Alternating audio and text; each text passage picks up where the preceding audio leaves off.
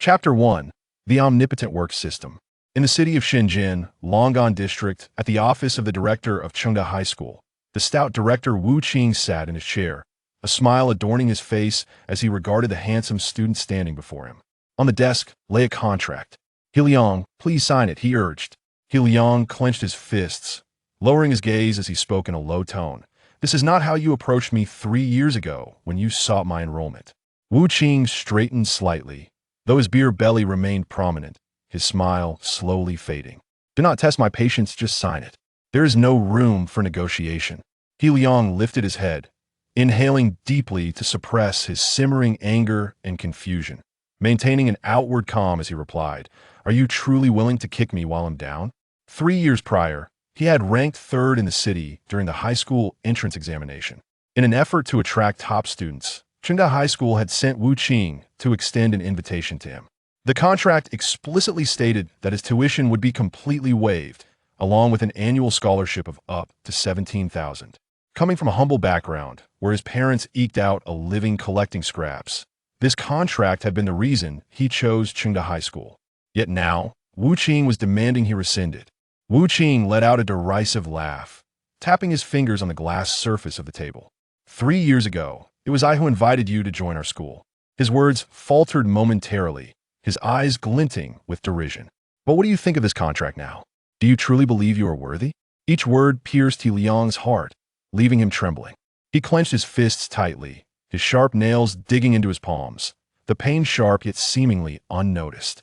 A bitter smile played on He Liang's lips.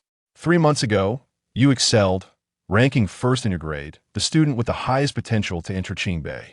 Wu Qing slammed the contract onto the table. "But what about now? You are at the bottom," he declared coldly. "You are nothing but a waste. Am I mistaken?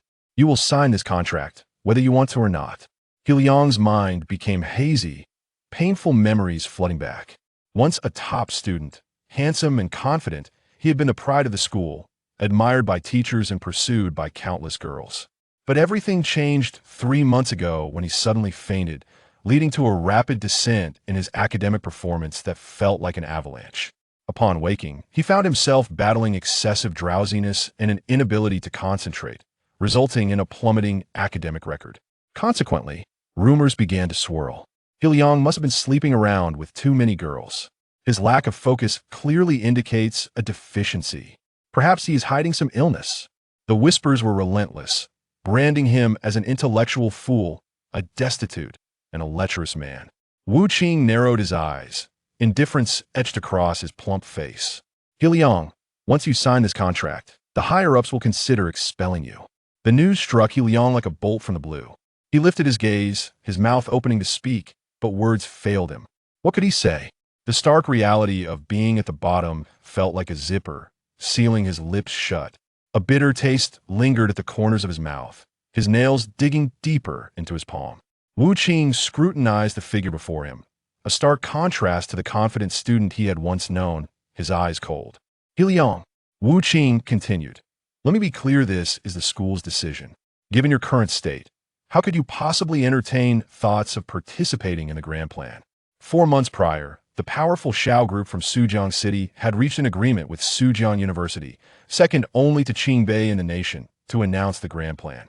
Participants in the Sujiang University biological competition, if they ranked in the top 3 of their districts, would earn a scholarship of 100,000 and a guaranteed spot at Sujiang University.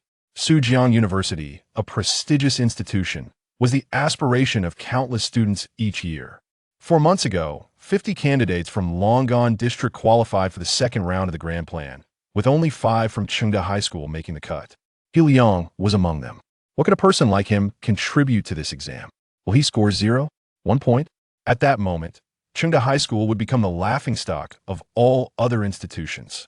How would Xiao Group and Sujiang University react? Wu Qing felt a surge of irritation as he looked at He Liang, sneering. "What a fool I was to admit such a waste 3 years ago."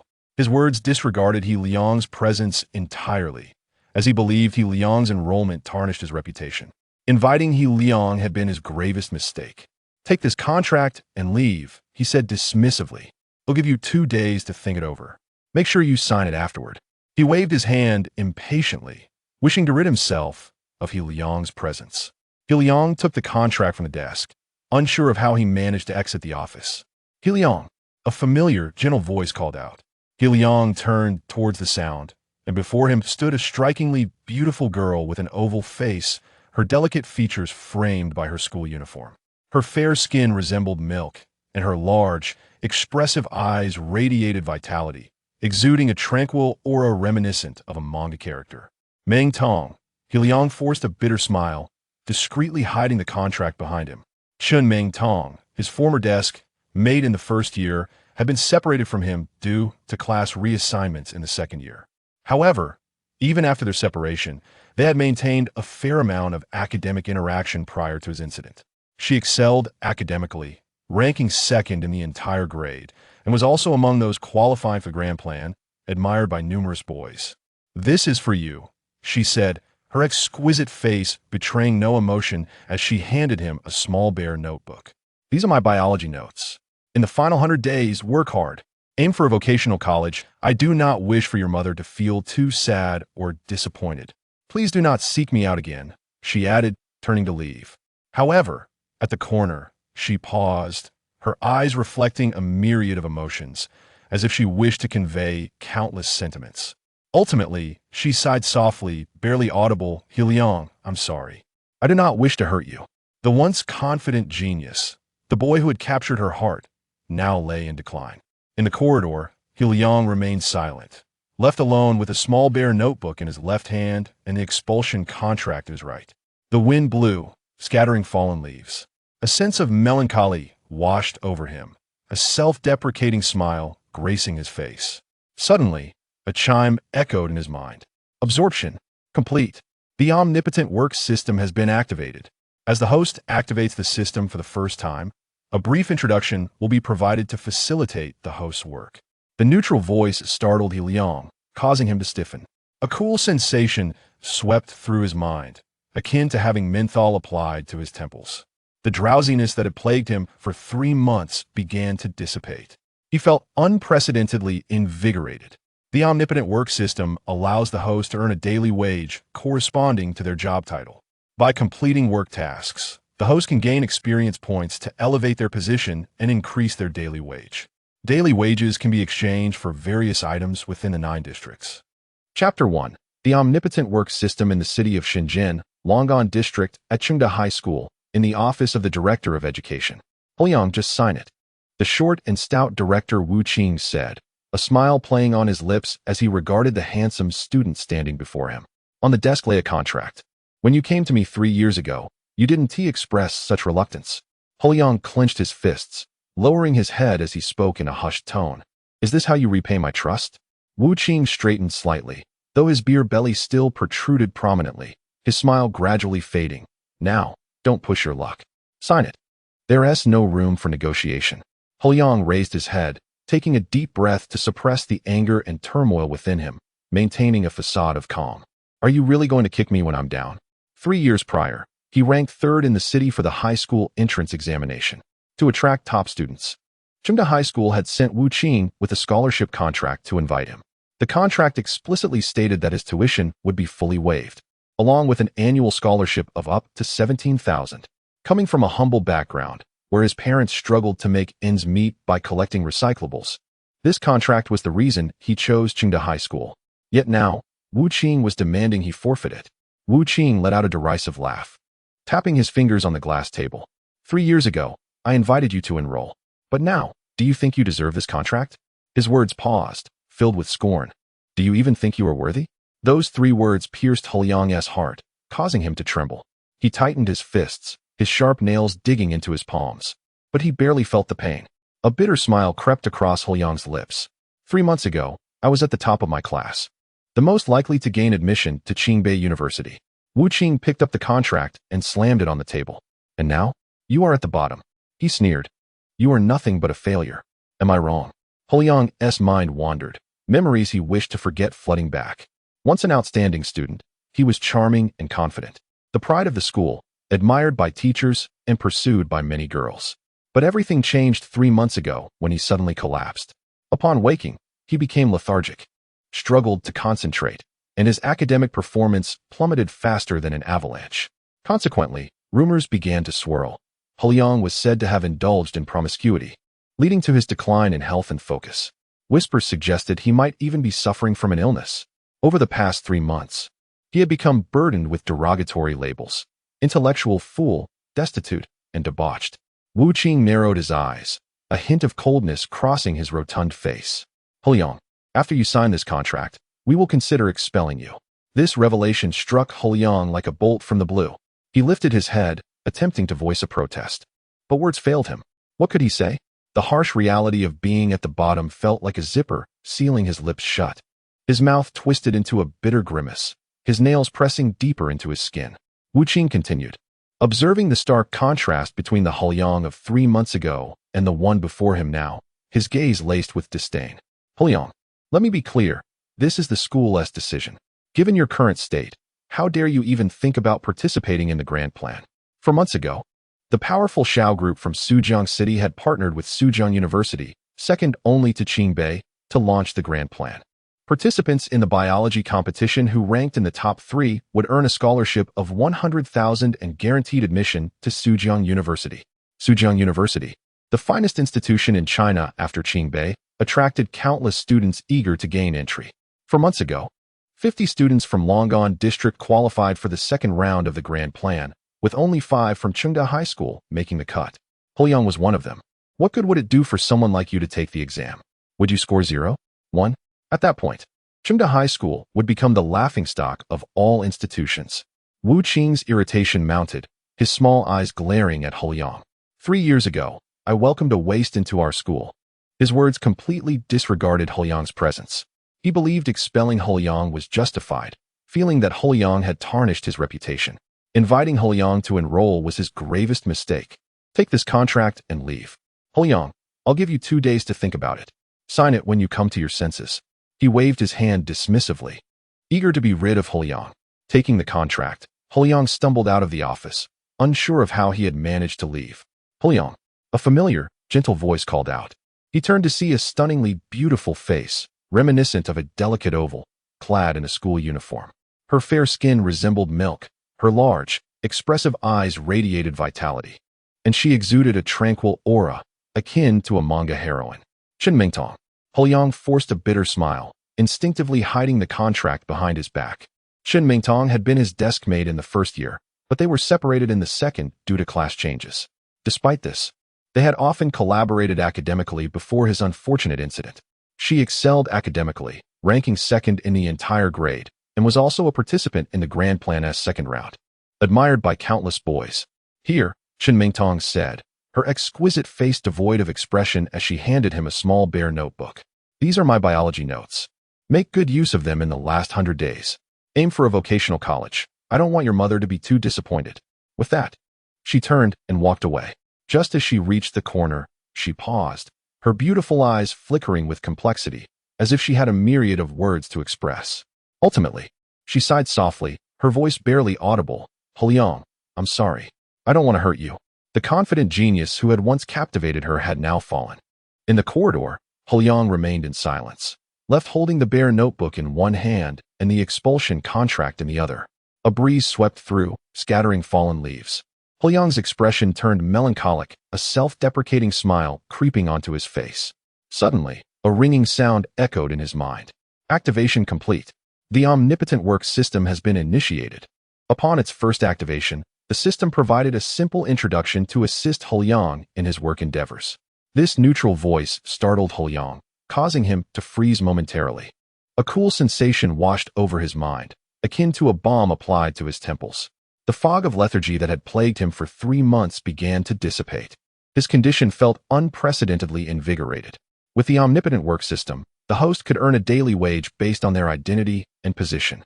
By completing work tasks, they could gain experience points to elevate their status and increase their daily earnings.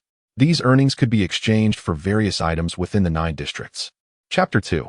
A shrinking perspective. Liang felt as though the heavens were playing a cruel joke on him. Ouch! The pain was intense. He had lost count of how many times he had pinched his own cheek. Each time brought a more vivid sensation of agony, repeatedly reminding him that he was not dreaming. The drowsiness that had plagued him for 3 months dissipated entirely. Liang focused intently, and a multitude of knowledge points flashed through his mind. Within mere seconds, he calculated the result of a 3-digit number multiplied by a 2-digit number. In the past, such a feat would have been impossible. His entire body trembled, a mixture of anticipation and apprehension coursing through him as he silently chanted, "Universal Labor System." Suddenly, a data screen materialized before him. Host, He Liang, 0100, position, apprentice worker, next level, junior worker, daily wage, 10 labor coins.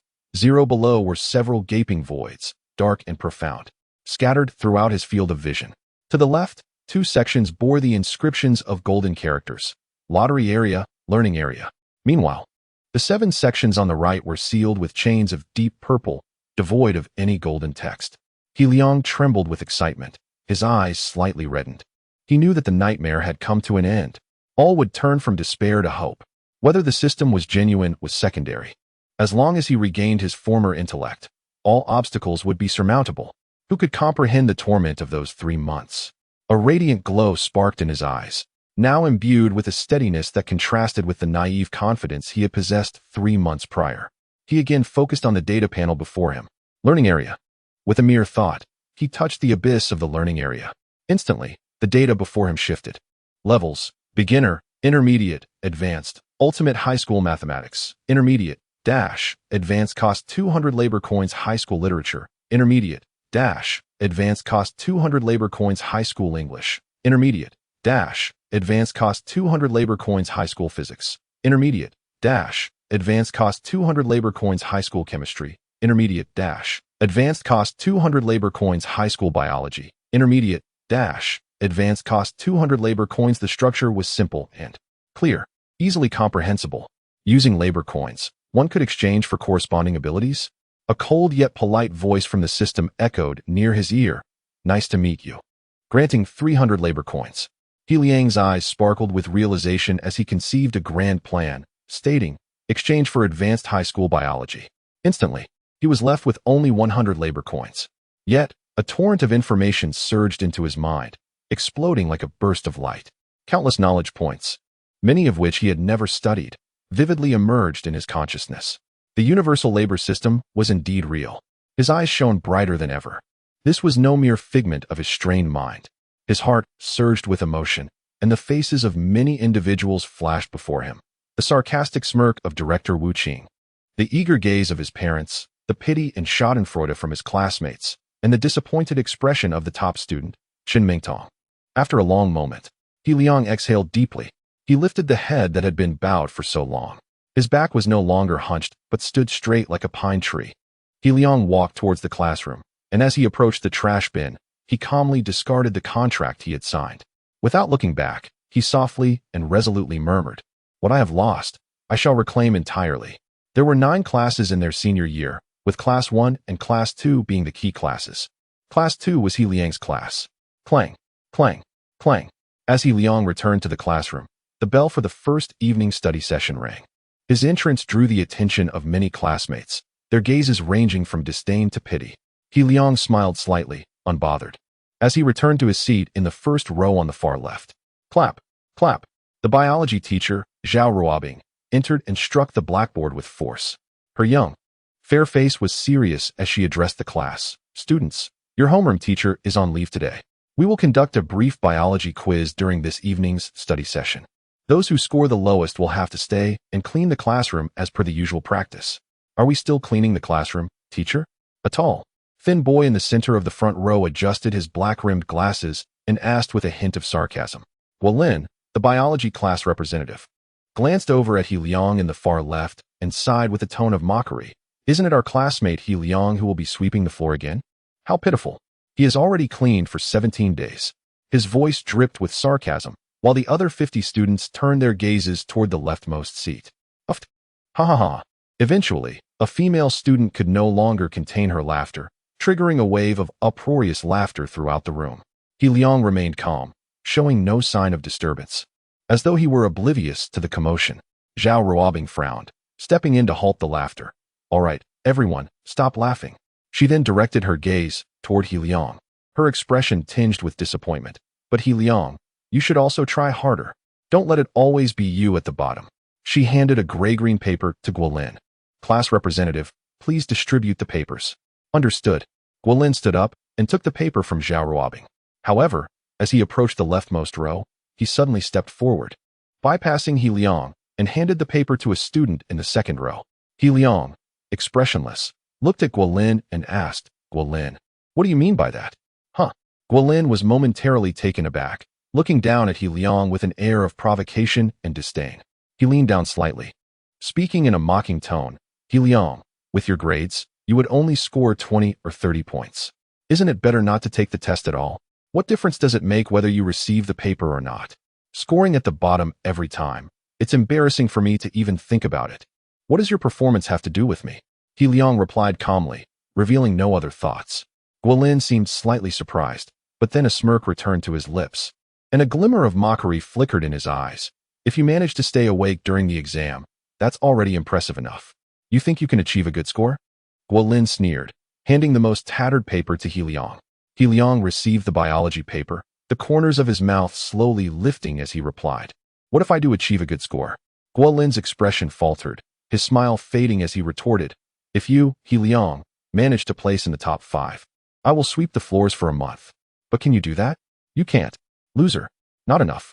He Liang's clear voice startled the entire class. Instantly, all eyes turned toward the two of them. He Liang looked at Guolin with a smile that held no warmth, stating calmly, your perspective is too narrow.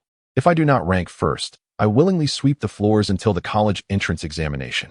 If I do rank first, you shall sweep the floors until the college entrance examination. His voice resonated throughout the classroom. Chapter 3. He Liang, 99 points, Class 2 of Senior 3. The sound of a falling needle could be heard. The classmates' first reaction was, has He Liang's brain been damaged?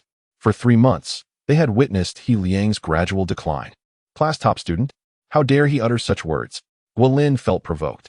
How could a useless person dare to bet with him over who was the top student? He laughed in anger, raising his voice. Fine, since you want to bet, I'll take you on. Class top student? How dare you, a perennial bottom dweller, say that? He Liang you. Zhao Ruobing frowned and stepped forward, coldly admonishing, Guolin, return to your seat. She feared that Guolin's agitation might hurt He Liang's feelings. Guolin returned to his seat, his expression darkening, turning to He Liang with a cold snort. Don't forget our wager. He Liang picked up the black pen on the desk. I, He Liang, have always kept my word. The exam begins. He Liang, with a calm demeanor, began to fill in the answers. The first question tested obscure knowledge, yet He Liang scanned it and confidently wrote down the letters RNA without a moment's hesitation. Without pausing, He Liang filled in the answer for the second question, separation technology. 13th question, A. 14th question, C. With unwavering certainty, He Liang continued to answer each question. The exam was expected to take 40 minutes, but He Liang completed it in just 26 minutes. With a snap, He Liang capped his pen, his gaze sweeping over the filled answer sheet, feeling a mix of complexity and sentiment. Guolin still had 2 major questions left, and upon noticing the dazed He Liang, his lips curled into a sneer. As expected, you remain the same useless person. He Liang now appeared troubled, as if he couldn't solve the problems. Guolin chuckled coldly, thinking to himself, with your current state, how can you compete with me? Loser. The classmates, initially excited by He Liang's bet, soon found it tedious. For He Liang, as always, had completely given up halfway through the exam, no longer writing. Is he just going to talk nonsense? Zhao Ruobing looked at He Liang with disappointment. She had hoped for a change, but it seemed he remained as negative and degenerate as ever. Time passed slowly. Ding, ding. The sudden ringing of the bell caught the students' attention. Time is up. Zhao Ruobing stood up and called out. Many students wore expressions of regret, having not completed the exam.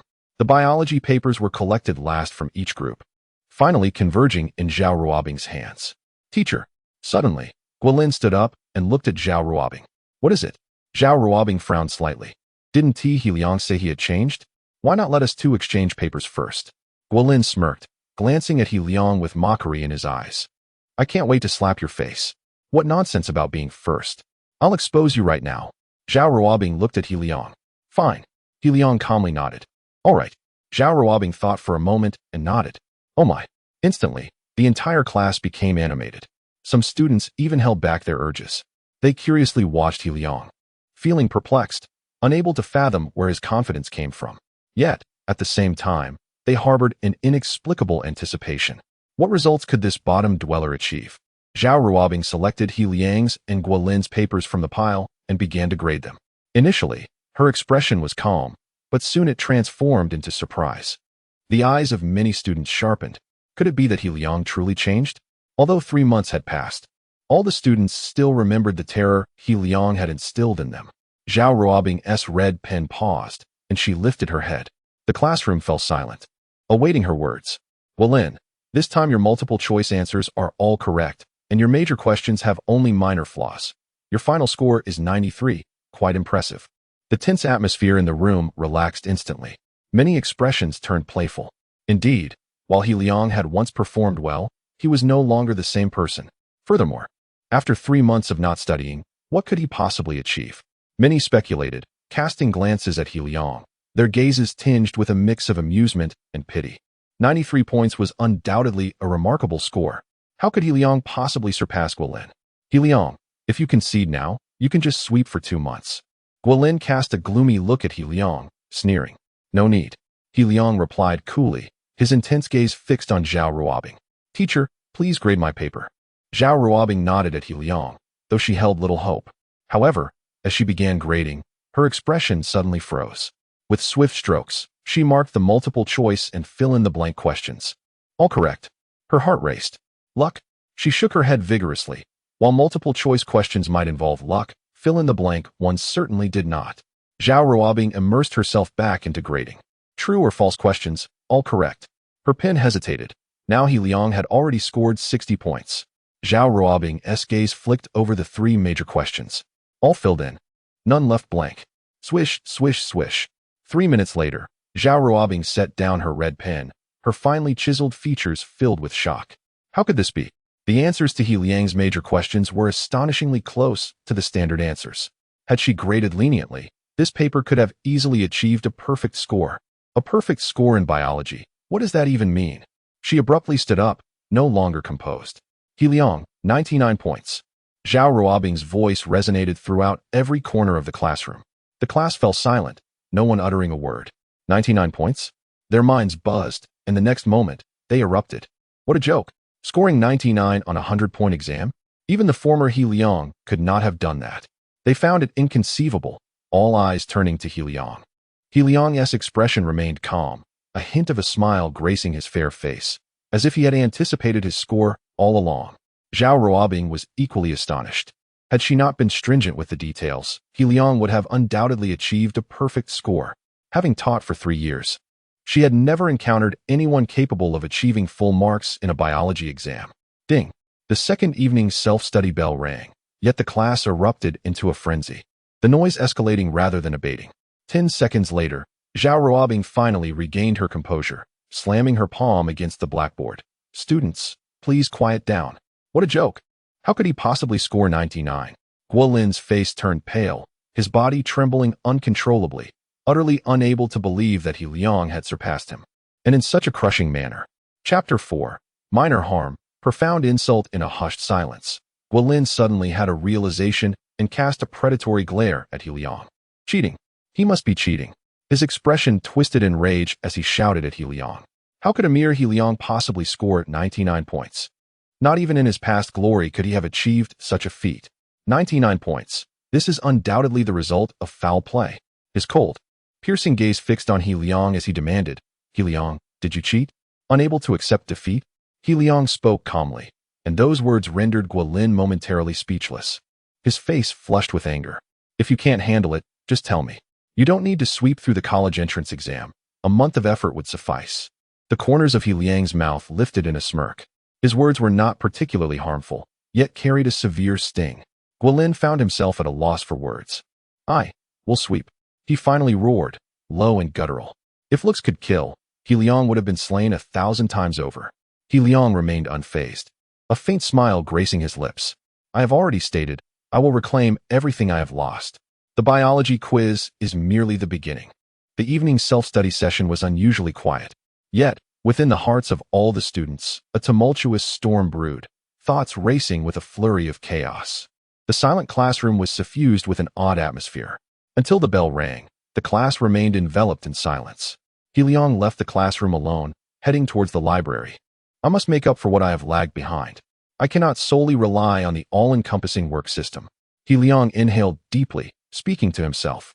He planned to borrow some biology materials from the library to prepare for his grand scheme. As he passed a corner, he overheard fragmented voices, two individuals, a man and a woman. Liang paused, for the tones of their conversation were eerily familiar. It was Ming Tong. He crept closer, the voices becoming clearer as they drifted on the breeze.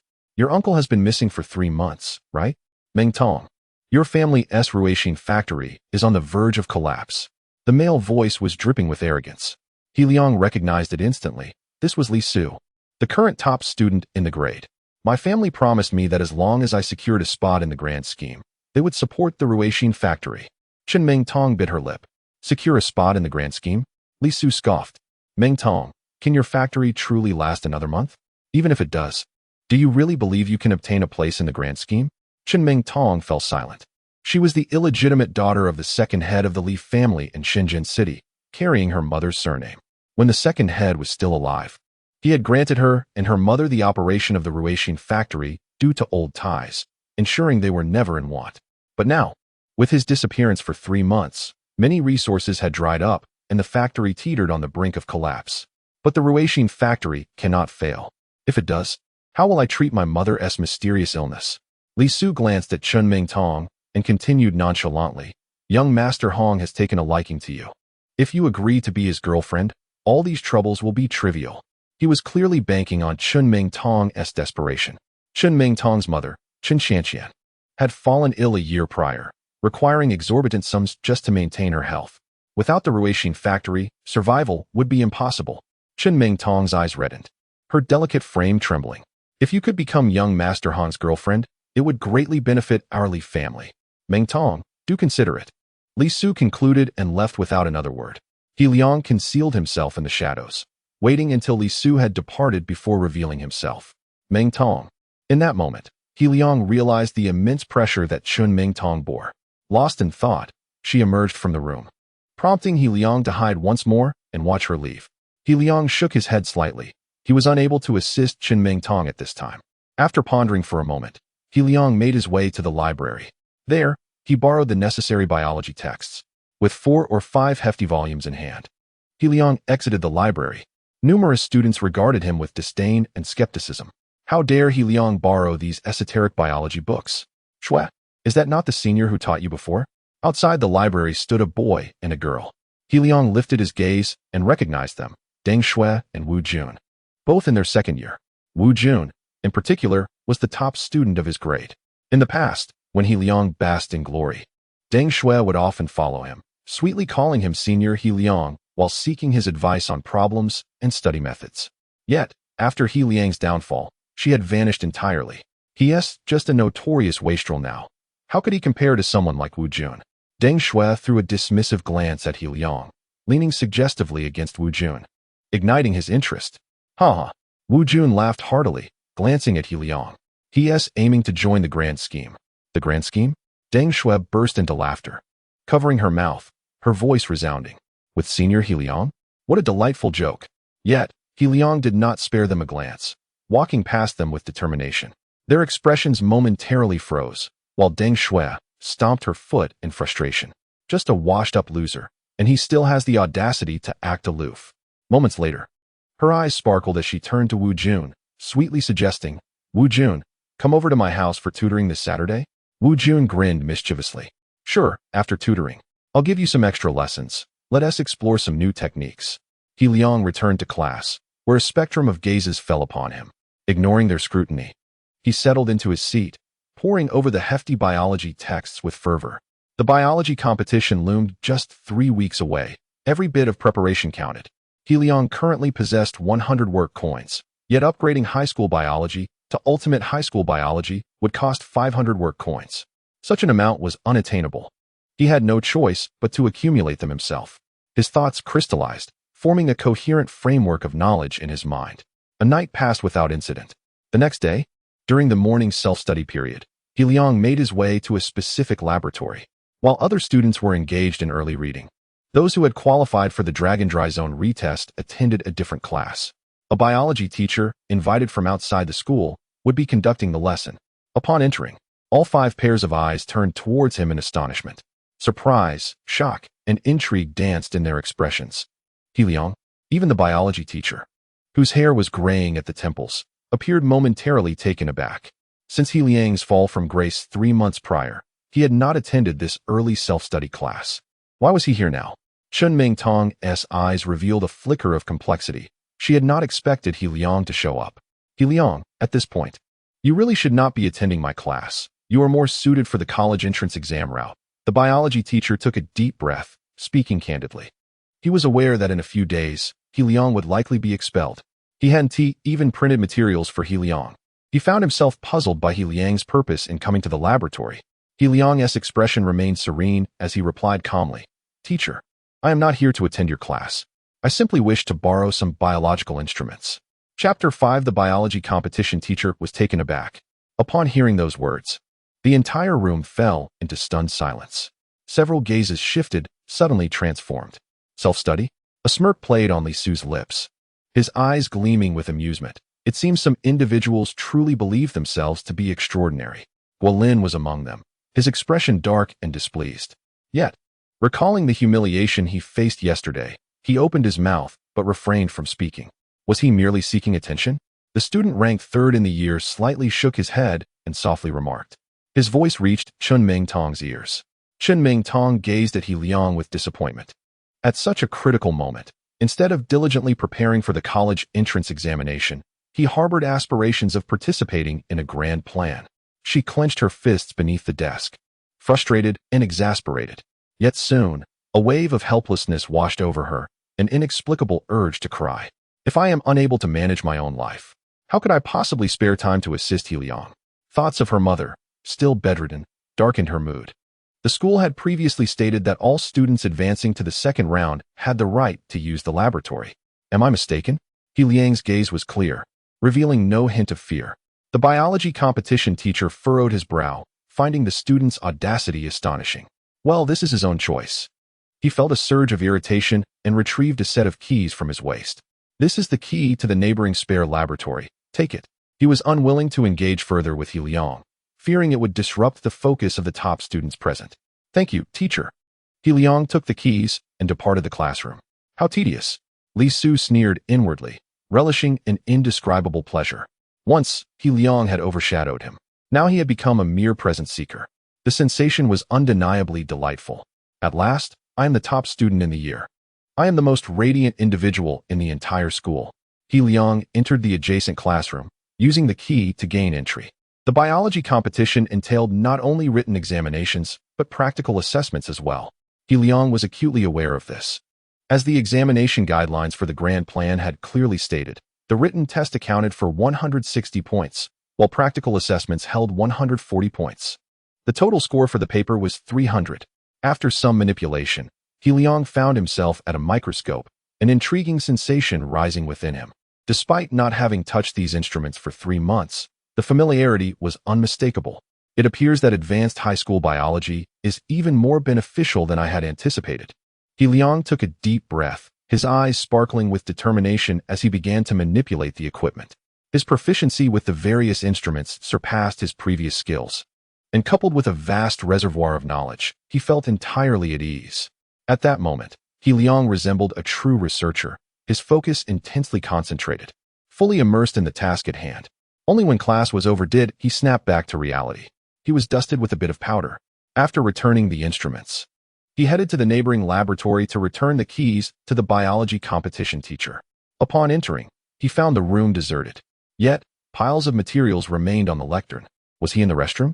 He stepped forward, placing the keys on the podium, suddenly drawn to a question on the blackboard. It was a multiple-choice question examining the relationship between deoxyribonucleic acids and amino acids. The calculations were extensive. Instinctively, He Liang began to perform mental arithmetic. After 25 seconds, his eyes lit up, and he nodded slowly. I choose C. 1426 strands. It cannot be wrong. Yes, C is indeed the correct choice. Behind He Liang, a male voice emerged, startling him.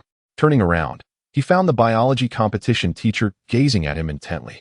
He Liang could not help but say, "Teacher, I have returned your keys." He Liang, may I ask how you knew to select C? The biology competition teacher's eyes sparkled with curiosity. This biology competition question is not trivial. I calculated it, He Liang replied calmly. Mental arithmetic? Indeed, He Liang replied, taking a deep breath. The biology competition teacher suddenly stated, "Just now, while I was in the restroom, I encountered your teacher, Zhao Ruobing. She mentioned that you scored 99 on your biology exam." Upon hearing this, the biology competition teacher was equally shaken. This fallen genius has made a comeback. After a moment of contemplation, he resolved, "Very well. You need not attend the next class. I will speak with your teacher. Remain here, and I will give you a paper to complete for me to review." "All right." He Liang nodded, a smile sparkling in his eyes. His demeanor was composed, the confidence radiating from his smile further convincing the biology teacher that He Liang might indeed have regained his prowess. "Please wait a moment. I will inform your homeroom teacher and print a copy of the paper." The biology teacher was a man of urgency. Having spoken, he exited. He Liang casually selected a seat. Less than half a minute later, an exceptionally beautiful girl entered through the door. "Meng Tong." He Liang was slightly taken aback. "I left my notebook here. I came to retrieve it," Chen Meng Tong said softly, noticing He Liang. She picked up her notebook and prepared to leave. However, as if recalling something, a hint of sorrow crossed her lovely face. "He Liang, focus on preparing for the college entrance exam. Do not dwell on the grand plan." With only 100 days left until the exam, if He Liang continued to spend 3 weeks on this, his chances of entering a college would diminish even further. However, just as she was about to leave, a calm, yet confident voice resonated from behind her. "Meng Tong, I will secure one of the 3 spots in the grand plan." Chen Meng Tong felt an indescribable ache in her heart. Why is he so foolish? Especially when recalling Li Su's words, her heart sank deeper into despair. "Just do what you wish." She left without looking back, feeling somewhat disheartened. 3 minutes later, the biology competition teacher returned, holding a white paper. "I have already informed your homeroom teacher of the situation. This paper was recently completed by 4 students. You may work on it this period." He Liang nodded, accepting the paper and diligently starting his work. The biology competition teacher sat at the front, grading the other 4 students' papers. Chen Meng Tong scored 91, which was satisfactory. Li Su earned 89, also acceptable. Guolin and Lin Sun both received 87. This paper was one he had obtained from a friend, and its difficulty was considerable. Suddenly, his phone lit up beside him, and upon checking, he found a message stating, "There is an error in the answer to question 19 on the biology paper. The correct answer is 3,678 strands." He quickly recalculated according to the information and confirmed that it indeed was 3,678 strands. Moreover, all 4 other students had answered incorrectly. It is no surprise that they missed it. Even I made a mistake. The biology competition teacher chuckled to himself. Typically, students would not consider that the answer might be incorrect, would they? Suddenly, he noticed a shadow approaching, and upon looking up, he was astonished to see He Liang standing before him. "What is it?" He was somewhat bewildered. "Teacher, I have completed the paper." He Liang placed the paper on the lectern and shrugged. "Finished?" The biology competition teacher's eyes widened in disbelief as he glanced at the clock. It had only been 25 minutes, and he had completed it? He Liang nodded earnestly and casually added, "By the way, for question 19, all 4 answers are incorrect.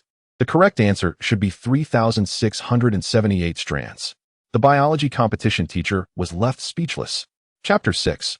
I will expel you right now in just 25 minutes. He Liang completed the exam, only to realize that he had made errors in his original answers. The biology competition teacher instinctively swallowed hard. This exam had been obtained internally, and it was unlikely that the questions had leaked. "How did you know there was a mistake in your answers? Explain your analysis and methodology to me," he asked, steadying his nerves and taking a deep breath as he looked earnestly at He Liang. "It's simple," He Liang replied with a slight smile, exuding an air of calm confidence that could not be feigned. He picked up a piece of white chalk and began to write his analysis and calculations on the blackboard. The biology competition teacher nodded repeatedly as he listened to He Liang's explanations. For a moment, their roles seemed reversed. He Liang appeared more like the teacher, while the biology teacher resembled a student. Doing the work is one thing, analyzing it is another. He Liang spoke for a full 3 minutes before finally closing his mouth. "Your solution is correct. The biology teacher gazed at He Liang with intense admiration, as if he had discovered a precious gem. He thought of the events from the past 3 months and hesitated, but chose not to ask. Regardless, it was a relief that He Liang had recovered. No, not just recovered, the teacher mused. He had progressed significantly beyond his state 3 months ago. The biology teacher's expression shifted, and he nodded resolutely. He Liang, with your current level in biology, if you perform normally, securing one of the 3 spots in the grand plan is almost a certainty. For the remaining 3 weeks, you can study with me. Thank you, teacher. He Liang responded with a smile and a nod. The biology teacher hesitated for a moment before continuing. As for the other 4, they will be training at the provincial key school starting tomorrow for about 1 to 2 weeks since, when the spots were initially applied for, you.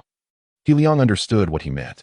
Clearly, his previous performance had still been that of a mediocre student, which was why the school had not reserved a training spot for him. However, He Liang calmly shook his head. I believe studying with you is quite beneficial. This statement earned him the favor of the middle-aged teacher. You should return to your class. I will gather some organized biology competition materials to bring to you shortly. Currently, he held He Liang in high regard. All right. He Liang nodded, and without further ado, the two left the laboratory.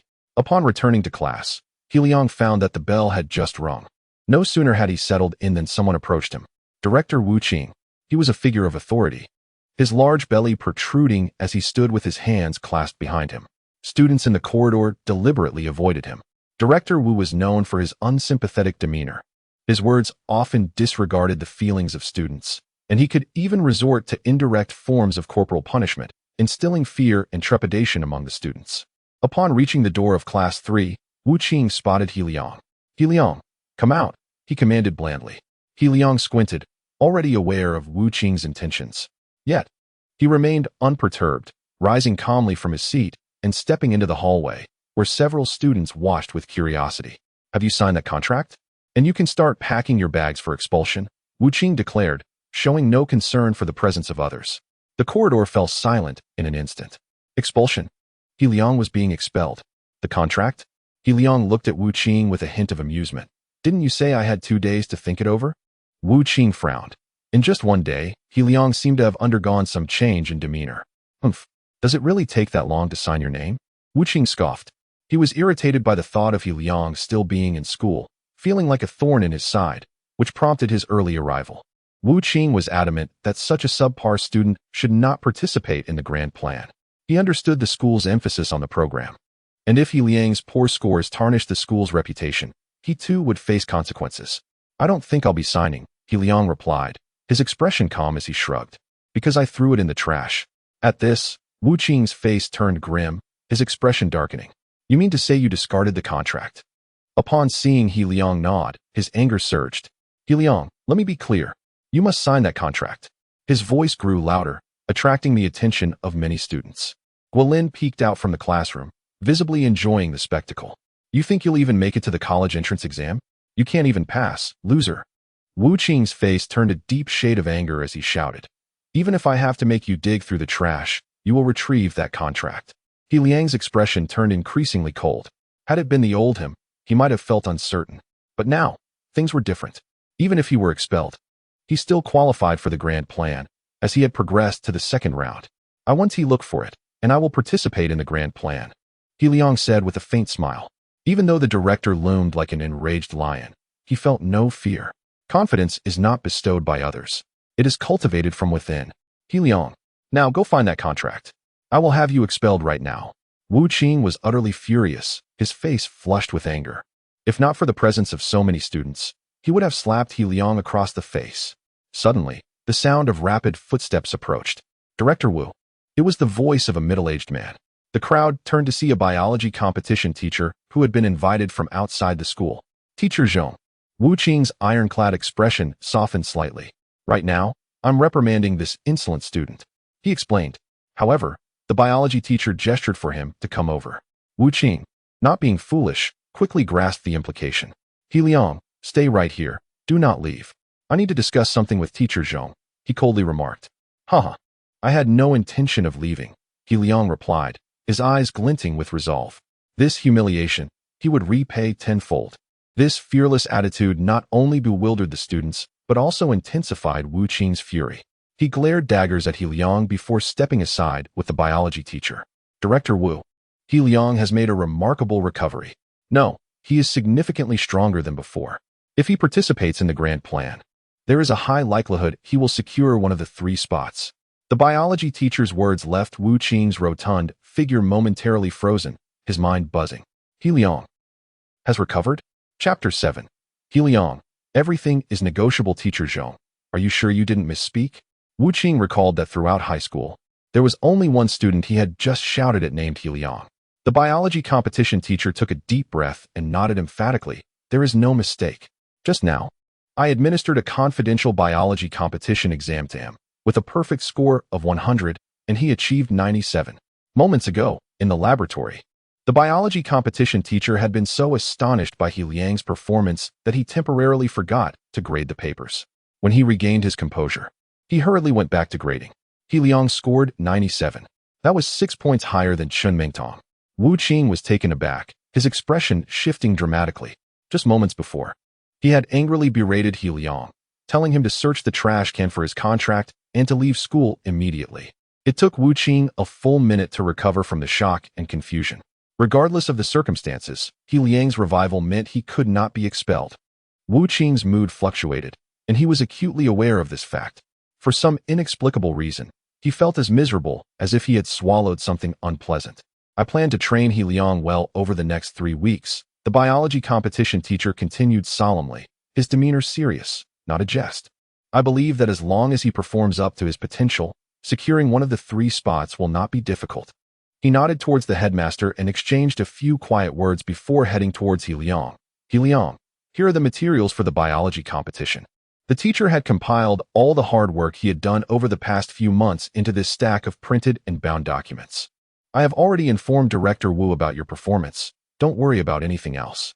Just focus on your studies, he said softly. Thank you, teacher. He Liang's eyes glimmered with a hint of a smile as he expressed his gratitude with a nod. He was well aware of the situation. This teacher before him was indeed commendable. I have other matters to attend to, so I must take my leave. The biology competition teacher nodded in satisfaction, patted He Liang on the shoulder, offered a few encouraging words, and then departed. The nearby students, unable to hear clearly due to their distance, were undeterred in their speculations and assumptions. Did Teacher Zhong give He Liang some materials? Perhaps they were the documents He Liang had dropped 3 months ago. Now that He Liang was about to leave school, he naturally had to take these with him. Coupled with Wu Qing's earlier harsh words, everyone concluded that this must be the real answer. Guilin leaned forward, a look of regret on his face. He Liang, I will sweep through the college entrance examination. But it seems you won't see me doing so. He leaned close to He Liang and whispered mockingly, loser. He Liang glanced at him, his expression nonchalant. What? Is last night's pain not enough for you? Guilin's face darkened immediately, and he coldly scoffed. I don't know what method you used to cheat yesterday, but Teacher Zhao Ruobing may have refrained from exposing you out of consideration for your dignity. However, since you are about to be expelled, I won't hold it against you any longer. At that moment, he seemed to adopt a superior demeanor, regaining his confidence. For students, expulsion was the greatest blow and humiliation. Guilin wanted to sneer some more, but not far away, Wu Qing was already approaching. Wu Qing kept his head down, looking somewhat sullen. To many students, this seemed like a clear sign of an impending storm. Now, there would be a spectacle to watch. Poor He Liang. The crowd's gaze was filled with a mix of sympathy and schadenfreude. Wu Qing reached He Liang and found himself at a loss for words upon seeing his calm and handsome face. However, He Liang spoke first. Director Wu, do you still want me to search the trash can for the contract? His words were filled with calmness and even a hint of challenge. His voice was loud enough for many students to hear. They were all stunned. What was He Liang doing? How dare he speak to Wu Qing like that? Suddenly, they realized. After all, he was someone about to be expelled. Why would he care about so much? But Wu Qing's reaction was beyond everyone's expectations. His face, already unpleasant, forced a smile of feigned kindness. How could that be? That contract is no longer valid. No longer valid. He now not only wanted to prevent He Liang from being expelled, but was instead eager to keep him. If He Liang were to be expelled and subsequently participated in the retest in 3 weeks under his own name, securing a spot in the grand plan, Wu Qing would undoubtedly be the scapegoat. Heh! He Liang's lips curled into a smirk. The face that had been so domineering and disdainful just a day ago had changed so swiftly, it was truly entertaining. He Liang stepped forward, looking directly at Wu Qing. Director Wu, clarify for me. Are you asking me to withdraw? Be explicit. If you want me to leave, I will go collect my things now. He Liang spoke calmly, turning as if to gather his belongings. Wu Qing's face turned green with urgency, and he hurriedly exclaimed, He Liang, everything is negotiable. That was just a joke. Don't take it seriously. I was just a bit too emotional and let my mind slip. In his desperation to retain He Liang, he was willing to utter anything. Oh, He Liang paused, his neck slightly turning as he looked at Wu Qing. Then, Director, it seems your mind truly is not functioning well. I suggest you visit the city hospital when you have time. His words left the students around him dumbfounded, as if they had misheard. How dare he? Facing someone with Wu Qing's notorious reputation. Yet, Wu Qing's response astonished them even more. Instead of retaliating with anger, he remained silent. Who am I? Where am I? What am I doing? The three ultimate questions of life echoed in their minds. Short-circuited. Once your mind is healed, come find me, Director Wu. He Liang sneered, clutching the materials and walking back to class. I said it before, I will strike back. He Liang thought to himself. In the corridor, Wu Qing's face was extremely grim. His anger reached its peak, but thinking of the grand plan, he suppressed his fury. Now, it was no longer a discomfort akin to swallowing something unpleasant. It was far worse. Out of the corner of his eye, he saw the students in the corridor and, consumed by rage, shouted, You're all in your third year. Do you have nothing better to do? Get back to class and study. He directed his frustration at the other students. The crowd looked awkwardly, not daring to retort, and hurried into their classrooms. Class 1 had just returned from physical education. As Chen Mingtong passed by Class 2, she vaguely overheard a few words and misunderstood the situation entirely. Had He Liang confronted Director Wu, prompting the latter to become furious in the corridor? She shook her head, her disappointment in He Liang growing. What kind of good student would confront a teacher? He Liang had indeed changed. As the class bell rang, she had no time to delve deeper into the matter and returned to her studies. In the vice principal's office, two individuals were present. Vice Principal Zhang Hui and Director Wu Qing. That's about it, Wu Qing concluded. Zhang Hui frowned briefly before relaxing, responding with a smile. Do you really believe that a student who has been despondent for 3 months could perform better than before? Wu Qing was taken aback, unable to help but reply. But that's what Teacher Zhang said.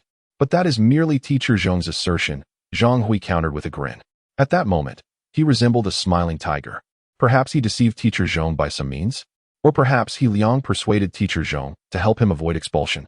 Zhang Hui paused briefly before asserting. There are certainly other possibilities. Wu Qing trembled all over. It was only when Zhang Hui suddenly awakened him that he realized he had never questioned Teacher Zhang's words. Indeed, why would I believe him? Wu Qing recalled He Liang's recent demeanor, and a surge of fury ignited within him. Bring He Liang, Teacher Zhang, and Teacher Zhao Ruobing here. Zhang Hui chuckled, seeing is believing. I wish to verify this personally. Very well.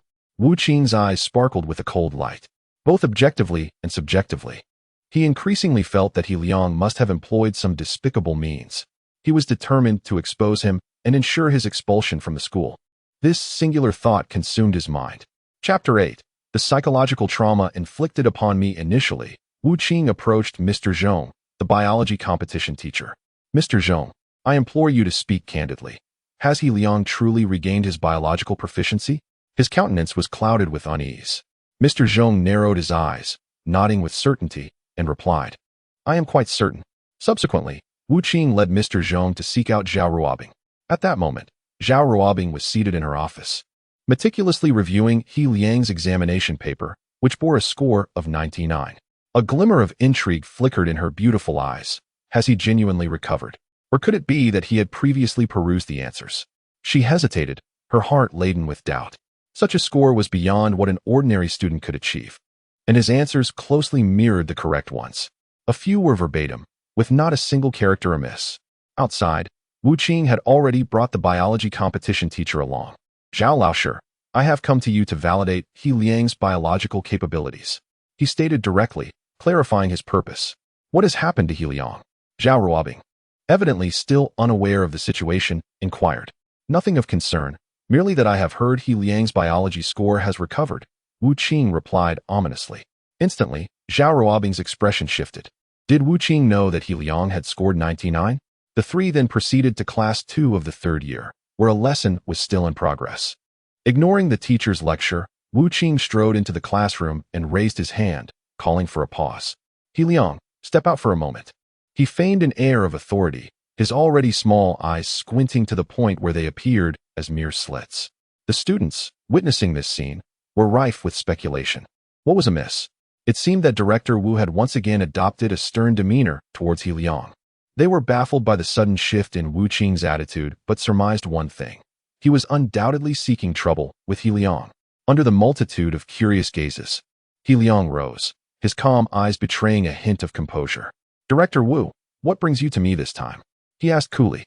Wu Qing recalled the earlier moment when He Liang had silenced him, causing his words to falter. Though he leaned towards the notion that He Liang had not truly recovered and that other factors were at play, he refrained from issuing any harsh words until his doubts were dispelled. It's nothing grave. I merely heard that your biology score has improved, and I brought 2 teachers to verify it. After all, you are set to participate in the esteemed program.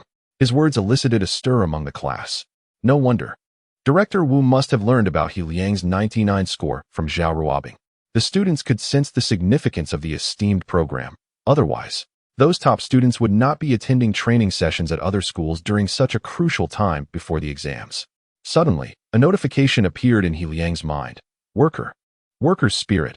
Hard work elevates one above others. Prove your biological proficiency and deliver a resounding blow to Wu Qing. Reward: 35 experience points. He Liang's eyes brightened, a smile curling at the corners of his mouth as he regarded Wu Qing. Of course I can. The system's task was a delightful surprise. Even without the system's request, he would have acted similarly, He Liang mused. He followed Wu Qing out of the classroom, and a flurry of whispers erupted among the students. However, Guolin turned to them, sneering. Do you genuinely believe He Liang has recovered? 3 months without study, and he scores 99 in biology? He did not explicitly accuse He Liang of cheating, yet the implication was clear, steering the thoughts of the students in that direction. Frankly, such an occurrence was not only hard to believe, but also difficult for the other students to accept. With Director Wu personally verifying He Liang's capabilities, it would undoubtedly reveal the truth. As Guo Lin's mocking tone resonated, the class was engulfed in speculation.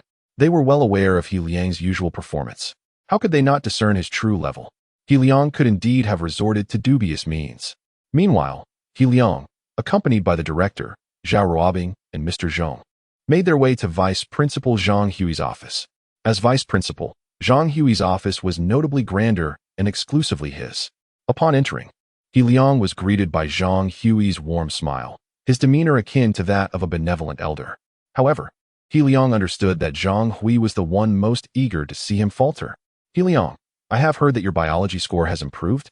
This is splendid news for our school, Zhang Hui exclaimed cheerfully, speaking with a deliberate calmness. However, his words trailed off, as if he had pondered before continuing. I am curious about the extent of your recovery, so I have invited 2 teachers to confirm it. He Liang regarded Zhang Hui's ostensibly amiable, yet insincere expression with a cold smile within. No problem, Vice Principal. How would you like to assess me? He Liang replied, his expression composed. Meanwhile, Mr. Zhong and Zhao Ruobing exchanged glances, each harboring their own thoughts. I have procured a challenging and prestigious biology competition examination paper from the internet, which I have printed out, Zhang Hui said with a smile.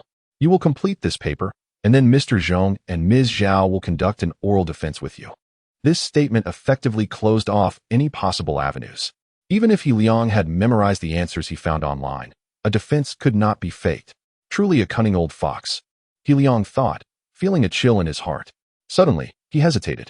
Zhang Hui's expression shifted slightly as he inquired, what is the matter? An assessment is certainly acceptable, He Liang replied, but earlier, Director Wu threatened my expulsion and insulted me, which has left me with a certain psychological trauma. Wu Qing's face turned pale. While the initial statement was factual, the latter claim of psychological trauma. Who would believe that? Zhang Hui's smile faltered slightly as he contemplated. What resolution do you believe would be appropriate? He Liang. A barely perceptible smile graced He Liang's lips as he sighed softly. Should I pass your assessment, Vice Principal? I would appreciate it if Director Wu could publicly apologize to me across the entire grade. This request was both minor and significant. For someone as concerned about appearances as Wu Qing, It was nearly intolerable. Wu Qing felt an urge to roar at He Liang. Yet, Zhang Hui nodded without hesitation, smiling gently, certainly. However, He Liang, you must first pass our assessment. Chapter 9. The lottery. Zhang Hui was a shrewd individual, weaving a web of expectations around He Liang. If He Liang were to pass the assessment, then notifying Wu Qing of the punishment would merely be a trivial matter. After all, Zhang Hui was merely the executor and not the one facing repercussions. Conversely, if He Liang failed to meet the requirements, then the matter of punishment would be rendered inconsequential. Moreover, He Liang would undoubtedly face expulsion. Wu Qing's face turned ashen, yet he remained silent, fervently hoping that He Liang had not truly recovered. He harbored a deep-seated resentment. Praying fervently in his heart, He Liang extended his hand towards Zhang Hui, exuding calmness as he requested the questions. Zhang Hui raised an eyebrow, smiling as he nodded and retrieved a set of exam papers from his drawer. He Liang wasted no time, picking up a black pen from the side and immediately began answering the questions. The onlookers did not seem to affect him in the slightest. The exam paper was the biology competition test for Heilongjiang province, renowned for its high difficulty and substantial value. Zhang Hui's gaze flickered momentarily. Beside him, Zhao Ruobing and teacher Zhong watched He Liang's progress, ensuring he did not cheat. The first 3 questions were answered correctly, eliciting slight nods from Zhao Ruobing and teacher Zhong. However, they soon realized that their reading speed could not keep up with He Liang's rapid answer submissions. He Liang was answering at an astonishing pace. For conceptual questions, he filled in the answers without hesitation, as if he possessed absolute confidence in his memory and understanding. As for the calculation problems, they posed no challenge for him whatsoever. He casually pulled out a sheet of draft paper and swiftly performed calculations, filling in the answers without even the need for verification. His fluency was astonishing. Only towards the last few questions did He Liang pause momentarily to contemplate. At all other times, his pen was in constant motion. After 51 minutes, He Liang capped his pen. A collective gasp filled the room as the onlookers exchanged incredulous glances. The paper had a strict 2-hour time limit. Yet He Liang had completed it in less than half that time. Zhang Hui maintained a cheerful facade, but his heart was anything but calm. He glanced at the meticulously organized calculations on the draft paper, and it dawned on him. He Liang had truly recovered. He Liang stood up and stretched. His bright and confident gaze, tinged with a hint of amusement, turned towards Zhang Hui. Vice Principal, shall we compare answers? Zhang Hui stepped forward to verify the answers using the electronic system. Soon enough, the results were in. Out of a perfect score of 100, He Liang had achieved an impressive 97. What an astounding score. The 3 points he lost were not due to multiple choice or fill-in-the-blank questions, but rather a few misunderstandings in the more complex problems. Had he been a bit more relaxed, a score of 99 or even a perfect score could have been within reach. Wu Qing gritted his teeth, filled with frustration. He felt as though he was finished, even without a defense. Just from witnessing He Liang's confident and composed demeanor while answering questions, as well as the orderly calculations on the draft paper, he sensed his impending doom. Let the defense begin, He Liang declared, directing his gaze towards teacher Zhong and Zhao Ruobing. Why did you choose C for question 13? Teacher Zhong asked, pointing to the biology competition paper with a serious tone. Even he had not fully comprehended why that particular question was so. Zhao Ruobing nodded vigorously in agreement. She too was perplexed. It's simple, He Liang replied immediately, employing specialized biological terminology that left Wu Qing and Zhang Hui somewhat bewildered. However, teacher Zhong and Zhao Ruobing nodded repeatedly in understanding. Once He Liang finished his explanation, they finally grasped the concept. So that was it. With a smile, He Liang noted that the biology competition required knowledge beyond mere high school curriculum. Yet, his advanced high school biology encompassed so much more than just high school material. Subsequently, Zhao Ruobing and teacher Zhong posed additional questions, to which He Liang responded with calm and poise. Ultimately, both Zhao Ruobing and teacher Zhong nodded towards Zhang Hui, affirming that He Liang's proficiency in biology was beyond question. In fact, in terms of problem solving, He Liang might even surpass them. Zhang Hui nodded slowly, his smile growing ever more radiant. It appears that He Liang has made a remarkable recovery. Over the next 3 weeks, prepare diligently for the grand project. Of course, He Liang replied. I hope the vice principal will honor his promise. He Liang added a final remark. You shouldn't push your luck too far, Wu Qing. As Wu Qing approached, His round face was filled with fury. Push my luck too far? He Liang retorted with a hint of a smile, his bright eyes locking onto Wu Qing's gaze, causing Wu Qing's confidence to wane. Zhang Hui regarded Wu Qing with a stern expression, stating in a low voice, Director Wu, it's best not to prolong this matter. This situation is indeed your fault. After the next recess, you will receive a formal reprimand. A few sharp words sealed the matter. Zhang Hui then offered He Liang a few encouraging words before allowing the three of them to leave. Upon returning to class, all eyes immediately turned towards He Liang once more. He Liang shrugged, having grown accustomed to such attention. As he settled into his seat, he could still feel numerous eyes upon him, yet he paid them no mind, instead contemplating another matter. The all-purpose work system, he silently recited in his heart. Instantly, a three-dimensional data chart materialized before him. Host, He Liang, 0100, position, apprentice worker, next level, junior worker, daily wage, 10 work coins, 110 as a day had passed. His work coins had increased by 10. He Liang nodded slightly. With a salary, one could purchase better items. Here, possessing work coins enabled one to exchange for more goods. The task had yet to be settled. It was likely that the assessment would be finalized once Wu Qing received his reprimand. He Liang's eyes narrowed slightly as he mused to himself. Then he focused on the crucial part. Below the three-dimensional data chart, 9 dark holes were evident. The first dark hole represented the lottery area. The second dark hole signified the study area. The remaining 7 were all locked away by chains. Clearly, he would need a higher position to unlock them. I had only entered the study area before. What might lie within the lottery area? He Liang's eyes gleamed with anticipation. Without hesitation, he resolved in his heart, to the lottery area.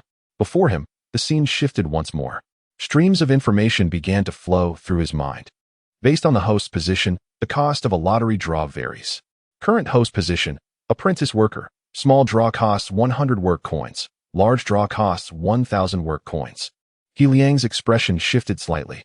A tenfold difference? Such a disparity was quite significant. Then, another stream of information arrived. As the host is opening the lottery area for the first time, a reward for 1 large draw is granted. He Liang's heart raced with excitement. It was time for the grand draw. He contemplated briefly before resolutely affirming in his mind. Chapter 10. Appraisal ability. Was there actually 2 items? He Liang raised his eyebrows slightly, feeling somewhat surprised. The intermediate appraisal level refers to determining the value of antiques, does it not? His eyes sparkled with interest as a flood of information suddenly surged through his mind. It took him a full 10 minutes to digest this revelation. Indeed, He Liang confirmed this newfound ability. He could now assess the value of antiques and artworks. Open the learning area, he silently urged himself. Within, apart from the usual subjects of language, mathematics, English, physics, chemistry, and biology, there appeared an additional option, intermediate appraisal. Intermediate appraisal, intermediate, advanced cost 2,000 labor coins. Gasp. He Liang inhaled sharply. The cost for upgrading was indeed staggering. Yet, this also underscored the rarity of appraisal abilities. The ultimate appraisal technique seemed to be limited in usage, akin to a trial card. His eyes gleamed with excitement as he contemplated visiting the antique street to utilize his intermediate appraisal or the ultimate appraisal technique to acquire some treasures. For instance, raw stones. He knew that some raw stones contained precious jade. Some individuals had even spent a mere 1 or 2,000, only to uncover jade worth hundreds of thousands. If that were the case, it could drastically improve his family's circumstances. The more he thought about it, the more elated he became. While the intermediate appraisal might still lack a certain finesse, it could not definitively ascertain the value of the raw stones. However, the ultimate appraisal technique should assist him in uncovering valuable treasures. The thought of his parents, who had painstakingly raised him through a life of collecting refuse and scrap, filled him with a bittersweet emotion. This week, he resolved to visit the antique street in the city center. Yet, it was only Monday, and there was still ample time. As he pondered, the bell rang, signaling the morning break. He Liang looked up to find some classmates casting envious glances at the empty seat of Guolin, murmuring among themselves. Guolin and several other top students had gone to a provincial key high school for intensive training in preparation for the grand plan. How enviable. Moreover, the school would reimburse their accommodation and meal expenses. What a delight. The whispers reached He Liang's ears, and he suddenly recalled that teacher Zhong had mentioned that Chen Mingtong and a few others would be attending the provincial key high school for training today. It seemed they had already departed. He Liang smiled faintly, feeling little regret. Meanwhile, many looked at him with peculiar expressions. Li Su, Chen Mingtong, Guo Lin, and Lin Sun. These four exceptional students who had advanced to the second round of the grand plan had all left, while He Liang remained at school. It was indeed quite dramatic. Compared to those brilliant students, He Liang was an obvious contrast. Furthermore, previously, Director Wu Qing had summoned He Liang with a stern expression, leading many to speculate that he was in trouble. How pitiful. Suddenly, the loudspeaker crackled to life. Usually, it played soothing music, but today, it was a human voice. Students, we have an announcement to make. The hearts of the students in senior class 2 skipped a beat, their gazes converging on He Liang. Were they announcing a reprimand for He Liang? The voice continued through the loudspeaker. This is a severe reprimand for Director Wu Qing of the high school department. The students of senior class 2 were momentarily bewildered. Director Wu had been criticized. A strange atmosphere enveloped the classroom. Although the broadcast did not specify who was at fault, they were no fools. It must be He Liang. Meanwhile, Wu Qing sat in his office, a low growl escaping his throat. He Liang. That damned He Liang. Bloodshot eyes reflected his inner turmoil. He didn't dare step out of the office. Utterly ashamed to face anyone. How could a mere fallen waste suddenly rise? His disdain for He Liang had not diminished in the slightest. If anything, it had intensified. Suddenly, he smacked his thigh in realization. If He Liang failed to secure one of the 3 spots in Longan District, his excitement grew. Then he would be finished. Although He Liang was formidable, exams were unpredictable and somewhat dependent on one's state. As long as He Liang did not place in the top 3, the school would not regard him with such importance. At that point, as the head of the teaching staff, he could torment He Liang as he pleased. At that moment, Wu Qing felt he had found a path to vengeance. A cruel laugh escaped his throat. He Liang, you better secure one of those 3 spots. If not, just wait and see how I make your life miserable. Yet, Wu Qing overlooked one crucial detail. He Liang's recovery encompassed more than mere biology. The following day, Tuesday, Chengda High School commenced its monthly examination. This rare major test before the college entrance examination was an opportunity for students to cherish. Each exam is the best testament to your efforts, the teacher declared with earnest seriousness from the podium. He Liang, seated below, felt no trace of the trepidation that had once plagued him during his lowly days. Ding! The exam began. The first subject was Chinese. From 8:30 a.m. to 11 o'clock a.m., 2.5 hours. As the test paper was distributed, He Liang quickly scanned the pages and nodded slightly. The paper posed no issues. He then picked up his pen and began to write with fervor. At this moment, his proficiency in language, mathematics, English, physics, and chemistry remained at the level of 3 months prior. Yet, he had once been deemed capable of striving for admission to Tsinghua or Beida. Even after 3 months without study, as long as his intelligence remained intact, he was more than capable of outperforming numerous other students. Were Li Su and Chun Mingtong present, He Liang's 3-month hiatus might have hindered him. But they were absent. He wrote with divine inspiration. Despite having only been able to recall a single answer to a memory question over the past 3 months, he now effortlessly remembered everything. For the essay section, various ideas flowed into his mind. By 10 o'clock, he had completed the exam. In the afternoon, the mathematics exam awaited. After finishing, he was surrounded by the sounds of complaints from his peers. This month's math paper was incredibly difficult. Exactly. What on earth was that last question asking for? I didn't even understand the problem. Yet, He Liang remained calm. Isn't it just about having the skills? The following day featured English and comprehensive sciences. He Liang performed exceptionally well, feeling a lingering satisfaction after finishing the exams. If I exchange all 6 subjects for the ultimate appraisal technique before the college entrance examination, I might just achieve the astonishing score of 750. Beside him, a pretty girl with bangs timidly leaned over. He Liang, do you know the answer to this biology question? Chapter 11. My sole desire is to accumulate wealth. Wang Yuning, a top student ranked among the top 3 in class 2 of the 3rd year, possessed an endearing and somewhat naive charm. At this moment, her cheeks were slightly flushed as she gazed at He Liang. Observing the spark of curiosity in Wang Yuning's eyes, He Liang smiled gently and confidently replied, Choose A. I guessed correctly. Wang Yuning exclaimed joyfully, patting her chest with relief, which attracted the fervent gazes of several boys nearby. The exam paper was indeed substantial. This question isn't particularly difficult. You merely need to approach it from a different perspective, He Liang casually explained, articulating a few points that hit the nail on the head. Wang Yuning nodded repeatedly, her understanding dawning at last. He Liang, you are truly impressive, she said earnestly. Previously, the class had accused He Liang of cheating in biology, but her doubts were beginning to dissipate. Her compliment immediately drew disapproving looks from many boys in the class. Wang Yuning, the academic star and beauty of Class 2. Praising He Liang stirred feelings of discontent within them. A sour taste of jealousy swiftly emerged.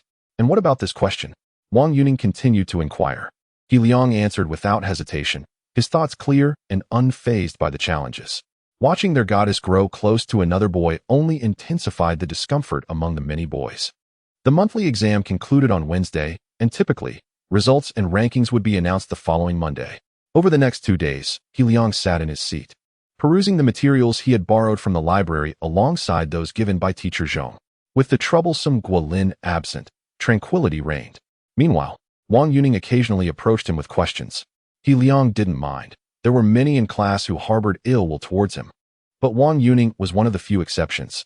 Their interactions brought them closer together, which, of course, only increased the ire of the boys who disliked He Liang.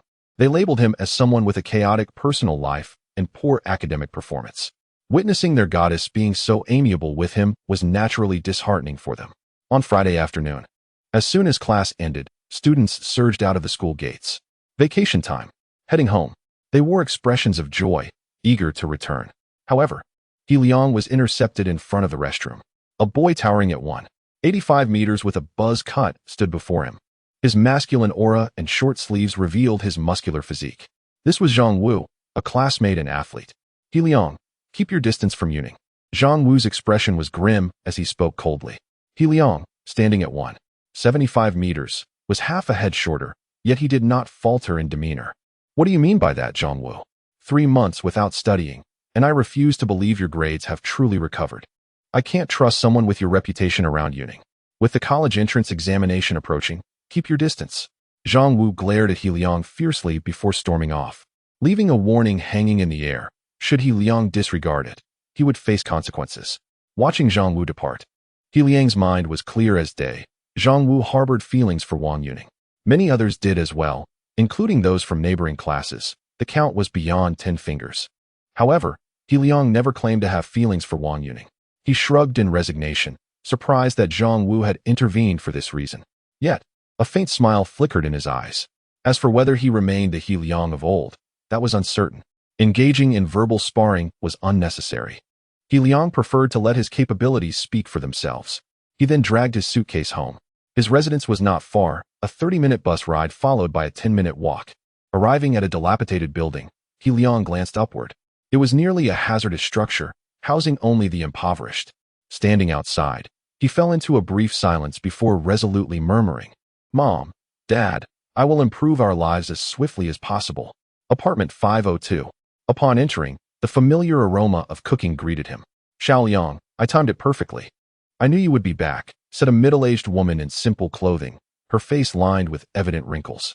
Her gentle tone stirred a wave of emotion within He Liang. For the past 3 months, every return home filled him with guilt. "And Dad?" he asked softly. "Your father?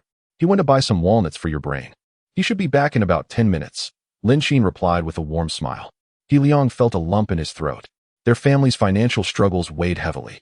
Both parents had not completed elementary school and could only make a living through menial jobs in the big city. Most of their earnings went towards his education. In truth, life back home farming would have been much easier than in the city. Yet, for He Liang's sake, they had come to Deepshin City without hesitation. "Mom, Dad, I will ensure you live better," He Liang vowed internally, his eyes shining with determination. Tomorrow morning, he would take his savings to the antique market in the city. He Liang's personal savings were modest, totaling only 1,000, but it should suffice for purchasing raw stones. Making money through investment was the true path.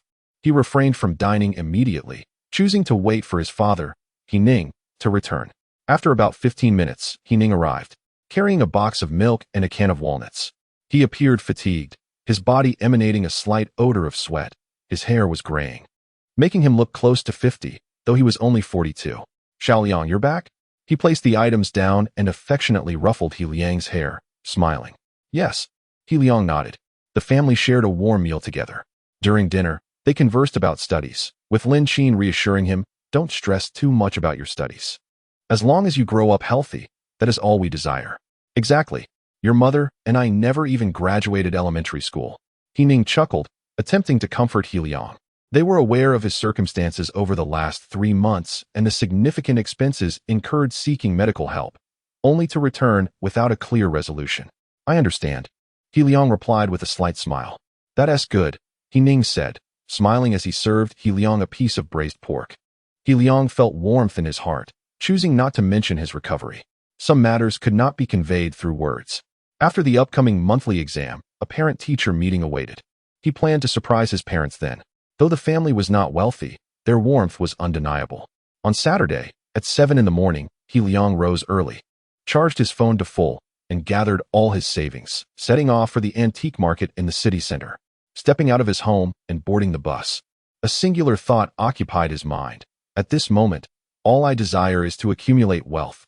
Chapter 12. This antique is a forgery. He Liang took a full 2 hours to arrive at the antique street in the heart of Shenzhen City. From the outside, it appeared quite bustling, even more so than an ordinary commercial street. Some individuals were genuinely here to hunt for treasures, while others simply sought to join the fray. The Shenzhen antique street held quite a reputation, and he hoped this time would yield fruitful discoveries. Upon entering the antique street, He Liang's gaze swept across the scene. Many shopfronts were adorned with a distinctly antiquated charm, exuding an aura steeped in history, giving them a somewhat authentic appearance. However, he was acutely aware that most shops merely engaged in superficial displays.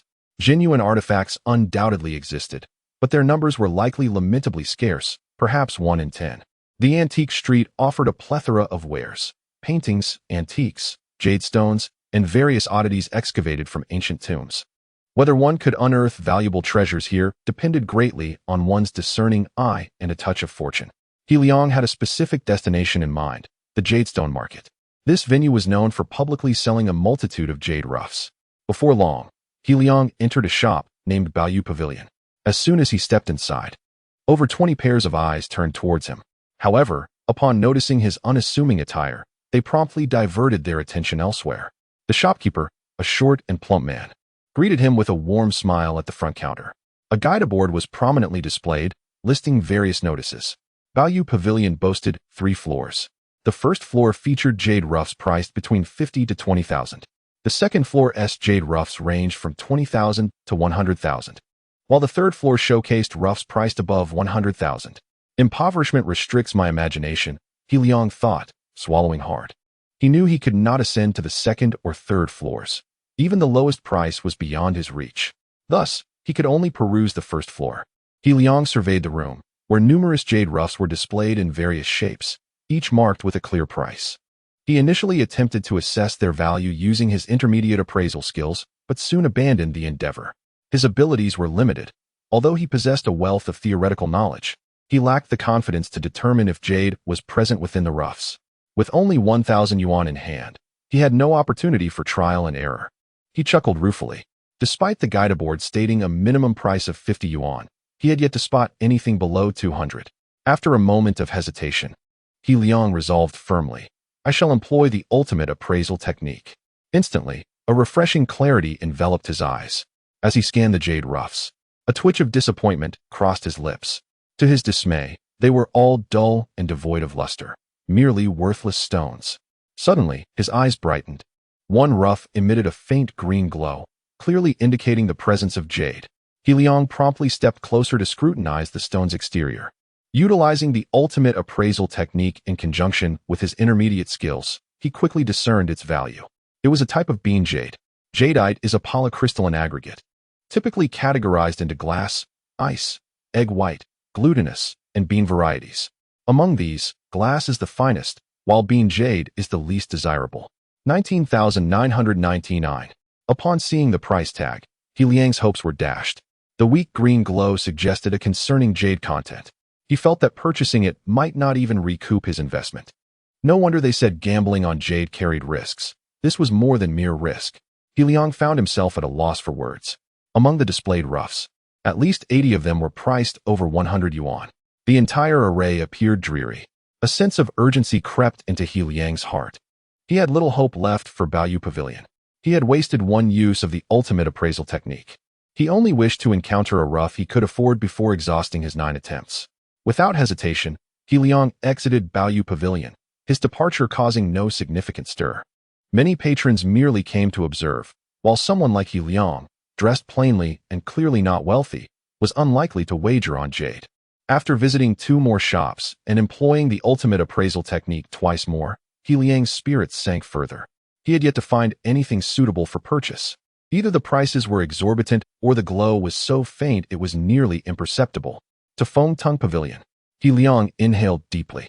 As he navigated the antique street, he became aware of the most prominent jade gambling venue. Suddenly, he halted in his tracks.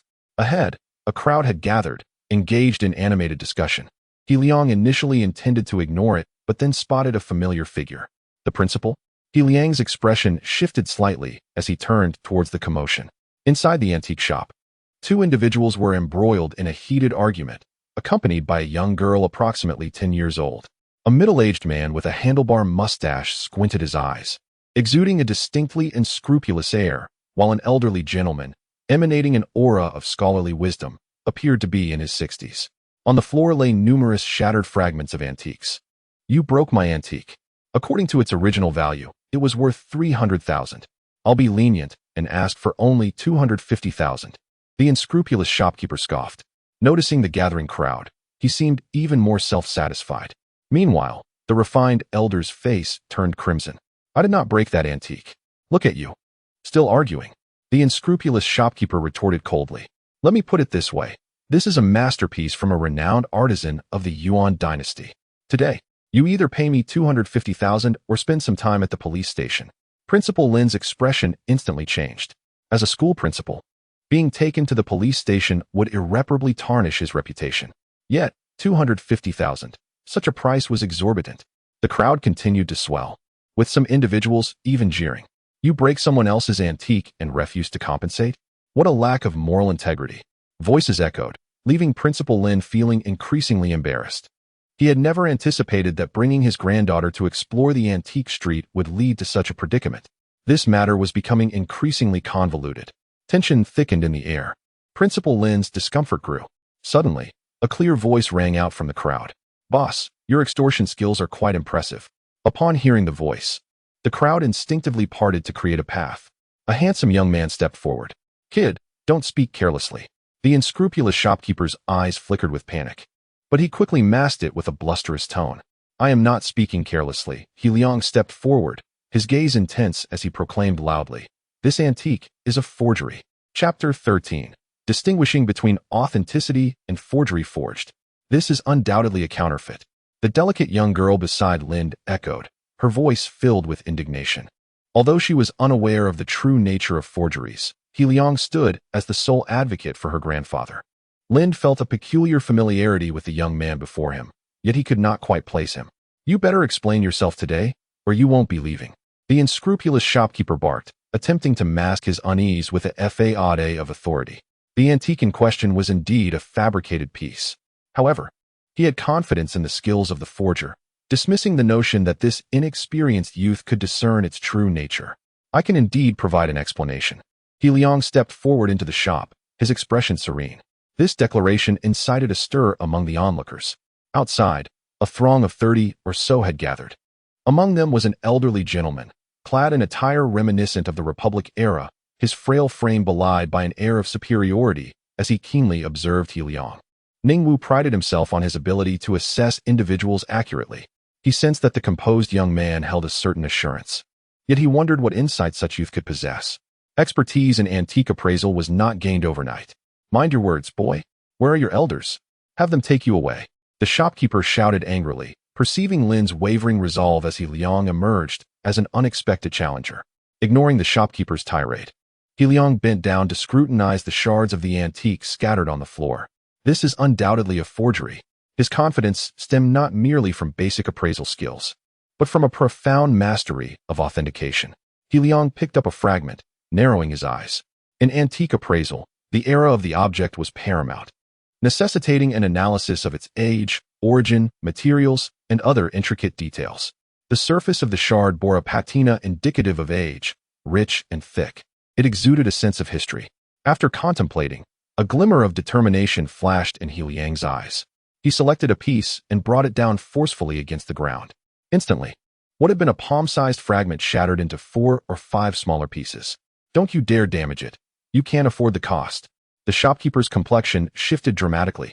The sudden emergence of this audacious youth was an unwelcome disruption. The surrounding crowd was equally taken aback, bewildered by He Liang's boldness. This is exceedingly reckless. Found it, He Liang exclaimed, grasping a fragment the size of his thumb. Rising, he fixed his bright gaze upon the shopkeeper, declaring with unwavering certainty, "This is irrefutable evidence of forgery." "What did you just say?" The shopkeeper slammed his hand on the table, erupting in vitriol. "You're seeking trouble for no reason. I could make you pay for your insolence." He Liang merely scoffed, addressing Lind. "Principal, could you fetch me a cup of hot water?" Nearby stood an automatic water dispenser. "That's my property. Without my permission, you—" the shopkeeper began, only to be interrupted by He Liang's calm retort. "Are you feeling guilty, perhaps?" The shopkeeper faltered, momentarily rendered speechless. The crowd outside erupted in a chorus of agreement. "Yes. What harm is there in letting the young man try?" The shopkeeper fell silent as Lind returned with a cup of hot water. He Liang wasted no time, tossing the thumb-sized antique shard into the cup. Approximately half a minute later, He Liang poured out the water, holding the fragment aloft. "What are you implying?" The shopkeeper squinted, his expression darkening. He had resolved that if He Liang failed to substantiate his claims, he would extract a hefty sum from him. He Liang gently peeled away the layer of patina from the antique fragment. The spectacle left the crowd in awe. Logically, such a layer, a testament to history, should be impervious to mere hot water. The shopkeeper's face flushed in frustration as he shouted, "What is this proof? Are you deliberately seeking a confrontation? Get out of here." With a faint smile, He Liang turned the patina over for all to see. Within lay traces of black ink, evidence of the original antique's ink. Is it possible that the ink from the Yuan dynasty remains wet? The shopkeeper was rendered speechless, unable to respond. In truth, he possessed a similar broken antique in the back room, having arranged a scheme to switch them should Lin seek verification. He never anticipated He Liang's intervention. After a moment of hesitation, the shopkeeper forced a smile. "Perhaps I was misled as well." The incredulity of his own words was palpable. The crowd responded with a cacophony of disapproval. The shopkeeper's countenance fluctuated between shades of green and white, fully aware that his establishment's reputation was irreparably tarnished. His gaze toward He Liang was laced with resentment. While the audience voiced their astonishment, Ningwu regarded He Liang with admiration, precise judgment, and decisive action. This young man was impressive. He was particularly taken by He Liang's audacity in shattering the antique fragment. "Thank you," Lind approached, expressing his gratitude profusely. Without He Liang's intervention, he may have been severely compromised. "There's no need for thanks, Principal," He Liang waved dismissively. Upon hearing his address, Lind was momentarily taken aback, realizing that He Liang recognized his title. "You know I am the principal?" With a calm demeanor, He Liang nodded affirmatively. "I am He Liang." At the mention of this name, Lind was instantly reminded. He Liang had once been heralded as a student with the potential to excel at top universities, and Lind had personally presented him with awards on numerous occasions. However, since He Liang's unfortunate incident 3 months ago, his name had seldom graced Lind's ears. He vaguely recalled that He Liang had suffered a brain injury, which had adversely affected his academic performance. Lind scrutinized He Liang's features, noting the young man's confidence and composure, which starkly contrasted the tales he had heard. Turning to face the shopkeeper, Lind's voice grew stern. "I will be reporting this matter to the authorities." Even a patient man could reach his limit, and he was incensed. "Let us find another venue for our discussion." He took He Liang by the arm, leading his granddaughter away. He intended to express his heartfelt gratitude to He Liang. Chapter 14. The Boss Within the Antique Market. One can find quaint little pavilions for respite. The trio arrived at an unoccupied pavilion. "Thank you, big brother." Linda's lovely granddaughter, exquisitely carved like jade, expressed her gratitude sweetly. "It's my pleasure," He Liang replied, gently ruffling the little one's hair with a faint smile. Counting the recent events, he had employed the ultimate treasure appraisal technique 4 times. However, he did not feel he had incurred a loss. Linda was the principal of Chengda Middle School. Yet He Liang understood that he was not of the same ilk as Wu Qing and Zhang Hui. There had been a student at the school from a less fortunate background whose mother was gravely ill with cancer. The board had donated 1,000 but Linda had generously contributed 50,000. Such individuals are increasingly rare in today's society. This was the fundamental reason Liang chose to assist Linda.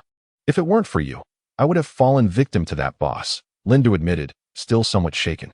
I truly owe you a debt of gratitude, Liang. It's nothing. Liang waved his hand dismissively. He was not motivated by any ulterior motive in helping Linda. Suddenly, Linda's phone rang. He glanced at the screen, raising an eyebrow slightly, then looked at Liang with an apologetic expression. I need to take this call. Go ahead, Liang nodded.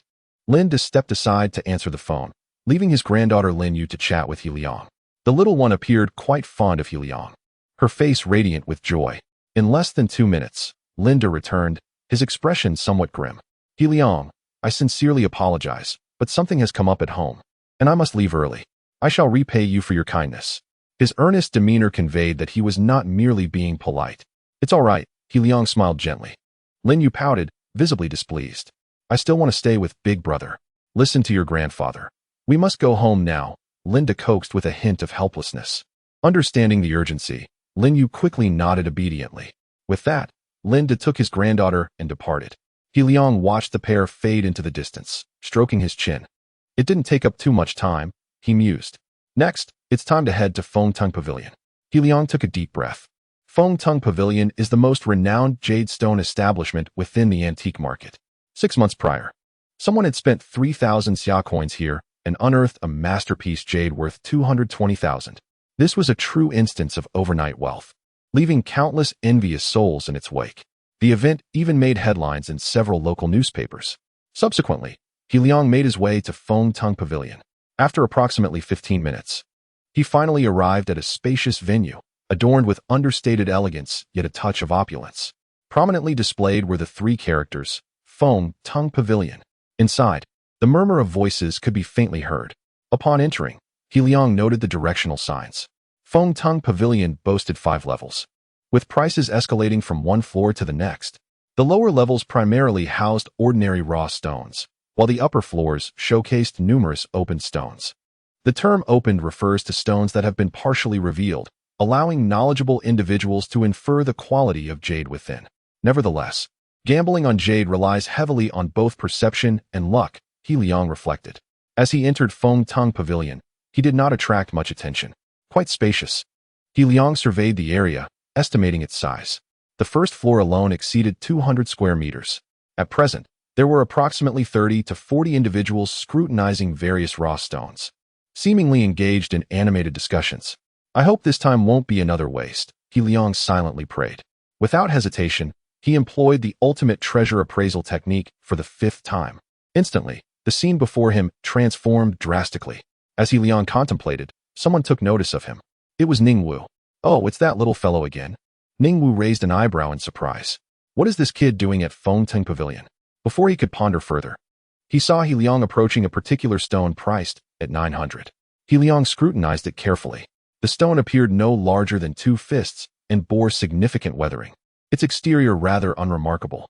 None of the 30 to 40 individuals present seemed to pay it any mind. Yet, Liang's eyes shone brightly. To him, this stone emanated a faint green glow. Though it wasn't particularly thick, it was decidedly richer than those he had encountered previously. Liang's gaze drifted to another stone hidden in a corner, seemingly unremarkable, yet his heart raced with excitement. That stone was priced at 2,006. The radiance emanating from it almost blinded him. I may not have 2,006 right now, but soon enough. I shall. Resolutely, Liang grasped the stone priced at 900. This action finally drew the attention of many onlookers. While numerous individuals were observing the stones, few dared to take the plunge. Each of these stones could cost hundreds or thousands. Ordinary folk simply could not afford such a gamble. That kid is actually taking that stone to the boss. Someone muttered, shaking their head slightly. He looks like a high school student, just playing around. They assumed he was being reckless. However, Ningwu found it intriguing. How interesting. He had come to Fengtung Pavilion to unwind, but unexpectedly encountered a rather fascinating young fellow. Liang halted before the boss. I want this stone, he declared with conviction. No hesitation. Young man. This stone costs 900. It's not cheap, the boss interjected, unable to resist advising Liang. He, too, was astute enough to recognize that Liang did not hail from affluence. It's all right, He Liang insisted once more. How much for the cutting? He Liang's peripheral vision swept over the nearby machinery. Purchasing the raw stone was one expense. Cutting it would incur an additional charge. The cutting price was calculated per slice. The boss shook his head slightly, thinking He Liang was being foolish, yet still replied, This stone is small. I believe we can settle on a price under 100. He Liang took a deep breath. In total, this would amount to nearly 1,000. This was the sum he had painstakingly saved over several years. Young man, you can't be of age yet? 1,000 isn't a small sum. I suggest you think it over. An elder with kind eyes approached, offering a few words of caution. He Liang suddenly felt as though, in the eyes of others, he resembled a naive child, recklessly spending his parents' hard-earned savings. However, he could not explain his confidence to anyone else. Thank you, Grandpa, but He Liang resolutely withdrew 1,000 in cash, looking directly at the boss. Boss, let us proceed with the cutting. Chapter 15. Another jade emerges. He Liang's voice echoed throughout the spacious first floor, instantly capturing the attention of approximately 30 onlookers. The process of jade cutting has always been the most captivating aspect of the jade gambling world. There is a long-standing adage, one cut brings wealth, another brings poverty, and a third reveals the hidden. Each slice evokes a tumultuous surge of emotions. All right, the proprietor pondered briefly before nodding in agreement. He Liang, though appearing youthful and inexperienced, had made his own choice, one that he must own regardless of the outcome. The proprietor took the rough stone selected by He Liang to the cutting machine, while several self-proclaimed seasoned veterans began to offer their unsolicited advice. This stone bears no promise, based on my years of experience. It is highly improbable that it will yield jade. I shared their skepticism. The group nodded in agreement, spouting jargon from the jade gambling realm, which, from certain angles, seemed somewhat plausible. Observing He Liang, Ningwu noted that the young man's expression remained unchanged despite the disparaging remarks. Suddenly, the proprietor exclaimed in astonishment, It's green. The crowd hurriedly shifted their gaze. The first cut revealed a vibrant green hue, effectively silencing the earlier critics. Their faces flushed with embarrassment. However, the collective focus shifted entirely to He Liang and the stone. Ningwu, rather than fixating on the stone itself, regarded He Liang with approval, a composed demeanor for such a young lad. The proprietor's expression grew serious, and his movements slowed. The quality of the jade could significantly influence its value. The atmosphere thickened with anticipation, punctuated only by the sound of cutting. A few latecomers entered, but upon witnessing the jade cutting in progress and the green emerging, they, too, fell silent in awe. After 20 minutes, the jade was finally revealed. A delicate green glimmered under the light, captivating all who beheld it. The proprietor wiped the perspiration from his brow and, unable to contain his admiration, remarked, Young man, your fortune is remarkable. Although this is a type of jadeite, its color and texture are commendable. If you are willing, I, at Fengting Pavilion, would gladly purchase it for 8,000. This price was fair, and had it not been for the exceptional hue of He Liang's jade, he would not have offered such a sum. He Liang maintained a facade of calm, though internally he was exhilarated. 8,000. In an instant, the value had multiplied eightfold. While 8,000 might not seem significant to many, for him, it was a treasure beyond measure. Young man, sell it to me for 10,000. Interjected an elderly voice from the side. He Liang turned to see an old gentleman with reading glasses, slightly hunched, but full of vigor. It was Ningwu. 10,000. The crowd gasped in disbelief. He Liang, now more knowledgeable, could discern the jade's worth. 8,000 was already a generous offer, and 10,000 seemed extravagantly high. The proprietor, after contemplation, refrained from raising the price further, deeming it unworthy. Seeing no one else speak up, He Liang nodded decisively. All right. Ningwu smiled slightly. Impressed by the young man's resolve, he promptly added He Liang on WeChat and transferred the funds on the spot, a display of remarkable generosity. He Liang's luck was indeed extraordinary. Many gazed at him with envy, having turned 1,000 into 10,000. While this may not have led to immediate wealth, it was a far better outcome than many who had experienced the despair of one cut revealing rags. Gambling has always been a perilous endeavor, with 9 out of 10 losing their stakes. The jade gambling realm is no exception. Among 100 rough stones, one might not yield even a single green. As the crowd marveled at He Liang's fortune, he took decisive action, moving towards a corner of the room. The assembly was taken aback, exchanging incredulous glances. This young man, Surely he does not intend to buy again. Most present were older individuals, and seeing He Liang's apparent intent to purchase further caused several to voice their disapproval. This is sheer folly. Does he truly believe jade cutting is so simple? If it were, would we, the seasoned veterans, be here conducting our studies daily? Some shook their heads, while others approached He Liang to offer caution. Yet, He Liang remained resolute. I wish to buy another piece. Ningwu chuckled, finding He Liang increasingly intriguing. Could he truly discern antiques, as well as rough stones? This lad was certainly intriguing. He Liang approached a towering stone, taking a deep breath. This rough stone was among the more expensive options at the venue. Priced at 2,600. The emerald glow was dazzling. Compared to the previous piece, it was strikingly more brilliant. If that piece could fetch 10,000. What about this one? He Liang's imagination soared. 100,000? 200,000? Perhaps even more?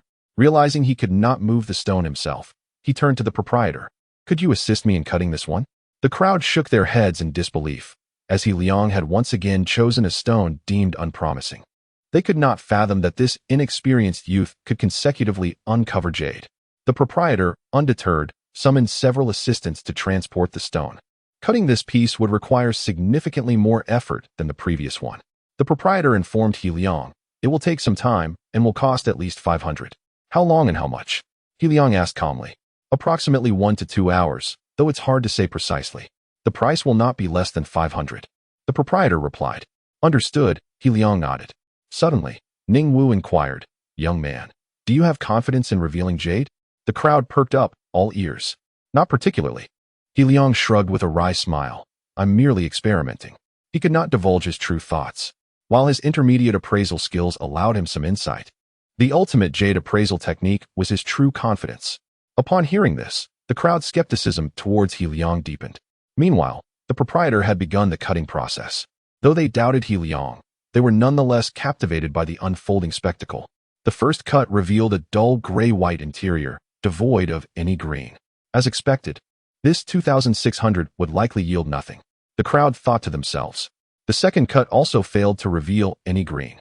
The third, fourth, and fifth cuts continued in the same vein. As each slice was made, the consensus grew that this stone was indeed worthless. The once towering stone was now reduced to the size of a balloon. Ningwu observed He Liang's demeanor, which remained astonishingly composed. The proprietor, too, felt that this stone was destined for failure. However, with the next cut, a flash of emerald suddenly caught the eye. Another jade has emerged. Chapter 16. The vibrant hue of emerald, a striking green, was simply too vivid. Just a mere slice sent a jolt to the hearts of the onlookers. A masterpiece. The quality of this jade was undoubtedly exceptional. Everyone fell silent, their eyes fixated on the boss as he proceeded with the cutting. What exquisite jade! Even the proprietor widened his eyes, his movements becoming increasingly cautious. One cut after another, the waste material from the surface of the raw stone was excised, leaving only the jade within. Although He Liang had anticipated this moment, he could not suppress the surge of emotions upon witnessing that emerald hue. The luster suggested it was likely a type of glutinous jade. Depending on its quality, glutinous jade could fetch a market price ranging from thousands to millions. He Liang inched closer to the boss, scrutinizing the jade he had selected, internally assessing. This piece possesses remarkable quality. As the cutting progressed, its size began to become apparent. Based on its dimensions, it was certainly worth no less than 500,000. He Liang felt a warmth wash over him. 500,000. What an astounding figure. For his family, this represented an unimaginable fortune. The cutting of the jade lasted a full hour and a half. When it was finally complete, the atmosphere was no longer tranquil. Young man, I will purchase that jade for 600,000. A middle-aged man, unremarkable in appearance, spoke to He Liang in a low tone. The proprietor of Feng Tung Pavilion paused, contemplating, and then gritted his teeth, declaring, I, Feng Tung Pavilion, am willing to offer 650,000. Having personally cut the jade, he had a keener sense of its value. He Liang remained silent. To others, it seemed he was deliberating whether or not to make a move. In reality, he was utterly astonished. 650,000. This price exceeded his expectations. The middle-aged man hesitated, his lips moving slightly before he ultimately shook his head, relinquishing his bid. Just as He Liang was about to agree, Ningwu spoke up, a teasing smile playing on his lips. Young fellow, I bid 700,000. The figure of 700,000 seemed to roll off his tongue as if it were merely 70.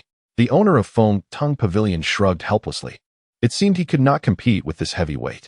After a prolonged silence, no one else made a sound. I accept, He Liang said, nodding earnestly at Ningwu. The jade was now spoken for, leaving the crowd with a sense of loss and curiosity. Simultaneously, the onlookers regarded He Liang with a peculiar gaze. His first venture yielded a stone worth 10,000 from a mere 1,000 investment. The second, a 3,000 investment, produced a stone valued at 700,000. Was this mere coincidence? They were left in a state of bewilderment. Rationally, he appeared to be just a high school student, devoid of years of jade appraisal experience. Surely, this was just luck. Yet, having procured jade on 2 occasions, the odds were extraordinary. While they pondered, He Liang and Ningwu had already departed Feng Tung Pavilion with the jade. In an antique market, one would naturally find ATMs. He Liang had prepared in advance, bringing along his bank card. Ningwu was also straightforward, promptly transferring the funds. Before long, He Liang's phone screen lit up. Gazing at the SMS notification revealing a series of zeros, he felt an exhilarating rush. With this money, life at home would become much easier. This felt surreal, akin to a dream. Young fellow, let us find a pavilion to chat, Ningwu suggested, eyeing He Liang with curiosity. He Liang hesitated briefly before nodding in agreement. All right. The two settled in a small pavilion. Ningwu, intrigued, asked, young fellow, do you understand jade appraisal and antiques? I was present when you identified the counterfeit antiques earlier. He Liang was momentarily taken aback by the coincidence. I know a little, he replied with a slight smile. Could you analyze the 2 raw stones we just examined? Ningwu, who enjoyed collecting antiques in jade and had some knowledge in this area, was eager to hear He Liang's insights. He Liang pondered for a moment before responding thoughtfully. The first raw stone, although it appeared severely weathered, actually possesses discernible patterns. After 10 minutes, Ningwu, having listened to He Liang's analysis, couldn't help but exclaim, impressive. He marveled at how someone so young could possess such understanding and accuracy, rivaling some of the appraisal masters he had encountered. He Liang shook his head modestly. With his ultimate appraisal techniques combined with intermediate skills, many nuances could be deduced through a blend of reverse and forward analysis. Subsequently, Ningwu engaged He Liang in further discussion. His interest in the young man deepened. He recognized He Liang's integrity, exceptional appraisal skills, decisiveness, and maturity far beyond his peers. This young fellow was destined for greatness. After an hour of engaging conversation, He Liang prepared to part ways with Ningwu. However, before leaving, they exchanged contact information. Young fellow, I have high hopes for you. Perhaps I will seek you out in the future. Ningwu expressed his satisfaction and fondness for the young man. He Liang smiled, recognizing that Ningwu was no ordinary individual. On his way home, He Liang's heart swelled with excitement as he repeatedly glanced at the message on his phone. Upon entering the house and seeing his parents seated, he took a deep breath and declared, Mom, Dad, I have earned money. Lin Xin and He Ning were taken aback before quickly processing the news. Lin Xin chuckled helplessly. Xiao Yang, this is a crucial time for your college entrance exams. Regardless of your grades, you must focus on your studies. It's not yet time for you to take on part-time work. He Ning stood, patting He Liang's shoulder with a warm smile. Your father and I can still support this family for now. Listen to us, and resign from any part-time work to concentrate on your exams. He Liang felt a surge of warmth in his heart, but shook his head. I didn't take a part-time job. I visited the antique market. Lin Xin and He Ning exchanged glances. Unable to suppress their concern, you bought antiques? Most of the items there are counterfeit. They feared their child had been duped. I purchased raw stones. I uncovered some jade. He Liang was candid with his parents. Given the substantial amount of money involved, he felt it necessary to be transparent. Raw stones. His parents recognized the term and nodded in understanding, mistakenly believing he had casually spent a few dozen on a raw stone that yielded a bit of jade. How much? They inquired with a smile. He Liang raised a finger. 70. 700? He Ning and Lin Xin's hearts raced. 7,000? He Liang shrugged, his expression earnest. No, it's 700,000. With that, he opened the payment notification on his phone for Lin Xin and He Ning to see. The series of zeros left them utterly astounded. So many zeros. Chapter 17. First in class. First in grade, a series of zeros left Lin Xin and He Ning feeling parched. They knew their son's character well and understood he was not one to make such jokes. However, The reality was indeed hard to accept. Recently, I had been researching jade and coincidentally purchased a piece, never expecting it to be of such quality. A businessman at the scene offered 70,000 for my jade. He Liang's face broke into a smile as he explained to his parents. Yet, their expressions still bore disbelief. It was from the Fengtong Pavilion located in the antique street of Shenzhen City. He Liang shrugged.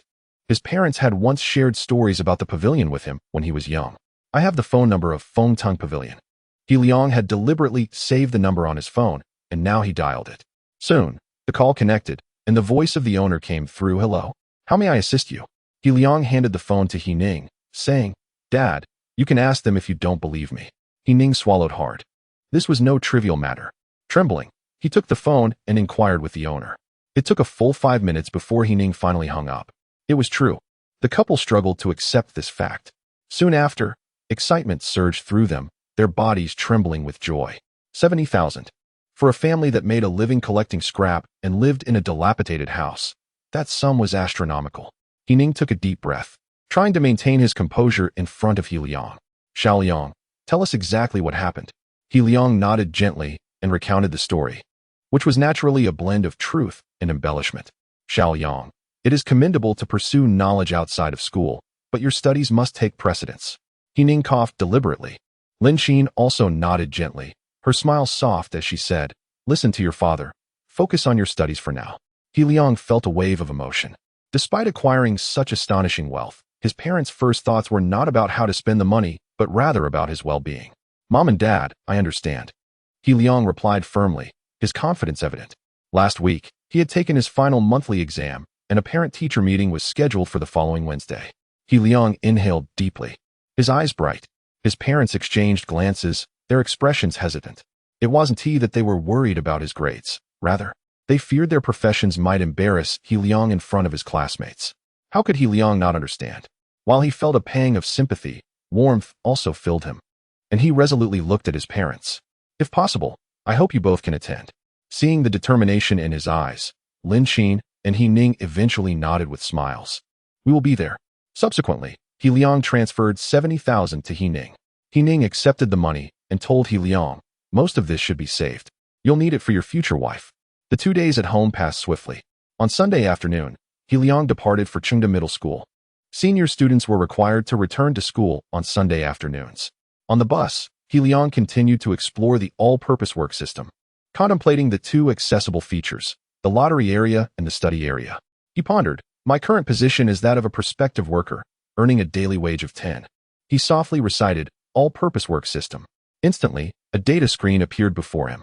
Host, He Liang, 35,100, position, prospective worker, next level, junior worker, daily wage, 10 work coins, 170 the experience points were earned from completing tasks. The grand plan was nearing its deadline, with only 2 weeks left. In about 10 days, the work coins could reach over 300. He Liang shook his head slightly.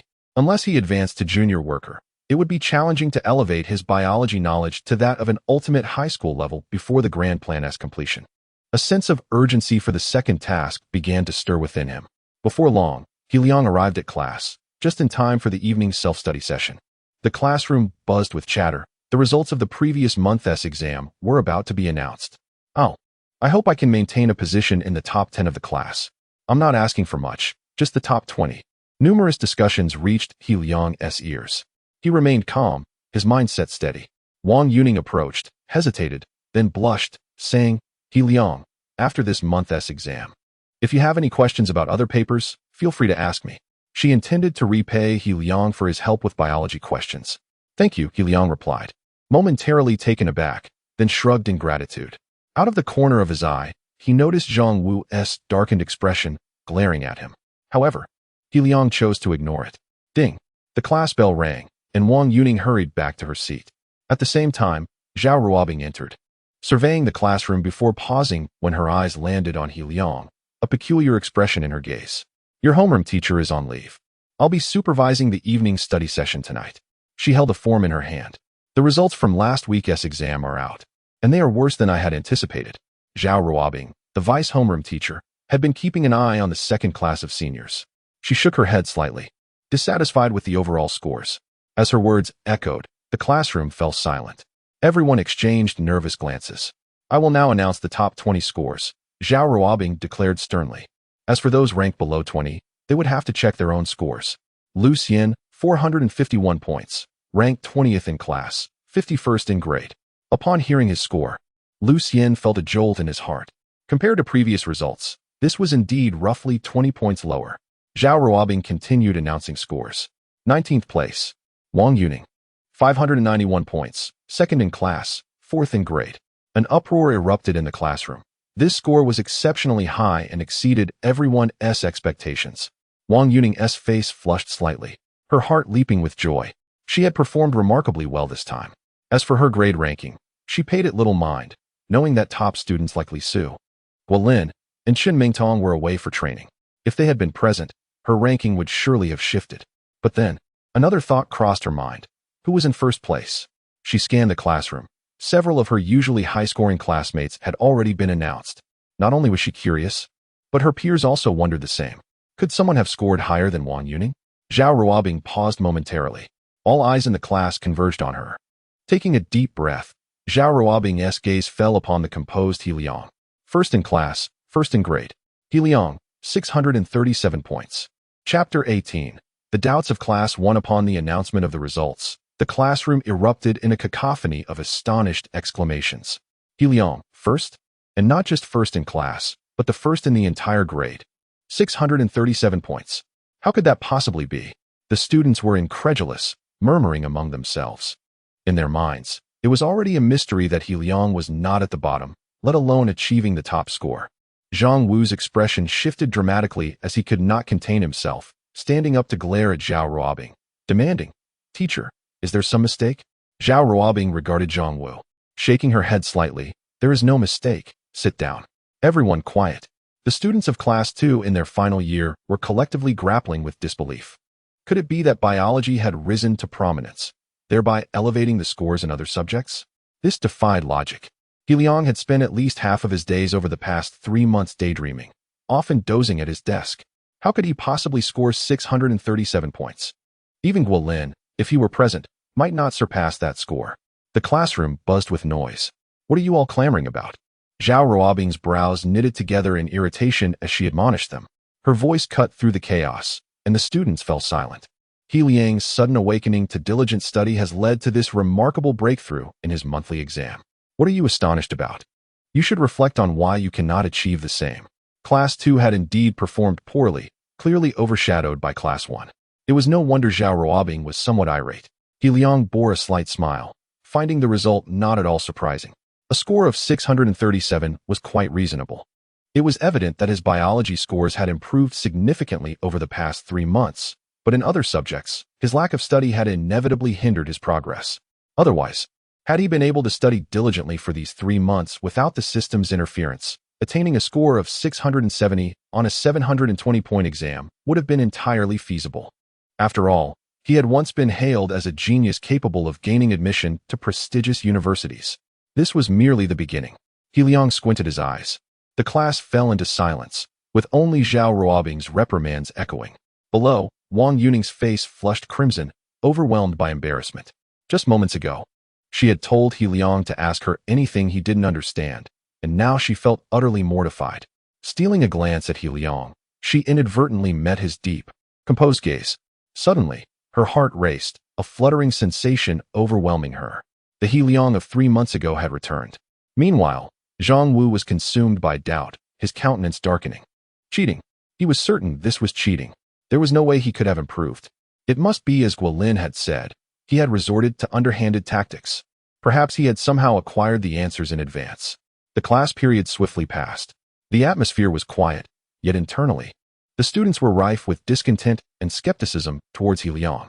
As soon as the bell rang, Wang Yuning approached He Liang, who had become the focal point of the class, all eyes upon him. "He Liang, you are truly incredible." Her cheeks flushed as she held out a piece of paper with a physics problem. "I have this question I don't understand. Could you help me?" Her face was a picture of shyness. "Of course," He Liang responded with a gentle smile, nodding as he accepted the paper. Wang Yuning beamed with delight, nodding eagerly, "Yes. Yes." Observing their interaction, many boys in the class felt their hearts shatter at the sight of their goddess. Zhang Wu's neck bulged with veins, his muscles tensing as he crushed a bottle of drink in his grasp. Damn it, I must expose him. Frustration bubbled within him, his breathing quickening. However, with Wang Yuning nearby, he found it difficult to confront the situation. For 10 minutes, He Liang dedicated himself to tutoring Wang Yuning. When the second evening study session commenced, Zhao Ruobing entered the room. She called out to He Liang. He Liang, please step outside for a moment. The rest of the class resumed their studies, aware that there was little time left for the college entrance exams. Once outside the classroom, Zhao Ruobing explained, your score has increased dramatically. The students from Class 1 are in an uproar, doubting that the top rank could have been taken by Class 2. They have requested several teachers to assess your abilities. He Liang shrugged, somewhat resigned to the situation. He had not anticipated such a commotion. However, considering that the top rank had always belonged to Class 1 since the incident, it was understandable that they would be discontented. Of course, He Liang replied calmly. Let us proceed to the teacher's office. As they passed by Class 1, He Liang could distinctly hear their disparaging glances and mocking whispers. He chuckled to himself, a cold smirk forming within. The office was nearby, and they arrived in just a few steps. Inside, 3 teachers awaited along with Wu Qing. He Liang. Wu Qing regarded him with an authoritative demeanor, standing tall with his hands clasped behind his back. He Liang narrowed his eyes, perceiving the hostility in the air. Did you cheat on this exam? Wu Qing's voice was stern, though inwardly he was elated. He had anticipated a chance to confront He Liang after the grand plan was executed, but now the opportunity had presented itself. You know as well as I do that a score of over 600 is hard to fathom, especially from someone who struggled to exceed 400 points. The other 3 teachers exchanged glances, slightly nodding. They had witnessed students improve their scores in short periods before, but a student like He Liang, who had been dormant for 3 months, suddenly achieving such a score was unprecedented. My grades were already decent. I merely faced some distractions 3 months ago that hindered my studies. Is it so impossible for me to recover? He Liang spread his hands, a hint of amusement in his tone. Wu Qing paused, contemplating. Perhaps this explanation held some water. Yet, he remained unconvinced of He Liang's integrity. He Liang, tomorrow the 6 subject teachers will prepare a special exam for you in the office. I hope you can achieve a corresponding score. Wu Qing stated gravely after a deep breath. The 6 subject teachers were reluctant, but Wu Qing, in his capacity as the headmaster, compelled them to comply. Very well. He Liang chuckled lightly, unfazed by the pressure. Cheating was out of the question. He was acutely aware of the scrutiny and uproar this exam would incite. However, with his parents coming to visit on Wednesday, He Liang was determined to demonstrate to everyone that his achievements were solely the result of his own capabilities. Chapter 19. Parent-teacher meeting the following day. The students of Class 2 in their senior year were astonished to discover that He Liang had been absent from the classroom since the very first period. Some classmates, possessing insider information, quickly disseminated the news throughout the class. Students from Class 1 began to question He Liang's abilities, unwilling to let Class 2 claim the top position. They sought out Director Wu Qing to request an evaluation of He Liang's capabilities. At that moment, He Liang was taking an examination in the teacher's office. Upon hearing this news, the students of Class 2 experienced a whirlwind of emotions. On one hand, they hoped He Liang would decisively prove Class 1 wrong. On the other, they felt a twinge of jealousy.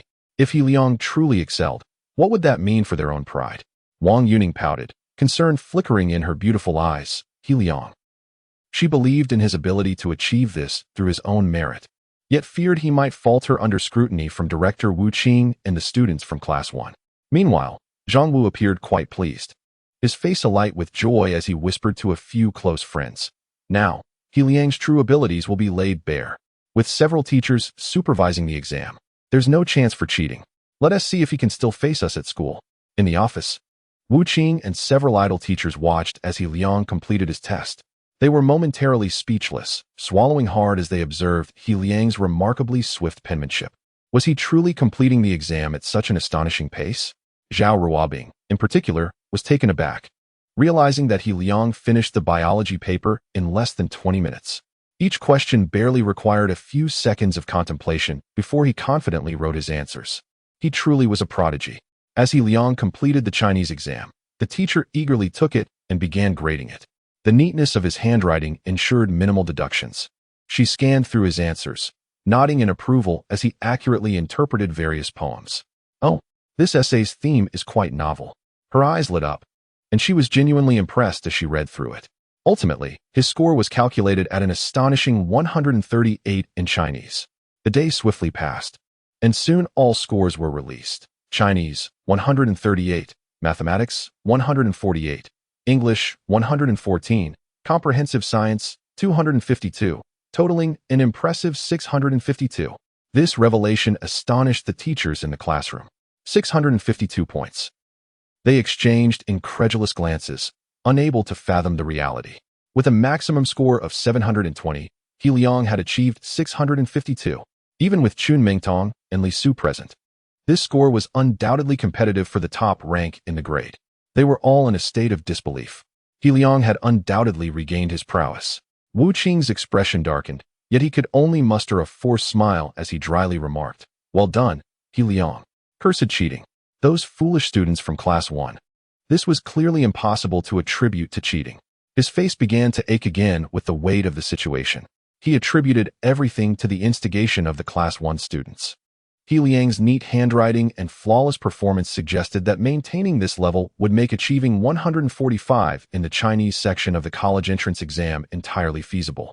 The Chinese teacher praised him. The mathematics teacher nodded in agreement. Had I not been strict with the problem-solving steps, he would have achieved full marks. The other teachers nodded in approval as well. He Liang remained calm, a subtle smile gracing his lips. His demeanor was neither arrogant nor submissive, exuding a steady and composed attitude that endeared him to the teachers. In the previous 3 months, they lamented his decline. But now He Liang had finally made a remarkable comeback. "Director Wu Qing, may I leave now?" He Liang inquired, glancing at Wu Qing with a composed expression. Wu Qing hesitated momentarily before awkwardly nodding. "Yes, you may." He Liang then exited the teacher's office just as the bell rang. Several students from Class 1 were conversing with students from Class 2 in the hallway. One student from Class 1, ranked 5th in their class, smirked at He Liang as he passed by and remarked to Zhang Wu, "I heard there's a student in your class who cheated to get a high score." Zhang Wu immediately understood, sneering, "No worries, the teachers are evaluating him now. Soon enough, he will reveal his true self." He Liang paid no heed and made his way back to his class. Meanwhile, numerous teachers emerged from the office. Several students from Class 1 hurriedly approached the teachers and Director Wu Qing. Before they could speak, Wu Qing bellowed angrily, "You're all in your senior year. Yet here you are chatting? Are you that idle? It seems the workload assigned by your teachers is far too light." His voice startled the students in the hallway, who dared not speak further and quickly returned to their classrooms. Zhang Wu's expression soured, his lips trembling, as he had overheard the teachers quietly discussing He Liang's achievements. It seemed they were praising him. Soon, the news spread among the teachers. Under their scrutiny, He Liang had scored an astonishing 652 points. This revelation swept through the entire grade. Everyone was taken aback, struggling to accept this reality. The genius, the academic prodigy, had returned. With his first move, he reclaimed the top position in the grade. It felt as though they were once again under the influence of the student who dominated the science class. Some students from Class 1 expressed their displeasure, sarcastically commenting, 652 points? Perhaps he has indeed returned, but only because our Chun Mingtong and Li Su are absent. Otherwise, some would have to content themselves with 3rd place. Yet even they felt a twinge of doubt in their own words. With He Liang's resurgence, the foul reputations of the past faded away. In their student years, academic performance truly was the paramount concern. Before long, Wednesday arrived, bringing with it the parent-teacher meeting. The event was divided into 2 segments. The first part took place in the 5th floor auditorium, featuring awards and the attendance of the principal and other high-ranking officials. The second part involved parents returning to their respective classes for meetings with homeroom and subject teachers. Everyone queued patiently, ascending the stairs. Wu Jun, the top student from the 2nd year, observed the handsome students passing by and sneered at Deng Shui. "Isn't that He Liang? I thought he would skip this meeting." Deng Shui scoffed dismissively. "He Liang is no match for your brilliance." Unbeknownst to them, as 2nd-year students, they were unaware of the rankings in the 3rd year. Once inside the auditorium, the proceedings commenced as scheduled. Awards were presented to the 1st-year and 2nd-year students in succession. Wu Jun basked in his glory, having secured the top position in 3 out of 6 subjects, with an overall score of 618, also ranking 1st in his year. For a moment, he felt invincible. Wu Jun exited the stage with a cold smirk. Back when he was in the first year, He Liang, then in the second year, had shone so brightly.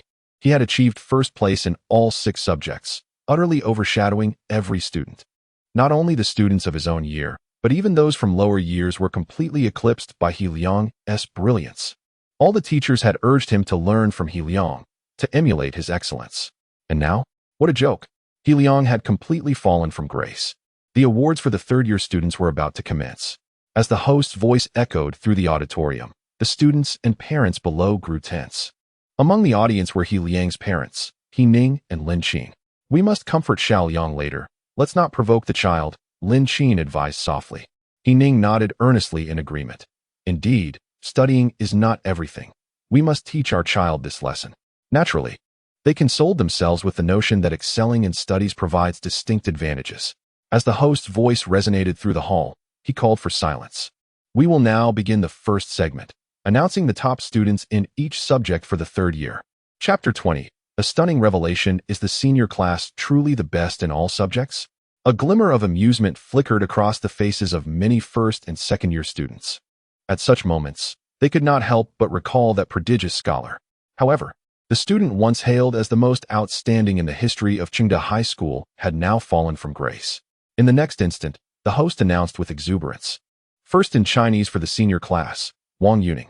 Wang Yuning of Class 2 stood up, her cheeks flushed as she made her way to the stage. As she appeared, she captivated the gaze of numerous boys. Standing at approximately 1.65 meters, she exuded an endearing innocence, making her irresistibly charming. Beautiful and academically accomplished, she was undeniably a goddess. Zhang Wu's gaze was fervent, fixated on Wang Yuning as he silently vowed, "Yuning shall certainly be my girlfriend. No one can take her away." The host glanced at the list and, after a brief pause, continued, "First in mathematics, He Liang." A hush fell over the audience. Many students from the first and second years were momentarily stunned. Did I hear that correctly? What is happening? Was there a mistake? First in mathematics? He Liang? There couldn't possibly be 2 He Liangs in the senior class, could there? This name was familiar to almost all in attendance, notorious for the past 3 months. Yet, to hear it in this context was utterly surprising. Lin Qin and He Ning stiffened, exchanging glances filled with exhilaration. Suddenly, they began to comprehend. Lin Qin's lips quivered, her eyes reddening. No wonder Xiao Liang insisted we come. He Ning straightened, an air of newfound confidence enveloping him. He nodded emphatically, a proud smile spreading across his face. Of course. Just look at whose child he is. At this moment, Lin Qin and He Ning's words faltered as if a realization struck them, their expressions shifting slightly. Yet, Lin Qin tightened her grip on He Ning's hand, resolutely declaring, "Xiao Liang is our child." He Ning nodded, his eyes brimming with pride. "This child has truly brought us parents a delightful surprise." He Ning sighed, his thoughts trailing off. The hostess' voice rang out again. First in English, He Liang. First in biology, He Liang. First in physics, He Liang. First in chemistry, He Liang. The consecutive announcements of his dominance across 4 subjects rendered the audience speechless. The senior students were simultaneously astonished and somewhat bitter. In recent days, the teachers had hinted that this prodigious scholar, He Liang, had truly returned. Step by step, a dashing student approached the stage with an air of calm assurance. In an instant, all attention converged upon him. He was, without question, the center of attention. He had secured first place in 5 out of 6 subjects. What a farce! Wu Jun's certificates of first place slipped from his grasp, crashing to the floor. His expression was one of utter disbelief, his face paling, as he failed to retrieve the honors he once held dear. 5 subjects? First in 5 subjects. Are you joking with me? Deng Shui's complexion turned ashen, her heavily powdered face suddenly marred with regret. He has returned? The emotions of the surrounding students varied widely. Yet, on stage, only 2 individuals remained. He Liang. Wang Yuning gazed at the handsome face before her, feeling a mix of shyness and delight. This stage belonged solely to the 2 of us. Lost in her thoughts, she nervously clasped her uniform, lowering her head. He Liang approached Wang Yuning, the lights illuminating their presence. Subsequently, Director Wu Qing took to the stage, flanked by several attendants holding certificates. Wu Qing's expression was stiff, a forced smile gracing his lips as he presented the awards. "Congratulations, He Liang." "Keep up the good work," Wu Qing stammered, his mouth twitching slightly. "He Liang, with a smirk that danced on the edge of mirth, replied softly, "Sure. As long as you don't make me sign any withdrawal contracts, I believe I will perform exceptionally well." Wu Qing felt a surge of anger, which quickly transformed into resignation. After all, the principal and a host of dignitaries were also present. Next, the top scorers from the humanities classes were called up, but none could replicate the shock brought forth by He Liang. Following this, the overall top 10 scores for the year were announced. Top in the humanities, Li Qian. Top in the sciences, He Liang. These two names were saved for last, yet all eyes remained fixated on He Liang. As the recipients ascended the stage, it was none other than the principal himself who presented the awards. "He Liang, congratulations." Principal Linda approached He Liang, firmly shaking his hand. He had yet to express his gratitude for the incident at the antique street. As the ceremony concluded, many students exited the stage. However, Linda seized the microphone and suddenly declared, "Please, He Liang, stay for a moment." He Liang paused, momentarily taken aback. But a wry smile crossed his face as he complied. The announcement instantly invigorated the crowd. Stay? Why must he stay? Had He Liang committed some transgression? Zhang Wu felt a surge of anticipation, his gaze locked on the stage. Linda grasped He Liang's hand, his face beaming with joy. "You wouldn't believe this. But while I was strolling through the antique street with my granddaughter, I was swindled." His words sparked an uproar. The principal had been swindled? This was astounding news. The amount was not insignificant, a staggering 250,000. Linda took a deep breath, speaking earnestly. However, one student, driven by a sense of justice, stepped forward to help me resolve the situation. Everyone instinctively thought of one person, their throats tightening as they glanced at the dashing student. Could it be He Liang? Wang Yuning's eyes sparkled with admiration. Linda raised He Liang's hand high, laughing heartily. It was none other than He Liang. Had it not been for him, I would have lost 250,000. He continued, "I hope all our students can emulate He Liang's spirit of righteousness and justice." The audience erupted into sporadic applause, which quickly crescendoed into a thunderous ovation. He Liang's expression was one of bemusement. He recognized this as Linda's way of expressing gratitude. Yet he did not mind, for he could see the excitement and joy radiating from his parents in the crowd. Wu Qing had completely surrendered. How could one navigate such a situation? The model student, the top scorer in the year, the principal's benefactor. If he dared to provoke He Liang further, he would truly be out of his depth. What could a mere grade-level director do against someone like He Liang? Linda extolled He Liang, imparting some wisdom before proceeding with the ceremony. He Liang descended from the stage, yet he could still feel the weight of countless gazes upon him. Approximately half an hour later, the proceedings concluded. The host announced, "Please return to your respective classes for the parent-teacher meetings." Chapter 21. The key to promotion. Subsequently, students from various classes returned to their respective rooms. Nevertheless, many still bore expressions of shock, unable to fully regain their composure. He Liang stood at the back of the line when Wang Yuning approached him. Her eyes sparkled with admiration as she exclaimed, "He Liang, you are truly amazing. May I come to you with any questions I have in the future?" He Liang paused momentarily, then smiled and nodded, "Of course." Not far off, He Ning and Lin Qin approached. "Xiao Liang, you have truly given us a great surprise." He Ning clapped He Liang on the shoulder, laughing heartily. Lin Qin also nodded with a smile, her eyes filled with warmth. Their gazes then turned to Wang Yuning, who instantly blushed like an apple, feeling anxious as she stammered, "Hello, auntie, uncle." Lin Qin looked at He Liang with a knowing smile, "Xiao Liang. And who might this young lady be?" Truth be told, the girl was quite striking, appearing both innocent and charming. Most importantly, they had just witnessed Wang Yuning take the stage, achieving first place in Chinese and fourth in the grade. He Liang glanced at Lin Qin with a hint of exasperation and replied, "Just a classmate." Wang Yuning's smile faltered slightly, feeling inexplicably disappointed, yet she concealed her emotions. "We should head back. There's a parent meeting to attend," He Liang said, steering the conversation away as he led the group away. Throughout the journey, Lin Qin continued to chat with Wang Yuning about familial matters, which surprisingly brought them closer together. This sparked a flicker of hope within Wang Yuning. Upon returning to the classroom, the homeroom teacher cheerfully addressed the assembly. "Please take your seats, students and parents."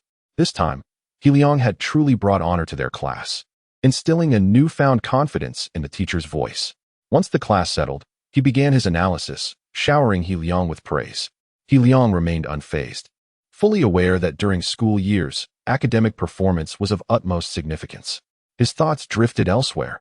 His primary focus now was preparing for the grand plan in 2 weeks, aimed at securing a recommendation to Suzhou University. Although he had a substantial chance of gaining admission to Suzhou University or even Tsinghua and Peking universities during the college entrance examination, why not seize the opportunity to secure it ahead of time? Presently, Liang found himself less desperate for the 100,000 scholarship from the Xiao Group. After all, his family had 700,000. Moreover, he possessed 4 ultimate appraisal techniques, which could potentially translate into considerable wealth. If the opportunity arose, he could assist Ming Tong. Liang gently shook his head, and then, with a thought, the interface of the all-purpose work system appeared before him. The all-purpose work system allows for the redemption of various skills using work coins. Liang narrowed his eyes, having discerned some patterns over the past few days. For instance, glancing at the calligraphy book on the table, he picked up a black pen and focused his thoughts. The system revealed an additional option in the learning category: calligraphy, intermediate, advanced cost 100 work coins. Liang had previously dabbled in basketball, resulting in basketball, mediocre, beginner cost 70 work coins. Such revelations clarified the system's all-purpose nature. Work coins. Even Liang felt a rush of excitement at the thought. With sufficient work coins, he could become an omniscient scholar. All skills would be within his grasp.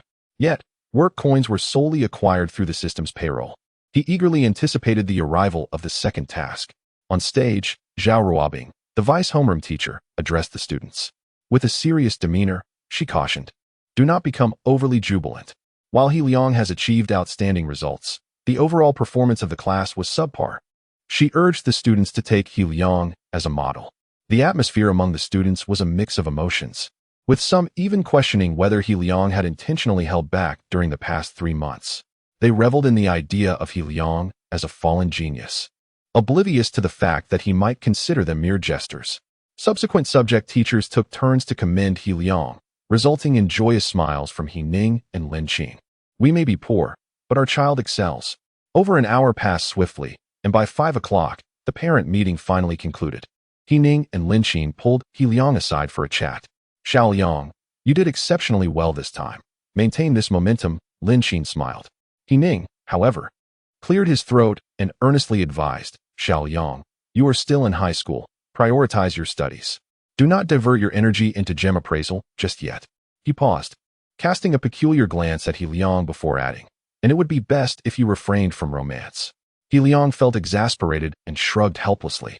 "I have no such intentions. That was merely a classmate." Ning nodded with a smile. "It's not entirely forbidden, as long as you gain admission to university. Your father will support whatever you wish to pursue." After exchanging a few more words, the couple left Qingda High School, their spirits high. However, Liang was soon stopped by Teacher Zhong, the biology competition instructor. "Teacher, is there something you need?" Liang asked, momentarily taken aback as he regarded the middle-aged man with graying temples. After some hesitation, Teacher Zhong decided to confide in Liang. "This matter is somewhat complicated. 3 weeks ago, every student who passed the preliminary round of the biology competition signed the grand plan document. When you were not in good spirits, Vice Principal Zhang did not inform you." Liang's eyes narrowed as he realized the implication, a cold smile escaping his lips. "So my qualification was effectively cancelled without my knowledge, and the earlier withdrawal agreement was a case of post-facto decision-making?" Teacher Zhong felt awkward, unsure of how to respond. Yet, Liang quickly regained his composure, calmly asking, "What should be done now?" His composed demeanor impressed Teacher Zhong greatly. "According to the rules, you must go to the document's location to sign it in person." "Where?" "Wanfeng Qi High School." Liang was momentarily taken aback, recalling something, and raised an eyebrow. "Wanfeng High School? Isn't that where Li Su and Ming Tong are attending biology training at the provincial Qi School?" "Indeed." Teacher Zhong nodded. "Coincidentally, I need to visit a teacher at Wanfeng High School, so I will take you along. He is a biology PhD who has researched biology competitions in recent years and may provide you with some guidance." Liang had no reason to refuse and nodded. "Thank you, teacher." At the same time, information flooded into his mind. Worker, work spirit, working is for the elite. Second task, sign the grand plan document to gain qualification for the retest. Reward, 69 experience points. Liang's eyes lit up instantly. 69 experience points would elevate him to the rank of a junior worker. his daily wage would triple. Chapter 22. Signing supplement? A daily wage of 30 work coins is an entirely different concept from a mere 10. He Liang's heart leaped, and his eyes sparkled with fervor. With just 90 days remaining until the college entrance examination, if he could ascend to the rank of a junior worker, he would amass around 2,700 work coins by the time of the exam. This sum would be sufficient for him to elevate several subjects to an advanced level, thus achieving his ultimate goal. He Liang has already begun to grasp the formidable nature of advanced high school biology. He instinctively analyzed the answers to ordinary problems, and even complex competition questions were swiftly deciphered. He had privately tested himself 5 times, scoring within 10 points of the perfect score on a 300-point biology competition paper. Such a remarkable achievement. If teacher Zhong were to learn of this, he would undoubtedly be taken aback. For the highest scores from previous years across the province fell short of He Liang's by several points, at best matching his score. How extraordinary would advanced high school biology be? He Liang was eager to discover this, filled with anticipation. After a few instructions, teacher Zhong departed. In the corridor, the gazes of several students from class 1 towards He Liang were laden with complexity. He had truly recovered, and it was not through cheating. Moreover, he had assisted the principal. Their hearts were a mixture of emotions, tinged with a hint of admiration. He Liang noticed these glances and understood their meaning, yet he paid them no mind. Upon returning to class, Wang Yuning's delicate and beautiful face flashed with joy as she waved her test paper towards He Liang, saying, "He Liang, could you teach me biology?" He Liang smiled and nodded, not declining her request. At the back of the classroom, Zhang Wu's expression was as dark as water, snapping his 2B pencil in half with a sharp crack. His lips quivered, as if a low growl filled with resentment emanated from his throat. He Liang. After a moment, he abruptly lifted his head, resolved. This Friday, during the break, he would confront He Liang for a serious discussion. He steeled himself, declaring, "I don't care if you're a top student. Yuning is mine. She can only be mine." The next day, teacher Zhong secured a public leave for He Liang, and the two left the school, heading towards Wanfeng Qi High School. "We need to take the subway to the transfer station, then the high-speed train." Teacher Zhong informed He Liang. "The journey is a bit long. We should arrive around noon. The school will reimburse the travel expenses, but it may be tiring." "It's all right," He Liang replied calmly, nodding slightly. After a long journey, they arrived at Wanfeng High School shortly after 11. Teacher Zhong spoke a few words to the security personnel, who then allowed them entry, clearly having been informed in advance. Ascending to the second floor of a certain building, they paused outside a biology laboratory. Inside, dozens of students donned white lab coats, operating various instruments, some analyzing biological materials, and others observing phenomena and recording data. He Liang quickly spotted several familiar figures: Li Su, Chen Mingtong, and Guolin. It appeared they were part of this training group. He Liang raised an eyebrow and whispered. Teacher Zhong, with a mix of helplessness and apology, offered He Liang a wry smile. He then pointed towards an elderly gentleman within, whispering, "That is my teacher, Zhou Bo." The elderly man appeared to have surpassed 60, his silver hair and wrinkled face bearing the marks of time. He, too, wore a white lab coat and black framed glasses, exuding an air of mastery as he patiently guided the students. Furthermore, he was one of 3 experts responsible for the Shenzhen City Grand Plan Biology competition. Teacher Zhong solemnly advised He Liang, "Be sure to show respect." He Liang's expression momentarily faltered before he revealed a serious demeanor, affirming, "Certainly." Ding dong. The class bell rang abruptly, prompting the students within to hurriedly tidy their instruments. About 5 minutes later, the students bowed to Zhou Bo, exclaiming, "Thank you for your guidance." Beautiful face registered shock. This was Wanfeng High School, a considerable distance from Chengda High School. How could He Liang possibly be here? Guolin raised an eyebrow, seemingly having a thought, and sneered. Li Su cast a glance at He Liang, remaining silent. He was no longer in the same league as He Liang. Chen Mingtong stepped forward, approaching He Liang and quietly inquiring, "He Liang, how did you end up here?" Noticing the concern etched on her face, He Liang smiled and replied, "Just attending to some matters." Guolin scoffed derisively, "Indeed, matters. However, I doubt they are anything good." He Liang cast a disdainful glance at Guolin, his expression unchanged, and retorted, "What? Does coming here exempt you from cleaning duties?" Guolin's face flushed crimson, his chest heaving with anger. The recent biology exam had been his most humiliating moment throughout high school, no exceptions. He Liang's gaze felt like that of a monkey running amok, which only fueled Guolin's ire. He glared, ready to unleash a tirade, but Zhou Bo emerged from inside. Approaching Teacher Zhong and gently patting his shoulder with a warm smile, "Long time no see." "Teacher," Teacher Zhong replied promptly. Zhou Bo then turned his gaze towards He Liang, squinting slightly. "So, you must be the student, He Liang?"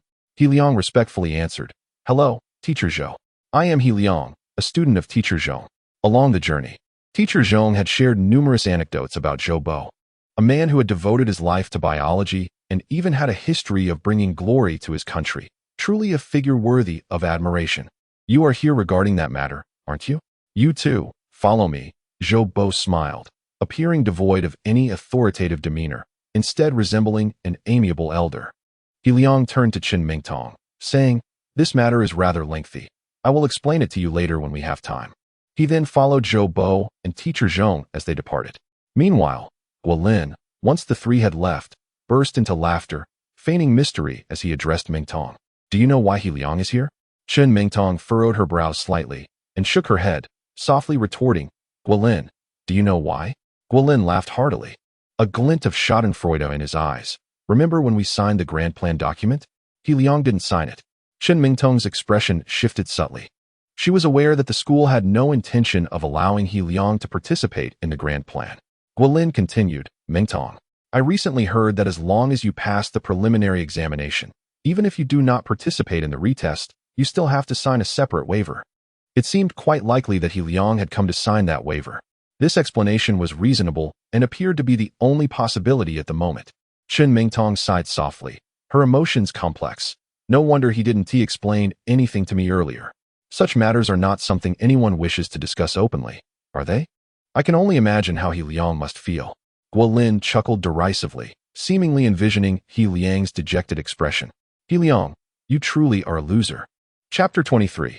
Wu Yan's acclaimed student He Liang and Teacher Zhong followed Zhou Bo as they ascended to a higher floor. They soon arrived at a private office, where Zhou Bo smiled and gestured for them to enter. Inside, he rummaged through a drawer and ultimately extracted a document folder. He retrieved an extensive project proposal and flipped to the last page, where dozens of students had boldly signed their names. "He Liang, please sign this," Zhou Bo said kindly, nodding at He Liang with warmth in his eyes. He Liang nodded in return, expressing his gratitude. "Thank you, Mr. Zhou." He stepped forward and swiftly affixed his signature.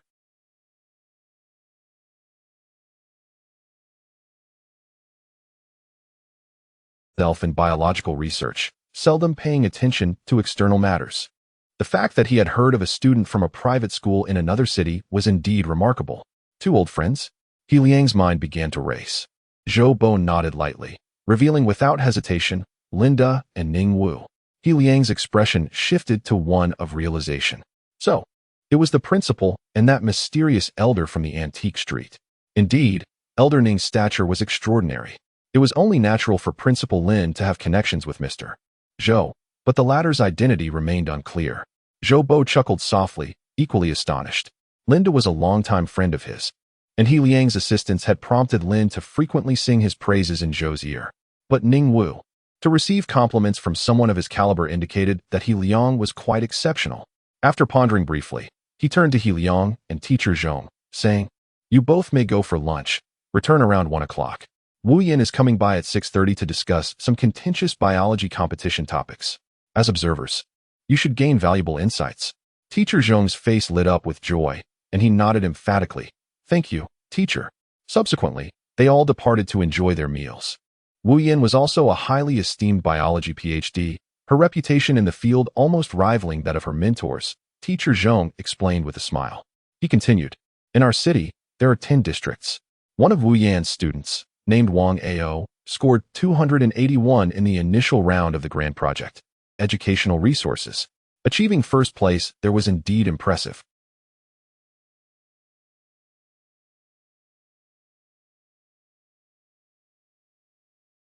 The very score had tied him with another student from the long-gone district for first place. Noticing a subtle change in He Liang's expression, to remind him that there were always greater talents beyond his own.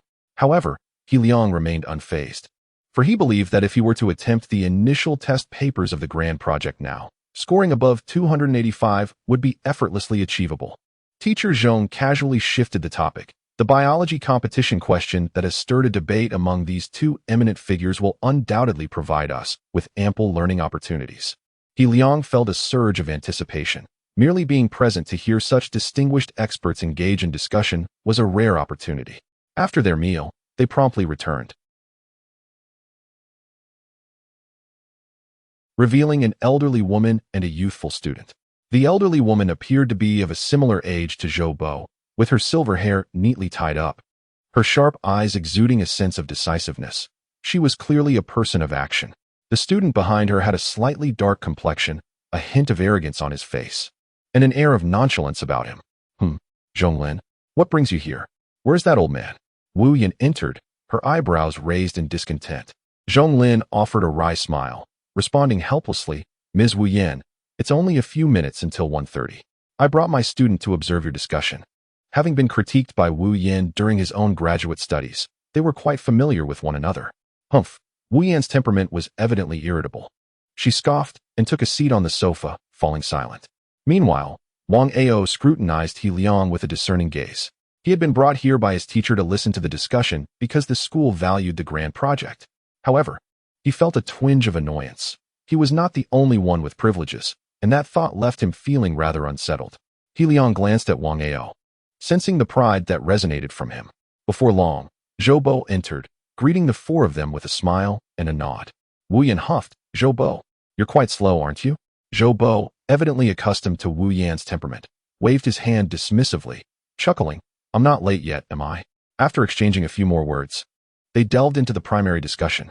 At a large square table, all six took their seats. Zhou Bo and Wu Yan each produced a stack of materials to begin their analysis. This is a biology competition question from Heilongjiang province 2 weeks ago, which has sparked some debate. Zhou Bo, take a look, Wu Yan stated with a serious expression. Zhou Bo accepted the question and began to examine it. The others, sitting closely, could also see the problem, and all wore expressions of contemplation. Soon, Zhou Bo began articulating his insights, igniting a spirited discussion. Both Wu Yan and Zhou Bo possessed exceptional biological expertise, not only in research but also in educational theory. As they debated, they explained their reasoning to the group. He Liang listened intently. Such an opportunity was indeed rare.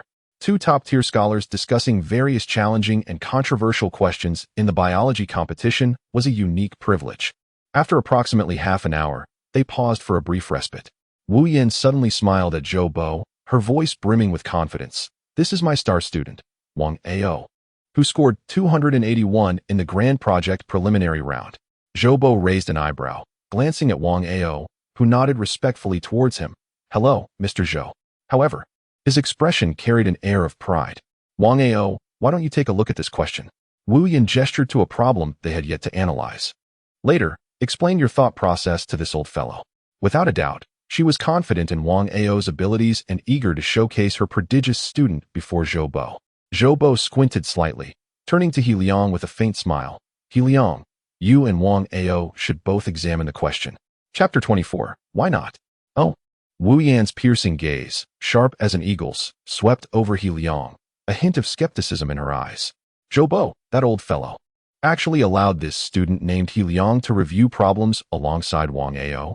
He Liang was equally taken aback, never anticipating that Zhou Laosher would utter such words. Yet, out of respect for his elder, he could hardly refuse. Very well, he replied respectfully. Wang Ao narrowed his eyes, casting a dismissive glance at He Liang. This particular question primarily tested genetic concepts. He Liang mused inwardly. Typically, topics involving genetics often pertain to calculations. This question was no exception. The calculations were extensive, and the concepts easily muddled, significantly amplifying its difficulty. Moreover, one would first need to deduce the genetic conditions through two preliminary steps. He Liang raised an eyebrow, inquiring, Zhou Laosher, may we have some scratch paper? Their voices harmonized, as if prearranged. Wang Ao's expression darkened slightly. Had He Liang completed the review in less than half a minute, just as he had? Zhou Bo smiled faintly, nodding as he produced 2 sheets of A4 paper and 2 black pens, handing them to the pair. Use them freely. I may not have much here, but I certainly have plenty of scratch paper. Although not a native of Shenzhen City, he was responsible for its grand plan. Thus, he held a vested interest in the achievements of such exceptional students. His concern was not for personal gain, but rather a genuine hope that China would nurture more luminaries in the field of biology. This grand plan seemed to be more than merely a selection process for guaranteed admission. It appeared that the students who qualified for this privilege would receive a considerable allocation of resources. This thought briefly crossed Zhou Bo's mind. Meanwhile, the two youthful faces before him had already begun to write with fervor. Wang Ao and He Liang executed their calculations in an impressively orderly manner, their logic impeccably sound. Wu Yin raised an eyebrow. This is rather intriguing. As the two continued their calculations, the atmosphere remained serene, undisturbed by outside distractions. After approximately 15 minutes, Wang Ao finally set down his pen. He cast a fleeting glance of disdain at the still calculating He Liang. A cold smirk forming within. What can he possibly compare to me? He then capped his pen, confidently nodding and smiling at Zhou Bo and Wu Yin. Zhou Laosher, teacher, I have arrived at the final answer. A question worthy of discussion by the likes of Zhou Bo and Wu Yin could only be a contentious or exceedingly difficult one. For Wang Ao to solve this question in 15 minutes was indeed remarkable. A flicker of astonishment crossed Zhou Bo's eyes. Teacher Zhong shook his head slightly, a hint of regret evident in his gaze, though he felt this outcome was somewhat expected. Although He Liang was among the top biology students in Longan District, he still paled in comparison to someone like Wang Ao, who could contend for the top positions in Shenzhen City. While Zhou Bo's student may not have outperformed Wang Ao, he believed that He Liang's resolve would grow more steadfast and ambitious afterward. This result, after all, was not without merit. Teacher Zhong nodded subtly. Yet, a lingering concern nagged at him. Could He Liang truly solve this problem? It mattered little if he worked slowly, but if he failed to arrive at a solution, it would be a significant embarrassment. Before he could dwell on his worries for long, He Liang too finished writing. The sound of the pen cap clicking shut drew the eyes of Wang Ao and Wu Yin, narrowing them in unison. His speed was only a minute or two behind mine. Wang Ao's disdain began to evaporate. Finished? Zhou Bo inquired with a cheerful demeanor. Yes, Zhou Laosher. He Liang replied with a smile. What are your answers? Wu Yin, unable to contain her impatience, asked directly. AABBCCDD. He Liang and Wang Ao exclaimed simultaneously. Their tones exhibited no hesitation, clearly brimming with confidence in their answers. Wang Ao raised an eyebrow. It seemed this fellow possessed some skill. Having arrived at the same answer as him, he reined in his previous disdain, but it was still slower than me.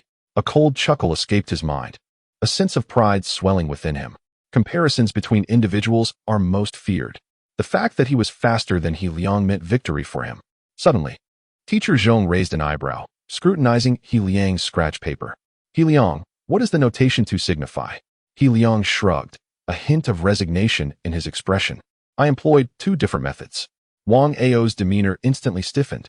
Teacher Zhong appeared equally dumbfounded, scarcely believing his ears. 2 methods.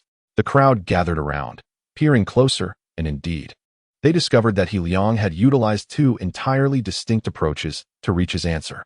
Gasp. Teacher Zhong inhaled sharply. Such problems were notoriously challenging, and for He Liang to employ 2 algorithms within such a brief span was nothing short of astonishing. Wang Ao found it hard to accept this reality. Did this not imply that his own skills were inferior to He Liang's? At least, from a performance standpoint, that seemed to be the case. The arrogance he had just exhibited felt as if it had been shattered by He Liang's achievement.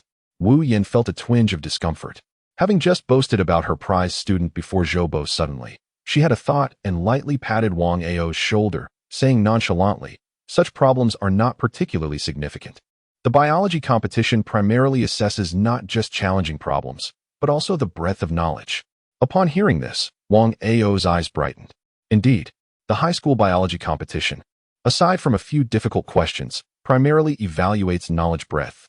The subjects covered include a small portion of high school material, a majority from university-level content, and even some derived from graduate studies. Moreover, what can a single question truly signify? Gradually, his confidence returned. This merely indicated that He Liang happened to be familiar with this particular approach and fortuitously solved it. I am Wang Ao. My score in the grand plan is 281. Wu Yin had privately informed him that among the 10 districts in Shenzhen City, His preliminary score ranked first. Suddenly, Wu Yan turned to Zhou Bo. "Old man, do you happen to have the preparatory questions from the previous grand plan?" Zhou Bo's eyes narrowed slightly, indicating his acknowledgement. "Indeed, I have preparatory questions here. There are not just one, but multiple sets of biology competition papers prepared for the grand plan. This is to prevent unforeseen circumstances. Why not let me and my student try them out?" Wu Yan's eyes narrowed, her words direct and unambiguous. Teacher Zhong was Zhou Bo's direct disciple, and in a sense, He Liang could also be considered one of his students. She aimed to prove that her student was the most exceptional.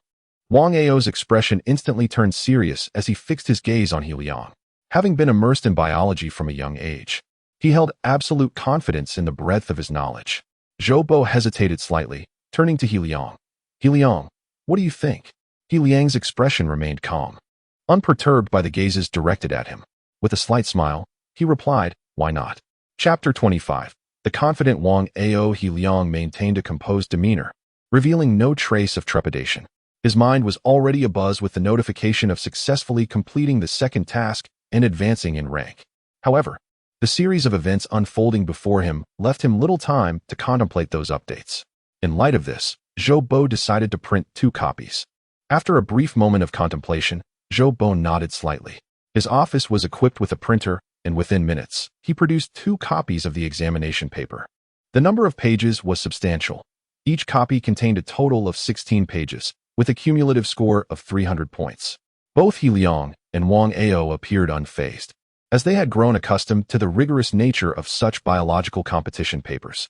"What shall we do now?" Wang Ao inquired, his gaze directed at He Liang, a hint of provocation gleaming in his eyes.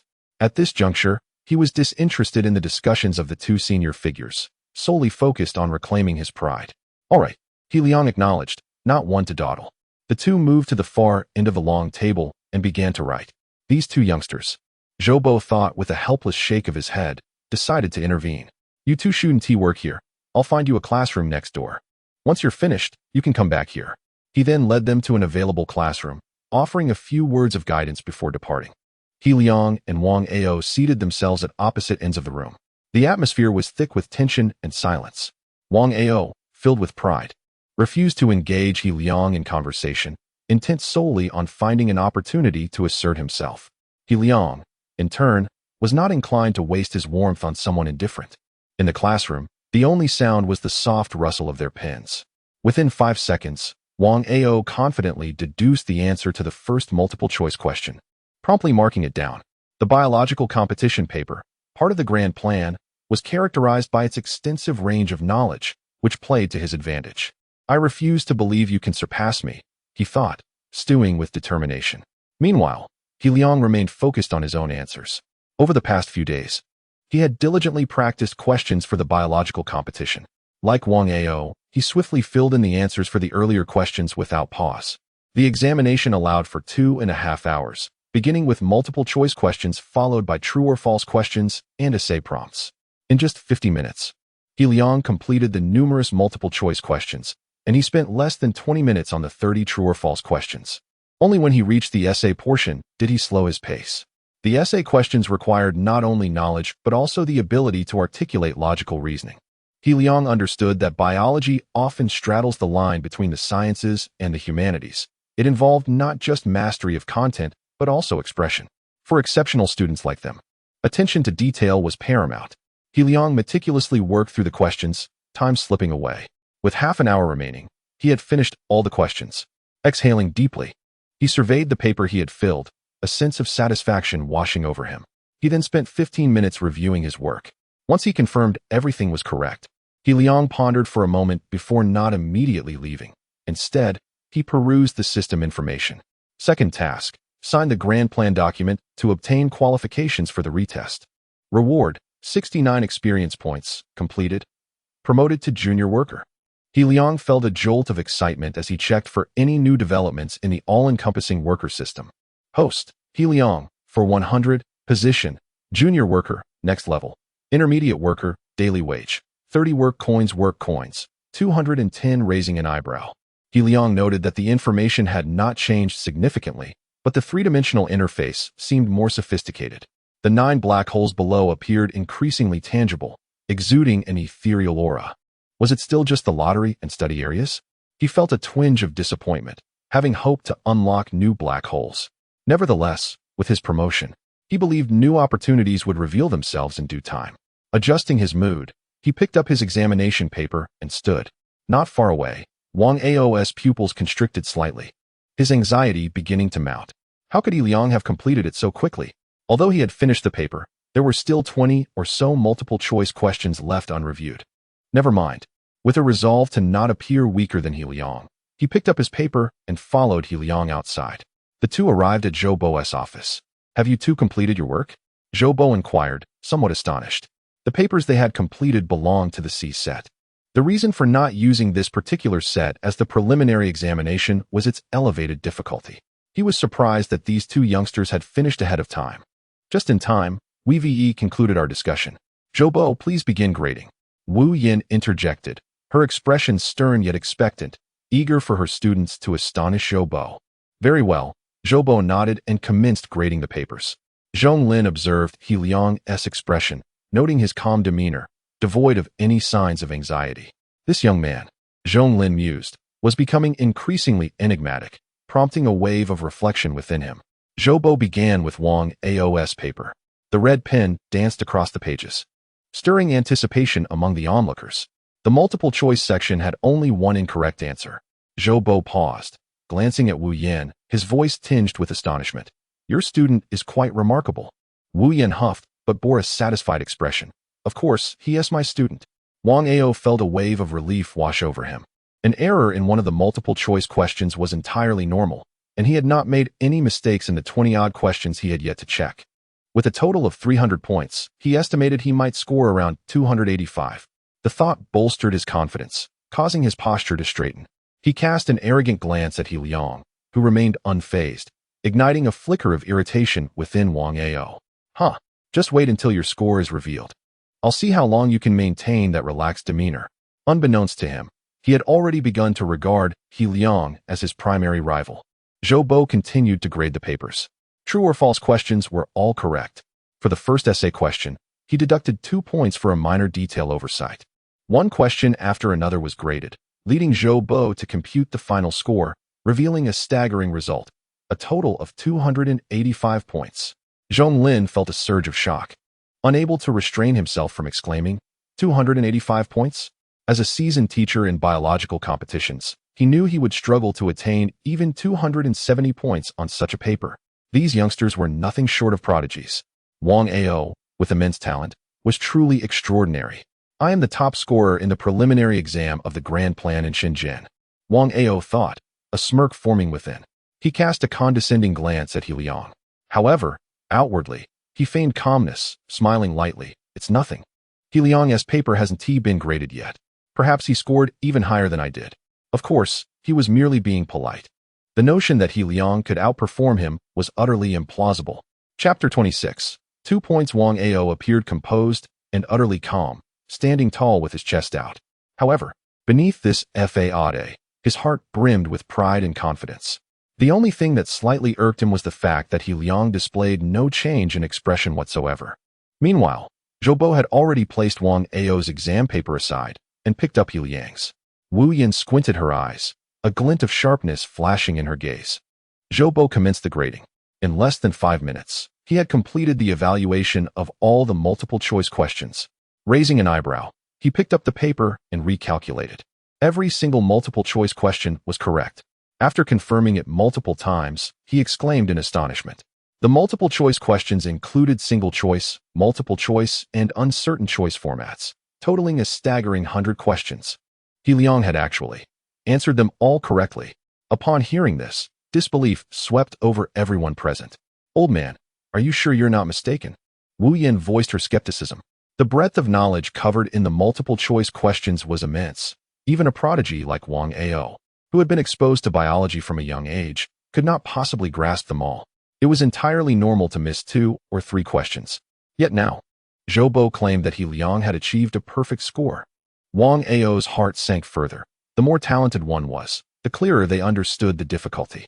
Unable to contain his frustration, he inquired darkly, "Old Zhou, are you certain you didn't overlook something?" Zhou shook his head slightly, equally astonished. It wasn't just Wang Ao and the others. Even he, the one grading the exam, found it incredible. Achieving a perfect score on questions of such caliber was something even he and Wu Yin could not guarantee. Wu Yin cross-checked the digital answer sheet, swallowed hard, and finally admitted, it is indeed all correct. At this moment, Zhong Lin was the most shocked. He Liang was a student. This young man had transformed into a veritable monster compared to 3 months ago. Previously, He Liang had earned his admiration, but now his performance was nothing short of breathtaking. The onlookers remained calm as they gazed at He Liang's handsome features, swallowing hard. What a joke! Wang Ao's heart roared in indignation, unwilling to believe it. Achieving a perfect score on the multiple-choice questions was beyond his capabilities. Why could He Liang do it? He Liang's lips curved into a subtle smile, devoid of arrogance, and he replied gently, it was merely a stroke of good fortune for the student. He felt he had performed beyond his usual standard. In his estimation, missing 2 questions or fewer on the multiple-choice section was entirely normal. This outcome exceeded his expectations. He remained humble, neither obsequious nor boastful. Zhou narrowed his eyes, studying He Liang's somewhat youthful face. He began to understand why Ning Wu and Lin De frequently mentioned He Liang's name. However, the multiple-choice results did not tell the whole story, so he continued grading. Wu Yan's expression shifted slightly, and she coldly scoffed. This outcome was quite different from what she had anticipated. How could her own student be overshadowed? While a perfect score on the multiple-choice section was rare, over the years, a few students had indeed achieved it. Wu Yan stated this matter-of-factly. This was not a mere fabrication. Under exceptional circumstances, high-achieving students might indeed attain a perfect score. Of course, such situations were infrequent. Indeed, Zhou nodded slightly in agreement, resuming his grading. Wang Ao steadied his emotions, took a deep breath, and silently resolved. It must be his good luck. All answers correct on the judgment questions. Zhou continued, further dampening Wang Ao's spirits. Next came the essay questions, and Zhou glanced at Wu Yin and Wang Ao. He was no fool. He could see through Wu Yin's thoughts. He could not overly discourage this young prodigy. Zhou understood that the confidence and vigor of such a talent were crucial for their growth. Moreover, it was necessary to temper He Liang a bit, as this would also benefit his future development. He nodded slightly, squinting his eyes. Zhou graded He Liang's essay questions with even stricter standards than he had applied to Wang Ao's paper. Some answers could have easily earned full marks. Yet Zhou deducted 1 or 2 points with extreme rigor. In total, He Liang lost 13 points on the essay questions.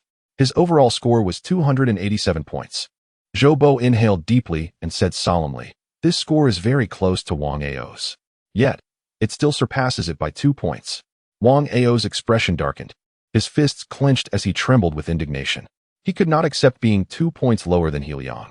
Little did he know that had Zhou applied the same grading standards to He Liang's paper as he had to Wang Ao's, He Liang would surely have scored above 290. Wu Yan's expression was equally grim, yet she refrained from commenting further. It was merely luck, He Liang said, looking at the 2 esteemed figures with clear, humble eyes. In truth, he had expected to score over 290, but was surprised to find himself at 287. He had observed the areas where points were deducted, and from a certain perspective, the deductions were indeed warranted. He Liang felt no resentment, only a desire to strive for perfection. Unlike Wang Ao, who had always borne the title of genius, brimming with pride and ambition, He Liang had matured significantly since the events of 3 months prior. You both performed exceptionally well, Zhou remarked as he stood up, patting He Liang and Wang Ao on the shoulders, a smile gracing his face. I just discussed 2 very intriguing questions with Wu Yan. Allow me to share them with you. He intentionally shifted the topic to avoid an awkward silence. He then pulled out 2 questions and began explaining them to the 2 students. Though Wang Ao remained distracted, at least the atmosphere had become less uncomfortable. Around 5 in the afternoon, the discussion concluded. Under Wang Ao's resentful gaze, Zhong Lin and He Liang prepared to leave. Teacher, if there is nothing else, we shall take our leave, Zhong Lin said to Zhou with a smile. This excursion had been a resounding success. He Liang had successfully signed his name, showcasing a level of ability that had drawn the admiration of both esteemed figures. As long as He Liang performed normally, securing one of the 3 spots in the Longan district would be a mere formality. Zhong Lin became increasingly convinced of this. Good. Do come by to see this old man again when you have the chance, Zhou Bo replied with a slight smile, nodding in agreement. Suddenly, a thought struck him, and he turned to He Liang with a smile, saying, He Liang, please hold on a moment. Someone wishes to speak with you. He Liang was momentarily taken aback and asked, Old Zhou, who is it? Zhou Bo squinted slightly and chuckled, replying, Ning Wu. He Liang was somewhat surprised but nodded in acknowledgement. All right. Zhou Bo then made a call in front of everyone. Soon, the call connected. Zhou Bo spoke into the phone. He Liang is here with me and is about to leave. Laughter erupted on the other end, and Ning Wu's robust voice resonated. Pass the phone to He Liang, please. I have something to discuss with him. Chapter 27. Has He Liang signed? On the other end of the line, Ning Wu's voice resonated. He Liang, my young friend? Is there something you need to discuss, Mr. Ning? He Liang inquired, his heart filled with curiosity and confusion. Tomorrow evening at 7, there will be an auction, and I would like to invite you to appraise a few items for me, Ning Wu stated directly, his laughter echoing. Earlier at noon, Zhou Bo had called to inform him that he had seen He Liang. The thought of the auction piqued his interest, prompting him to extend an invitation to He Liang. Understanding dawned upon He Liang. Tomorrow, being Friday, he would indeed be available at 7 in the evening. After a brief moment of contemplation, he nodded in agreement. Certainly. Mr. Ning held an esteemed position, clearly a person of significance, and thus worthy of establishing connections. Additionally, with his 4 ultimate appraisal techniques, He Liang felt confident in his ability to assist and hence accepted the invitation. The auction venue was not far from Chengda High School. After your classes tomorrow afternoon, I will send someone to fetch you, Ning Wu remarked, his tone cheerful upon receiving He Liang's affirmation. Thank you, Mr. Ning, He Liang replied. After exchanging a few more pleasantries, He Liang returned the phone to Zhou Bo. Mr. Zhou, we shall take our leave now. He Liang bowed respectfully to Zhou Bo, picking up his grand plan paper and inquiring, may I take this with me? Of course, take it home and review it thoroughly, Zhou Bo replied with a gentle smile, stroking his beard. With that, He Liang and Zhong Lin departed, returning to Chengda High School. In Zhou Bo's office, only 3 individuals remained, Zhou Bo, Wu Yan, and Wang Ao. Old man, where did that He Liang come from? Wu Yan abruptly asked, her sharp gaze fixed on Zhou Bo. Despite her own students not having outperformed him, He Liang's remarkable performance compelled her to acknowledge him as an exceptional talent. He hails from Longon District and is the top scorer in the preliminary round of the Grand Plan, Zhou Bo explained. Wang Ao's expression softened slightly, being from Shenzhen City. It implied that He Liang's preliminary score must be lower than his own. After all, he was the top scorer in Shenzhen City. However, an unsettling urgency crept over him. His re-examination score can't surpass mine, can it? If my top position is usurped, my pride and self-esteem would not allow it. Never mind, Wu Yan said, shaking her head slightly, choosing not to delve deeper. Knock, knock. A series of knocks echoed from outside. Come in, Zhou Bo called out, his expression shifting with a smile. Upon hearing his voice, 3 individuals entered, Chun Ming Tong, Li Su, and Guo Lin, all from Chengda High School. Are you here regarding the questions? Zhou Bo observed the papers in their hands. During the training period, he had informed the students they could approach him in his office for queries when not in class. Yes, yes, the 3 replied eagerly, their expressions respectful. Meanwhile, they couldn't help but glance at the other 2, particularly lingering their gaze on Wang Ao. Wang Ao dismissed them with a faint glance, his demeanor somewhat haughty. Coincidentally, I intended to provide your training class with a paper, Zhou Bo chuckled, nodding slightly. Please wait a moment. Wu Yan smirked, looking at Zhou Bo. Old man, now that the matters are settled, Wang Ao and I will take our leave. Very well. Zhou Bo nodded, familiar with the both of them after decades of friendship, not overly concerned with formalities. Wu Yan departed with a conflicted Wang Ao. Zhou Bo's printer churned out the Grand Plan C paper, which he intended for the training class. Suddenly, Li Su had a realization, his pupils contracting. Wang Ao? Was that the Wang Ao who topped the preliminary round in Shenzhen City? His voice was low, yet in the quiet office filled with the sound of printing. It was audible to everyone. Indeed, it is he. Zhou Bo raised an eyebrow, a look of admiration crossing his wrinkled face. This young man possesses remarkable skill in biological competitions. Guo Lin swallowed hard upon noticing a paper on the desk, already marked with a score. Isn't that the paper Zhou Lao is currently printing? He couldn't help but tremble as he voiced his question. 285 points? Is this score from Wang Ao? Such a score felt like a dream. In their typical biological competition papers, scoring 250 points was already commendable, yet this 285 points. It was utterly astounding. That was indeed Wang Ao's performance this afternoon, Zhou Bo clarified for the three. The trio from Chengda High School exchanged incredulous glances, their expressions reflecting disbelief. What kind of student could achieve such a score? If it were them, merely on the multiple-choice section, they would probably lose over 15 points. The first place in Shenzhen City's preliminary round. At that moment, they comprehended the magnitude of talent required to attain such a ranking. Though Li Su and his companions had all demonstrated talent to pass the preliminary round, in comparison to a prodigy like Wang Ao, they felt exceedingly ordinary. Zhou Bo regarded the three, recalling that they too hailed from Chengda High School.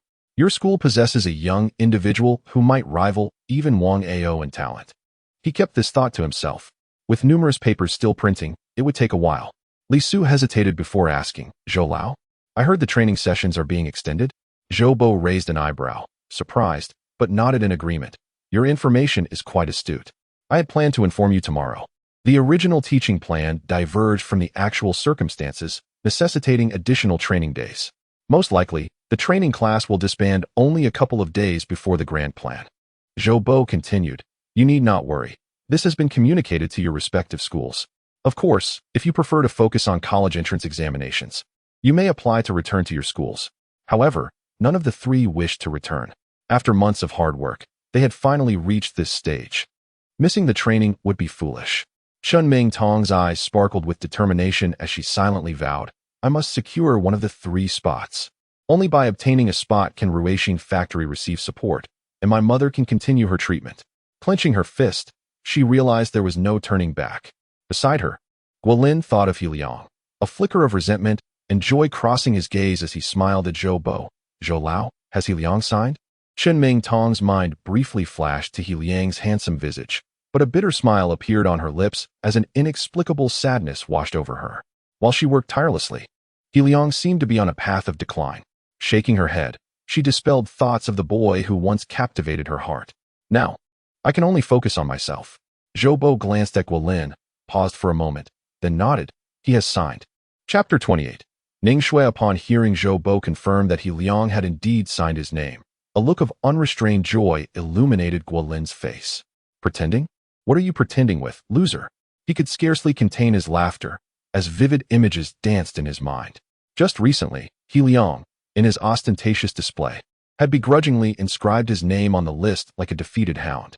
The very thought of that scene brought him immense satisfaction. Li Su, too, wore a slight smile. His spirits lifted. Comparisons among individuals are essential. Without He Liang's downfall, how could their brilliance be highlighted? He Liang returned to Chengda High School accompanied by Zhonglin. Throughout their journey, their conversation flowed effortlessly, primarily revolving around biological knowledge. This young man was truly formidable, a prodigy. The more Zhonglin conversed with He Liang, the more astonished he became. In terms of both breadth and depth of knowledge in high school biology, He Liang's intellect left him in awe and even instilled a sense of inferiority. This was indeed an extraordinary occurrence, especially considering Zhonglin had been teaching biology for 16 years. Ultimately, he could only attribute it to He Liang's exceptional talent. Conversely, through this comparison, He Liang gained a clearer understanding of his own capabilities. His advanced knowledge in high school biology was far superior to what he had anticipated. Even Wang Ao, in the realm of biological competitions, likely could not match his prowess. This was not arrogance. Rather, it was a rational assessment of the situation. Once they returned to school, the two parted ways. The following day, Friday, He Liang occupied the leftmost seat by the window, his desk laden with several hefty tomes. The mere titles of the books were enough to instill trepidation in the average student. He casually picked up a green book titled Biological Olympiad Tutorial and delved into its contents with great interest. Ordinary biology competition books no longer sufficed for him. During the break, Wang Yuning approached, exuding a unique, subtle fragrance. She held a physics exam paper, her beautiful eyes reflecting a hint of confusion and shyness as she asked He Liang, Could you help me with this problem? I'm having a bit of trouble understanding it. Nearby male students scowled but quickly resigned themselves. After all, He Liang was now the top student in the grade. He Liang had reclaimed his peak, dispelling the whispers that once surrounded him. What more could they say? This problem? He Liang inquired, pointing at the question. Yes, Wang Yuning eagerly nodded, her eyes sparkling with a thirst for knowledge as she leaned closer to He Liang. The delicate fragrance enveloped him more intensely. Maintaining his composure, He Liang retrieved his draft paper, contemplated for a moment, and began to explain the solution to Wang Yuning. Not far away, Zhang Wu watched as Wang Yuning edged closer to He Liang, his teeth clenched in frustration, as if his heart were bleeding. His eyes blazed with fury as he glared at He Liang. He tightened his fists, itching to confront He Liang right then and there. This afternoon, he vowed, he would surely intercept him for a serious discussion. In his eyes, Wang Yuning was a goddess, and someone like He Liang, a pauper, had no right to her. As Zhang Wu's rage simmered, time passed, and finally, it was 4 o'clock. After this week, everyone should focus on reviewing. Let us not forget that the college entrance examination is fast approaching. With the homeroom teacher's incessant chatter finally winding down, the students prepared to leave. Zhang Wu grasped his backpack and suitcase, his muscular arms tensed with anticipation. A sinister expression crossed his face as he regarded He Liang, mentally sneering, at last. The time has come. He felt restless, almost desperate to detain He Liang and have a serious conversation with him. All right, you can all go now, the homeroom teacher announced. Class 1 had dismissed a few minutes earlier, and the cacophony of voices outside stirred the students' restlessness. Suddenly, it was as if the outside students had all been grasped by the throat, falling into an eerie silence. This abrupt change caught the attention of Class 2, leaving them momentarily stunned. Instinctively, they turned toward the classroom door to discern the commotion. At the entrance stood a girl. The boys in the class appeared momentarily dazed. Outside the classroom stood a breathtaking girl, approximately 1.60 meters tall, her hair styled in twin ponytails, adorned in a Lolita outfit. She appeared to be of similar age, her fair skin and exquisite features complemented by a pair of lively, expressive eyes, radiating an enchanting aura. The combination of her appearance and Lolita attire left these Navi students utterly mesmerized. Stunning. Absolutely stunning. A chorus of male students swallowed hard, their hearts racing. She was no less than a goddess on par with Chen Mingtong. Ning Shui surveyed the class with her captivating eyes and, with a naturally sweet voice, inquired, "Which one of you is He Liang?" Instantly, all eyes turned toward He Liang, including the homeroom teacher's gaze, which held a hint of peculiarity. This fellow is quite fortunate indeed. Many boys were consumed with envy, pondering how many girls he had attracted. Class 1's Chen Mingtong, the sophomore named Deng Shui, the class beauty Wang Yuning, and now this exquisite Lolita with twin ponytails. Upon hearing Ning Shui call for He Liang, Wang Yuning's expression froze. She knew that He Liang was an only child, with no sisters. Suddenly, anxiety gripped her heart. He Liang, too, was momentarily taken aback upon hearing his name called by Ning Shui, but soon understood. Was this a visit from someone related to Ning?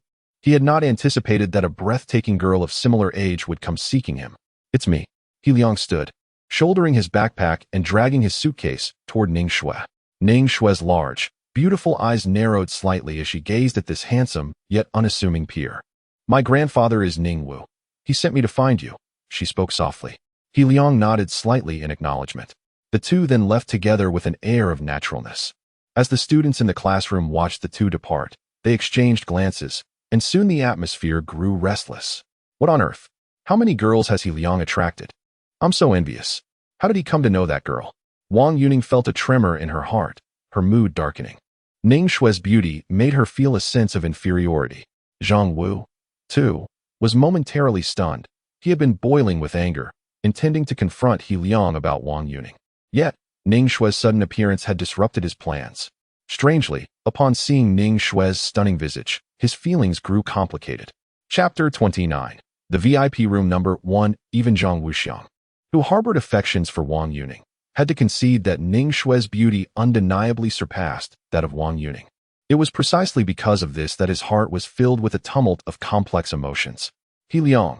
Wang Yuning bit her lip, her heart fluttering in a state of panic, akin to a beloved toy being snatched away.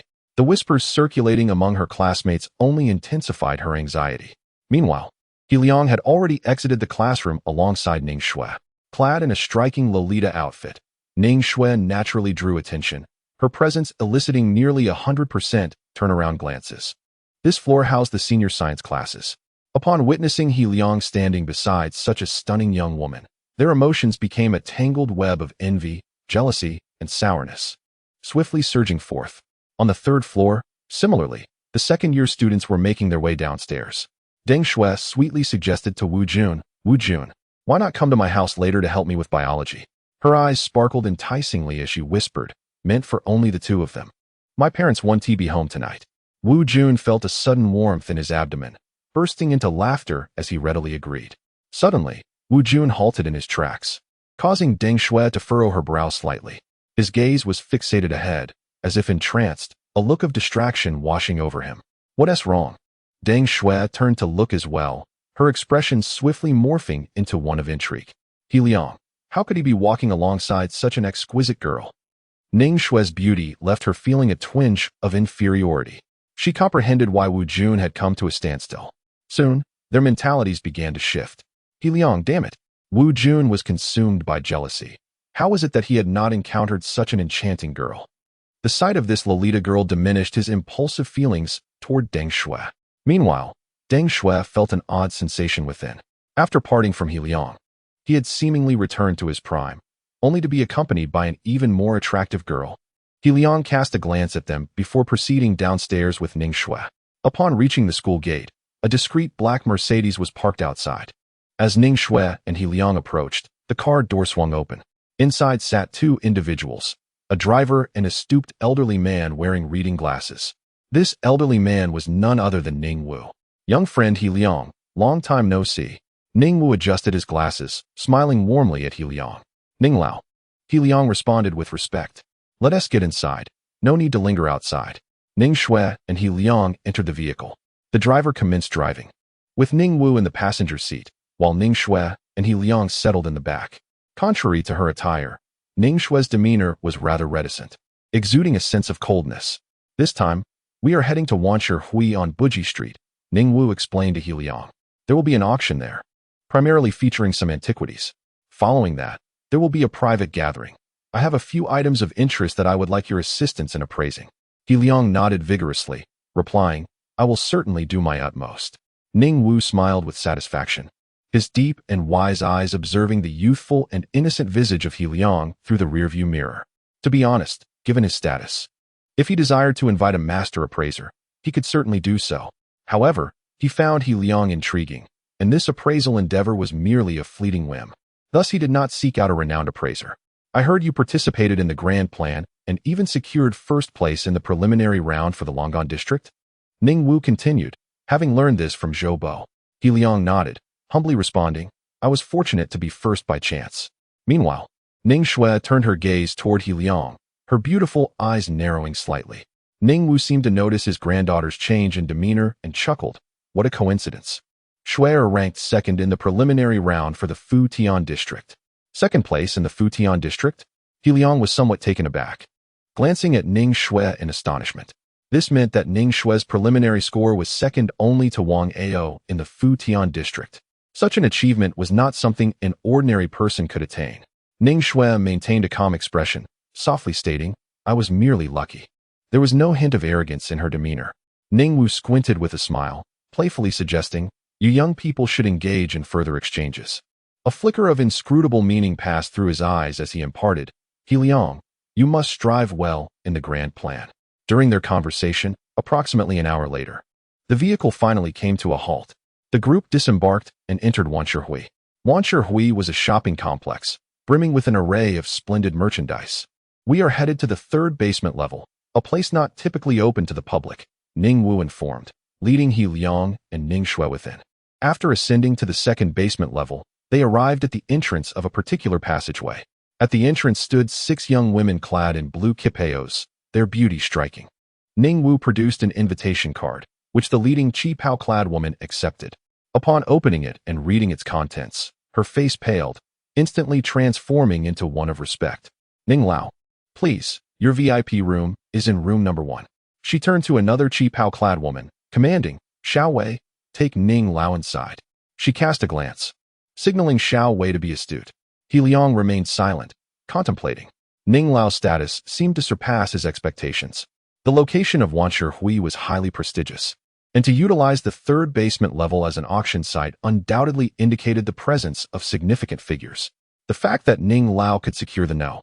One VIP room spoke volumes about the implications behind it. Soon after, they entered the room. Just 5 minutes later, 3 more individuals arrived at the passageway. Li Su, Qin Mingtong, and a young man in his mid-20s, possessing a triangular gaze and a hawk-like nose. Hong Xiao, you truly have a knack for securing the no. 6 VIP room, Li Su remarked with a hint of flattery directed at Hong Yun. Hee, my second uncle arrived. Securing a VIP room is a piece of cake. Hong Yun replied, pride glimmering in his eyes, though he feigned maturity and composure in front of Qin Mingtong. Qin Mingtong maintained a calm demeanor, saying nothing. It was Li Su who informed her that many prominent figures would be attending this auction, perhaps providing an opportunity to find a way to keep the Ruixin factory operational. She understood well that this was merely Li Su's ploy to curry favor with Hong Yun by bringing her along. Yet, she had to come, clenching her fists. She felt a mix of melancholy and determination. No matter what, she had to give it a try. After verifying their identities, they entered the passageway. Within, Hong Yun's expression remained indifferent as he explained to the two, Li Su, Mingtong, many prominent figures will be attending this auction. However, with the influence of my Hong family, we are also among the elite. He aimed to showcase the might of the Hong family. After a moment of contemplation, he added, as far as I know, a super influential figure will be attending this auction. That individual is in the number 1 VIP room. He paused, then with a sense of pride declared, but my second uncle knows that big shot. We might get a chance to meet them. If you have the opportunity to go over, make sure to show proper etiquette. Chapter 30, Identification. Li Su felt a jolt within his heart and nodded repeatedly, affirming the certainty of the matter. In Deepshin City, many remarkable individuals emerged, yet the truly formidable forces remained hidden in the shadows, cloaked in familial identities. They wielded an array of resources and wealth, embodying an unfathomable presence. The most prestigious families in Deepshin City were commonly referred to as the 3 great families. And among them, the Hong family stood at the pinnacle. For someone like young Master Hong to be regarded as a super figure, could it be that he belonged to one of the 3 great families? Li Su was aware of much, as the Li family could still tenuously reach this echelon. The He family, the Sun family, or perhaps the Ning family. His thoughts raced, stirring a surge of excitement within him. Meanwhile, on the other side, Ning Wu, Ning Shui, and He Liang had already arrived in the first-class VIP room. He Liang surveyed the surroundings, feeling a tinge of admiration. This underground level 3 was divided into 2 sections. One was the ordinary audience seating, accommodating around 500 guests, while the other consisted of the VIP rooms situated above. There were 10 VIP rooms designated for esteemed guests. The red carpet underfoot provided a sense of solidity, and before them lay sofas, chairs, tea sets, and even household items like a refrigerator. Was this truly the world of the affluent? He Liang redefined the concept of wealth, finding it hard to fathom such opulence. At the forefront, a multimedia display enabled the best visual experience of the auction items. Ning Shui appeared calm, as if entirely accustomed to such grandeur. Her twin ponytails swayed adorably as she walked, yet her stunningly beautiful face bore a cool demeanor, evoking a sense of contradiction and allure. After a brief period of seating, an announcement from the organizers came through. Due to unforeseen circumstances, the auction would be delayed until 7:30, and they expressed their sincere apologies. Xiao Wei, with a hint of awkwardness, conveyed this to old Ning. It's nothing. Ning Wu waved his hand dismissively, showing no concern. A knock at the door signaled the entrance of 2 individuals. The person on the left was a rotund middle-aged man, exuding an air of affability despite his short stature. Upon seeing Ning Wu, he smiled respectfully, saying, Old Ning's presence truly elevates this auction. His name was Su Fu, the host of the auction. I have gathered numerous treasures for you to choose from in the second VIP room. Su Fu smiled slightly, his protruding belly and demeanor appearing endearing. Beside him stood a tall, lean man sporting a distinctive mustache, adorned with jade bangles on his left hand. Noticing Ning Wu's interest, Su Fu continued, Since the auction has been postponed for half an hour, why not come to my second VIP room to examine a few items? Su Fu, a merchant in Deepshin City, was known for trading antiques and had garnered some fame in this field. He had not anticipated that such a distinguished individual as Ning Wu would attend this auction. Very well, let us have a look, Ning Wu agreed without much deliberation. Ning Shui and He Liang remained silent. Ning Shui's nature was so, while He Liang was merely observing. This was indeed his first encounter with such a scene. He understood the principle that excessive talk could lead to missteps. The second VIP room was merely a few steps away. Upon entering, they found an array of items sealed with special devices laid out on the table. Su Fu engaged in conversation with Ning Wu, his demeanor exceedingly respectful. Old Ning. These are a collection I have recently acquired. If you are interested, I can offer them to you at a low price. He knew of Ning Wu's reputation for his affinity for antiques and jade, but he also understood that Ning Wu would never accept anything without due value. Thus, he spoke of a low price, for even if he were to give these items away, he would not feel a loss. This is Master He Yun, a renowned appraiser I specially invited, Su Fu continued. Ning Wu raised an eyebrow, slightly surprised, as he glanced at the tall, slender middle-aged man. He Yun? I have heard of your name. In Deepshan City, He Yun indeed held a certain degree of fame, partly due to his lineage from the He family, the third of the great families. He Yun's expression was somewhat stern, yet respect for Ning Wu was evident.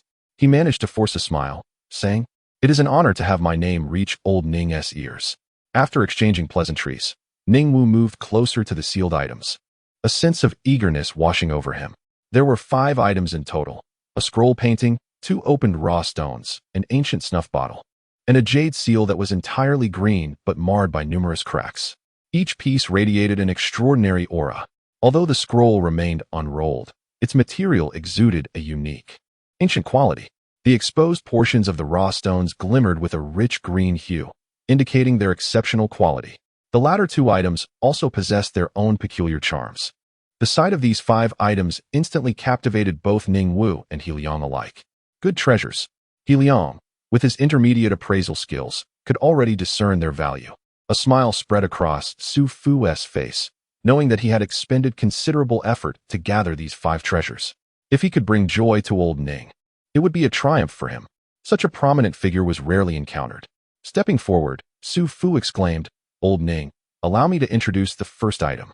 This piece is called the fish leaping over the dragon gate, likely created by Master Li Mozai during the Han Dynasty." He began to elaborate on the items, explaining their unique origins and significance, including the 2 raw stones transported from border mines at great cost and the snuff bottle, a treasured possession of a prominent figure from the Yuan Dynasty. As for the jade seal, its history was particularly intriguing. Having originated from a tomb belonging to a general of the Han era, Su Fu hesitated briefly before divulging this detail. The mere introduction of these items conveyed his heartfelt sincerity. Indeed, each of these 5 items was exquisite, worthy of anticipation. Ning Wu displayed a keen interest, surprised by the fortunate encounter of such remarkable artifacts. After a moment of contemplation, he turned to the handsome young man behind him, saying, "He Liang, my young friend, please assist me in assessing these items." Assess them? At this, the gazes of He Yun and Su Fu abruptly shifted towards He Liang, their expressions stiffening. How could old Ning entrust such precious items to this mere boy for appraisal? Chapter 31. He Liang's judgment. He Yun and Su Fu exchanged incredulous glances, both feeling a sense of disbelief. Out of respect for elder Ning, they refrained from voicing their thoughts, yet their expressions betrayed a hint of reluctance. After all, such a precious item had been painstakingly sought out by Su Fu, and elder Ning's demeanor felt somewhat disheartening to him. Elder Ning, being a person of considerable stature, immediately discerned the subtle hints of frustration and dissatisfaction on their faces. Adjusting his reading glasses, he smiled and said, "Do not underestimate young He Liang. His expertise in gem appraisal is quite commendable." Su Fu and He Yun nodded repeatedly, yet their hearts remained skeptical. How much experience could a youth who appeared to be in his 20s possess? This was not a matter of deliberately belittling He Liang. Rather, the field of gem appraisal is replete with complex theoretical knowledge and requires extensive practical experience that cannot be acquired overnight. It is akin to traditional Chinese medicine, where age often correlates with skill and discernment. He Liang maintained a calm demeanor, seemingly unfazed by the skeptical gazes of Su Fu and He Yun. He stepped forward, his expression betraying no signs of anxiety, and focused intently on the 5 exquisite items before him, appearing quite earnest in his observations. Ning Shui's beautiful eyes narrowed slightly as she regarded this handsome student of similar age. In recent days, her grandfather had mentioned He Liang's name numerous times. She was puzzled as to why her grandfather placed such significance on this seemingly ordinary young man. He Liang's first focus was on the 2 rough stones. He scrutinized them carefully before turning to Su Fu and He Yun, inquiring, "May I take a closer look?" The two were somewhat reluctant, but Ning Wu smiled and nodded. "Let him take a look." "All right." Su Fu finally approached the cabinet to unlock it. He Yun squinted, keeping a watchful eye on He Liang. As an expert in gem appraisal, he was acutely aware of the depth and breadth of the field, which only fueled his skepticism towards He Liang. He Liang circled the rough stones a few times, his brow occasionally furrowing and then relaxing. "With my intermediate appraisal skills, this is still a bit challenging," he thought. He attempted to apply his theoretical knowledge to the situation, but found that much of it seemed applicable, leading to ambiguous conclusions that only muddled his deductions. It appeared that he would need to resort to the ultimate appraisal technique. With a soft sigh, He Liang murmured to himself, "Activate the sixth ultimate appraisal technique." In an instant, the 5 items before him transformed, as though he had entered a new realm. The brilliance was blinding. His pupils constricted in astonishment at the dazzling glow emanating from the left rough stone, which left him astonished. This radiance was several times more brilliant than what he had encountered at Feng Ting Pavilion. He turned to Su Fu, taking a deep breath before asking, "May I be so bold as to inquire how much these 2 rough stones cost?" Elder Ning, equally intrigued, remarked, "Young He Liang, you must have discerned something." Without hesitation, Su Fu replied, "The left one cost 300,000 xia coins, while the right one was 420,000 xia coins." The figures caused He Liang's heart to skip a beat. To think that mere rough stones could command such exorbitant prices. He turned back to examine the 2 stones. The left one was exceptionally bright, and based on his ultimate appraisal technique combined with his intermediate skills, he concluded it must be a top-quality old pit glass type. In the realm of jade appraisal, there is a saying, "Insiders look at the type, outsiders look at the color." The glass type is indeed a premium variety. Purchasing this jade for 300,000 xia coins would undoubtedly yield a substantial profit, were it not for the limited size of the rough stone. Even multiplying the price by several times would be considered normal. It should command no less than 3 million. This prospect sent a thrill through He Liang. He then shifted his gaze to the right stone. In stark contrast to the left, this one appeared much dimmer and lacked brilliance. While it was not entirely devoid of content, it was unlikely to yield a return on investment. With his judgment formed, Elder Ning noted the change in He Liang's expression. Squinting slightly, he smiled and said, "Young He Liang, share your thoughts with us." He Liang pondered his words carefully before affirmatively stating, "Elder Ning, I recommend you purchase the left stone." At this declaration, both Su Fu and He Yun raised their eyebrows. In their assessments, they had also considered the left stone as a potential source of good jade, though the likelihood was minimal. How could this seemingly inexperienced student align with their judgment? "Please elaborate," Elder Ning smiled, nodding encouragingly. If purchased, the value of the left stone could multiply by tenfold or more. He Liang asserted confidently. He then added, "There is a high probability that it is a top-quality old pit glass type." This assertion caused the expressions of those present to shift dramatically. He Yun and Su Fu felt that He Liang was overly confident and woefully ignorant. The probability of obtaining a top-quality old pit glass type was exceedingly low, even for the piece they had meticulously selected. It was astonishing that He Liang could be so resolute in his conclusion. To them, his confidence seemed to border on pretentiousness. Though Ning Shui did not fully grasp the significance of the old pit glass type, she could discern the weight of He Liang's words. Elder Ning's eyes sparkled with interest as he continued, "And what of the right stone?" He Liang hesitated momentarily, casting a sidelong glance at Su Fu and He Yun. After all, these were the rough stones they had painstakingly selected. If he were to declare that it was likely devoid of jade, he would risk offending them. He Yun stepped forward calmly, saying, "Feel free to speak your mind." He was eager to hear He Liang's perspective.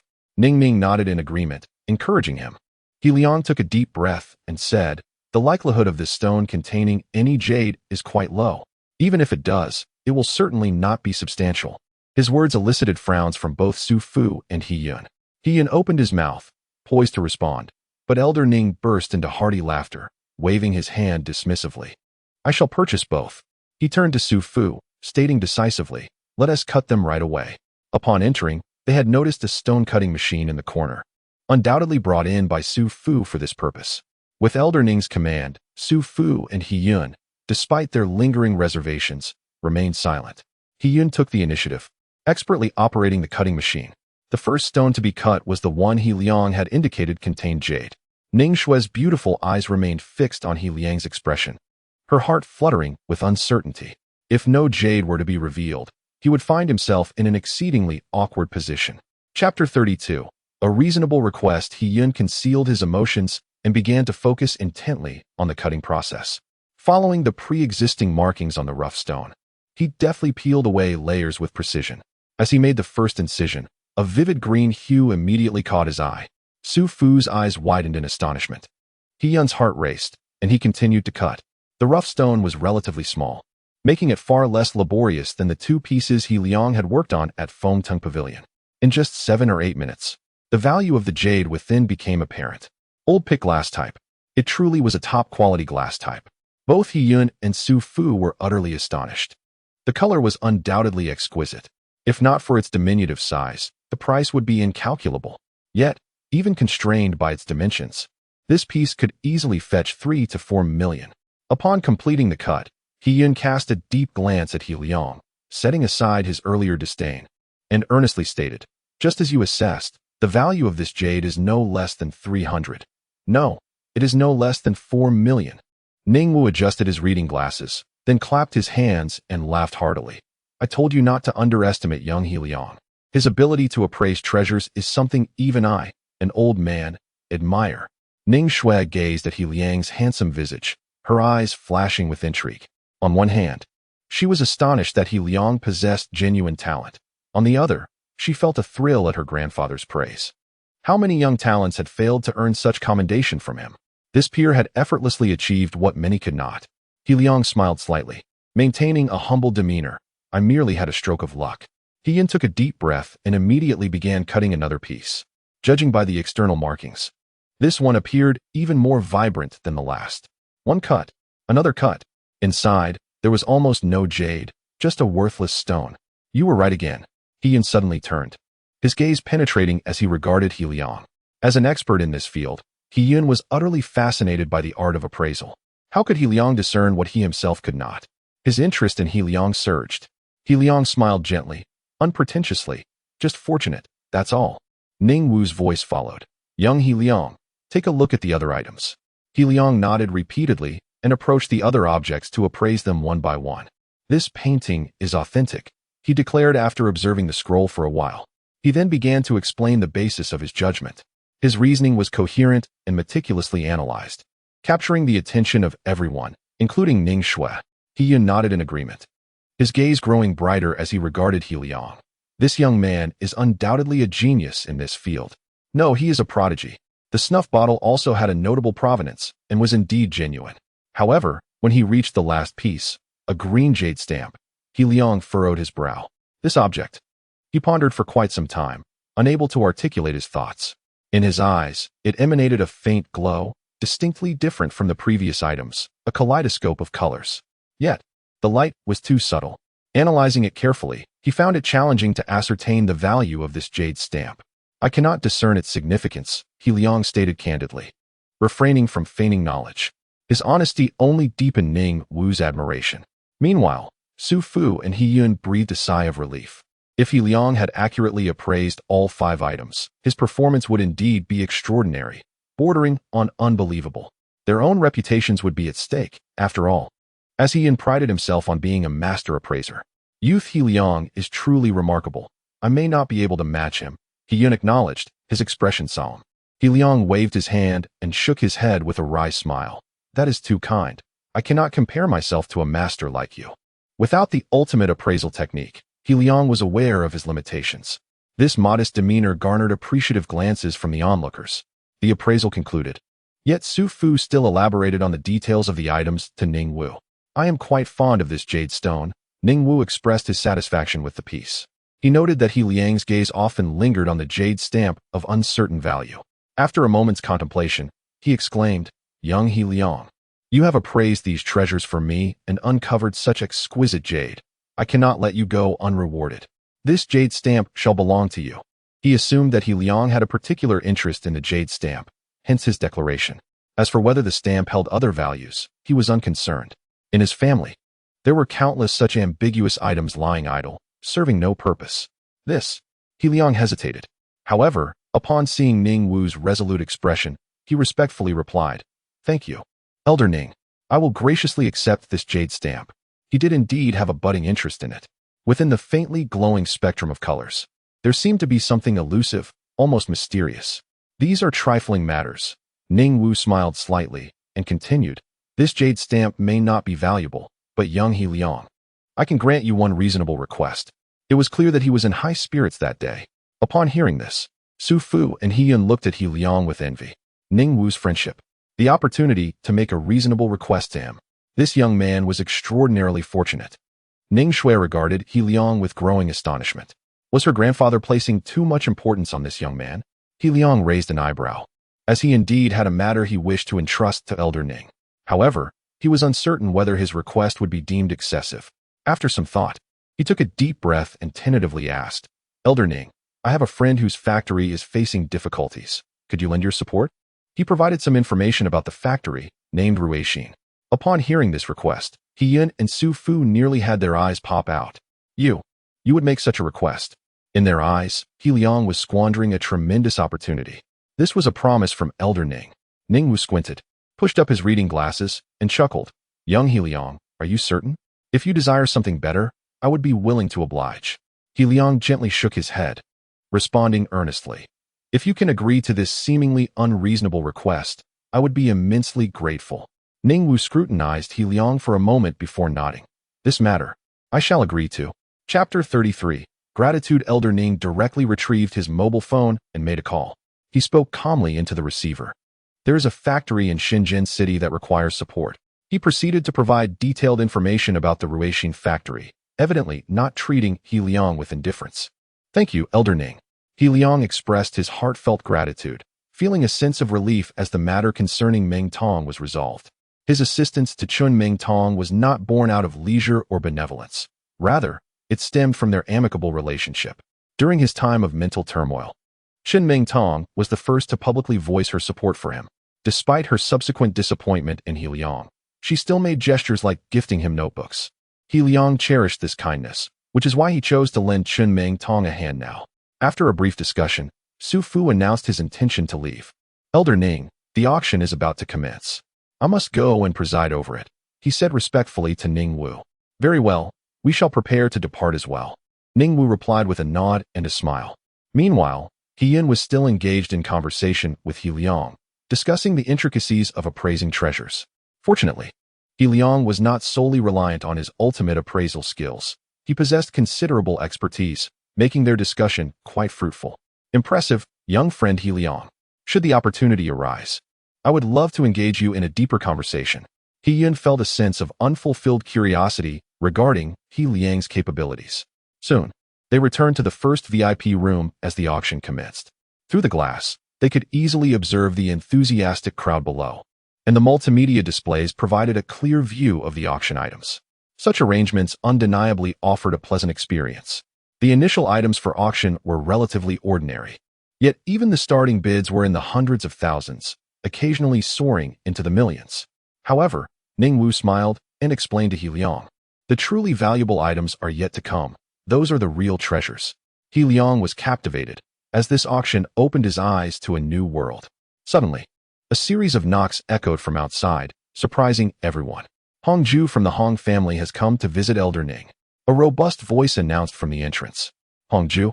Ning Wu raised an eyebrow, responding coolly, "Come in." Upon receiving permission, the door swung open, revealing two individuals. The foremost was a middle-aged man with a square face, radiating a robust and righteous aura. Following closely behind him was Hong Yun. Ning Shui. Upon entering, Hong Yun's gaze fixated on Ning Shui, his eyes burning with intensity, causing her to furrow her brow in distaste. As the prized jewel of the Ning family, Ning Shui was well known to Hong Yun, and though they had crossed paths occasionally, their differences in status rendered him unable to approach her. Naturally, he was greatly enamored by such an exquisite beauty, yet he understood that he could never hope to win her affection. To his surprise, Elder Ning was present this time. Hong Ju approached respectfully, engaging Elder Ning in conversation.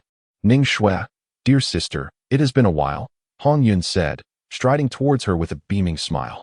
Despite knowing the futility of his pursuits, he was undeterred in his advances. Ning Shui offered no reply, instead taking a small step back, which fortuitously placed her beside He Liang.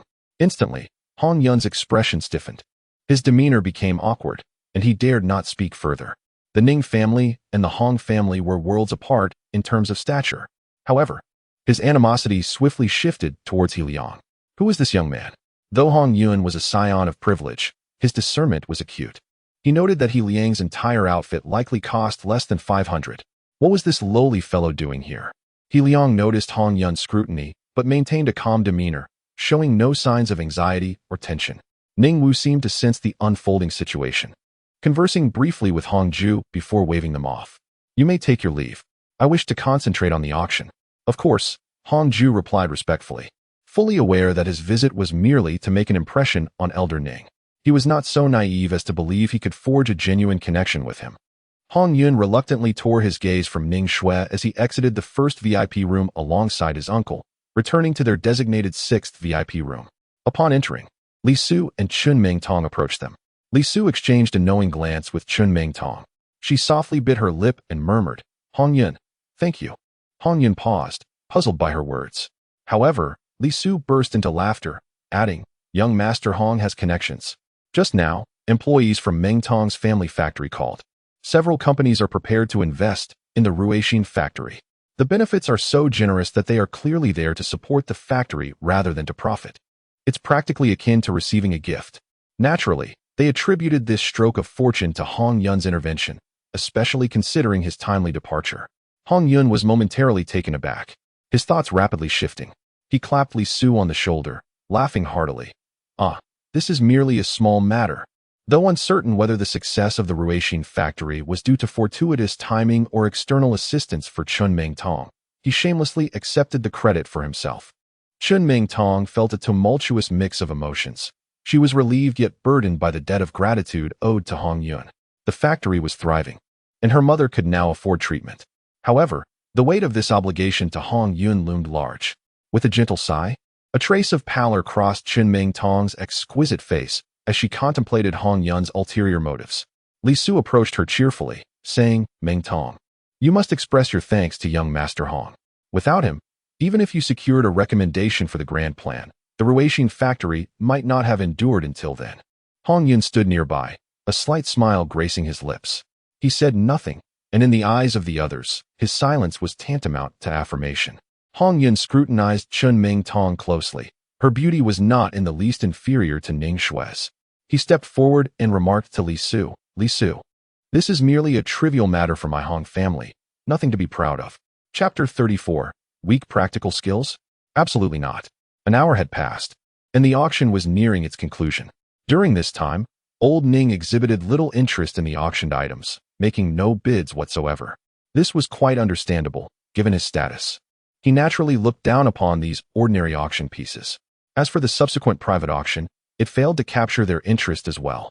Soon after, the group departed. Liang He, where is your home? I shall instruct my driver to take you back, old Ning suggested, adjusting his reading glasses with a cheerful demeanor. He Liang felt somewhat embarrassed and scratched his head. Old Ning, that would be too much trouble. I can take a taxi back myself. Old Ning waved his hand lightly, smiling as he gazed at him. It's nothing, merely a small matter. Only then did He Liang divulge his home address to old Ning. After approximately half an hour, the vehicle stopped before a dilapidated apartment complex. Thank you, old Ning, He Liang said as he alighted from the car, expressing his gratitude to Ning Wu. Inside the vehicle, Ning Shui cast a glance at He Liang, her beautiful eyes reflecting a hint of surprise. From He Liang's attire, she had inferred that his family background was modest. Yet upon arriving at this rundown apartment complex, she realized that his circumstances were even more impoverished than she had anticipated. We shall take our leave now, Ning Wu said, nodding kindly at He Liang, his expression warm and devoid of any condescension. The car gradually drove away, leaving He Liang standing alone. Within the car, the two granddaughters were engaged in conversation. Shui, what do you think of He Liang? Ning Wu inquired with a smile. Ning Shui furrowed her brow slightly, uncertain as to why her grandfather posed this question. Nevertheless, she candidly shared her thoughts. His family is poor, but he seems to possess commendable skills in appraisal. And his biology grades are also impressive. After a moment's hesitation, she added, his character appears to be quite good. Ning Wu nodded thoughtfully, his brow slightly furrowed. You might not realize this, but his proficiency in biology competitions is on par with Wang Ao, if not superior. Ning Shue's gaze sharpened. On par with Wang Ao? Even superior? Previously, she had remained indifferent upon hearing that He Liang ranked first in the Longan district's grand plan, primarily because she knew that Longan was an educationally disadvantaged area, and that there was a significant gap compared to their own Fuxian district students. The top 3 of Longan's grand plan preliminary rounds might not even secure a place in the top 15 of Fuxian, but her grandfather's words. Ning Wu's eyes narrowed slightly, reflecting a glimmer of wisdom. In truth, given my position, I would not typically concern myself with biology competitions, he spoke slowly. However, the grand plan is somewhat unique. He hesitated briefly, choosing not to disclose the underlying implications. In any case, this opportunity, you should strive to seize it. Understood. Ning Shui thought to herself, realizing that there must be more to the grand plan than met the eye. Meanwhile, He Liang returned home alone, feeling quite satisfied. This outing had proven fruitful, fostering a friendship with old Ning and acquiring that mysterious jade seal. Upon arriving home, both parents were present, and the dining table was set with an abundance of food. It was far more sumptuous than usual, featuring 4 dishes and a soup. Xiao Liang, come eat. The food is about to get cold, Lin Xin called out with a beaming smile, while He Ning nodded enthusiastically beside her. Ever since the parent-teacher meeting on Wednesday, they had been in high spirits for several days. A warm feeling surged within He Liang as he took his seat at the table. Xiao Liang, I remember that the grand plan is happening next week, right? He Ning suddenly interjected, his eyes fixed intently on He Liang. He Liang paused momentarily, then nodded in acknowledgement. Indeed, I will participate in the second round of the grand plan next Saturday. If I can secure a spot in the top 3 of the district, I will earn a guaranteed admission to Suzhou University, along with a prize of 100,000 xia coins. He Liang explained this carefully to He Ning. However, He Ning gently shook his head, speaking earnestly. Xiao Liang, don't put too much pressure on yourself. It's perfectly fine if you don't achieve a high ranking in this grand plan. Your grades have already improved. As long as you perform normally in the college entrance examination, you should be able to gain admission to a top-tier university. There is no need to fixate solely on the absolute best. Lin Xin nodded in agreement from the side. Yes, Xiao Liang, don't put too much pressure on yourself. They believed that He Liang's recovery was commendable in itself, especially considering that he had not participated in biology competition training for 3 months, which naturally placed him at a disadvantage compared to those who had diligently prepared. He Ning continued, we're not particularly concerned about that 100,000. You've already made enough from your stone opening. 70,000 is more than sufficient. Even if you don't secure the guaranteed admission, face the college entrance examination with a calm demeanor, all right? He Liang felt a wave of warmth, understanding that his parents wished to alleviate any burden from him. He nodded earnestly. I know, the grand plan is merely one opportunity, not the only path to success. Upon hearing this, his parents finally relaxed. Come, let us eat. With the college entrance examination approaching, you need to eat more meat to replenish your strength. Lin Xin served He Liang the largest piece of pork belly. In this atmosphere of warmth, 2 days swiftly passed. He Liang returned to Qingda Middle School, where Zhong Lin sought him out with a serious expression. He Liang, this is the final week of the sprint. He Liang remained calm, showing no signs of worry, his mindset steadfast. This week, we will focus on practical skills. Zhong Lin's expression was tense. The second round of the grand plan would feature a theoretical exam in the morning, worth 160 points, followed by practical skills in the afternoon, worth 140 points, totaling 300 points. He believed that He Liang had already met the theoretical knowledge requirements, and now just needed training in practical skills. Given your theoretical knowledge, even if your practical skills are lacking, it should be sufficient to secure one of the 3 guaranteed admissions from Longan District, Zhong Lin asserted. He Liang narrowed his eyes, remaining silent. Weak practical skills? Absolutely not. Let us go to the laboratory. I want to assess your current practical skills level, Zhong Lin instructed He Liang. The final week was indeed the most suitable time for honing such hands-on skills. Zhong Lin led He Liang to the lab, where he pulled out a sheet of paper filled with dense text and said softly, this is a set of problems I've compiled based on previous biology competitions for you to analyze. It's worth 140 points. Let us see how many you can score. The paper contained 3 major questions, assessing familiarity with various tools, understanding of experimental procedures, and analytical thinking. He Liang took the paper, glanced at it, and his understanding was immediate. Zhonglin squinted his eyes and remarked, "This presents a bit of difficulty. For a paper worth 140 points, you only need to score 95 to pass." He Liang's expression remained calm. He didn't respond, but commenced the practical operations. He preferred not to engage in excessive chatter. The proof of his capabilities would be evident through his actions. Chapter 35. The astonished Zhonglin. He Liang set aside the paper containing the topic given to him by Zhonglin. Although practical operations were involved, the use of a pen was still necessary. With a calm demeanor, He Liang rotated his neck. The essence of the practical exercise was essentially for him to conduct certain experiments, analyze specific phenomena, or summarize certain principles based on observations. The primary focus was on assessing He Liang's proficiency with the instruments and his logical analytical skills. With dexterous fingers, He Liang skillfully manipulated the experimental apparatus without a moment's hesitation. Centrifuges, culture media, microscopes. He remained intensely focused, and when he pondered, it seemed as though he had forgotten Zhonglin's presence entirely. Zhonglin, observing from the side, was increasingly taken aback. It was astonishing to note that He Liang had not visited the laboratory for 3 months, yet his current adeptness suggested familiarity rather than unfamiliarity. He swallowed hard, grappling with the incredibility of the situation. He Liang's mastery of the experimental instruments was akin to someone who had immersed themselves in the laboratory daily. His performance far surpassed that of Li Su and Chun Mingtong. Was this a matter of innate talent? The dexterity on display was remarkable. Though astonished, he maintained his silence, watching He Liang at work. After 2.5 hours, He Liang completed every experiment. He contemplated briefly before inscribing his answers on the examination paper. It wasn't until half an hour later that he submitted the paper to Zhonglin. Zhonglin had not disclosed to He Liang that he had anticipated it would be commendable if He Liang could finish within 4 hours. After all, many experiments, once flawed, would result in wasted efforts and necessitate a restart, consuming considerable time. Yet, throughout the process, He Liang had made no mistakes whatsoever. "I will grade this." Zhonglin exhaled deeply as he took the paper and scrutinized it carefully. After 6 or 7 minutes, the score was finalized, 136 points. The 4 points deducted were merely for misunderstanding. "He Liang, you are truly..." Zhonglin cast a profound glance at He Liang, ultimately transforming it into a wry smile. "You are indeed a little prodigy." Once the results were announced, Zhonglin knew for certain that He Liang would undoubtedly secure a recommendation for admission. In both theoretical assessments and practical operations, He Liang had exhibited extraordinary capabilities. If all went smoothly, attaining the top position in Shenzhen was highly probable. "Currently, there is nothing more I can teach you," Zhonglin candidly informed He Liang.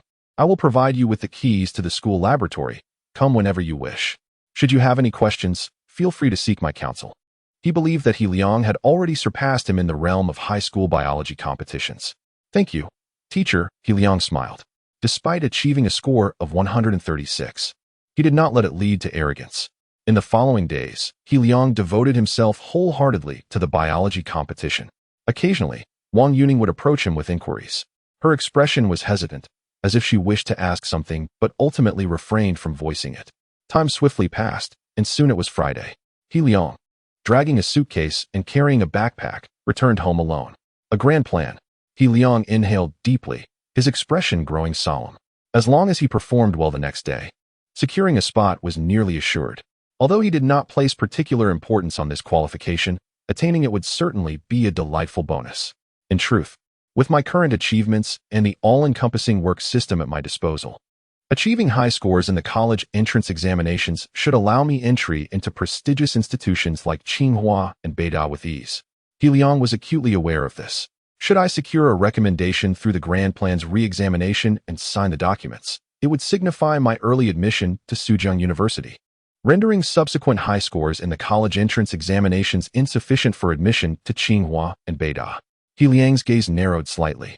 This decision warranted careful consideration. With strength and possibility comes the inevitability of increased contemplation. Lost in thought, his phone suddenly rang. It was an unfamiliar number. He paused briefly but ultimately chose to answer. "Is this He Liang?" came a stern voice from the other end. Recognizing the voice, He Liang promptly replied, "Yes. May I inquire what matters you wish to discuss?" "Master He Yun?" He Yun. It was the esteemed appraiser he had met at the auction. He had admired He Liang's abilities at that time, which led to an exchange of contact information. There is an appraisal conference tomorrow, and I wanted to see if you have the time to attend.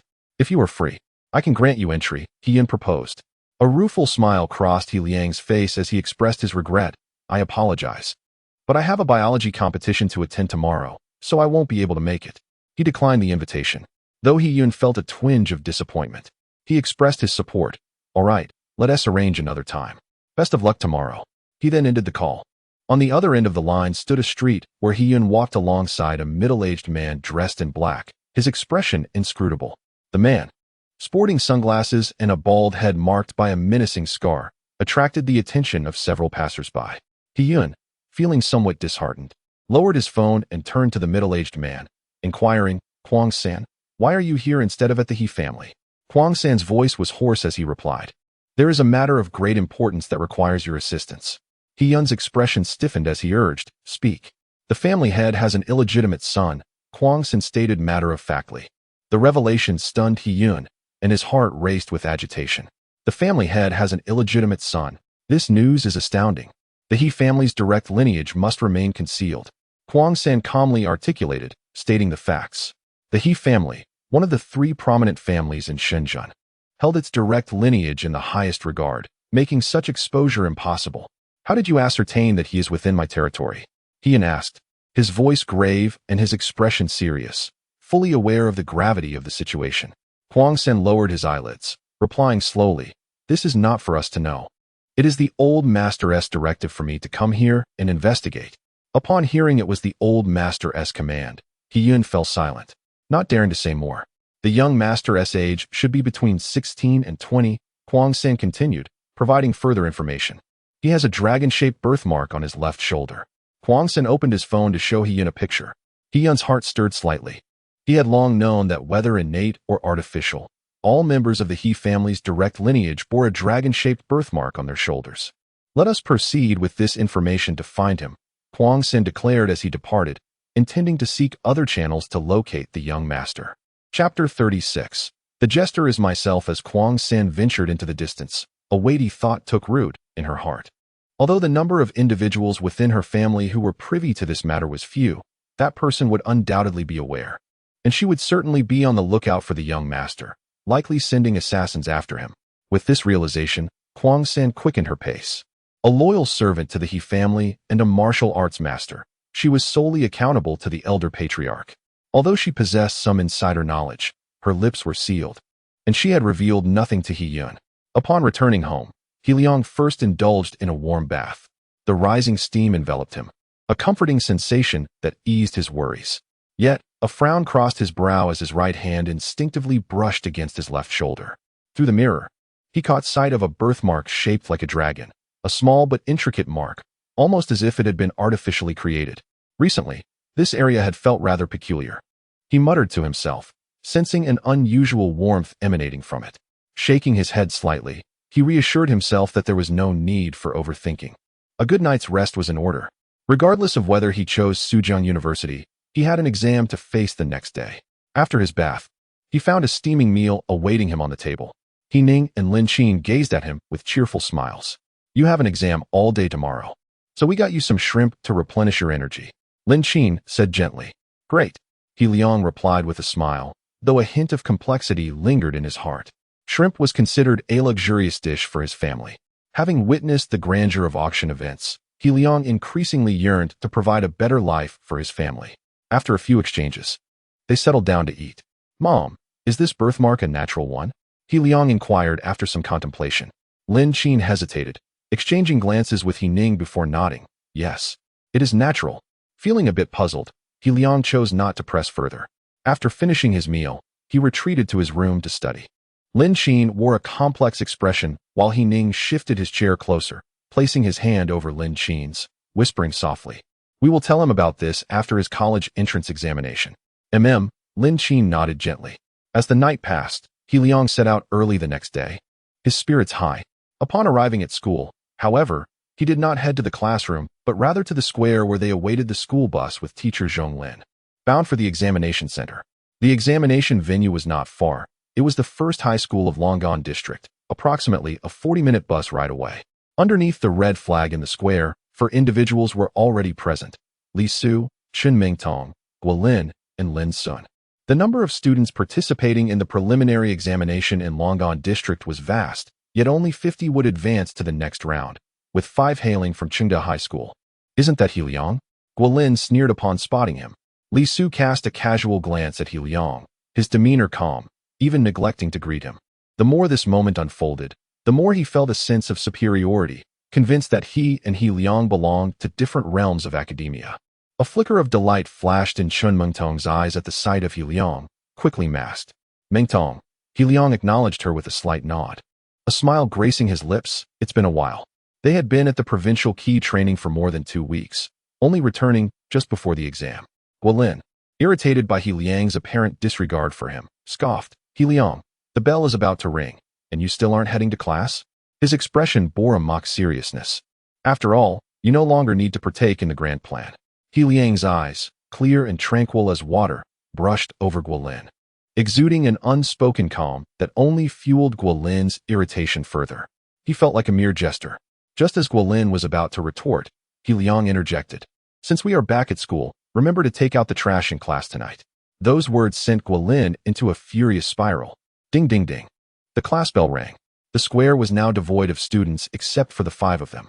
Chun Mengtong furrowed her brows slightly, stepping closer to He Liang. Her tone earnest. He Liang, hurry back to class. They will be taking attendance soon. I don't need to attend class. I'm participating in the grand plan. He Liang replied with a faint smile. At this proclamation, the expressions of those present shifted dramatically. The grand plan? Guolin could not contain his laughter, erupting into a fit of mirth. In the background, Teacher Zhong Lin's voice rang out. Indeed, He Liang will be joining you all in the grand plan. The group was taken aback, turning to see Teacher Zhong. Hello, Teacher Zhong. They chorused. Guolin's expression darkened immediately. Chun Mengtong felt a tinge of incredulity, while Li Su's face grew solemn. Clearly, they had assumed He Liang had withdrawn from the program. When I took He Liang to the provincial key school, it was to secure his place in the program, Teacher Zhong stated, eyeing the students present with gravity.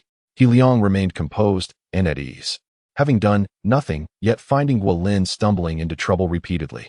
Guolin's voice faltered, his face flushed as he scanned the surroundings, only to realize, the jester was indeed myself.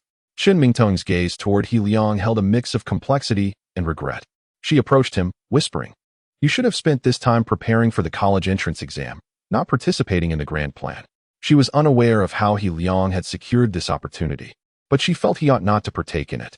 He Liang smiled slightly in response. Mengtong, I have already regained my footing.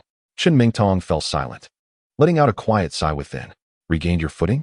Setting aside the truth of his claim, even if He Liang had indeed improved, he had missed 3 months of training, and his proficiency in biology competitions would surely have declined significantly. In such a state, he was ill-suited for the grand plan. Every moment before the college entrance exam was invaluable and should not be squandered. The school bus had arrived at the gate. Everyone, please board. Arriving early allows for some rest and adjustment. Teacher Zhong urged the 5 to get on the bus. With little time for further conversation, they boarded quickly. Each chose a seat, avoiding proximity, and closed their eyes to rest. Today's examination held immense importance. 40 minutes later, they arrived at the first key high school of Longan District.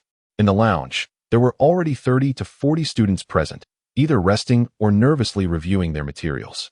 Unlike the tumultuous emotions of the other participants, He Liang found himself remarkably calm.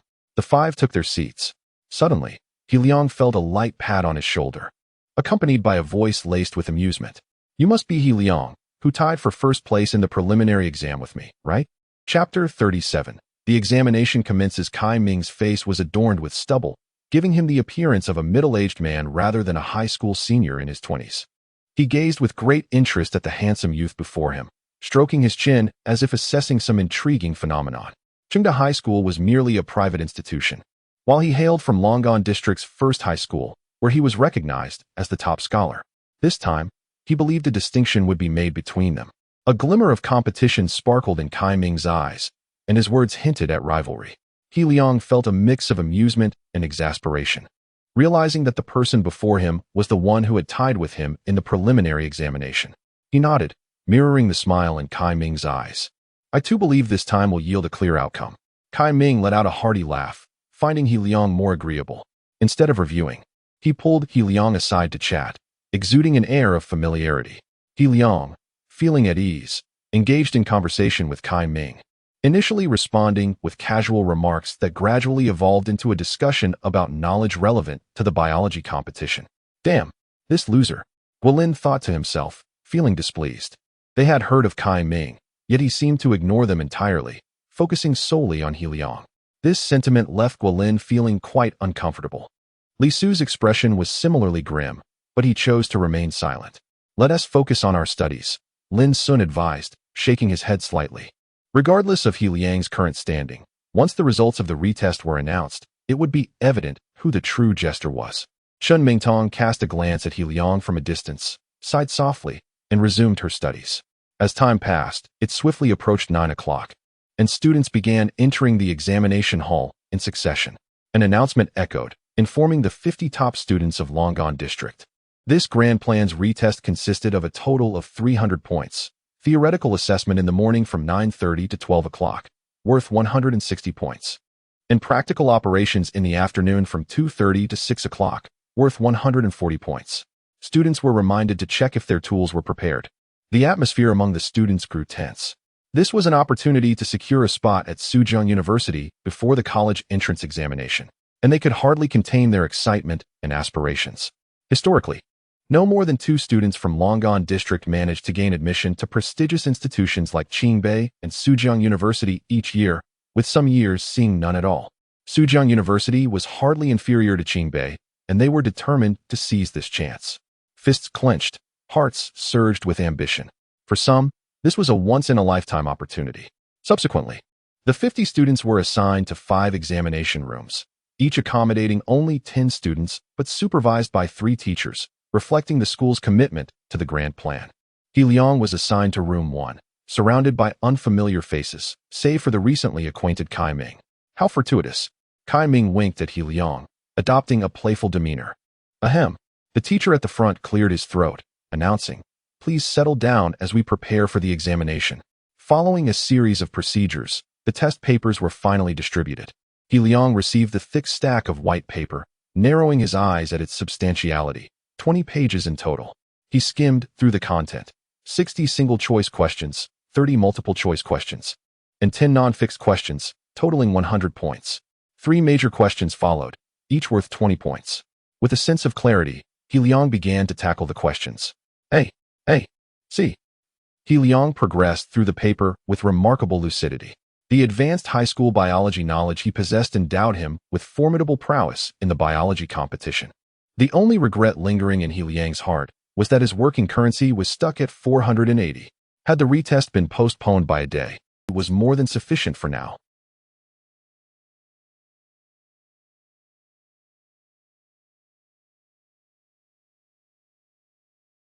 His eyes. He felt he had performed well. Further, and instead closed his eyes to rest, were not only numerous, but also challenging.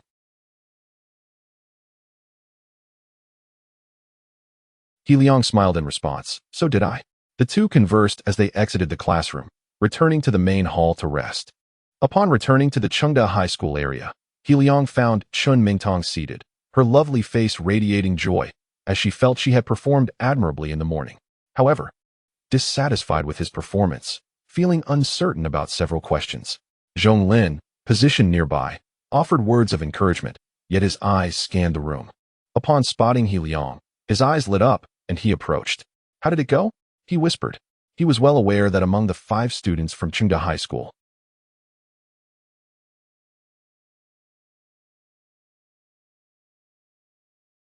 reflecting on his performance, Zhong Lin felt a sense of relief wash over him as he patted He Liang's shoulder, smiling. Let's grab lunch. After eating, make sure to rest well for the afternoon. He Liang nodded and proceeded to have lunch. The midday hours passed quietly, with little conversation as everyone focused on their studies or took a brief respite. When the practical examination commenced in the afternoon, He Liang found himself once again paired with Kai Ming in the same laboratory. Kai Ming looked at He Liang with a grin. In practical operations, I excel. Just wait and see what I can do, huh? Chapter 38. The third task. Practical examination, submission within 2.5 hours. Reward, 41 experience points. He Liang had yet to commence his examination when the all-purpose labor system issued the third task. The third task. He Liang's eyes suddenly sparkled with excitement as he licked his lips. With a mere thought, a three-dimensional data chart materialized before him. Host, He Liang, for 100, position, junior worker, next level. Intermediate worker, daily wage, 30 labor coins. 480 experience points were still calculated by percentage. Judging by the reward for this task, it seemed that he could level up again after completing just 2 tasks. He Liang took a deep breath, his fists slightly clenched. Feeling a surge of exhilaration, it appeared that this operation needed to be swift. The examination spanned from 2:30 to 6 o'clock, a total of 3.5 hours. However, the task mandated that he complete it an hour early. The exam officially began. Once the instructor announced it, the students sprang into action. There were still 10 students sharing one laboratory, each stationed at their respective workstations, with the instruments prepped in advance. He Liang glanced over the exam paper, which contained 3 questions of considerable difficulty. The dense array of words and technical jargon was enough to leave an ordinary student feeling dizzy. After spending 5 minutes reviewing the questions, He Liang fell into contemplation before commencing his work. Given the nature of the 3 experiments, 2.5 hours would indeed be a challenge. He was acutely aware that each experiment needed to succeed on the first attempt, otherwise, the task would fail. Fully focused, he began his operations. Initially, Kai Ming would occasionally glance at He Liang, but as the experimental steps progressed, he too became engrossed, unable to divert his attention. Time flew by, and soon 2 hours had elapsed. He Liang took a deep breath and removed his gloves. A quick glance at the wall clock revealed he had half an hour remaining. He then picked up the exam paper and began filling in his answers. His thoughts were nimble, and the data he had previously tested was meticulously recorded. In summary, the conclusions from this experiment were: he wrote furiously, racing against time. With just 3 minutes left until 5 o'clock, He Liang set down his pen. There was no time left to check. He felt confident that his answers were accurate. So he took the paper and approached the instructor. "Teacher, I'm submitting my exam." "He Liang, are you certain? You still have an hour to review." The proctor hesitated, asking for confirmation. "It's fine. I'm submitting it," He Liang replied calmly, though his words carried a note of determination. "Very well." The teacher accepted He Liang's paper. There were no regulations within the grand plan dictating how long one must take before submitting their work. Afterward, He Liang did not linger. Nodding at the still-dazed Kai Ming before exiting the classroom, he returned to the waiting hall, where the gazes of all the teachers immediately fell upon him. There were 11 supervising teachers from various schools present.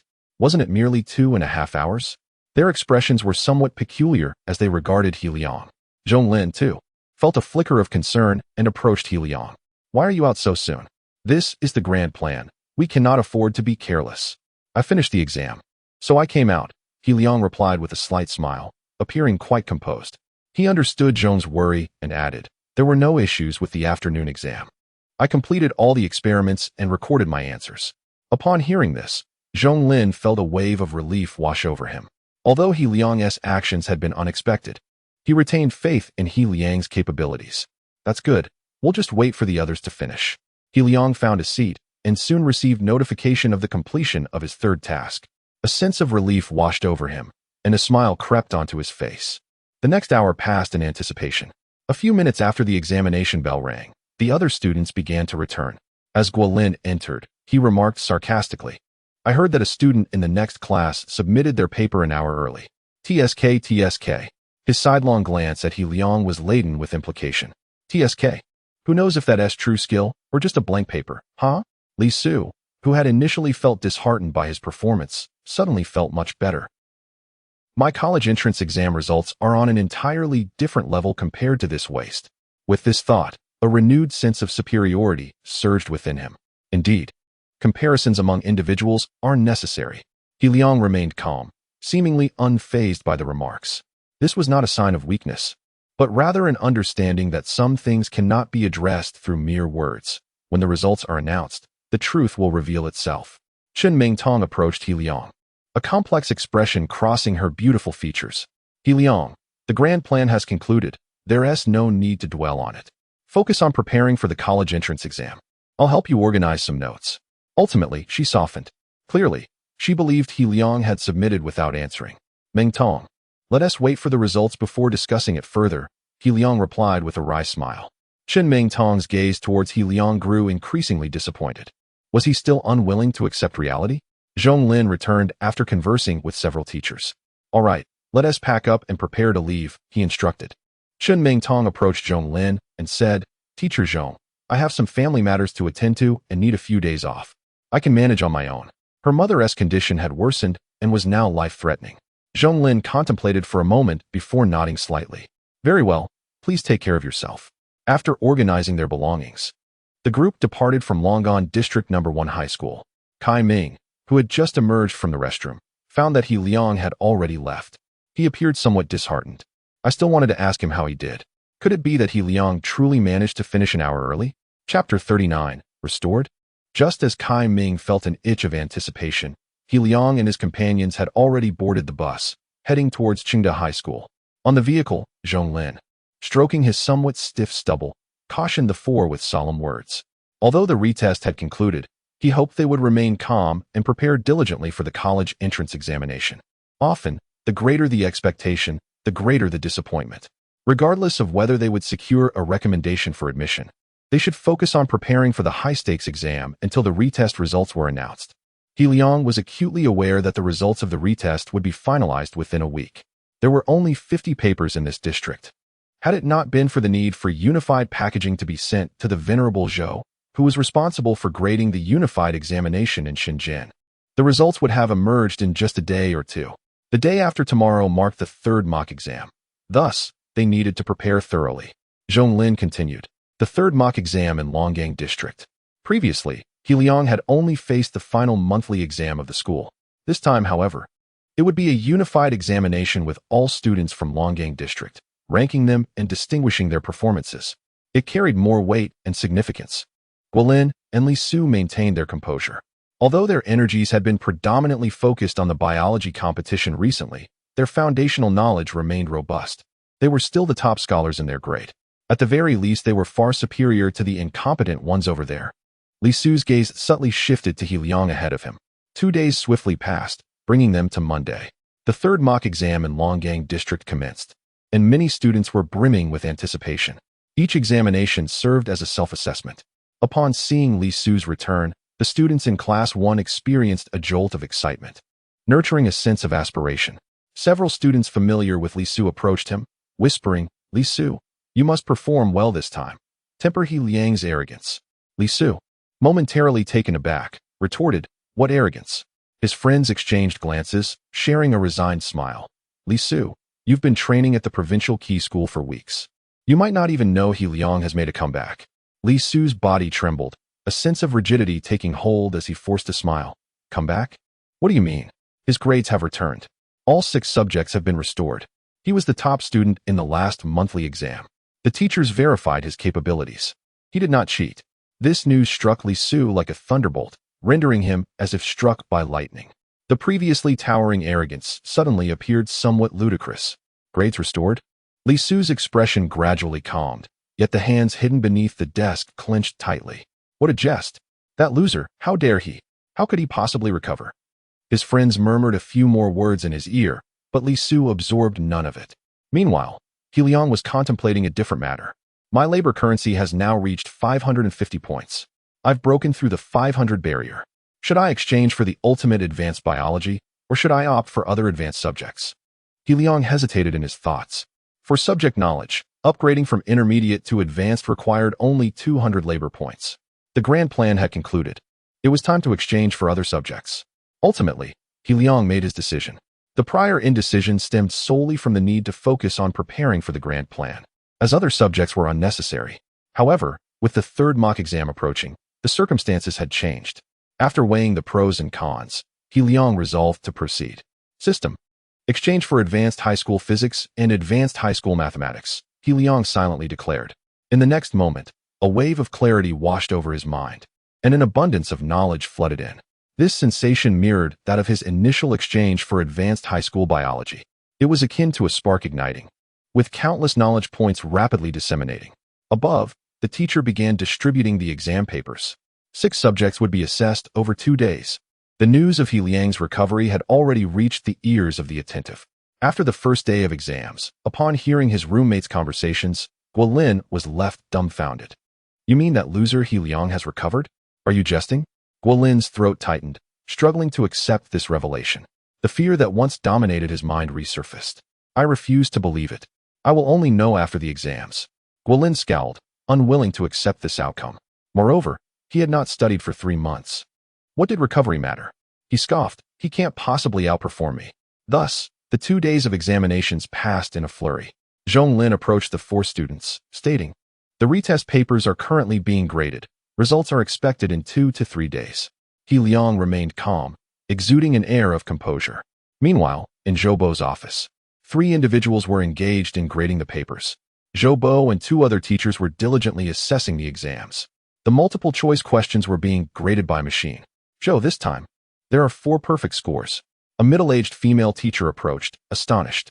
4 perfect scores from the top 10 districts in Shenzhen, totaling 500 students. For perfect scores on the multiple-choice section, that's quite a lot. Zhoubo paused, taken aback.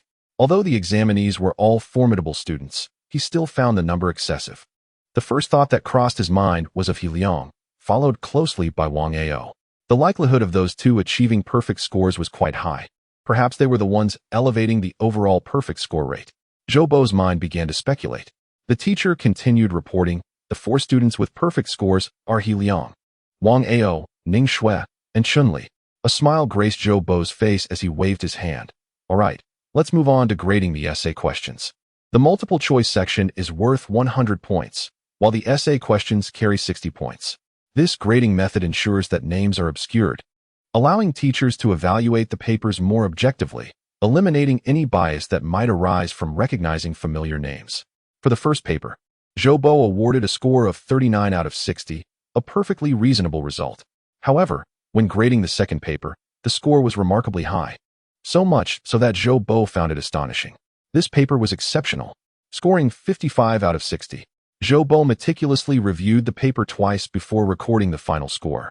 Meanwhile, another teacher gasped, "Zhou, come over here for a moment." Zhoubo raised an eyebrow, standing to inquire, "What is it?" The teacher, her complexion slightly flushed, incredulously stated, "There is a paper here that scored 58 on the essay. Chapter 40, The Grand Plan in Deep Truth City. The first score stands at an impressive 58. Zhoubo, feeling restless, approached the teacher. "Let me see the paper," he requested. Upon receiving it, he meticulously compared the answers. The first question posed no issues. The perspective was nearly flawless, with certain aspects even more detailed than the standard response. Zhoubo narrowed his eyes, clenching the paper tightly. Previously, he had graded the papers of He Liang and Wang Ao.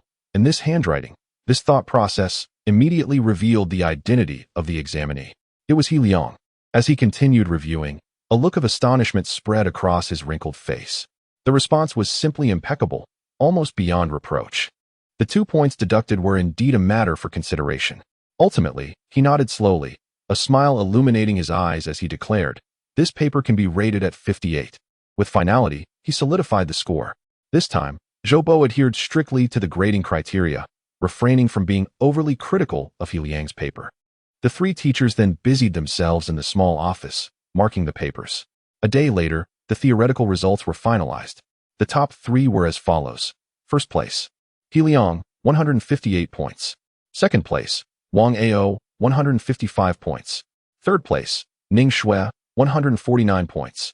The astonishing scores of the top 2 left the middle-aged female teacher gasping in disbelief. The Grand Plan's retest paper was indeed challenging. Even for seasoned educators in biological competitions like themselves, achieving over 145 points seemed unlikely. Such talent was truly unparalleled. Another teacher shook his head in rueful amusement. "Let us proceed with grading the practical assessments and expedite the results," Zhoubo suggested. Without delay, the trio got to work. After half a day, the practical scores were complete. The teachers entered the scores into the computer, creating the corresponding tables. When the final totals were revealed, Zhoubo stroked his beard, a smile spreading across his face. "That little fellow is indeed a prodigy, ha ha ha." The other 2 teachers exchanged astonished glances, engaging in conversation. "I've heard of this Wang Ao. He is quite renowned in the Fuxian district for his biological prowess, even securing a position in the national biological competition. I wouldn't be surprised if he scored over 290 points, the middle-aged female teacher remarked, taking a deep breath. But who is this He Liang? The male teacher hesitated, then said, I believe I recall that name. Wasn't he the top scorer in the preliminary round of the Longan district? Although it was a tie, he scored around 240 or 250 points, right? Everyone knows Longan is an education weak area. Zhou stepped forward, gazing at the computer screen. I have personally witnessed He Liang's capabilities. His high school biology competition skills are on par with Wang Ao, if not superior. The results before them said it all. Third place in Deep Truth City, Ningxue, Fuxin District, 281 points. Second place, Wang Ao, Fuxin District, 291 points. First place, He Liang, Longan District, 294 points. The disparity between the top two and the rest was striking. After recalculating the scores, they summarized the top three from each district and prepared to notify the schools. Thursday, 6 p.m., in the chat group. Zhou, person in charge of the grand plan, the retest results for the grand plan are out. I will be sending the student scores in this group shortly. Please keep an eye out. This chat group consisted of the leading teachers from various schools participating in the biological competition.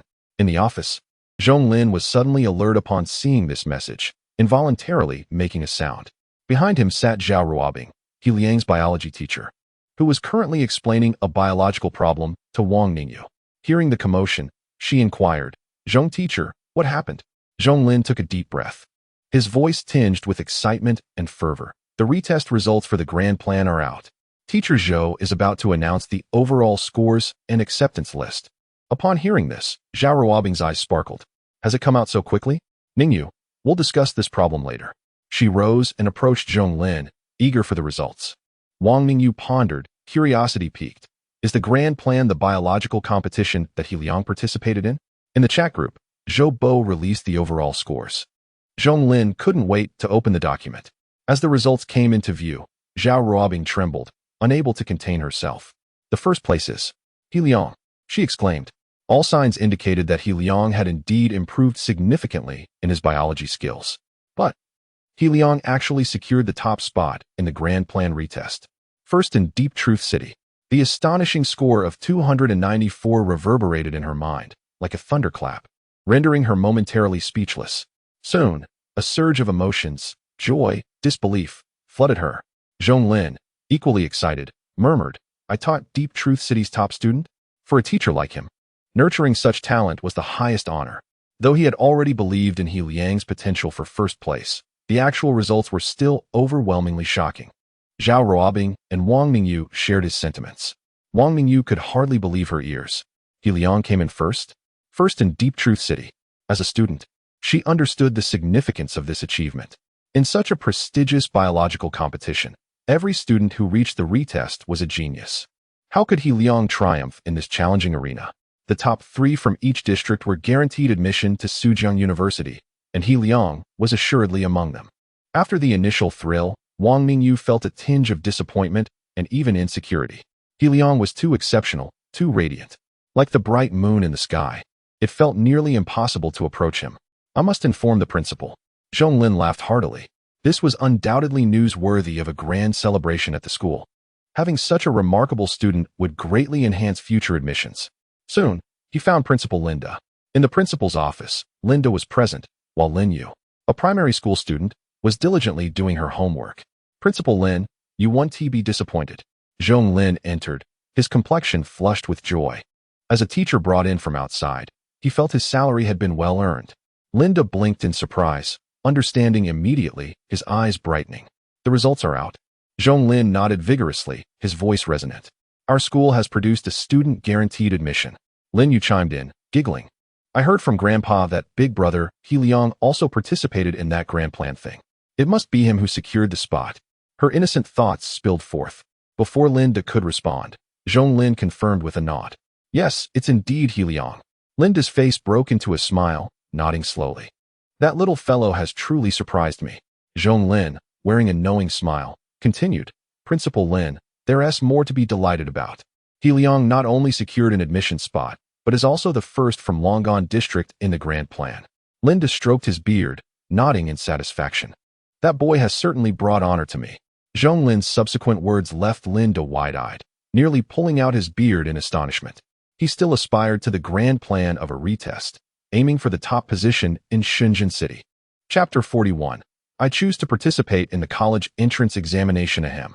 Linda nearly tore his beard off in disbelief. He widened his eyes, fixating intently on Zhonglin, repeatedly confirming the astonishing news. The young Lin Yu chuckled, her eyes crescent-shaped with delight as she remarked, "Grandpa, didn't you say that brother He Liang is quite remarkable? Isn't it only natural for him to secure first place?" Linda was rendered speechless for a long while, eventually managing a wry smile. But this is the first in the entire Shenzhen city. He understood that Lin Yu was still too young to grasp the significance of being the top in Shenzhen city. They attended Qingda High School, merely a private institution. While it performed decently in Longan district, its overall strength ranked only 4th or 5th in the district, which itself was among the bottom 3 in terms of educational quality among the 10 districts. The emergence of a first-place student from their school in Shenzhen City was nothing short of shocking. "Go summon He Liang," Linda exclaimed, laughter bubbling forth. "I need to have a proper conversation with this little fellow." "All right," Zhonglin replied, smiling as he departed. He first approached the entrance of Class 1, calling out to Lin Sun and Li Su. "Teacher, has the result of the grand plan's retest been released?" Li Su inquired, his heart racing. Lin Sun's gaze was tense, his hands instinctively tightening around his trousers. Although they both felt their chances of securing a spot were slim, they could not help but harbor a glimmer of hope. "What if it's out?" Zhonglin nodded slowly, hesitating before continuing. "Just focus on preparing for the college entrance examination. The biological competition inherently includes an element of luck. You were not nurtured as specialized biology students from a young age, so it is entirely normal to be eliminated." He patiently consoled the two, subtly indicating that they had not made it to the top 3 in Longan district. Li Su's expression remained calm, yet he was profoundly disappointed and somewhat resentful. The emptiness of months of effort yielding no results was an uncomfortable feeling. Lin Sun's face revealed a hint of regret as he quickly asked, "Teacher, did anyone from our school secure a guaranteed admission?" A glimmer of joy flickered in Zhonglin's eyes as he gently nodded. "Indeed, one." Upon hearing this, both boys stiffened in surprise. "Is it Chen Mengtong, Guilin?" Lin Sun tentatively asked, feeling a twinge of discomfort. Zhonglin gently shook his head, pausing briefly before revealing, "It is He Liang." Li Su's mind reeled, his face frozen in shock as he forced a dry smile. "Teacher, you must be mistaken? Or has there been a miscalculation?" Zhonglin replied, "The results were released by Mr. Zhou, and they have surely been verified multiple times. There is absolutely no mistake. Moreover, He Liang is the first in Shenzhen City, scoring 294 points, and it has definitely been confirmed many times." Li Su could hardly recall how he returned to his seat in class. His mind was a cacophony, buzzing with disbelief. He Liang, 294 points? The top in Shenzhen City? He felt as though he were trapped in a dream, utterly surreal. What a joke. That impoverished boy. How could he possibly score so high? Beads of sweat formed on Li Su's forehead as he bit his lip in frustration, muttering in disbelief. The very individual he had always looked down upon had now completely overshadowed him. What a farce. How could this be real? He was unwilling to accept it. Yet Teacher Zhong's words were no jest. Sitting there, Li Su felt as though he had turned to stone, his body rendered stiff and devoid of strength, as though all vitality had been drained from him. Beside him, Lin Sun's astonished musings reached his ears. "It turns out, he and we have never been on the same level." This statement only deepened Li Su's sense of humiliation and anger. Zhonglin proceeded to Class 3, intending to inform Guilin, but finding him absent, he called for He Liang instead. "Teacher, have the results been released?" He Liang emerged from the classroom, his expression serene, a faint smile gracing his lips, his eyes clear and bright. He exuded a confidence and composure that seemed to stem from his very core. Zhonglin regarded He Liang, giving his shoulder a hearty pat as he laughed. "It's out." He Liang maintained his calm demeanor, prompting Zhonglin, typically so serious, to tease. "Aren't you curious about whether you've secured a guaranteed admission and what your rank is?" He Liang, appearing relaxed, replied with a smile. "I have a fair understanding of my own capabilities." Zhonglin shook his head. "What a peculiar child you are. Congratulations. 294 points, the top in Shenzhen City." His expression turned earnest, radiating joy. "The top in Shenzhen City?" He Liang's expression momentarily froze. Though he was surprised, he was not astonished. He had indeed performed exceptionally well this time, surpassing his usual standards. Through Wang Ao, he had already come to a near definition of his standing within Shenzhen City. Seeing He Liang's minimal reaction, Zhong Lin could not help but roll his eyes. If other students were to learn they were the top in Shenzhen City and had secured a guaranteed admission, they would be ecstatic. Yet you, how can you remain so indifferent? He Liang smiled faintly, remaining composed.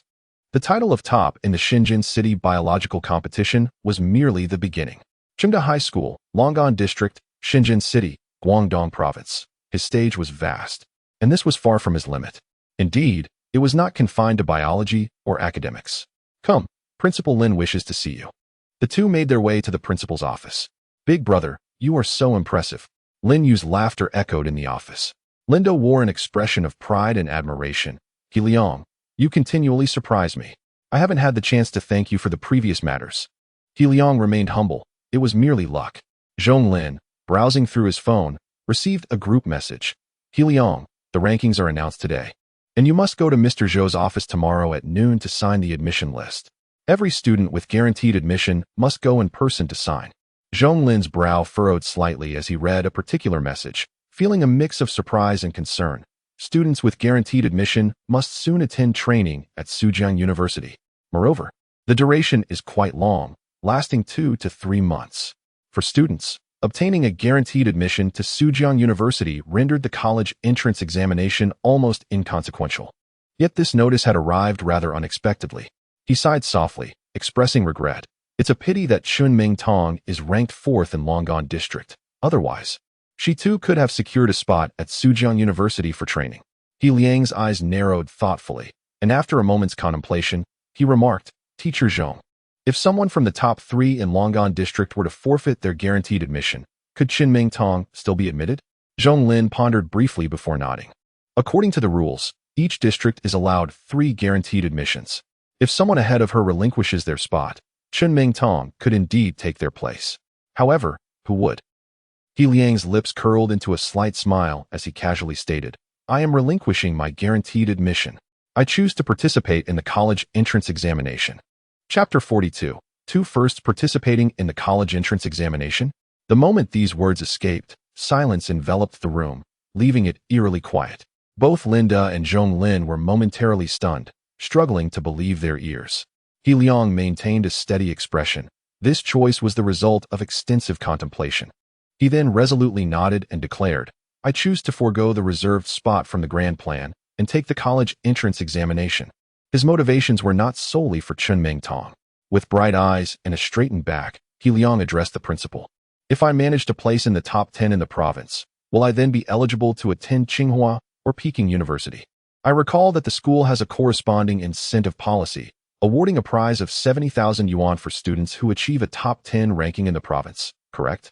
He was well aware of these details. As for whether aiming for the top 10 was overly ambitious, in truth, that was an exceedingly modest assertion on his part. Setting aside everything else, he was confident he could elevate all 6 subjects to advanced levels before the examination. Achieving a high school biology score alone would be sufficient for He Liang to secure first place in the Shenzhen City biology competition. With 6 advanced subjects, it would indeed be peculiar if he did not rank first in the province. The 70,000 yuan school prize, coupled with additional support from his hometown, meant that if he were to become the provincial champion or runner-up, other universities would undoubtedly offer even better conditions to attract him. All things considered, this opportunity surpassed a mere spot at Sujiang University and the accompanying 100,000 yuan prize. In his view, He Liang had a keen understanding of the situation. Linda furrowed his brow. He Liang, I advise you to accept the reserved spot. He urged, by taking this reserved spot, you would face significantly less pressure. Achieving a top 10 ranking in the province is no simple feat clearly. He believed He Liang's mindset was somewhat misaligned. A top 10 ranking? Such performance could not be easily attained. Last year's highest scorer in Long'an District only ranked 32nd in the province. Zhong Lin, standing nearby, nodded vigorously, earnestly advising, He Liang, you must think this through. If you forfeit such an opportunity, you may regret it for a lifetime. Just then, footsteps approached. Vice Principal Zhang Hui entered with a broad smile, his expression tinged with excitement. He Liang, you're here too? Upon spotting He Liang, his eyes lit up. Perfect timing. I have some excellent news to share with you. He then turned his gaze to Linda, taking a deep breath. Principal Lin, Our student, He Liang, has secured first place in the Longon District mock examination. Linda and Zhong Lin exchanged glances, momentarily speechless. Zhang Hui continued, brimming with enthusiasm. He Liang achieved an impressive score of 693 out of a possible 720. Mathematics, 150, Chinese, 140, English, 110, biology, 89, physics, 109, chemistry, 95. In the comprehensive sciences section, he scored full marks in biology, 90, physics, 110, and chemistry, 100. Securing first place is merely the beginning. He surpassed the second-place student in Longon District by a staggering 39 points. This news was truly astonishing. Zhong Lin and Linda instinctively swallowed hard. What did this imply? Excluding the listening component, He Liang scored 693. Adding the potential 30 points from listening, surpassing 700 would be effortless if he maintained such performance. Entering the top 10 in the province during the actual examination was no longer a dream. Their gazes shifted to the handsome and composed student, rendered speechless for a long time. Eventually, Linda let out a wry smile, shaking his head. He Liang, you are truly exceptional. Today, he had lost count of how many times he had been astonished. First in the grand plan for Shenzhen City, first in the Longon District mock exam, and by a remarkable margin of 39 points. He Liang's performance was simply breathtaking. After a few exchanges, Linda sensed He Liang's determination and nodded solemnly. He Liang, I choose to respect your decision. He Liang smiled and expressed his gratitude. Thank you, Principal. Zhong Lin, observing from the side, shook his head slightly. Seemingly torn between resignation and admiration, Chunming Tong must be lucky to have you. He Liang replied calmly, I am merely doing this for myself. Then I shall inform Chunming Tong to sign with old Zhou tomorrow, Zhong Lin remarked before departing. Zhang Hui congratulated He Liang warmly, exhibiting an exceptionally amiable demeanor. He recognized that the current He Liang was entirely different from the past. A glimmer of calculation crossed Zhang Hui's eyes as he contemplated. I must ensure Wu Qing personally apologizes to He Liang once more. He Liang had proven his worth. After Zhang Hui left, Linda's gaze towards He Liang softened further. He was beginning to find He Liang increasingly agreeable. With a humble demeanor, outstanding academic performance, and impeccable character, coupled with his previous assistance, Linda felt a surge of admiration for him. He Liang, I have yet to properly thank you for helping me last time. How about I treat you to a meal this Friday? He Liang was taken aback, repeatedly insisting, that seems too extravagant. However, Linda remained resolute. No matter. This Friday it is. Unable to refuse, He Liang reluctantly agreed. At this very moment, the top student of Longon District, Kai Ming, had also received word of his results from the biology teacher regarding the grand plan. 261 points? Not bad. Kai Ming nodded in satisfaction. This score exceeded his expectations. The biology teacher congratulated him. Congratulations on securing a reserved spot. However, a flicker of shock and complexity crossed the teacher's expression. Noticing this, Kai Ming inquired with a hint of confusion, Teacher, what's wrong? The teacher hesitated but ultimately revealed, Kai Ming, you ranked second in Longon District. Upon hearing this, Kai Ming's eyes widened in disbelief. Second? Who is first? He felt a twinge of indignation. How could 261 points fail to secure first place? After a moment's hesitation, the teacher replied, it's a student from Chengda High School named He Liang. Kai Ming immediately recalled He Liang's appearance. Unable to suppress an expletive, damn. That guy submitted his practical exam an hour early. How could he possibly score higher than me? The teacher chuckled ruefully. I saw him leave the examination room early as well. Who would have thought he would perform so remarkably, achieving first in Shenzhen City? Kai Ming was left utterly dumbfounded, rubbing his ears and asking, what first? The teacher sighed, first in Shenzhen City. He scored an astonishing 294 points, surpassing even the biological prodigy Wang Ao from Fuxian District by 3 points. Kai Ming was instantly frozen in shock, feeling a tingle throughout his body, goosebumps rising. 294? Is that even humanly possible? His mind was filled with only 2 words. Outrageous. At that moment, the homeroom teacher entered the office. Also regarding Kai Ming with a complicated expression. Kai Ming, you performed admirably this time, scoring 654 points in the mock exam, the highest in the school. This score surpasses your previous results. Noticing the hesitation in the homeroom teacher's face, Kai Ming's heart sank, and he flatly asked, don't tell me I'm second in Longon District again?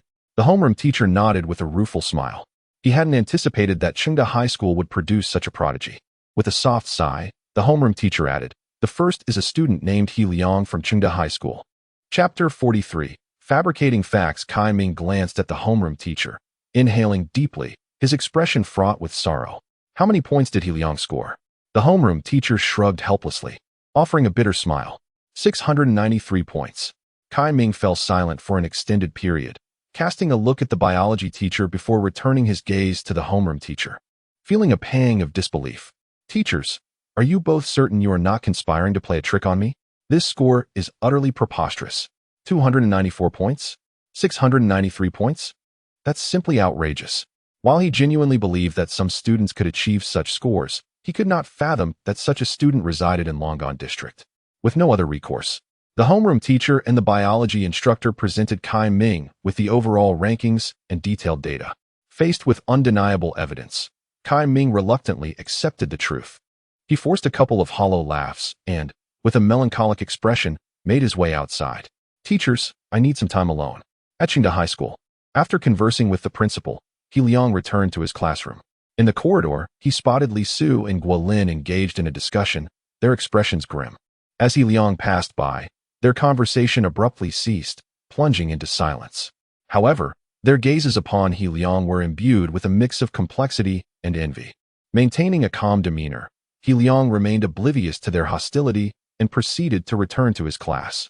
Once He Liang had walked away, Guolin's eyes glinted with malice as he turned to Li Su. "Li Su, do you think our suspicions could hold any truth?" Li Su, with an indifferent expression, retorted, "What do you think? Aside from that possibility, is there anything else?"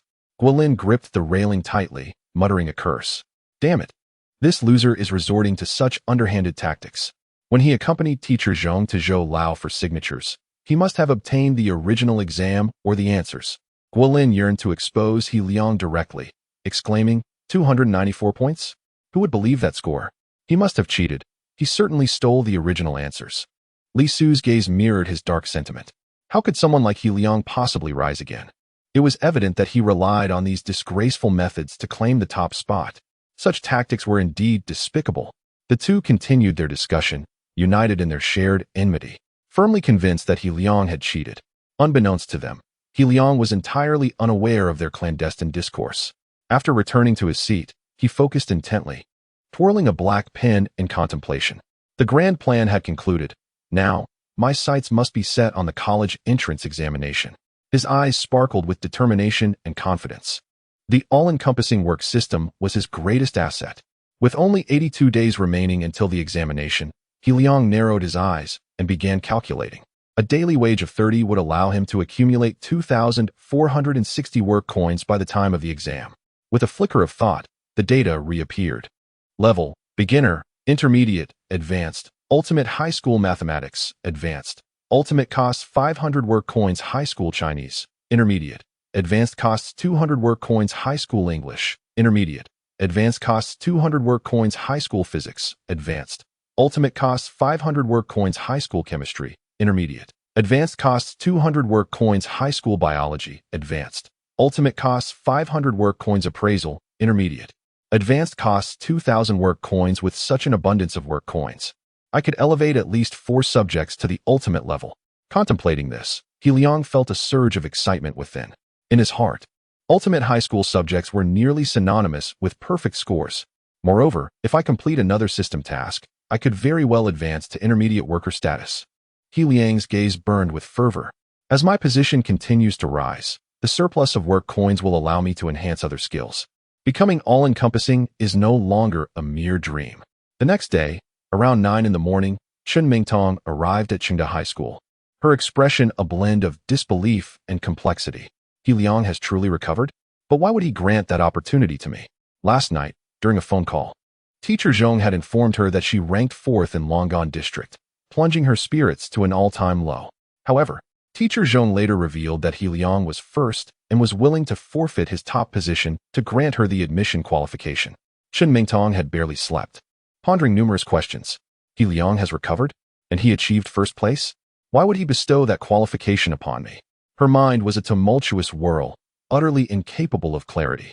As she stepped out into the corridor, she happened upon Li Su and Guolin engaged in conversation. Upon seeing Chen Mingtong, Li Su looked surprised and couldn't help but ask, "Mingtong, what brings you here?" He was aware that Ruixin's factory was flourishing under the support of Hong Xiao. Yet Chen Mingtong's mother's condition had worsened, making her presence at school unexpected. "I'm here to meet Teacher Zhong. The students who receive the admission qualifications need to go sign at the provincial key school and then head to Sujiang University for a 3-month training session. The timing is quite tight."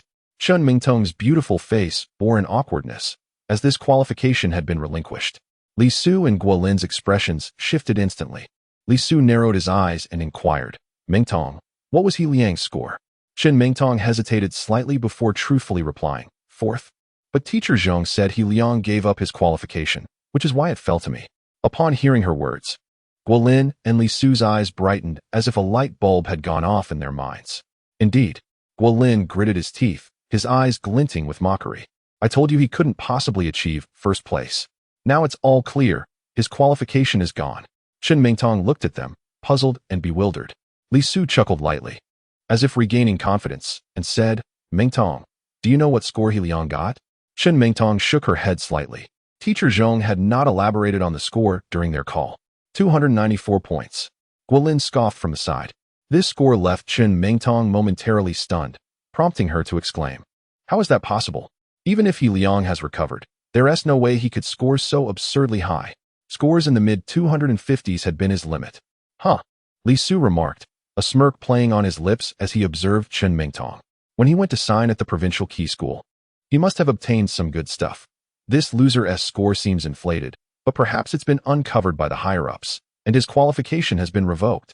Guolin laughed derisively, harmonizing with Li Su, crafting a fabricated narrative. The school likely wished to avoid the embarrassment of disclosing such a scandal, hence the notion of granting a qualification. Standing tall, Guolin declared with unwavering certainty, "Otherwise, how could a student who has fallen so far achieve such an exaggerated score? 294 points. Who would believe that?" The two had speculated about He Liang's cheating the previous day, and now Chen Mingtong's relinquished qualification served as the perfect corroboration. He Liang had undoubtedly cheated. Chapter 44. The third mock rehearsal 294? The top score in Deepshin City? Ridiculous. Guolin scoffed mercilessly, his face a mask of disdain. Chen Mingtong fell into a profound silence. She was reluctant to accept the words of Li Su and Guolin, yet 294 points? The top score in Deepshin City? The possibility of relinquishing the spot. These pieces of information intertwined like a web, seemingly pointing towards a singular, unsettling truth. Could it be that He Liang truly cheated and was subsequently discovered after the results were revealed? A complex turmoil stirred within Chen Mingtong's heart. A faint smile played on Li Su's lips as he whispered, "This is the top score in Deepshin City, granting direct admission to Sujiang University. How many students would willingly forfeit such an opportunity? Even if He Liang were to decline, the school would surely urge him to reconsider. For this is a matter ripe for grand promotion. How could they possibly decide to forfeit the spot in mere hours?" Initially skeptical, Chen Mingtong found her doubts gradually dissipating under Li Su's assertions, leading her to believe that this must indeed be the veritable truth. An array of emotions soon overwhelmed her: disappointment, sorrow, and even a flicker of anger. She was 4th in Longan district. If He Liang had not been caught cheating, her position would surely be jeopardized. Slowly, Chen Mingtong's mindset began to shift. A sense of gloom enveloped her.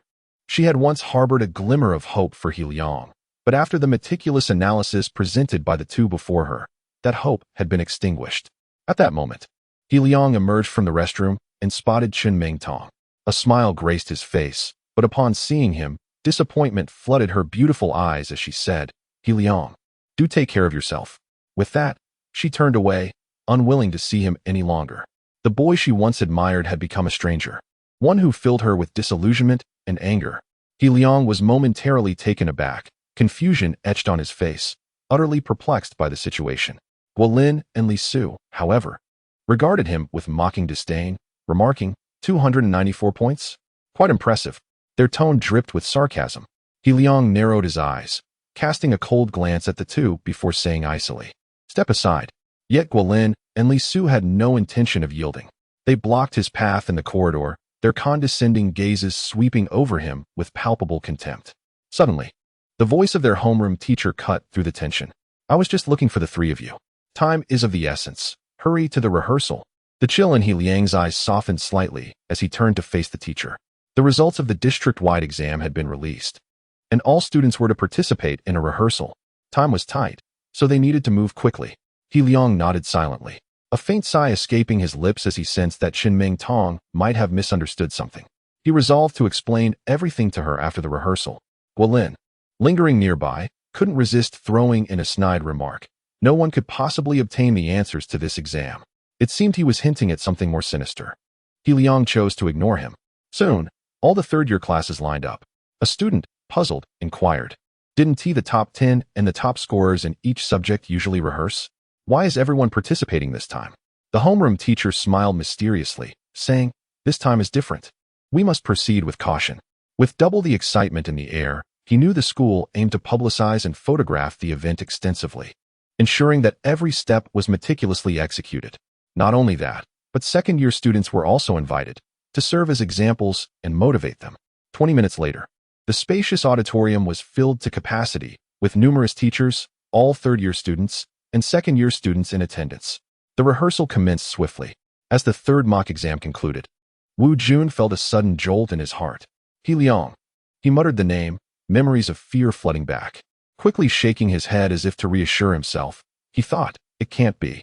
I've confirmed that He Liang only topped the grade last time because several top students were away for training. With Li Su, Lin's son, and Guolin back in the third year, He Liang can't possibly secure the top position again." In front of him, Deng Shui felt equally bewildered. She did not want to see He Liang regain his prominence. Otherwise, wouldn't it imply that her judgment had been short-sighted? Before long, the rehearsal officially began. Behind the scenes, 20 students from both the arts and sciences were arranged according to their ranks. He Liang stood prominently in first place. Following him were Li Su, Lin's son, and Guolin in succession. What a joke!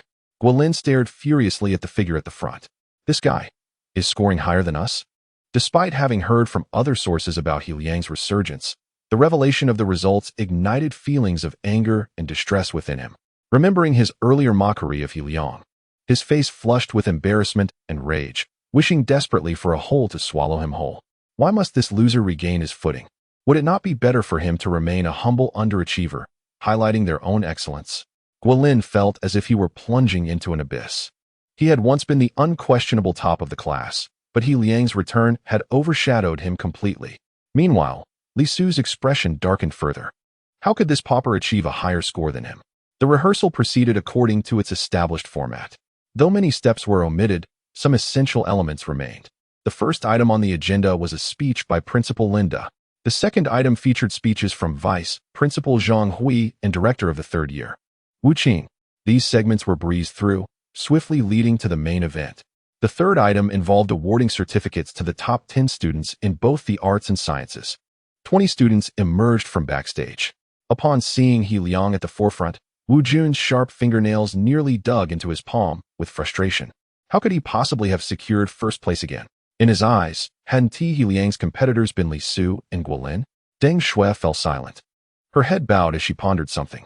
Li Su and Guolin felt a sense of humiliation. Why should they stand behind He Liang? The sight of this arrangement stirred a wave of excitement among the third-year students. That man, he truly has returned. This time was not a fluke. On stage, the participants took their positions before exiting. The fourth item was the awarding of prizes for the top scorers in each subject. The host announced loudly, through the microphone. His voice echoed clearly throughout the auditorium. First in Arts Chinese, Lu Mei. First in Arts Mathematics, Lu Mei. First in Arts English, Lu Mei. First in Arts Geography, Lu Mei. First in Arts History, Chen Shili. First in Arts Politics, Lin Xin. A ripple of surprise spread through the crowd. Lu Mei, the top arts student, had astonishingly claimed first place in 4 subjects. Lu Mei, a bespectacled academic achiever, ascended the stage with her head held high, a confident smile gracing her face. The host paused, eyes wide with astonishment, before continuing. Next, the top scorers in the sciences were announced. First in Science Chinese, He Liang. First in Science Mathematics, He Liang. First in Science English, He Liang. First in Science Physics, He Liang. First in Science Chemistry, He Liang. First in Science Biology, He Liang. Chapter 45. The The roller coaster of emotions, the host's voice resonated through the auditorium, and for a brief moment, silence enveloped the room. This rehearsal had come unexpectedly, resulting in the overall scores remaining undisclosed. It was not until this moment that everyone learned of the top 10 cumulative scores and the first in each subject. He Liang, 6 subjects, 6 firsts? The students were bewildered, exchanging glances, their lips quivering, unable to articulate their astonishment. Li Su, Guolin, and Lin Sun, the top students, had returned. Yet, He Liang had once again outshone them all. His performance was even more astounding than before. He had claimed the top position in all 6 subjects this time. Last time, it was only 5 subjects. What a farce. He was indeed a monster. How could anyone continue to exist in such a competitive environment? As the initial silence dissipated, a wave of discussions erupted among the students. The auditorium buzzed with noise, refusing to quiet down. Deng Shui trembled, her beautiful eyes wide with disbelief. Wu Jun sat in his seat, staring blankly at the illustrious student taking the stage. After a long pause, he regained his composure, biting his lip as if gazing at a nemesis. He desperately rationalized. Perhaps He Liang had truly recovered. But Li Su and the others had merely focused on biology training elsewhere for 3 to 4 weeks, resulting in a lackluster performance. Yes, it must be that way. Once they adjusted, He Liang could never claim the top position or achieve firsts in all subjects. The entire auditorium was in an uproar. The host continued without pause, proceeding with the ceremony. Please have the top scorers exit the stage. A few individuals prepared to leave. Then, the host called out, please, He Liang, remain on stage. We invite Principal Lin De to present the award and speak. As the principal, Lin De's presence at this rehearsal underscored the significance of this award ceremony. He ascended the stage, his serious gaze sweeping over the audience as he took the microphone. Though he did not utter a word initially, his esteemed position among the students commanded respect, and the noise gradually subsided until complete silence reigned. He Liang stood on stage, his expression calm and composed. Linda, with a serious demeanor, began to speak. This time, He Liang has achieved remarkable results in 2 examinations. In the grand plan of the biological competition held in Shenzhen City, He Liang secured first place, scoring an impressive 294 out of a perfect 300. His voice, powerful and proud, resonated in the hearts of all present. He Liang is entitled to automatic admission to Sujiang University and a reward of 100,000 yuan. At this announcement, many students gasped in astonishment. The grand plan seemed distant and abstract to them, and most were unaware of its implications. However, upon hearing Principal Lin's words, they understood. Automatic admission to Sujiang University, along with a substantial monetary reward. What an incredible opportunity. Many students harbored complex emotions, their gazes fixated on the handsome figure on stage. He Liang had become the focal point of the event. Wu Jun's expression remained unchanged, his heart heavy with discomfort. Meanwhile, Guolin and Li Su exchanged startled glances, their hearts sinking. Impossible. Absolutely impossible. Principal Lin's announcement obliterated their suspicions of He Liang's alleged cheating. If He Liang had cheated and been discovered, the school would have handled it discreetly rather than trumpeting the news. This meant that He Liang had truly secured first place. His achievements were genuine. Guolin and Li Su were not fools. How could they not grasp this reality? Their previous night's discussions and analyses of Chunming Tong had completely backfired. The jesters were, in fact, themselves. Their faces flushed with embarrassment, they were overwhelmed with shame. Principal Lin then shifted his tone. However, He Liang has chosen to forfeit this opportunity. Therefore, the admission qualification will be awarded to our school's Chunming Tong, who ranked 4th in Longan District. Upon hearing this, the students from the 2nd and 3rd years were once again taken aback. They were not concerned with the latter statement, but were aghast at the former. What a drastic turn of events. To simply reject an offer of admission. What on earth? How foolish a choice. Many students could not contain their exclamations, shocked by the astonishing news. This was a chance to secure a place at the nation's 3rd-tier university, a direct pathway to Sujiang University. Moreover, there was the promise of 100,000 yuan. Wu Jun's expression slightly improved, scoffing. To pass up such an opportunity is sheer madness. As the commotion below continued, a faint smile appeared on Principal Lin's face as he calmly stated, He Liang has chosen to participate in the college entrance examination. In this district-wide examination, He ranked first with a score of 693 out of a possible 720, surpassing the second-place candidate by 39 points. This series of statements left the students once again in a state of shock. This news was even more staggering than his first-place victory in the grand plan. Their emotions surged like a roller coaster, oscillating wildly. How truly remarkable. Everyone had considered Liang's decision to forfeit his admission foolish. Yet the principal had countered with a bombshell. Scoring 693 out of 720, he had utterly dominated the district. The high school students present understood the implications of such a performance. If he continued on this trajectory, Liang could undoubtedly secure a top position in the province, potentially contending for the title of the top student. Achieving a spot among the top 3 in the province would grant him entry into prestigious institutions like Tsinghua and Beida. Furthermore, the accumulated rewards would far exceed 100,000. In that moment, they realized the depth of Liang's foresight. Some students marveled, completely convinced. Liang's aspirations were clearly grander. It was precisely for this reason that he had chosen to forego the admission qualification. Guolin and Li Su were left speechless, exchanging blank stares, their minds racing. A score of 693? They knew Liang was the best in school, but first in Longan district? Had he truly subdued the second-place contender? Wu Jun was stunned as well. He had consoled himself with the thought that Li Su and Guolin's recent return had affected their performance, allowing Liang to take the lead. Yet now, it was clear that even if the two had returned to form, they could not surpass Liang. Absurd. Utterly absurd. Such a score defied logic. Why was such a prodigy not in a top-tier provincial key school, but instead in their underperforming private institution? Principal Lin smiled, nodding at the students below. I hope you all can take Liang as a model. Study diligently and strive for success in the college entrance examination. Chapter 46. If you wish to play, I shall join you under the encouragement of the principal. The rehearsal concluded. The official award ceremony was scheduled for the following Monday.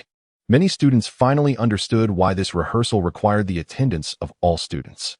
This time, Liang had achieved remarkable results, deserving commendation from the school.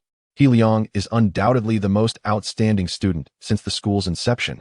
As Liang exited the auditorium, his expression remained calm, devoid of any arrogance despite being the top student in Shenzhen and Longan district. Teacher, I need to use the restroom, Liang informed his homeroom teacher. All right, go ahead. The teacher replied, joy evident on her face as she nodded approvingly at Liang. Having nurtured such an exceptional student would undoubtedly enhance her credentials, and the school would surely consider a salary increase for her. Liang departed towards Teacher Zhong's office. Inside, only Zhao Ruobing was present. Teacher, is Teacher Zhong here? Liang inquired, squinting slightly. Zhao Ruobing shook her head and replied, Chen Mingtong just left. They have already departed for the provincial key high school to sign documents. Liang felt a slight heaviness in his heart and sighed softly. Zhao Ruobing smiled and said, Congratulations, Liang. I hope you continue to excel and achieve an ideal score in the college entrance examination. Liang nodded with a smile, exchanged a few words, and then departed for his classroom. At this moment, he had once again become the star of the school, more so than 3 months prior. Along the way, Liang could sense a myriad of complex emotions converging upon him. Upon returning to the classroom, during a break, Wang Yuning approached him, her eyes sparkling. Liang, you are amazing. It's just a bit of luck, Liang replied modestly with a slight smile. Wang Yuning, holding her notebook, earnestly asked, I have a few questions I don't understand. Could you help me? She realized that only in these moments could she openly spend time with the person she admired. Of course, Liang nodded and began to explain. Zhang Wu, a student athlete sitting behind, watched Wang Yuning seek help from Liang, feeling somewhat powerless. This guy has truly regained his academic prowess.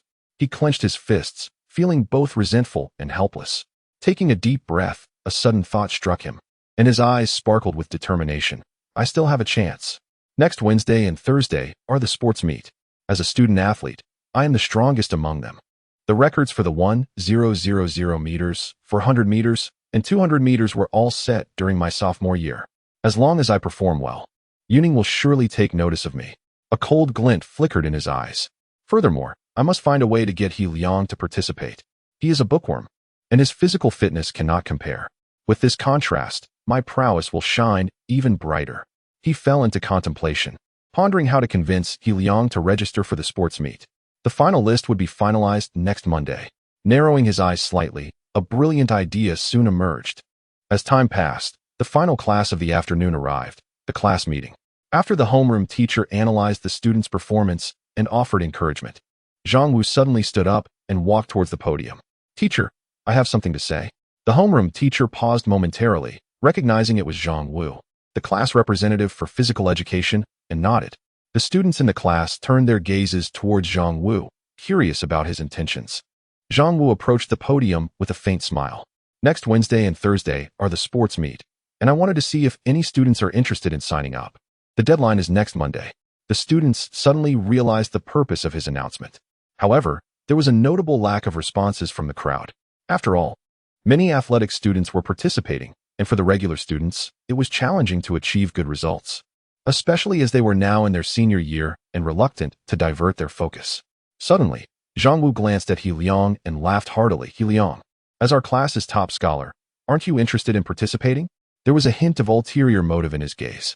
The news of He Liang's recent achievements had stirred envy in the adjacent class, with some students labeling him merely a bookish nerd. Although he feigned concern for He Liang, his true intentions were clear. As for the so-called envy from the other class, that was merely a fabrication. Guolin, seated below, narrowed his eyes, nodding repeatedly with a sneer. Indeed, being academically proficient alone is not enough. Physical fitness is equally important. He had quickly identified a point to undermine He Liang. Although Guolin was not an athlete, he had practiced track and field in his youth, maintaining decent physical fitness and signing up for several events. He Liang's expression remained unchanged as he calmly retorted, "So what?" Zhang Wu chuckled, straightforwardly asking, "He Liang, are you interested in participating in the sports meet? This way, our class wouldn't feel so constrained." Ideally, he would sign up for all three events, giving the first class a proper wake-up call. He Liang cast a deep glance at Zhang Wu. The class fell silent, all eyes on He Liang, sensing the pressure he faced. "He Liang." Wang Yuning watched He Liang with concern. He Liang sighed softly. Some individuals were pushing their luck, and if he did not respond, they might genuinely consider him a pushover. Sports? The all-purpose working system's learning module naturally contained related enhancement options. The prefix of the all-purpose working system is indeed all-purpose. As long as there is a relevant medium, He Liang can enhance his corresponding skills. Just like when he picks up a signature pen, it triggers options for improving his calligraphy. Every evening after dinner, He Liang would stroll on the track, thus unlocking numerous related sports content. Physical fitness, beginner. Intermediate costs 100 working coins. Sports theory knowledge, beginner. Intermediate costs 40 working coins. Long jump, beginner. Intermediate costs 20 working coins. High jump, beginner. Intermediate costs 20 working coins, and so forth. The cost of enhancement was not excessive. He had refrained from upgrading earlier simply because it was unnecessary. Now, with Zhang Wu publicly challenging him, if he remained timid, it would be utterly humiliating. He Liang had no interest in being a coward. He Liang's soft sigh, in Zhang Wu and Guolin's eyes, undoubtedly appeared as a sign of submission. Their smiles grew ever brighter. Zhang Wu laughed heartily, pressing on. "He Liang, will you participate?" The homeroom teacher's expression shifted, and she stepped forward, stating earnestly, "You are all in your senior year now. The sports meet is secondary. Prioritize your studies. He Liang, you should focus on your studies." As a student capable of ranking among the top 10 in the province, she naturally wished for him to remain focused on academics. However, He Liang slightly shook his head, locking eyes with Zhang Wu, and calmly declared, "Zhang Wu, since you wish to play, I shall indulge you. The sports meet, you say? I am signing up." Chapter 47. For these 3 months, you shall guard him. He Liang's eyes were clear and bright, his expression tinged with a hint of coldness. Yet there was no sign of haste or anxiety. Zhang Wu and Guolin were momentarily stunned, unable to believe how decisively and unexpectedly He Liang had agreed to participate. To persuade He Liang to join the upcoming sports meet, Zhang Wu had pondered his arguments for an entire afternoon, but now those carefully crafted, radical words eluded him. However, it mattered not. As long as He Liang had consented, that was sufficient. Zhang Wu quickly regained his composure, a smile curling at the corners of his mouth. Before he could speak, He Liang rose to his feet. He regarded Zhang Wu with an unruffled demeanor and inquired, "Zhang Wu, how many events are you participating in?" Zhang Wu narrowed his eyes and replied coolly, 3. The 1,000 meters, 400 meters, and 200 meters. Generally speaking, few would register for all 3 events. Especially consecutive track events, as the average person's stamina could hardly sustain such exertion. Yet track and field was Zhang Wu's forte. He had trained in athletics since childhood and had even secured first place in the 1,000 meters at last year's city sports meet. The atmosphere in the classroom grew tense, with everyone sensing Zhang Wu's provocation. The air crackled with unspoken tension. Mere seconds felt like half a class had elapsed. He Liang finally spoke, his countenance unchanged, his words resonating with conviction. Very well. I shall also register for 3 events. I'll take on the 1,000 meters, for 100 meters, and 200 meters. With this proclamation, an uproar erupted in the classroom. He Liang had also signed up for 3 events.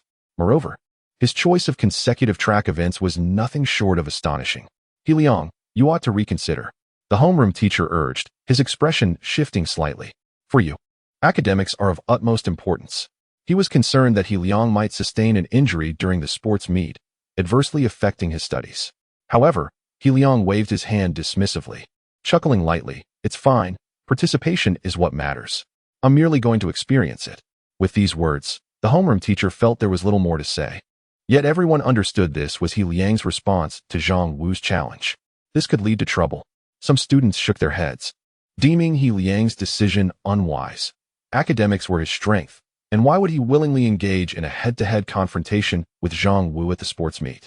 Wasn't that akin to seeking punishment? Nearby students whispered among themselves. Exactly. Zhang Wu's prowess in athletics is renowned throughout our school. I've heard he's set to participate in some top-tier universities' special recruitment in the coming weeks. If he succeeds, it would be a significant leap for him. How could He Liang possibly compete with Zhang Wu in sports?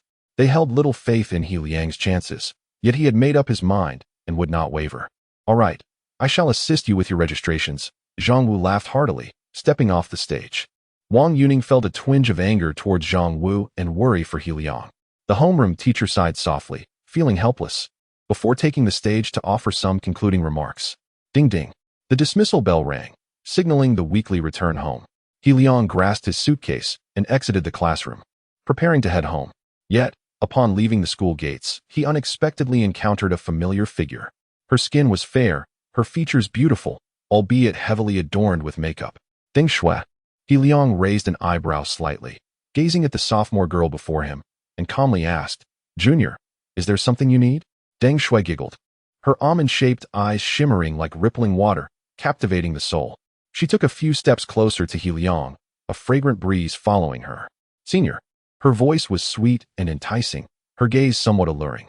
Her school uniform had been altered, her top appeared cropped, and her shorts revealed her long legs, showcasing her voluptuous figure and drawing the attention of several boys just exiting the school.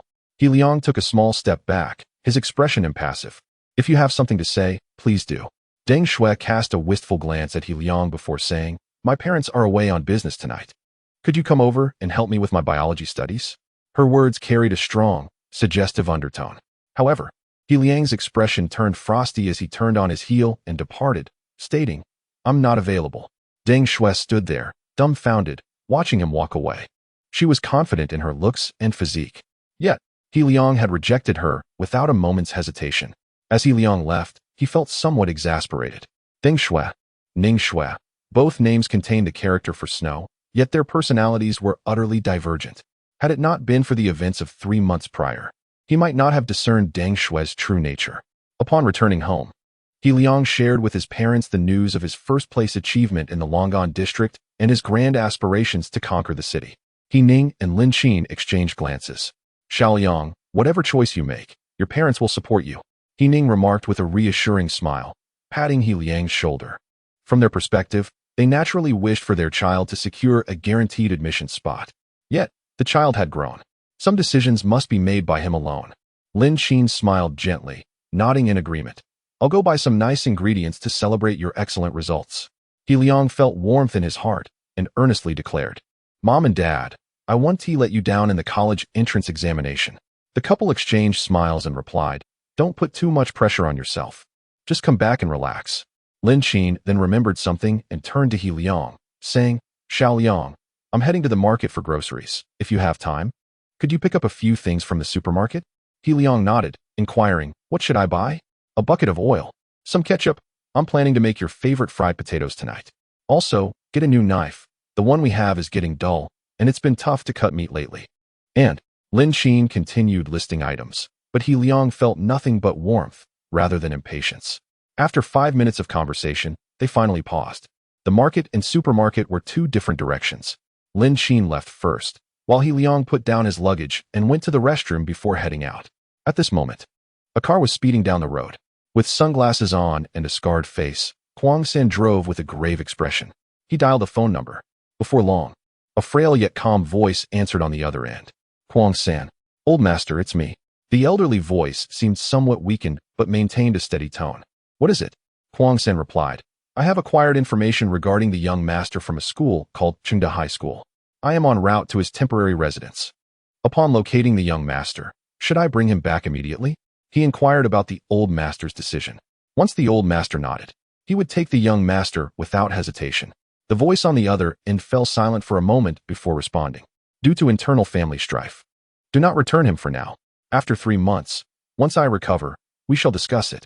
Of course, the primary concern was that He Liang's dragon seal had not yet reached its limit, so there was no immediate danger to his life. Huang San understood and solemnly replied. Understood. However, his gaze sharpened as he continued. It seems that before me, someone else has been investigating the young master's information. If someone intends to harm the young master. His words trailed off as the old master's previously calm voice suddenly shifted to a cold and decisive tone. Whoever dares to lay a hand on my grandson shall be dealt with ruthlessly. Huang San, for these 3 months, you shall guard him. Chapter 48. Heritage, I understand. A chill ran through Kurumi's heart as she solemnly agreed. To deal with the young master, one must first tread over my corpse, she declared in a deep voice. The elder replied coolly, in the next few days, I will emerge from seclusion to strike fear into those petty individuals, dissuading certain people from their small schemes. Your duty is to protect him. Yes, Kurumi responded. Among the 3 prominent families in Deep Truth City, each was guarded by martial experts. Their family had nurtured certain qualified, homeless children from a young age to become martial protectors of the family. Named after the word Kurumi, this was the distinguishing feature of this group. Kurumi ranked 3rd in strength among them. After exchanging a few words, the elder hung up the phone. Kurumi accelerated her car, picking up speed. The investigation into the young master was not a good sign. At this critical moment, it could very well be the enemy. Yin Balian. A glint of coldness flashed in Kurumi's eyes. She suspected it might be her doing. First, she would meet the young master before deciding the course of action. The vehicle sped towards He Liang's address. Having gathered all the items, He Liang glanced into the bag, which contained a total of 9 assorted items, all packed into a black bag. He then returned home from the supermarket, contemplating his plans ahead. The 9 black holes had only unlocked the lottery and study holes so far. What might the 3rd hole be? He Liang felt a sense of anticipation, believing that upon advancing to an intermediate worker, the 3rd black hole would unlock. Could it be some mysterious high-tech device, or perhaps martial arts, or even cultivation? He boldly speculated, his emotions fluctuating. With the system already in existence, it seemed reasonable for such wondrous things to appear, right? As a modern individual, he naturally yearned for extraordinary powers. Soon, he arrived at the foot of the building. It was already 7 o'clock, and darkness had descended. Suddenly, He Liang felt a sharp pain in his left shoulder, interrupting his thoughts. That spot was marked by a dragon-shaped birthmark. Instantly, goosebumps erupted all over his body, as if a ferocious beast had set its sights on him. An overwhelming sense of danger. Instinctively, He Liang sidestepped. Just where he had been standing, a sharp gleam flashed suddenly. He Liang felt as if the bag he was holding had been cut open by a swift blade. Several packets of ketchup inside were sliced open, and an explosive force erupted from within, causing the ketchup to splatter onto He Liang. A faint voice of confusion suddenly rang out. He Liang's heart raced. He had no idea what was happening, but it was clear someone intended to harm him. In an instant, he made a judgment and ran forward, not looking back or retrieving his belongings. Yet, in the next moment, He Liang stopped in his tracks, for ahead stood a figure, grinning at him. It was a middle-aged man clad in black, his face unremarkable, expertly toying with a small knife in his right hand. Interesting. Despite lacking any cultivation, he managed to evade my ambush, the middle-aged man mused, his gaze filled with murderous intent as it fixated on He Liang. So, this is the lineage of the He family? Quite intriguing indeed, he muttered to himself. He Liang took a deep breath, forcing himself to remain calm.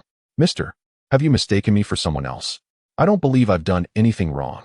As he spoke, his eyes darted sideways, ready to flee at any moment. He sensed the danger emanating from this middle-aged man. Indeed, you have not offended me, the man chuckled darkly, but his expression quickly turned frigid. However, you are in my way. With that, he lunged towards He Liang.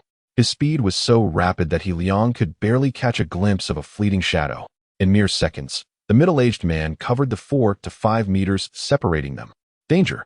He Liang watched as the cold gleam approached his chest. His pupils dilated in shock. Yet, his body was unresponsive. Just as he thought the worst, a low grunt echoed.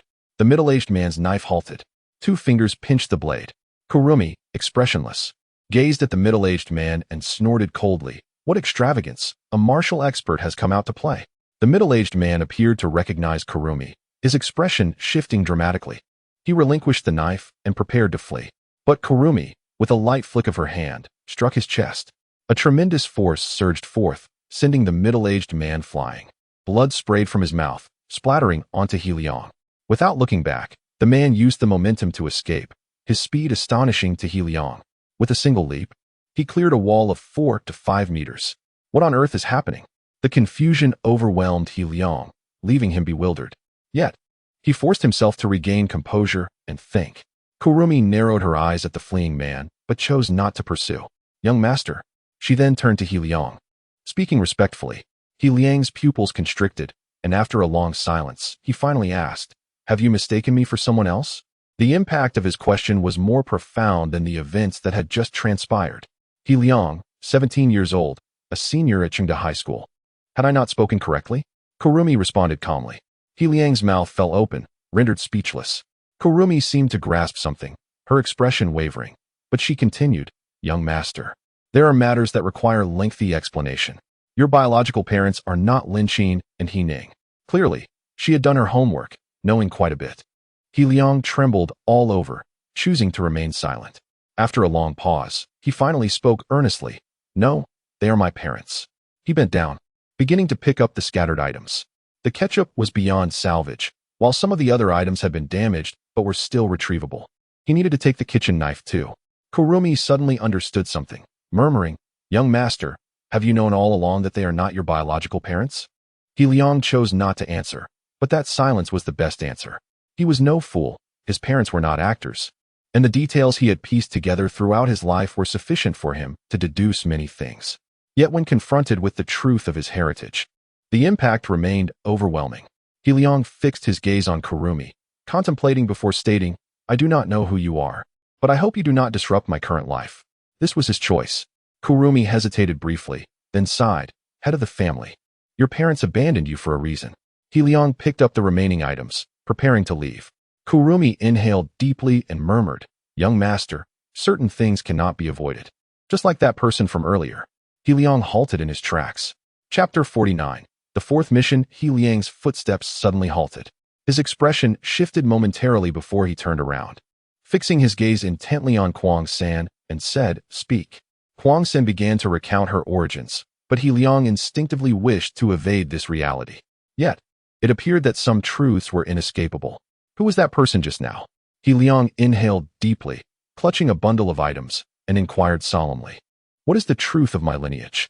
Since evasion was futile, he resolved to confront it. Kuang San surveyed the surroundings, narrowing her eyes as she replied, "Shall we discuss it here?" He Liang's eyes flickered slightly, and he nodded slowly, stating, "Let us converse here. I need to return home for dinner shortly."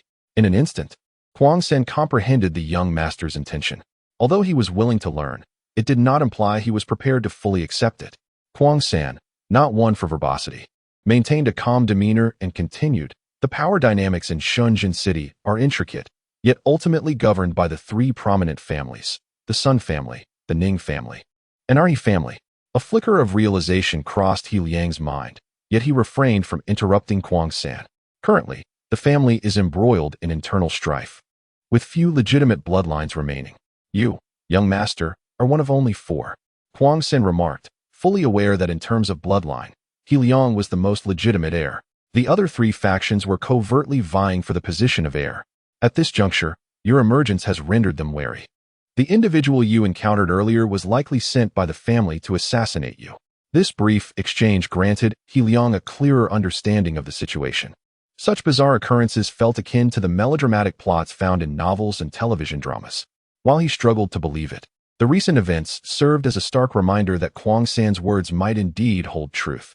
After a moment of contemplation, Kwang San added, regarding the assassination, "You need not fret for the time being. The elder will soon emerge from seclusion, which will deter some individuals from acting overtly. Though many matters remain unclear to you, I assure you that the threat of assassination should diminish thereafter." Despite his lingering confusion, He Liang felt a sense of relief upon hearing this. It was evident from Kwang San's words that the danger would likely lessen. "You need not rush back to the family amidst this turmoil.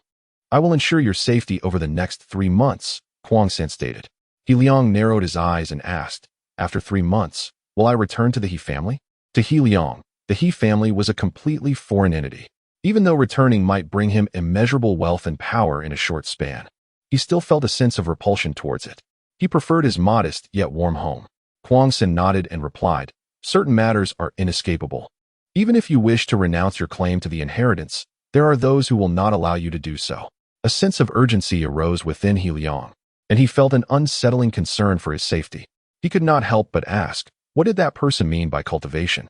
Kwang San did not withhold the truth and directly informed He Liang. Some individuals utilize special methods to transcend human limits and master martial arts.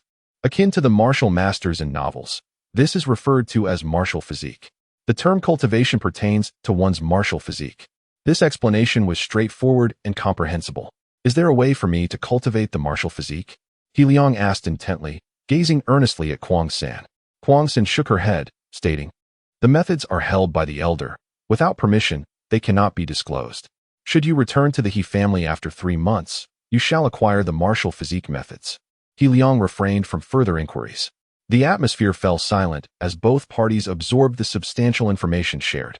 He Liang required time to process it all, while Kwang San granted him the space to think, recognizing that such revelations could not be easily assimilated.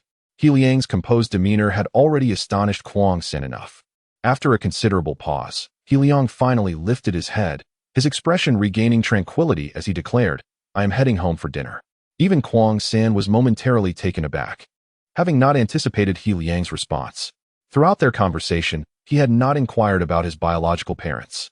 It became clear to Kwang San that the young master was still harboring reservations, deliberately avoiding this topic. Understanding this, Kwang San nodded and said, "I comprehend."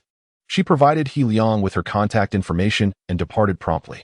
The purpose of her visit had been to meet the young master and convey some crucial information. There would be ample time to share further details in the months ahead. He Liang stood rooted to the spot, watching Kwang San leave, clutching his bundle of items. Rendered speechless, his thoughts were a tangled mess, making clarity elusive. He turned to ascend the stairs, but was halted by a feminine voice calling his name. "He Liang." He Liang turned around to behold a remarkably exquisite face. It was Chun Ming Tong, dressed in a pristine white dress that accentuated her long legs. She resembled a pure and beautiful swan. She carried a bulging backpack, its contents a mystery. As she gazed at He Liang, disappointment flooded her eyes.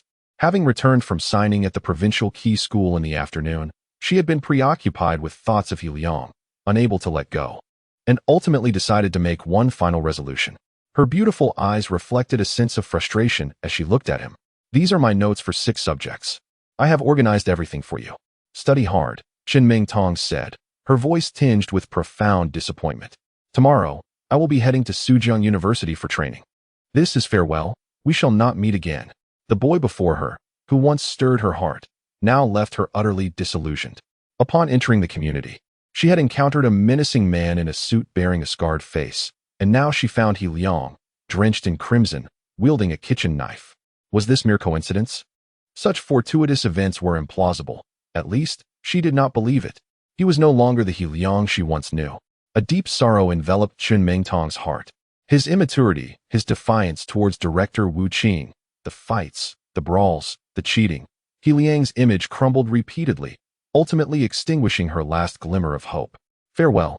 I doubt we shall meet again," she stated, setting down her backpack, her expression cold, and she swiftly departed, even reluctant to exchange another word with He Liang. "Ming Tong," He Liang called out, rushing after her, but by the time he exited the community, Ming Tong had already entered a car and driven away. He Liang exhaled deeply, gazing at the stars above, a bitter smile escaping his lips. What a series of unfortunate events this has been. Subsequently, He Liang returned home. Upon seeing the crimson that adorned him, Lin Xin and He Ning gasped in shock and hurried over. Xiaoliang, are you hurt? What happened during your outing? Should we take you to the hospital? Their faces were etched with concern. He Liang looked at the lines etched on their faces by time. Feeling a pang of emotion and gratitude, he softly replied, "It's nothing. I merely had a fall, and the ketchup burst." They were, after all, his parents. Suddenly, a piece of information flashed in He Liang's mind. Omni-work system, 4th mission. Chapter 50. Shadow Lin Wudi and He Liang were momentarily taken aback by the sudden emergence of the 4th task, which caught them off guard. However, this surprise quickly transformed into exhilaration. Successfully completing this 4th task could very well elevate him to an intermediate worker, unlocking the 3rd black hole. Due to the assassin's presence and the enigmatic He family, He Liang felt a pressing need to bolster his self-defense capabilities. After all, the assassin had exhibited a complete disregard for the consequences of murder. He Liang focused his thoughts and accepted the task information. 4th task: raise physical fitness to advanced level. Laying the foundation for martial arts. Reward: 59 experience points. 59. He Liang's eyes sparkled with excitement. With his current experience points at 45, this additional 59 would be sufficient to promote him to an intermediate worker. This task was of utmost significance to He Liang. Physical fitness and the foundation of martial arts. A contemplative expression adorned his face, soon followed by a smile. This news is indeed fortuitous. I had already intended to enhance my physical fitness for next week's sports meet, and this task aligns perfectly with my plans. After dining with his parents, He Liang returned to his room and attempted to contact Chun Mingtong via WeChat. To his dismay, he discovered that she had deleted him. He Liang fell into a brief silence before closing the WeChat window. Despite the misunderstandings that had transpired, he had never found the opportunity to clarify, and he understood her disappointment. Yet, her decision to sever ties was painful and complicated for him. So be it. After a lengthy moment of silence, He Liang gradually regained his composure. While he could obtain Chun Mingtong's contact information from a teacher, he felt it unnecessary. He resolved to abandon any thoughts of reaching out to her, feeling a sense of disheartenment. For the next 2 days, He Liang studied at home, enjoying a peaceful respite from any assassins. However, the neighboring room 501 had a new tenant, Kurumi. He Liang did not actively seek out Kurumi, nor did she take any actions beyond her role as his protector. On Sunday afternoon, He Liang headed to school. As he was leaving, he encountered Kurumi. She exuded a calm demeanor, embodying the essence of a cool assassin, yet respectfully addressed him. "Young master, another individual will come to protect you soon." He Liang's brow furrowed slightly, reluctant to disrupt his tranquil life. However, Kurumi had been measured in her actions over the past few days.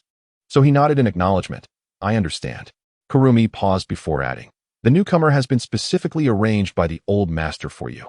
Their temperament is somewhat peculiar, so please take heed." She seemed to recall something, her expression becoming rather strange. "Understood." He Liang nodded and continued on his way. Upon arriving at school, he made his way to the sports field. Physical fitness, beginner, intermediate cost, 100 labor coins. He Liang glanced at his available labor coins, 330 in total. Without hesitation, he opted for the upgrade. Instantly, his labor coins diminished to 230. A unique surge of power coursed through him, as if a mysterious force was emanating from his core, flowing through his limbs. His body was undergoing a transformation. This enhancement was not painful, but rather gentle, imparting a sense of gradual progression. He even felt his mind sharpening. The brain requires oxygen for thought, and with increased physical fitness, the rate at which red blood cells could transport oxygen would also rise. He Liang concentrated his thoughts. Physical fitness, intermediate, advanced cost, 200 labor coins. He hesitated briefly, deciding against an immediate upgrade. He sensed that it would be wiser to wait until his current enhancement concluded before advancing, believing in the importance of patience. Subsequently, he returned to the classroom and sat down to tackle some exercises. Despite possessing the all-encompassing labor system, he did not become complacent. Wang Yuning approached him with questions. Just as before, He Liang did not mind and diligently explained the concepts to her. That rascal, Zhang Wu, seated at the back, seethed with anger. However, he soon smirked, thinking, "I have already signed him up for the sports meet. I'm eager to see how poorly he performs. In his mind, He Liang was merely a frail academic achiever. Time passed, and soon evening self-study commenced. The homeroom teacher entered, sporting a peculiar expression. "Classmates, please be quiet," he announced. And the classroom fell silent, curiosity evident on every face. "I have an announcement regarding a new transfer student in our class." The students exchanged glances, astonished and whispering among themselves. "A transfer student? But we are already in the second semester of our senior year. How can there be a transfer student at this stage, especially so close to the college entrance examination?" As the murmurs of disbelief echoed, a boy entered, a striking figure standing at 175 meters, with an attractive visage, glimmering eyes, and a confident smile. However, his appearance was somewhat unconventional, adorned with 3 differently colored headbands on his forehead. "Hello everyone, my name is Lin Wudi." He stepped forward, introducing himself loudly while inscribing his name on the blackboard. That name possesses an air of authority. Many boys murmured amongst themselves, feeling a sense of wariness. For this fellow was undeniably handsome. Several girls in the class were already captivated, their eyes sparkling with interest. The teacher nodded, saying, "I hope everyone can communicate well with classmate Wudi." He turned to Lin Wudi with a smile. "I will arrange a seat for you." Yet, Lin Wudi's gaze sharpened, fixating on He Liang. The entire class fell silent, taken aback. His gaze was unmistakably directed at He Liang. Could it be that he knew He Liang? Confusion swept through the classroom. Zhang Wu and Guolin's eyes lit up. They were eager for more attention drawn to He Liang. Lin Wudi proclaimed, "I will sit behind the boss." The class was momentarily stunned. The boss? Without waiting for further discussion, Lin Wudi unceremoniously grabbed his bag and settled behind He Liang. Clearly, he referred to He Liang as the boss. The atmosphere grew tense. Guolin and Zhang Wu were left dumbfounded. Instantly, all eyes in the class shifted back to He Liang. The boys behind him were equally astonished, at a loss for what to do. The homeroom teacher felt a headache coming on. This student had been directly assigned by the vice principal, and he was reluctant to offend Lin Wudi. "Chen Xian, please change your seat," the teacher said, exasperated. Afterward, Lin Wudi took his seat. He Liang turned back, feeling speechless, as he had begun to suspect Lin Wudi's true identity. As anticipated, Lin Wudi earnestly stated, "Young master, my code name is Shadow. You may also call me Kurumi 6. Chapter 51. The third black hole. To be candid, the names Shadow, Huang Lu, and Lin Wudi were ones He Liang had no desire to utter. They exuded a certain juvenile flair. Yet, with a suppressed sense of dissonance, He Liang nodded calmly and turned to his studies. He had yet to overcome his internal barriers, harboring an innate aversion towards those hailing from the He family. In contrast, Lin Wudi merely chuckled, seemingly unfazed. Once the class concluded, Lin Wudi dashed out of the classroom, leaving many girls, who wished to know him, feeling disappointed. Not long after, he returned with an unperturbed demeanor, holding a wooden root in his hand. This root resembled a carved trunk from a tree and measured a striking 50 centimeters in length, drawing attention immediately. "What are you doing with that?" He Liang was taken aback by this spectacle. Lin Wudi pondered for a moment before earnestly declaring, "Boss, this is a sword, a wooden sword." A vein pulsed on He Liang's forehead as he retorted, "I meant, where did you acquire this?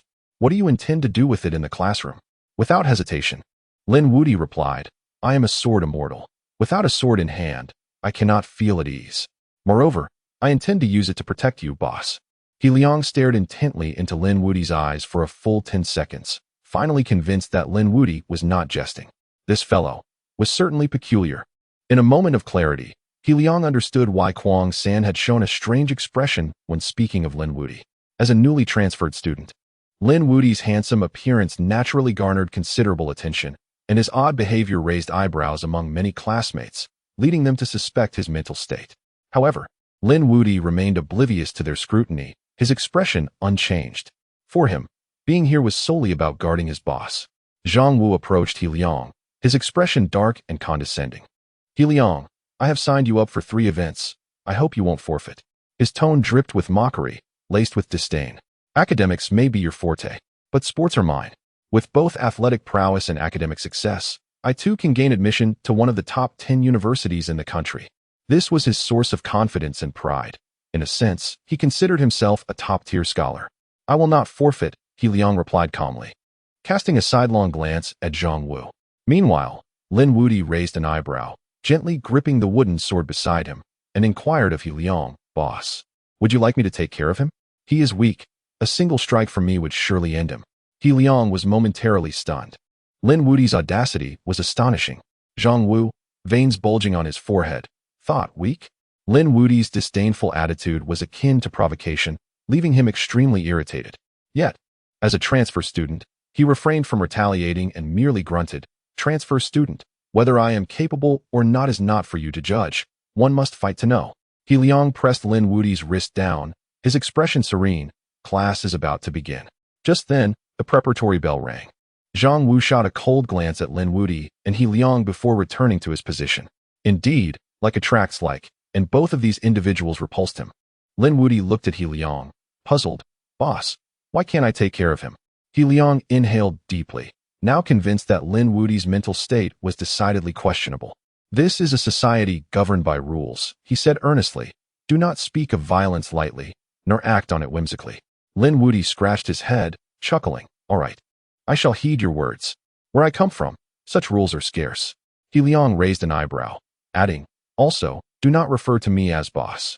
After a moment of contemplation, Lin Wudi tentatively proposed, "As a sword immortal, may I call you Sword Saint?"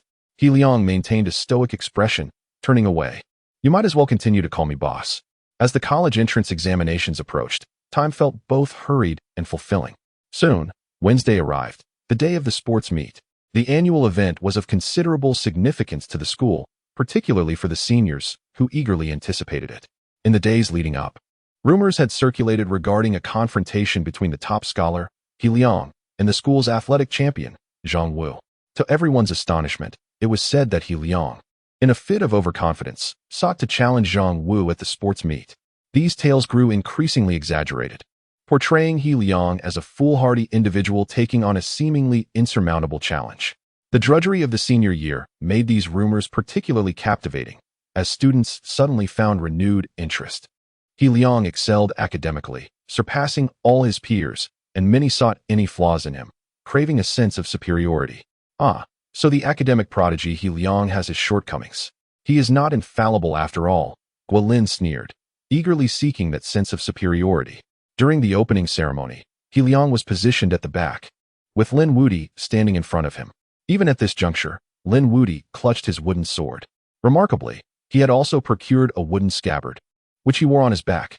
He Liang had heard whispers of 2 ancient trees that had fallen, causing quite a stir, though the higher-ups had swiftly suppressed the news. "Boss, your vitality seems to have surged significantly these past 2 days." Lin Wudi abruptly turned, looking at He Liang with curiosity. Startled, He Liang countered, "You can sense it?" In the past couple of days, he had felt his body continually strengthening under a mysterious force, and he could distinctly perceive the changes. "I can," Lin Wudi affirmed. Nodding seriously, "As a sword immortal, I possess keen sensitivity to vital energy." He Liang chose not to engage with Lin Wudi's fantastical claims, having grown weary of such juvenile banter. Instead, he fell into contemplation. The strengthening force within him had diminished considerably. "I should be able to elevate my physical capabilities from intermediate to advanced." He Liang's expression firmed, and he focused his thoughts. Intermediate physical capability, upgrade to advanced. Instantly, his labor currency decreased by 200. Simultaneously, a searing, fiery energy surged from his abdomen throughout his entire being. This force was no longer gentle. It was far more intense than before. He Liang felt as though he were being scorched by flames, an overwhelming heat enveloping him. Upon witnessing this transformation, Lin Wudi spun around, his gaze ablaze with admiration. "I knew it. You are indeed my boss." Clearly, He Liang's enhancement had not gone unnoticed by Lin Wudi. Yet, He Liang was preoccupied, for information flooded his mind. Fourth task, elevate physical capability to advanced, laying the foundation for martial prowess. Reward, 59 experience points, completed. Host, He Liang, for 100. Position, intermediate worker, next level, advanced worker, daily wage, 70 labor currency, 120 and below that. The third black hole had been unlocked. Chapter 52, the preliminary round, the third black hole. He Liang felt a sudden jolt in his heart, a wave of joy surging from within. The lottery and study zones had already provided him with considerable assistance. Thus, he was particularly eager to discover what the third black hole had in store. Gradually, golden yellow characters began to materialize above the third black hole. Martial body. Martial body. It was indeed the martial body. What He Liang urgently needed at this moment was the power of self-preservation. The third black hole could provide just that. Outside, a cacophony erupted as leaders delivered speeches, yet He Liang's thoughts were wholly consumed by the all-encompassing labor system. As his mind touched the third black hole, his vision abruptly transformed. Martial body talent, ordinary. Excellent labor coins 300 heavenly martial technique. Body refining stage labor coins 200. These two simple entries brought a radiant smile to He Liang's face. I currently possess only 120 labor coins. My daily wage is 70, which means I won't be able to exchange until the day after tomorrow. He Liang felt a twinge of impatience, longing to acquire the heavenly martial technique immediately. The system displayed only this single skill, which undoubtedly could not be weak. Although He Liang was unaware of how the heavenly martial technique fared among martial arts, it was certainly exceptional. Furthermore, the system indicated that my martial body talent is ordinary. These two brief lines of data were sufficient for He Liang to glean a plethora of insights. He then lifted his gaze toward Lin Wudi and earnestly inquired, "Lin Wudi, could you elaborate on the martial body for me?" Lin Wudi raised an eyebrow and nodded with a smirk. The two stepped back a few paces to a quieter area for a discreet conversation. There is a saying that when the vital energy of the human body reaches a certain threshold, it becomes challenging to enhance further. And the martial body arose from this need, enabling individuals to break through new limits, Lin Wudi explained. The first realm of the martial body is known as the body refining realm, which consists of 9 levels, laying a solid foundation for the essence refining realm. Essentially, the body refining realm focuses on refining the tendons and enhancing the vital energy. He Liang furrowed his brow slightly, still lacking a clear understanding, and subsequently asked, "Is there a comparison?" Lin Wudi stroked his chin and replied, "Indeed. Essentially, a martial body practitioner at the 6th level can overwhelmingly surpass an Olympic champion in all metrics. A 6th level martial body practitioner can effortlessly take on 3 to 4 ordinary individuals." This clarification was even more straightforward. "What level are you at?" He Liang suddenly inquired. "Me?" Lin Wudi appeared momentarily taken aback, then revealed an enigmatic expression. "On the surface, I am at the mid-stage of essence refining, but in reality, I am not." He Liang's expression shifted, realizing that Lin Wudi was even more formidable than he had anticipated. "What do you mean by in reality?" he asked, taking a deep breath. Lin Wudi gazed skyward, hands clasped behind his back, and sighed softly. "In truth, I am at the sword immortal stage. Once I break the 3 bindings, I can vanquish all foes in the world." He Liang maintained a stoic expression as he regarded Lin Wudi, saying, "So, those 3 headbands on your forehead are the bindings that restrain you?" Lin Wudi, embodying the demeanor of a strong warrior, nodded affirmatively. He Liang silently classified Lin Wudi as one with a late-stage juvenile delusion. Afterward, He Liang posed additional inquiries regarding the martial body. Beyond the somewhat juvenile remarks, Lin Wudi provided detailed explanations, opening a new realm of understanding for He Liang. "I'll save enough labor coins for the heavenly martial technique first, prioritizing its exchange," He Liang resolved. Subsequently, he focused on enhancing his 6 subjects in the study zone, while simultaneously exchanging for the martial body talent. Now, as a mid-level laborer, his daily wage had reached a commendable 70, doubling his previous earnings. At this rate, he would undoubtedly achieve mastery in all 6 subjects before the college entrance examination, with ample surplus remaining. As He Liang contemplated, the opening ceremony concluded. The competition was officially underway. The first day featured the preliminary rounds. He Liang registered for the same events as Zhang Wu, the 1,000 meters, 400 meters, and 200 meters. Regrettably, the draw did not pair him with the top student from their class. Zhang Wu sighed theatrically. None of the 3 events in the preliminary round were aligned with He Liang. This left him somewhat disappointed. "I hope He Liang can advance through the preliminaries, otherwise, I won't get to humiliate him tomorrow," Zhang Wu remarked. The senior students were keenly attentive to the unfolding events. Many were relishing the prospect of He Liang's potential missteps. He Liang was acutely aware of their thoughts. The previous night, he had conducted a preliminary self-assessment and found his mid-level physical fitness to be quite formidable, surpassing most athletes. Today, having upgraded to high-level fitness, he was not exaggerating when he claimed he could certainly best the majority of sports students. The top 2 from each group would successfully advance to the semifinals. On the track, 8 students appeared tense, clad in shorts, their eyes brimming with youthful vigor. They performed high knees to warm up their bodies. With the sound of the whistle, the first group took off. Zhang Wu surged ahead, sprinting with remarkable speed. The 200 meters was a short distance, and Zhang Wu opted for a full sprint. His towering stature granted him long strides, yet it did not affect his rhythm, leaving the crowd in awe. How fast? In just the initial stretch, he had already distanced himself significantly from the second competitor. Many marveled at Zhang Wu's athletic prowess. The student in second place gritted his teeth, desperately accelerating in an effort to catch up. Yet, he soon realized with despair, was this life or death? Despite exerting himself more than when pursuing a crush, he simply could not keep up, only to find himself falling further behind Zhang Wu. Being grouped with Zhang Wu was akin to inviting humiliation. Ultimately, Zhang Wu undoubtedly clinched first place in the 200 meters with a time of 24:01. After finishing, Zhang Wu exhibited little change in expression, maintaining a calm demeanor. 24? This is merely the preliminaries. I was just warming up. The audience was stunned by his boastful words. Yet Zhang Wu indeed possessed that capability. Some claimed that Zhang Wu had even recorded times below 22 seconds in private. Instantly, many turned their attention to He Liang. Some with sympathy. How could he compete? Zhang Wu's score was enough to instill despair in others. He Liang, who devoted his days to studying, could not possibly compare to an athlete trained for these events. Many sighed. Yet, He Liang remained calm, seemingly oblivious to the gazes around him. Lin Wudi scoffed. This is far too slow, right? Even the most inept among us is much faster. He Liang shot him a look of exasperation, saying, keep such thoughts to yourself in public. Although Lin Wudi appeared to be of a similar age, his remarks often lacked consideration, resembling the unfiltered musings of a child. Comparing himself to the leader? Lin Wudi scoffed. Wasn't that just asking for trouble? As they conversed, the second group had already taken the stage. He Liang ceased his chatter, preparing for his turn. Chapter 53. Striving for second place, He Liang was in the third group. Each group consisted of 8 participants, with the top 2 advancing to the semifinals. Despite the considerable number of students in the school, few dared to sign up. As the second group was running, He Liang had already begun his warm-up. Dressed in the school shorts, he stretched his ligaments at the back and performed several sets of high knees.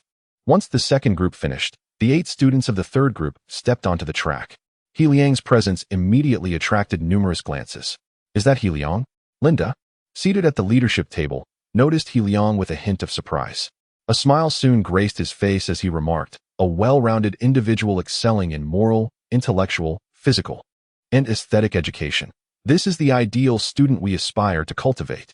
While he did not expect He Liang to achieve a high ranking in athletics, he genuinely admired He Liang's fighting spirit.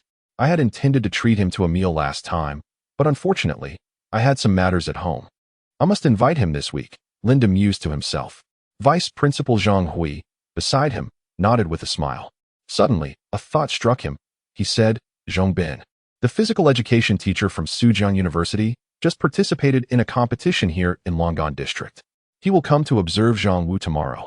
Teacher Zhong had seen Zhang Wu at the city sports meet and believes he has potential for recommendation to Sujiang University.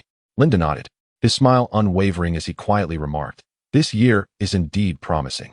Chen Mingtong is guaranteed admission to Sujiang University. As long as He Liang maintains his performance, he can certainly secure the top spot in Longan District, competing for a place among the top 10 in the province. Li Su and Guolin also boast commendable results. If they perform well, they could aim for a spot in one of the top 15 national schools. Should Zhang Wu pursue the special admission route and secure early recommendation to Sujiang University, there is no doubt that Chengda Middle School will shine brightly in Longan District this year. As they conversed, the 200-meter race for the third group had commenced. Outside, many were cheering for He Liang. However, the sincerity of this encouragement was debatable. It was tinged with a hint of schadenfreude and sarcasm. Wang Yuning stood by the finish line, holding a bottle of room temperature mineral water, her expression tense as she watched He Liang prepare to run. He Liang, positioned in lane 1, appeared calm and composed, while his surrounding competitors wore eager expressions. In this group, there was a sophomore athlete who had trained in track and field and was currently the best in his grade. Upon seeing He Liang take his place, a smirk crept across his lips. A senior scholar? If only he focused on his studies instead of running track. How delightful it would be to outshine the school's brightest. On your marks. The referee called, and the atmosphere in the arena became charged with anticipation. The whistle blew, stirring the emotions of countless spectators. The 8 contestants bolted from the starting line simultaneously. The straightaway ahead was sufficient to create a noticeable gap. The sophomore athlete surged ahead, leading the pack with powerful strides, while the others struggled to keep pace. The 200-meter race, while not excessively long, demanded an all-out sprint. He Liang began his run, occupying the last position. As expected, he's clearly out of shape, Guolin scoffed derisively. His voice was loud enough for many students nearby to hear, eliciting expressions of regret from some. While others reveled in He Liang's apparent struggle, feeling a sense of superiority wash over them. On the track, despite being in last place, He Liang remained unfazed. His step steady. You wish to see me fail? He Liang was aware of some individuals' thoughts. His reluctance to unleash his full potential immediately was a deliberate strategy to silence his detractors. Although the trope of a seemingly weak character ultimately triumphing is often mocked in novels, it was undeniably satisfying. Suddenly, He Liang accelerated. This surge allowed him to overtake the first 2 competitors. The change in pace was unmistakable to the spectators. Humph, Guolin sneered. Just a temporary burst of energy. He'll tire soon. With 100 meters remaining, He Liang continued to gain speed. He surpassed the 5th and then the 4th. Only 50 meters left. The tension was palpable as many watched anxiously. Come on, He Liang.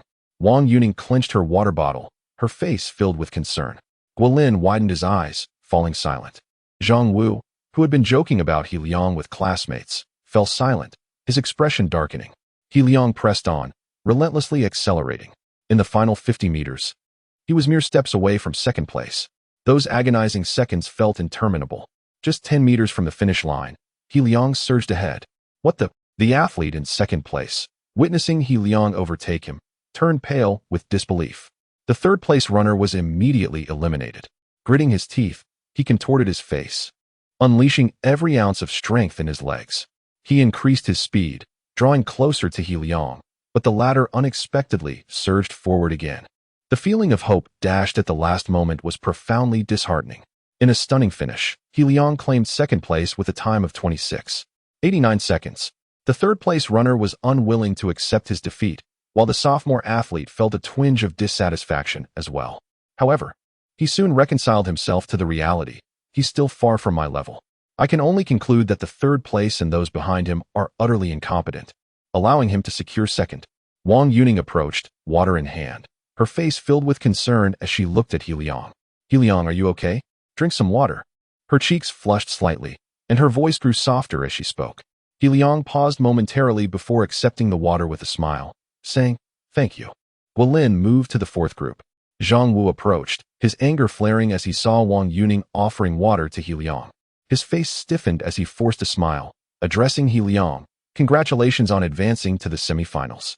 In the 200-meter event, many had signed up, 12 groups in total, with 24 students advancing to the semifinals, which would be divided into 4 groups.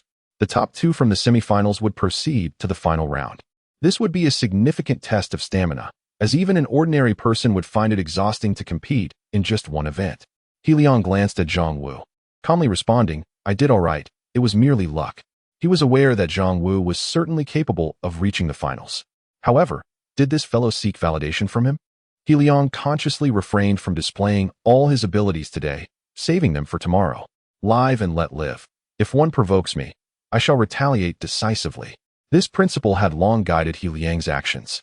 Lin Wudi approached, his face a mask of confusion as he remarked, "Boss, you barely exerted half your strength." Zhang Wu internally scoffed at this. Barely half? Such audacity.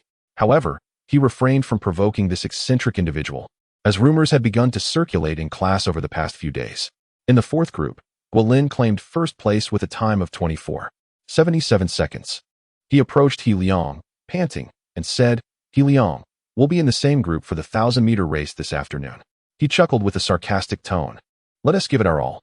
Aim for second place." Chapter 54. Acceleration. Guolin had just secured first place in the 4th group with an undeniable advantage. Basking in his triumph, in his exuberance, he began to boast.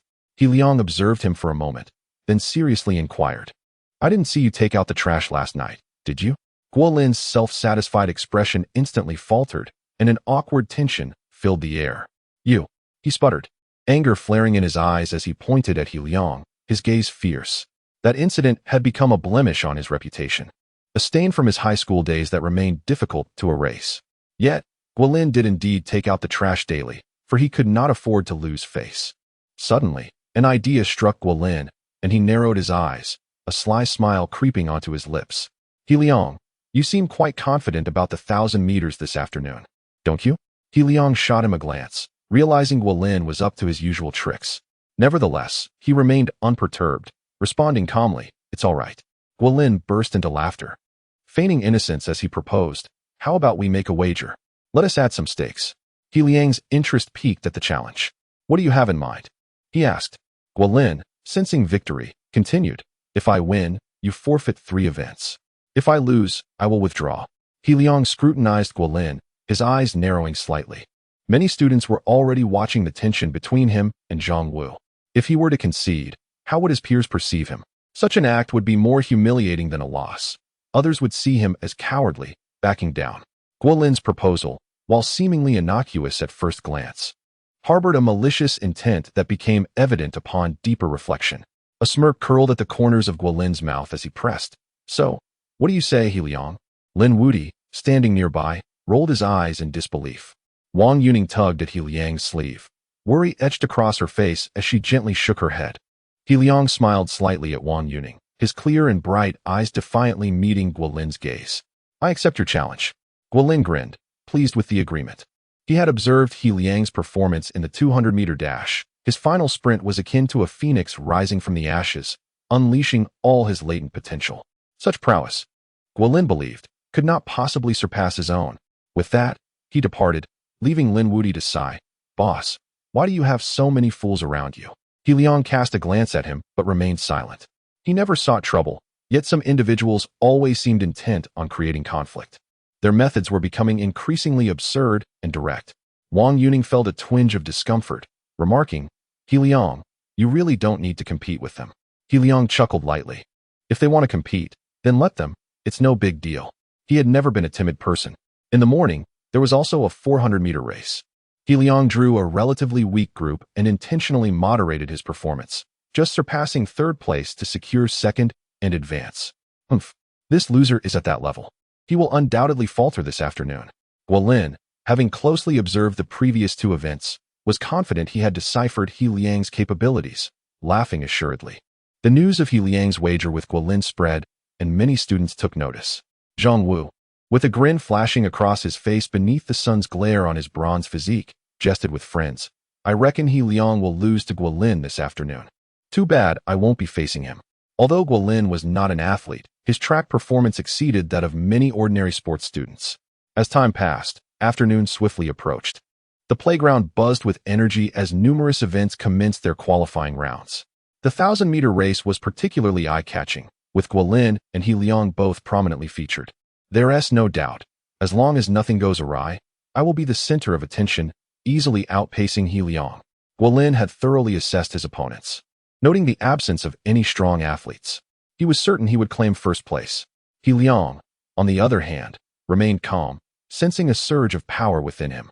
He felt something within him igniting over the past few days, leading to a remarkable transformation in his physical abilities. The power of advanced athleticism was formidable. He Liang had excelled in advanced biology during high school, even ranking 1st in the city. This was his source of confidence. Guilin was self-assured, yet He Liang was equally resolute. Take your positions. A voice called, signaling the 8 students to prepare for the race. Under the scorching sun, the competitors wiped beads of sweat from their brows, their hearts filled with both trepidation and determination. 1,000 meters was no trivial feat. The starting whistle blasted, and Guilin shot off like a cheetah, his long legs propelling him into the lead. He had no intention of pacing himself. He aimed to maintain 1st place throughout the race. He Liang's strides might not have been as long as Guilin's, yet he steadily increased his pace. Accelerate. And accelerate again. Although Guilin initially surged ahead, his acceleration was calculated. He intended to conserve energy for a final burst. However, He Liang overtook him within the first 100 meters, seizing the lead. Idiot, Guilin thought, a flicker of irritation crossing his eyes, quickly replaced by a cold smile. He had witnessed many students exhaust themselves in the initial stretch, garnering all the attention, only to falter midway and finish last. He assumed He Liang would follow suit. Can you sustain that speed for the entire race? Guolin scoffed, drawing on his experience to closely tail He Liang, maintaining his own pace. You want to run that fast? Let's see how long you can keep it up.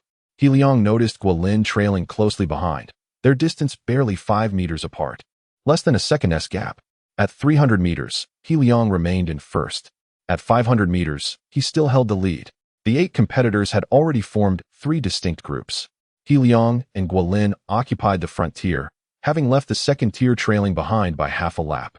Guolin's initial disdain had transformed into disbelief. How is this possible? He thought, gritting his teeth and regulating his breath. This loser. How can he be faster than me? How can he still have energy left? At 600 meters, He Liang maintained his lead. At 800 meters, he was still first.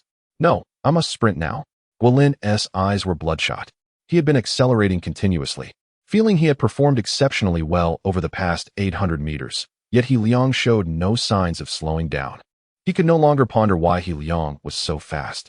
This race, he absolutely could not afford to lose. Guolin growled lowly, sweat pouring down as he pushed his legs harder, unleashing greater strength. His speed surged. He was now merely a step behind He Liang. But the next moment, He Liang accelerated. Chapter 55. The bet on the happy beverage of the chubby hope arises, followed swiftly by despair. Alas, Guolin's hard-earned speed was nearly shattered by He Liang's sudden acceleration. Now, with just over 100 meters left, they entered the final sprint phase. He Liang surged ahead, leaving no opportunity for Guolin. The distance between the two remained a constant 10 meters. They pushed through to the finish line. In the preliminary round of the 1,000-meter race, He Liang claimed first place in the first group with a time of 3:01. Guolin followed closely in second place, finishing at 3:03. To be candid, this speed is by no means slow. Guolin, being merely a high school student and not a dedicated athlete, had only a modest foundation in track and field from a young age. This performance could be deemed extraordinary under normal circumstances. However, this is a competition, not a personal time trial. Cough, cough, cough. Guolin struggled to regulate his breathing as frigid air flooded his lungs, prompting him to cough uncontrollably. I lost. His expression was one of disbelief, pallid and unwilling to accept the reality. He had lost to He Liang in the 1,000-meter race. What an absurd joke. Meanwhile, He Liang paid him no mind, choosing instead to sip from a bottle of water offered by Wang Yuning, taking small, measured sips. He Liang, you are truly remarkable. Wang Yuning's eyes sparkled with admiration, at a loss for words to describe him. Academically gifted and athletically exceptional, He Liang was almost too competent, too perfect. This only deepened her admiration for him, while simultaneously amplifying her own insecurities. Lin Wudi approached, casting a sidelong glance at Wang Yuning, and chuckled. What's the big deal? If the boss were to truly unleash his potential, he could easily lap the entire group he just outpaced. Wang Yuning naturally dismissed his comment. Elsewhere, chaos erupted. He Liang. First place? 3:01. Hiss. It took some time for the reality of the situation to sink in, leaving many in shock. A bitter smile crept across their faces. In the entire school, there could hardly be 10 students capable of achieving such a time. Let us not even compare He Liang to athletic prodigies like Zhang Wu. Given this performance, he could effortlessly dominate the average high school students. Any sense of superiority vanished in an instant. Zhang Wu. A student swallowed hard, glancing at Zhang Wu. Zhang Wu felt a surge of irritation, snorting disdainfully. You don't think someone who finishes 3 seconds behind me could possibly compare, do you? He was a product of professional training, capable of running within 2 minutes and 45 seconds. He Liang's time paled in comparison. Yet, witnessing He Liang bask in glory ignited a spark of anger within him, leading him to mutter vulgarities. Damn it, if I hadn't drawn a different lot, I would have taught him a lesson. He Liang's outstanding performance spread like wildfire. Many began to realize he was not merely a bookworm, but a well-rounded student. Gradually, jealousy gave way to respect. When the gap in ability was minimal, envy thrived, with whispers of disdain circulating. Yet, when the divide grew insurmountable, such sentiments dissipated. Who do you think is stronger, He Liang or Zhang Wu? A student posed the question. His friend shot him a look of incredulity. Are you out of your mind? He Liang may be performing well, but Zhang Wu finished in the top 3 in last year's high school athletics competition representing Longan District. There were even claims that Zhang Wu's abilities rivaled those of the city's teams, albeit without pursuing a professional path. This was not mere jealousy. It was a matter of fact. The student who posed the question hesitated, finally saying, "But we don't really know what He Liang's limits are." His friend scoffed, "If you don't believe us, let us make a wager. 2 bottles of that chubby beverage, how about it?" The student, unwilling to back down, replied, "Fine. Let us wager." This was merely a microcosm of the situation. He Liang had been so dazzling lately that many were keeping an eye on him, fueling similar discussions. The betting grew in notoriety, hinting at an unofficial market of sorts. Astute students seized the opportunity to create a buzz, inviting others to place their bets with him. Of course, the stakes were not monetary, but rather the chubby beverage. Surprisingly, around 20 to 30 students participated in the bet. The majority backed Zhang Wu, with only a few daring souls betting on He Liang. How dare they compare me to He Liang? Zhang Wu's face darkened upon learning of the wager. Anger flared within him. When did He Liang become worthy of comparison in athletics? He felt his authority had been challenged. He Liang learned of this news from Lin Wudi, but he remained indifferent. Whatever. Lin Wudi scratched his head, chuckling. Right? Those fools actually dared to make such a bet. Suddenly, He Liang fixed a penetrating gaze on Lin Wudi, inquiring, "Did you place a bet?" Lin Wudi, slightly sheepish, laughed nervously. "I only bet 10 bottles of the chubby beverage." Then, recalling something, he whispered, "Boss, that roommate named Wang Yuning doesn't seem to have much faith in you. She said a few things, but in the end, she placed a bet on you to win." "She did?" He Liang's expression turned astonished. In his mind, Wang Yuning was a studious, innocent girl. He rubbed his forehead, feeling a mix of gratitude and complexity. She truly has an eye for talent. Lin Wudi gave a thumbs up in admiration. Subsequently, the two returned to their classroom. He Liang's competitions for the day had concluded. He advanced in the 200-meter, 400-meter, and 1,000-meter races. The 200 and 400-meter races would have semifinals. But since there were few participants in the 1,000-meter event, the 8 competitors would proceed directly to the finals tomorrow afternoon. Guilin, unwilling to face the embarrassment, opted out, leaving only 7 competitors remaining. A night passed. On Thursday morning, the competitions resumed. He Liang was the first to participate in the 200-meter semifinals. Although the student caliber had improved, he still secured second place to advance. In the 400-meter semifinals, He Liang maintained the same position, advancing in second place. On the podium, 2 teachers were engaged in conversation. "Brother, that's the He Liang I mentioned. He almost secured a direct admission to Suzhou University," the biology competition teacher, Zhong Lin, said with a proud smile to the robust, middle-aged man with graying temples beside him. This man was Zhong Bin, the physical education teacher from Suzhou University, and Zhong Lin's older brother. He had come to observe Zhang Wu and to meet with Zhong Lin. "Oh," Zhong Bin glanced at He Liang, laughing heartily. "I expected a mere bookworm, but it appears he is not lacking in athleticism either." His primary intention was to assess Zhang Wu. Having previously seen him once and believing he might be suitable for Suzhou University's special recruitment program. Chapter 56. Breaking limits. Zhong Bin was not particularly interested in He Liang. His focus lay on Zhang Wu, a remarkable athlete. It had been quite some time since Zhang had undergone specialized training. Yet he was able to maintain such an impressive level of performance. If he were to receive targeted training, his potential could be immense. Zhong Bin laughed heartily as he watched Zhang Wu secure first place in the 400-meter dash with absolute superiority. Zhong Lin smiled faintly. He and Zhong Bin had both entered the education sector, with Zhong Bin boasting exceptional innate talent as a former member of the provincial athletics team of Guangdong Province. During their conversation, Vice Principal Zhang Hui approached. "Teacher Zhong Bin, it is an honor to finally meet you," he said, his face adorned with a warm smile that exuded friendliness. Zhong Bin, being straightforward, quickly discerned Zhang Hui's intentions and, after exchanging a few pleasantries, remarked, "I am here to observe Zhang Wu. If he can achieve a time of around 2 minutes and 45 seconds in the 1,000 meters, he will be eligible for special recruitment at Suzhou University."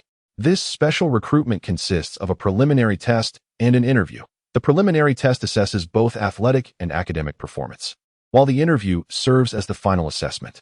The academic evaluation is comparatively lenient for athletes. Zhang Wu has consistently been our school's top athlete and has also performed admirably in his studies, Zhang Hui responded, his smile widening. This statement held true. Despite being an athlete, Zhang Wu ranked within the top 40 of his class academically. Zhang Hui understood Zhong Bin's unspoken implication. As long as Zhang Wu performed well in the preliminary test, with Zhong Bin's support, the interview would likely be a mere formality. He subsequently invited Zhong Bin to join him for a meal. In the afternoon, the first event of the athletics competition, the 1,000-meter final, was about to commence. On the grassy field, many students eagerly awaited the race, their excitement palpable.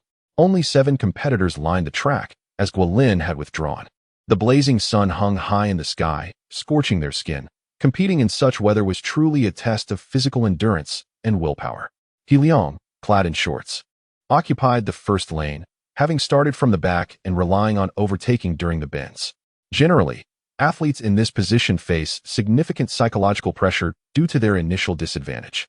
Yet He Liang remained composed, his demeanor calm as if he were merely participating in a casual event.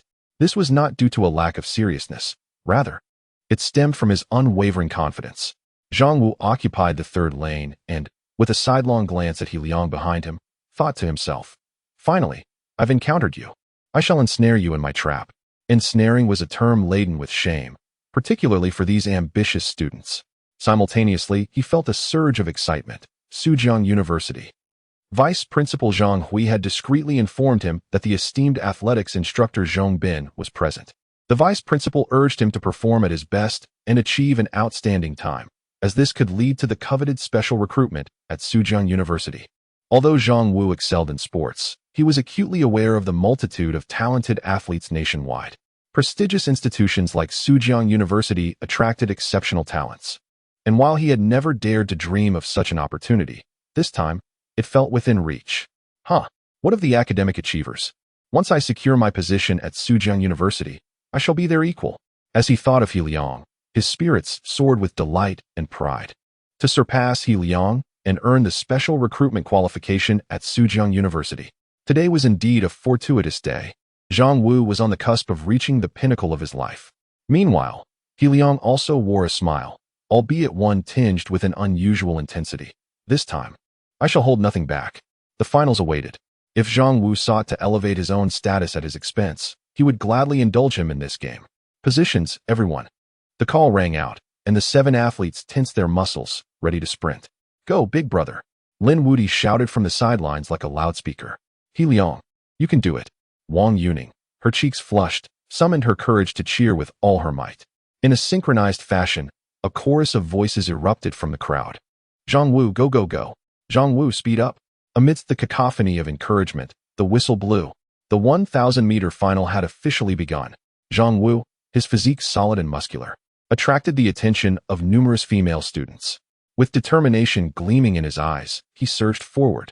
His speed rapidly escalated from the outset, allowing him to catch up to the competitors ahead. By the time he rounded the first bend, he had already secured second place. I am destined to be the star of today. Zhang Wu's eyes burned with passion. He aimed to deliver his best performance and dominate the field. As for He Liang, he was no match for him in athletics. Wow, incredible. Gasps of astonishment filled the air. Zhang Wu smirked, relishing the attention. Surely, the spectators were in awe of his prowess. This sensation of being the center of attention was exhilarating. Yuning would surely recognize that he surpassed the weakling He Liang. Suddenly, his expression froze. A figure clad in the school uniform zoomed past him with the wind at its back. It was He Liang. What nonsense. Zhang Wu's forehead pulsed with tension. How could this guy maintain such speed? This was a 1,000-meter race. Could he sustain this pace throughout? How absurd. Zhang Wu dismissed He Liang's performance. He believed the latter lacked the fundamental pacing required for long-distance running and would ultimately face humiliation. He resolved to maintain his own rhythm, refraining from chasing after He Liang. When He Liang eventually slowed down, he would be the one to seize victory. He Liang, now in the lead, propelled his legs with lightning speed, continually accelerating. I underestimated the advanced level of physical fitness. He Liang realized that his high school biology knowledge pertained to the high school realm, while true physical prowess knew no bounds. This was an elite level of fitness among all humanity. In comparison, the city team was not even on his radar. He Liang believed he could hold his own against the provincial team. The world record for the men's 1,000 meters stood at 2 minutes and 11.96 seconds. He Liang was eager to discover just how far he could push himself. With renewed vigor, he gradually let go of Zhang Wu's taunts. On this track, he had no rivals, only himself to surpass. He Liang entered a unique state of focus, his mind clear, with only the sound of his own breath and the rhythmic pounding of his feet resonating in his ears. Faster, even faster, break the limits. This singular thought consumed He Liang's mind. The track was 300 meters long, and by the time he reached the 600-meter mark, He Liang had pulled ahead of Zhang Wu by 30 meters. The gap was no longer a matter of proximity. It was starkly evident.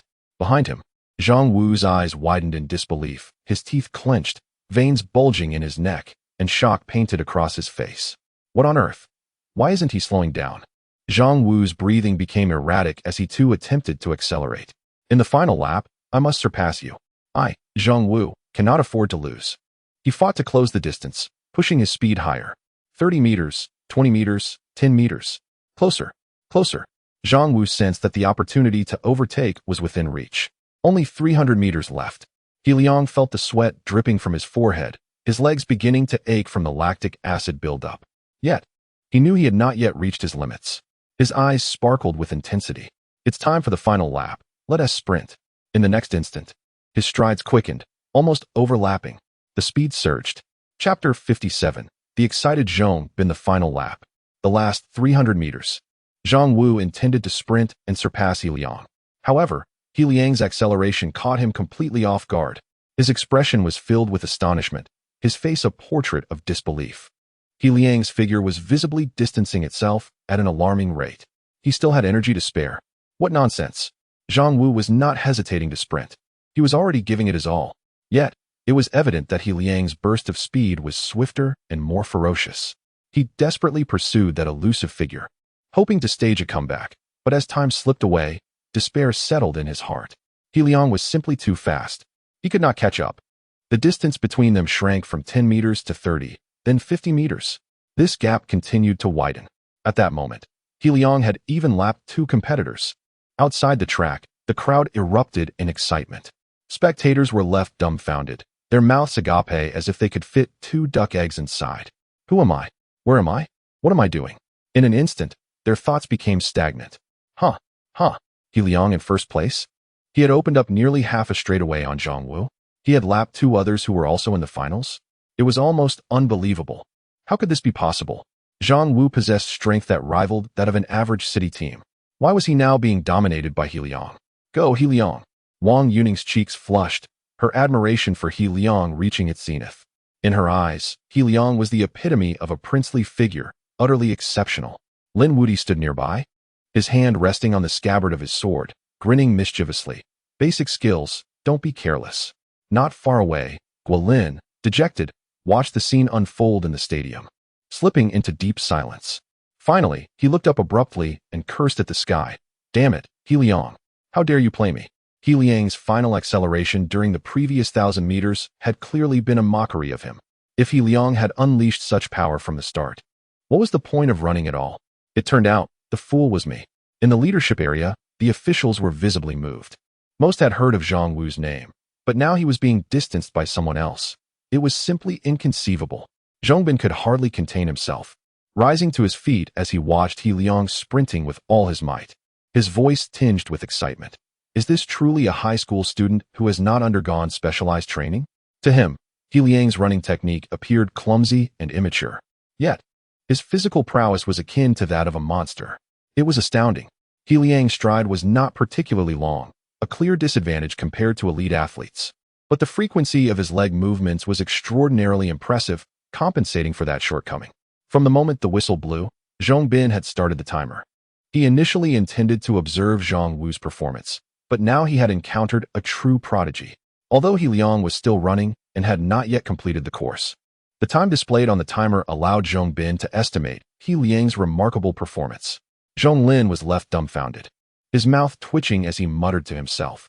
This child excels academically. Now he is also this outstanding in sports?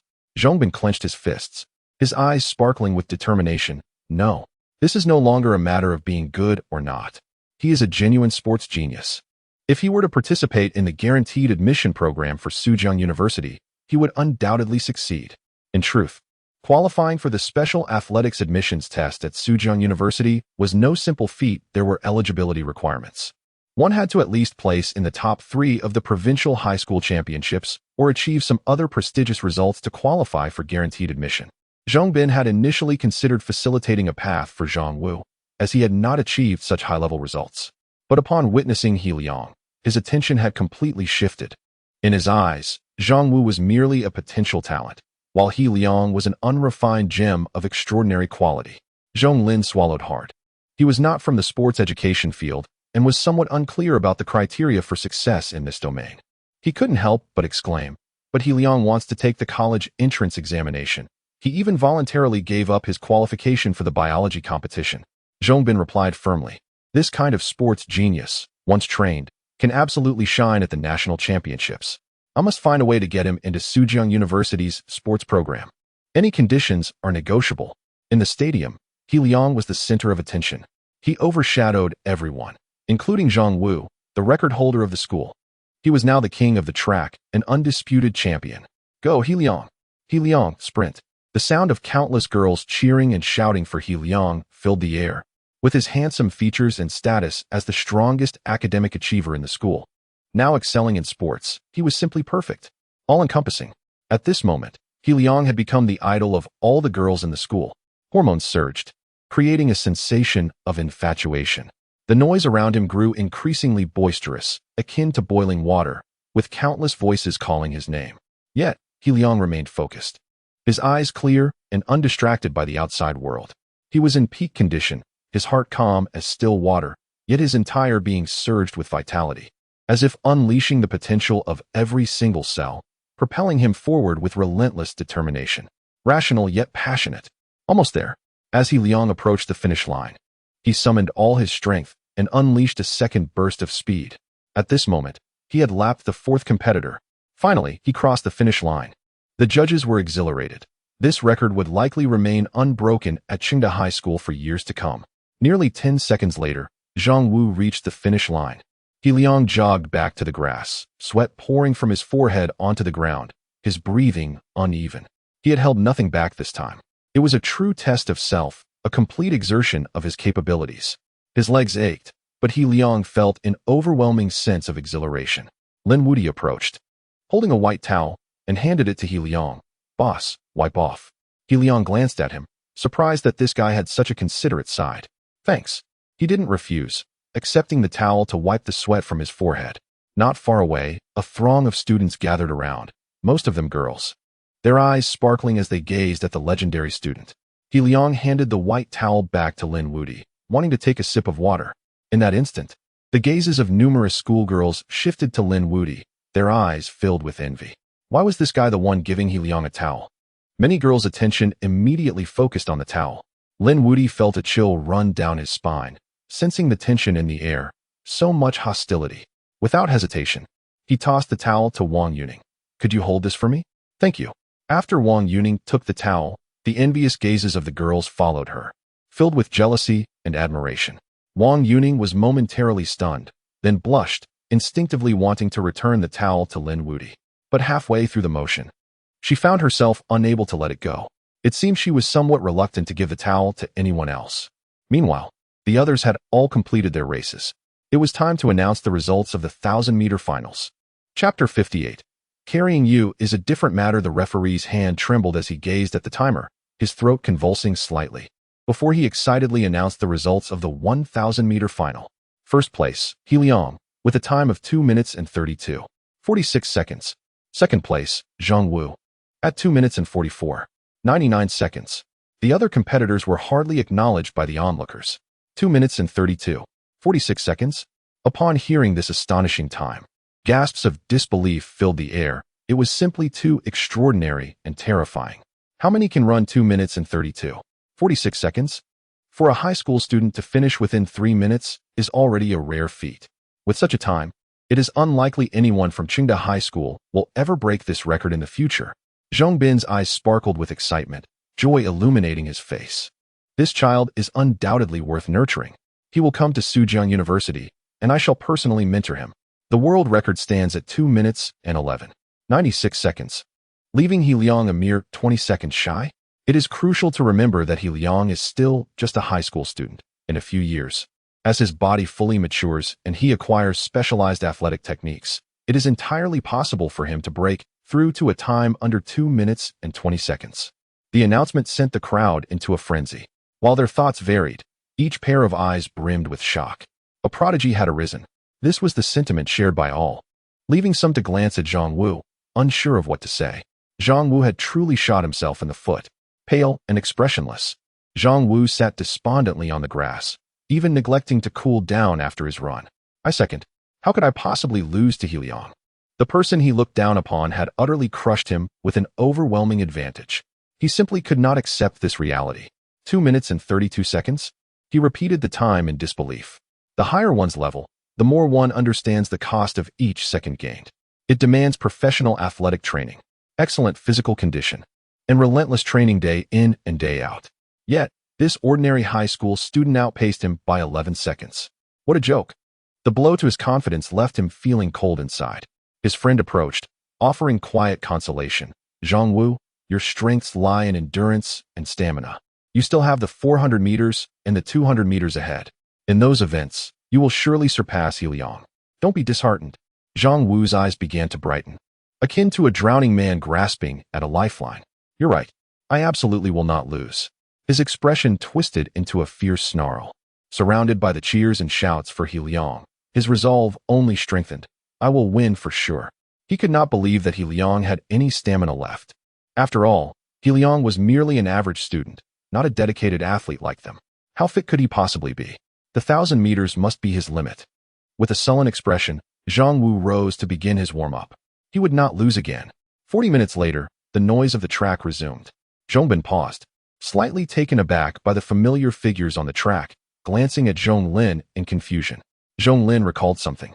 Chuckling wryly, that kid has signed up for 3 events. The 200 meters, the 400 meters, and the 1,000 meters. He is now competing in the 400-meter final. On the track, 8 competitors took their places. Liang and Zhang Wu were among them. For an ordinary student, running the 400 meters right after the 1,000 meters would surely be overwhelming. Yet, Zhang Wu could handle it. His pride lay in his endurance. With a dark expression, Zhang Wu glared at Liang in lane 5, his face openly challenging. This time, he would reclaim his honor. On your marks. Beep. The whistle blew, and 8 athletic figures burst forth from the starting line. Liang focused on maintaining steady breaths as he began. An all-out sprint. The 400 meters was merely a little over 1 lap. Explode. Continuously burst forth. The advanced physical conditioning Liang possessed had elevated his overall fitness, strength, endurance, speed, explosiveness, flexibility. None were weaknesses. How is this possible? Zhang Wu watched in disbelief as Liang pulled ahead, veins bulging on his neck. Is he sprinting the entire way at this speed? If it were me, I could do that too, but only before running the 1,000 meters. Zhang Wu was reluctant to accept that Liang could maintain such a pace over the entire distance, yet anxiety gnawed at him. Chase! Zhang Wu gritted his teeth and pushed himself to catch up, thinking of Wang Yuning, and his legs moved faster, seemingly narrowing the gap. At the 150-meter mark, the competitors had fully separated. Liang and Zhang Wu were neck and neck, with only a 2-step difference. The others lagged far behind. All eyes were focused on the duel between Liang and Zhang Wu. Liang noticed the heavy breathing behind him, but maintained his composure, adhering to his rhythm. 1 lap completed. Liang surged forward. Roar! Zhang Wu's voice erupted in a low growl, pouring every ounce of effort into his pursuit. Never had he felt such a desire to catch up to the figure ahead of him. Not even during city-level competitions had he experienced such an intense feeling. The 2 figures sprinted on the track, one ahead of the other. Truly, 2 monsters, finishing the 1,000 meters only to sprint the 400 meters. Some spectators chuckled ruefully. Indeed, the physical abilities of individuals are incomparable. Yet, Liang still held the edge. Despite Zhang Wu's desperate efforts, the distance continued to widen. A nearby boy murmured. Moments later, Liang crossed the finish line first. Shortly after, Zhang Wu followed as the second to finish. The results were conclusive. Zhang Wu's expression abruptly changed, revealing pain. He had cramped in his calf. He collapsed on the track, dangerously close to the oncoming competitors. Suddenly, a somewhat slender figure rushed in, grabbing him and lifting him. heading towards the grass. Damn, let me go? Zhang Wu's expression darkened as he recognized the figure. Are you pitying me? He Liang paid no heed, carrying him to safety before the other competitors reached the finish line. Zhang Wu glared at He Liang, teeth biting into his lip until it almost broke skin. What is this? He Liang, what do you mean? Zhang Wu's animosity towards He Liang had always been unmasked. He Liang was no fool. He could certainly sense the implications of his actions. Embarrassment and anger surged within Zhang Wu.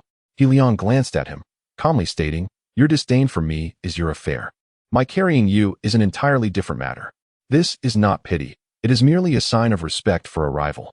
Thank you for competing with me in the recent 400-meter race. I found it quite enjoyable. Zhang Wu's words faltered, and he suddenly understood something. He Liang's perspective and thoughts were entirely different from his own. After a lengthy silence, Zhang Wu abruptly raised his head and looked at He Liang, hoarsely admitting, in this competition, I have lost. Chapter 59. Refusal. He Liang maintained his composure, giving a slight nod to Zhang Wu before departing. The results of the 400-meter race were announced. First place, He Liang, with a time of 52.19 seconds. Second place, Zhang Wu, at 55.36 seconds. This achievement once again astonished the crowd. The standard for a national second-level athlete is 53.14 seconds. He Liang had already met the criteria. Moreover, this was accomplished after he had just completed a 1,000-meter run. Had he not run that distance, He Liang could have likely attained the standard of a first-level athlete. Half an hour later, the finals for the 200 meters commenced. Zhang Wu, suffering from severe cramps, was certainly unable to compete in such a high-intensity event. He had come to the realization that he had lost this match from the very beginning. In the end, Zhang Wu withdrew from the 200 meters. He Liang took to the track, dominating the competition with an impressive time of 22.16 seconds. He Liang. The crowd erupted in cheers for him. Despite other events still to come, there was no doubt that He Liang was the most outstanding sports prince of the day. Wu Jun, a sophomore, felt a chill in his heart. He wanted to say something, but the words caught in his throat, leaving him speechless. In academics and athletics, He Liang utterly overshadowed everyone. Undoubtedly, He Liang would become a legend at Chengda High School, frequently mentioned by numerous teachers. Deng Shui bit her lip, filled with regret. She had always relished being the center of attention and the envy of others, which was why she initially approached He Liang and subsequently drew near to Wu Jun. But now, she regretted it. He Liang was simply too exceptional. I still have a chance, she thought, her resolve slightly firming. She refused to believe that no boy would be attracted to her sweet appearance. Moreover, she was quite skilled in the art of seduction. As the series of competitions drew to a close, the sun gradually set. Once it ended, many girls from her cohort and younger students surged towards He Liang, their eyes shimmering with admiration. He Liang, may I add you on WeChat? Senior He Liang, could you help me with my studies? Senior He Liang. He Liang felt a slight headache, but managed to courteously decline with a smile. Boss, let's get out of here. Lin Wudi cleverly navigated through the crowd, leading He Liang away. After evening study, the homeroom teacher entered, informing He Liang, the vice principal is looking for you. You should go now. Instantly, all eyes in the classroom turned towards He Liang. He remained calm, accustomed to such attention, and nodded slightly before standing up. I understand. He left the room. The classmates began to speculate. What could the vice principal want with He Liang? Are you foolish? Have you seen He Liang's athletic prowess today? He could easily surpass a multitude of specially recruited athletes. He could participate in the exams as a sports student, and combined with his academic performance, wow! Schools like Tsinghua and Beidao would be a piece of cake. The admiration in the students' eyes was palpable. He Liang was simply too remarkable. In the biology competition, he could secure a place at Suzhou University. In athletics, he could outshine many specially recruited athletes, easily qualifying for the physical examinations. Academically, he was a prodigy, ranking first in Longan District, with the potential to break into the top 10 provincially. This young man was truly multifaceted, akin to a character from an anime. Some boys felt a twinge of jealousy, but were compelled to admire him. Guolin sat with his head bowed, his expression dark as water.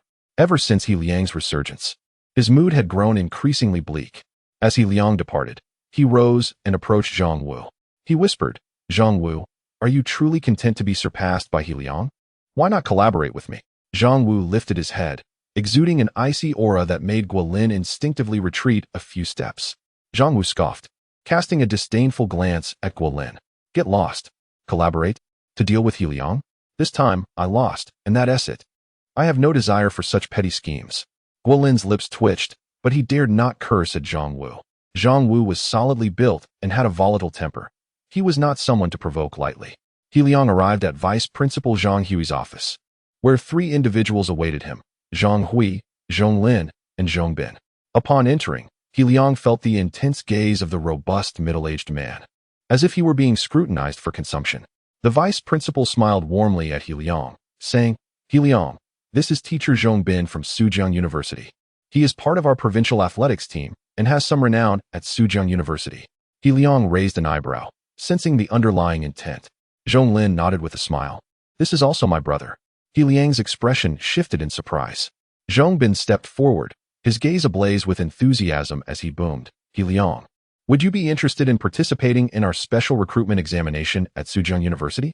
With your abilities, gaining admission would be a mere formality." He had heard that He Liang excelled academically, ranking first in Longan District. Such academic achievements, coupled with his demonstrated track prowess today, made entrance into Sujiang University exceedingly feasible. Should you choose to attend, I assure you various mentors will be dedicated to nurturing your talents, enabling you to compete in major national events. You are a promising prospect with immense potential. Despite Zhong Bin's increasingly enthusiastic propositions, He Liang remained composed and unyielding, showing no signs of being swayed. After a brief pause, he replied earnestly, "Thank you for considering me, Teacher Zhong. However, I prefer to participate in the college entrance examination. I wish to select my university then." Zhong Bin's disappointment was palpable, yet he suggested, "If you choose to come to Sujiang University, we can offer you a special scholarship covering 4 years of tuition, along with a 10,000 yuan entrance scholarship and a series of privileges." He spoke persuasively, fearing that such a promising talent might be lost to other institutions or might opt for a cultural program, thus squandering his athletic gifts. He Liang gently shook his head. "Teacher Zhong, I remain steadfast in my decision." Had this been in the past, He Liang might have been tempted. However, circumstances had changed dramatically. The opportunities before him were abundant. Once the college entrance examination results were released, he believed that the offers from various prestigious universities would far surpass what Zhong Bin had presented. Zhong Bin continued to plead, but He Liang held firm.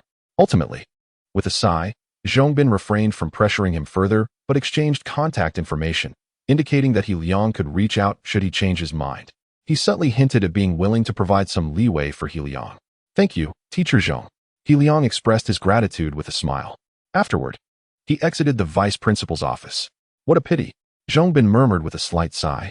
"Teacher Zhong, what do you think of that boy Zhang Wu?" Zhang Hui asked, a smile playing on his lips as he regarded Zhong Bin. Zhong Bin paused, momentarily taken aback, recalling that he had initially intended to recruit Zhang Wu. He burst into laughter. "That boy isn't bad either. Have him come in. I'd like to have a word with him." As He Liang stepped out, he encountered Deng Shui. With her alluring figure leaning closer, her captivating gaze sparkling, she sweetly inquired, "Senior He Liang, I have a question I can't solve. Could you help me?" Chapter 60. The Celestial Martial Decision. Undoubtedly, Deng Shui was approaching him with intent, gazing into her pitiful yet subtly alluring eyes. He Liang maintained a stoic expression. "I cannot assist you. Perhaps you should consult Wu Jun, the top student of your second-year class," he replied, before turning on his heel and departing. The memories of Deng Shui's vile countenance during those 3 tumultuous months were still vivid in his mind. Deng Shui felt a pang of urgency as she grasped He Liang's arm, leaning closer, the faint scent of her perfume wafting around them. However, He Liang's heart was cold, and he shrugged her off without a trace of reluctance, striding away resolutely. Watching his retreating figure, Deng Shui felt a twinge of dissatisfaction. If only He Liang could be my boyfriend. Without a doubt, she would become the center of attention, the envy of many female students. Yet, at present, He Liang's demeanor towards her was anything but warm. He Liang returned to his class to resume his studies. With the school sports meet concluded, the focus shifted towards preparations for the college entrance examination. He Liang's expression remained calm, having relinquished grand ambitions for a more promising future, one enriched by diverse choices. As the exam loomed closer, He Liang felt no panic. With a daily income of 70, if managed wisely, he could significantly enhance his scores. Beyond the entrance exam, there was the impending matter concerning the He family in 3 months. He furrowed his brow, stroking his chin in contemplation. the three prominent families of Shenzhen City? Merely the mention of their names was enough to instill fear. Moreover, they possessed martial prowess akin to that found in novels, evidencing their extraordinary lineage, far beyond the grasp of ordinary individuals. However, if given a choice, Liang wished to avoid entanglements with the He family. The notion of being a direct descendant held no allure for him. His current family life was already warm and loving, providing him with comfort. Furthermore, with the omnipotent labor system at his disposal, both he and his family were poised for flourishing development. Wealth and power were attainable through this system, negating the need to rely on the He family. Yet, at this moment, he found himself lacking options. Liang's eyes flickered with resolve. The He family was intent on recalling him, as evidenced by Kuang San's demeanor. Their determination was palpable. They wielded immense wealth and martial experts, presenting a formidable challenge he was not yet equipped to counter. Enough of this. I shall not dwell on it, Liang thought with a slight sigh. Focus on the entrance exam and hone my martial skills first. Zhang Wu. The vice principal seeks you. Step outside, a student announced, drawing the attention of the entire class. Liang had already surmised the reason, but remained impassive, immersing himself in his studies. One paper after another, he diligently filled in answers. Time slipped away unnoticed. Late Thursday night, Liang lay awake in his dormitory bed, waiting for the omnipotent labor system to issue his salary. As the clock struck midnight, payday arrived. His earnings surged from 190 to 260. A joyful expression lit up his face, brimming with excitement and anticipation as he opened the martial arts black hole. Martial talent, ordinary. Excellent labor coins 300 celestial martial decision. Body refinement stage labor coins 200 exchange for celestial martial decision. Suddenly, a deluge of information flooded his mind. Liang took a deep breath, striving to process the influx of knowledge. It took him a full half-hour to digest it all. This information pertained to the body refinement stage of the celestial martial decision. I have practiced little, do not deceive me. Liang's lips twitched. From Lin Wudi, he had learned that the body refinement stage was the first realm of martial arts, primarily aimed at strengthening the physique and condensing vital blood. This stage comprised 9 levels, each marked by the consolidation of a drop of vital blood. Upon completing the 9th level, one would possess 9 drops of vital blood. At the pinnacle of vitality, these 9 drops would serve as the foundation for attempting to break through to the second realm of martial arts, the essence refinement stage. He retained this information with clarity. Yet, the celestial martial decision was entirely different. The body refinement stage had 99 levels. To condense 99 drops of vital blood, Liang was rendered speechless, overwhelmed by the records within the celestial martial decision. 99 levels. How long would it take to cultivate to that extent? A sense of dread and despair crept in. However, Liang had no means to acquire other martial arts techniques. Moreover, this was the sole martial art offered by the omnipotent labor system. Liang felt a sense of resignation. Although the celestial martial decision appeared to be a bottomless pit, potentially impossible to fill, it was still the only martial technique provided by the omnipotent labor system. If it were truly ordinary, devoid of any uniqueness, Liang found it hard to believe. Practice. After a lengthy silence, Liang gritted his teeth and resolved to cultivate the celestial martial decision. For an ordinary person, mastering this technique might take a century to complete. Yet, with the omnipotent labor system enabling talent upgrades, his cultivation speed would gradually become astonishing. The following day, during the last period of class on Friday afternoon, the homeroom teacher announced, "Next week is the unified examination in Shenzhen City. I hope everyone takes it seriously." He emphasized the importance of this test, contrasting it with the previous low-stakes assessments in Longan District, which had provided insufficient data for accurate self-evaluation. However, the unified examination in Shenzhen City is different. Once your results are released, you will be able to gauge your standings in the province and ascertain which universities you may be eligible for. After school, Liang departed, with Lin Wudi trailing behind him. "Where are you headed?" Liang raised an eyebrow and inquired. 501. Lin Wudi replied obediently. "Kuang San resides there, so I shall stay there as well." Liang sighed in exasperation. "Let us go." Upon returning home, Liang finished dinner and informed his parents, "Mom, Dad, a classmate from next door has moved in. I'm going to visit him." Lin Xin and He Ning exchanged surprised glances, but nodded with smiles. "Go ahead. But remember to be polite." Liang acknowledged them and proceeded to knock on the door of 501. Moments later, The door swung open to reveal Kwang San, who bore a striking resemblance to a cold-hearted assassin. "Young master, please come in." Upon seeing He Liang, her expression shifted to one of respect. He Liang shook his head. "Do not call me young master. Just He Liang will suffice." He stepped into Kwang San's home. "Where is Lin Wudi?" He Liang asked, noticing his absence. "He is practicing swordplay in his room," Kwang San replied. "In such a small space?" He Liang expressed surprise. "He is unlike ordinary martial practitioners." Kwang San hesitated, seemingly unsure how to explain. At that moment, the door to the adjacent room swung open, and Lin Wudi emerged, grinning widely. "I am not like ordinary martial practitioners. I am a sword immortal. I do not need to cultivate. I merely need to recall my past understanding to become a sword immortal once more." Kwang San maintained a blank expression and said, "Young master. He Liang, you need not mind him." He Liang smiled slightly and nodded. He had grown accustomed to Lin Wudi's eccentric mannerisms over these past few days. Lin Wudi turned to He Liang, curiosity gleaming in his eyes. "Boss, is there something you wish to discuss with us?" He Liang pondered for a moment before nodding. "I would like to inquire about martial arts matters."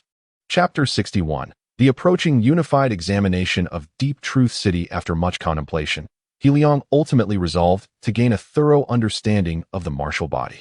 Lin Wudi's words struck him as somewhat whimsical and lacked the solidity he sought, leaving him apprehensive that he might have missed some crucial information.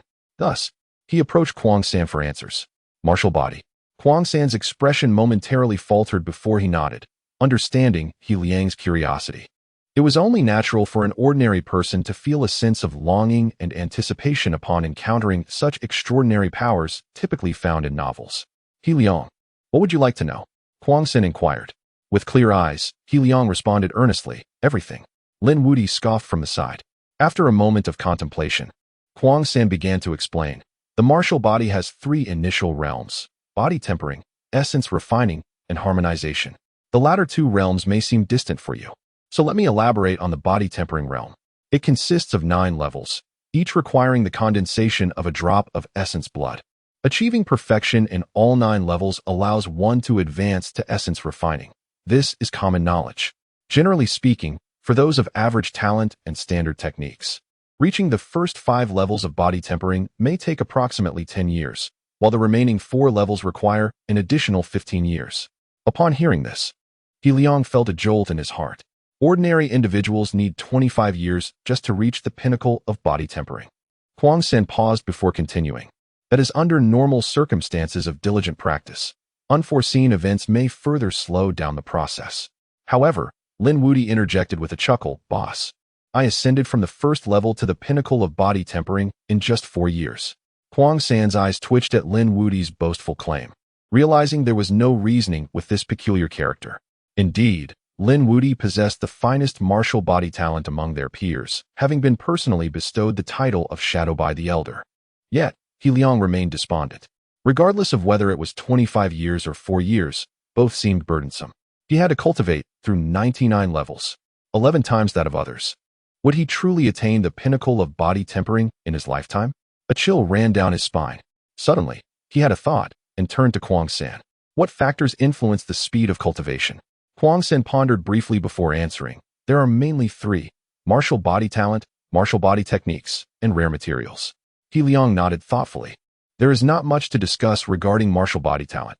Let me elaborate on martial body techniques.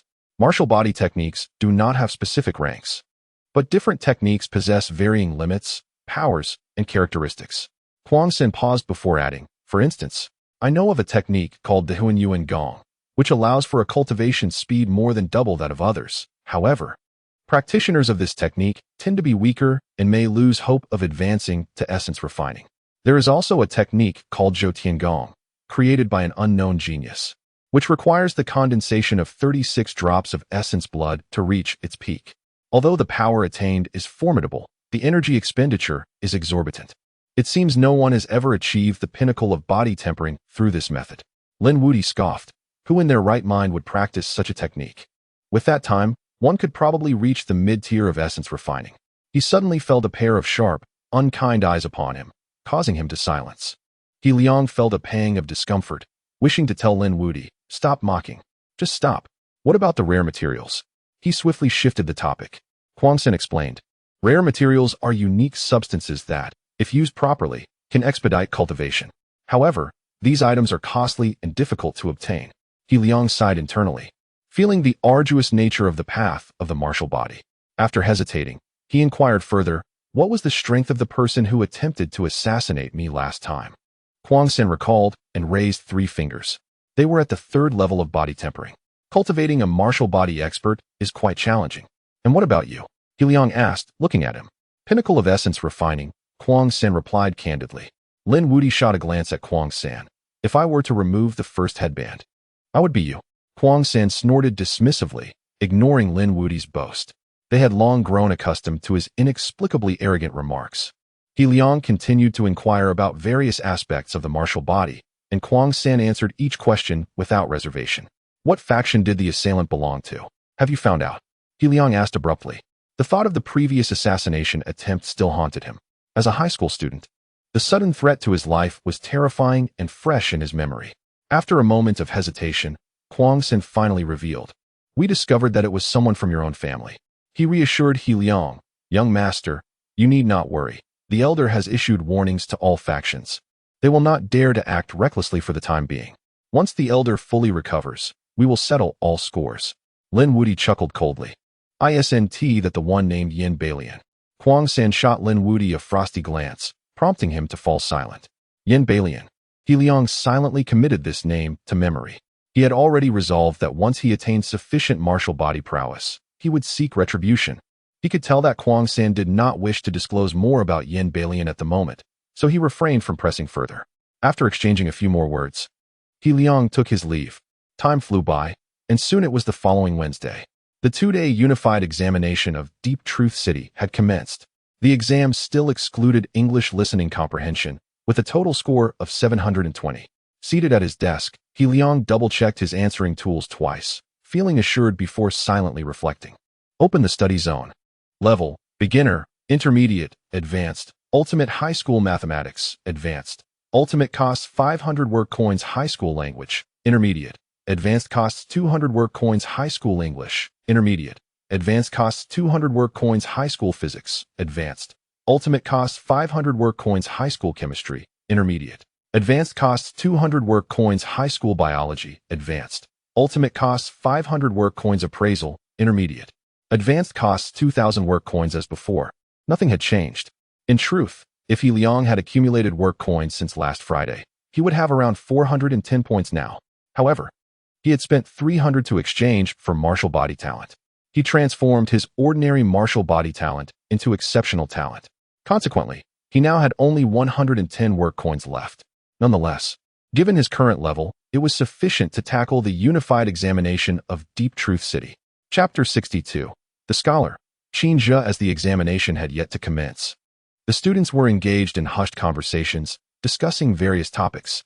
However, soon a new subject captured the majority of their attention. How many points do you think Liang will score this time? What rank will he achieve in Shenzhen City? Liang had been exceptionally brilliant lately, significantly outpacing the 2nd and 3rd students in the grade. His comparison was no longer just with a mere school in Chengde or even the Longan district.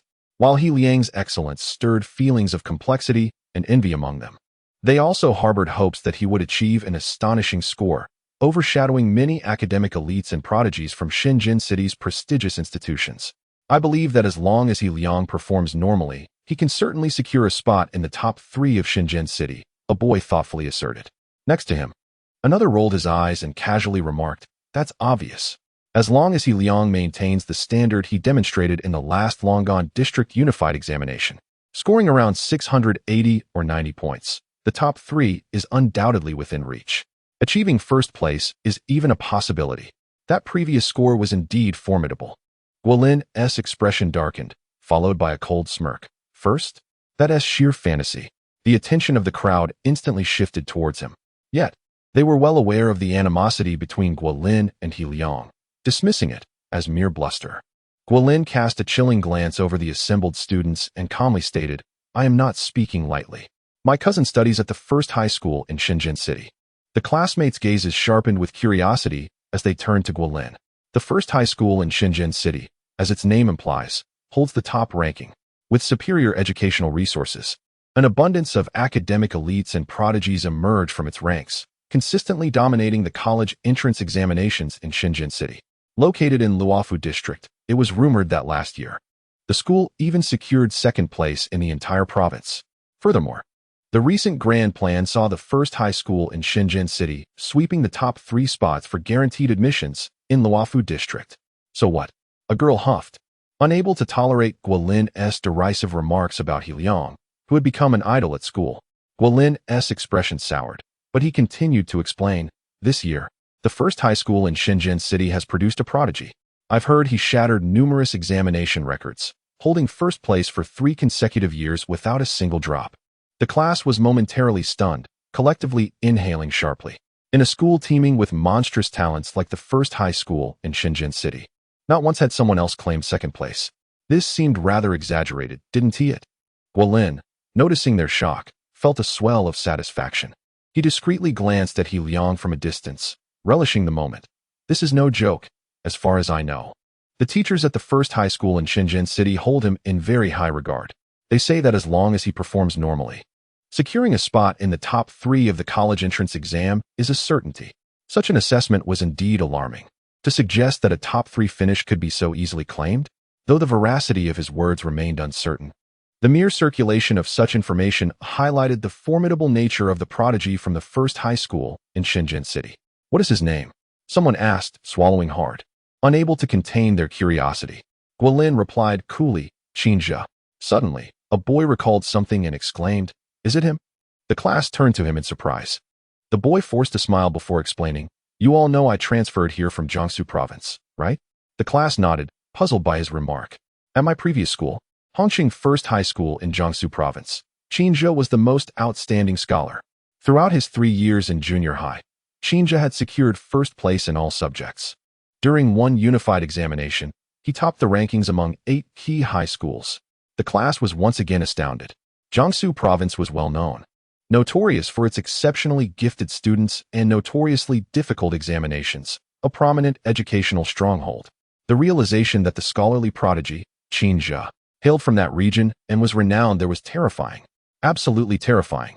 At that moment, confidence in He Liang began to wane. Yes, He Liang might possess exceptional academic talent, but he was up against a monster with access to superior resources. It was only natural that he would fall short.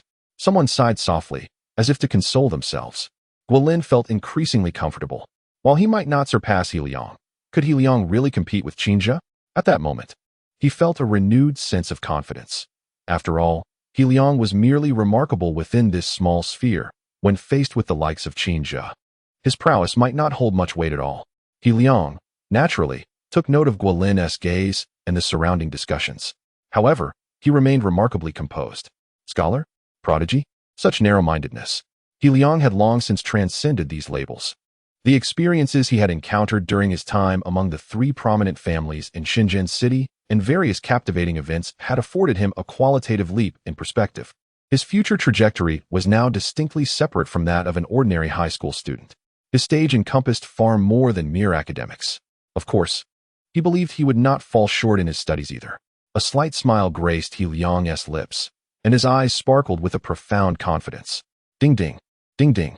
The bell rang, prompting the students to hastily return to their seats. The exam papers were distributed. There were no issues with the papers. He Liang did not rush to write, but instead flipped through the pages to ensure there were no printing errors. The first subject was Chinese. He Liang picked up a black pen, his eyes shining with determination. As he began to write, corresponding knowledge points flooded his mind. His writing speed was astonishing. Truly a flurry of strokes. Multiple choice questions, dictation, poetry appreciation, reading comprehension, essays. The paper gradually transformed from blank pages to a tapestry of answers. This transition from emptiness to fulfillment brought him immense satisfaction and a sense of accomplishment. After an hour, He Liang paused, exhaling deeply. His state was quite satisfactory. He did not impulsively set the exam paper aside. Instead, he meticulously reviewed his answers. Thus, the next 2 days unfolded amidst examinations. On Thursday afternoon, the unified examination concluded. The homeroom teacher approached He Liang, visibly anxious. "He Liang, how did you fare this time?" At this moment, He Liang had become a precious gem in the eyes of their senior teachers, who feared he might falter. After He Liang had secured first place in the Longan district, the school had made a significant report for the following year's admissions. If He Liang performed poorly this time, it would spell trouble. He Liang smiled gently, appearing calm and composed. I did fairly well. I didn't falter. Upon hearing this, the homeroom teacher finally breathed a sigh of relief. He offered a few words of encouragement before preparing to leave. Suddenly, He Liang recalled something and said, "Teacher, could you help me request a classroom?" During evening study hours, he wished to study alone in a quiet room. This, of course, was a ruse. The truth was that he sought a tranquil environment to cultivate the heavenly martial arts. The homeroom teacher pondered for a moment and nodded. I'll speak to the higher-ups. Your request should pose no problem. Await my news. Chapter 63. Approval. The homeroom teacher departed, instructing He Liang to await further notice. He Liang felt no concern. Such a request was not unreasonable, and he believed the school was likely to grant it. The cultivation of the heavenly martial arts was markedly different from his initial assumptions of utilizing various fitness tools like barbells and yoga mats for training. While He Liang was unaware of how other martial arts were practiced, the heavenly martial arts focused primarily on internal training. A quiet classroom sufficed to meet the basic requirements for cultivation. He then returned to his class. The last math problem proved to be rather challenging. Was it merely mathematics? The difficulty across all subjects was evidently above average. I could hardly contain my frustration. This time, my scores were bound to plummet. The students in the class continued to discuss the exam, frowning and sighing incessantly. This time, the Shenzhen citywide examination was considerably more difficult than the previous Longan district exam. They estimated their scores might fall below those of the prior test by over 30 points. Guolin appeared self-satisfied, feeling he had performed exceptionally well. However, upon seeing He Liang, his expression darkened, and he could not suppress a disdainful grunt. In his eyes, the coveted opportunities of recommendation quotas or special athletic admissions were unimaginable for an ordinary student. Yet, He Liang's nonchalant dismissal of such a precious chance was infuriating. It was as if he treated a treasure that others revered with utter disdain. Zhang Wu respected He Liang, but Guolin would never yield. That was a certainty. Lin Wudi glanced at He Liang, his pallor evident. Boss, how did you fare on the exam? Not bad, why? He Liang replied, noting Lin Wudi's seemingly poor condition. Had he encountered an adversary? A shiver ran down He Liang's spine. Thoughts racing. Was another assassin on the prowl? The contents of those papers were utterly bewildering. Lin Wudi swallowed hard, fear flickering in his eyes. The past few days of testing had been more agonizing than his training in the Nine Dragons Gorge. The sheer volume of numbers and text before him was overwhelming, leaving him at a loss. He recognized each character individually, yet together they formed an incomprehensible puzzle. Were it not for He Liang's stern admonition to adhere to school rules and refrain from misconduct, he would have smashed the desk and papers in frustration. He Liang sighed, realizing he had overthought the situation. You don't understand any of it? He asked. Has the He family not provided you with a proper education? Lin Wudi awkwardly scratched his head, a hint of embarrassment in his demeanor. Well, there was some education, but I skipped all of it.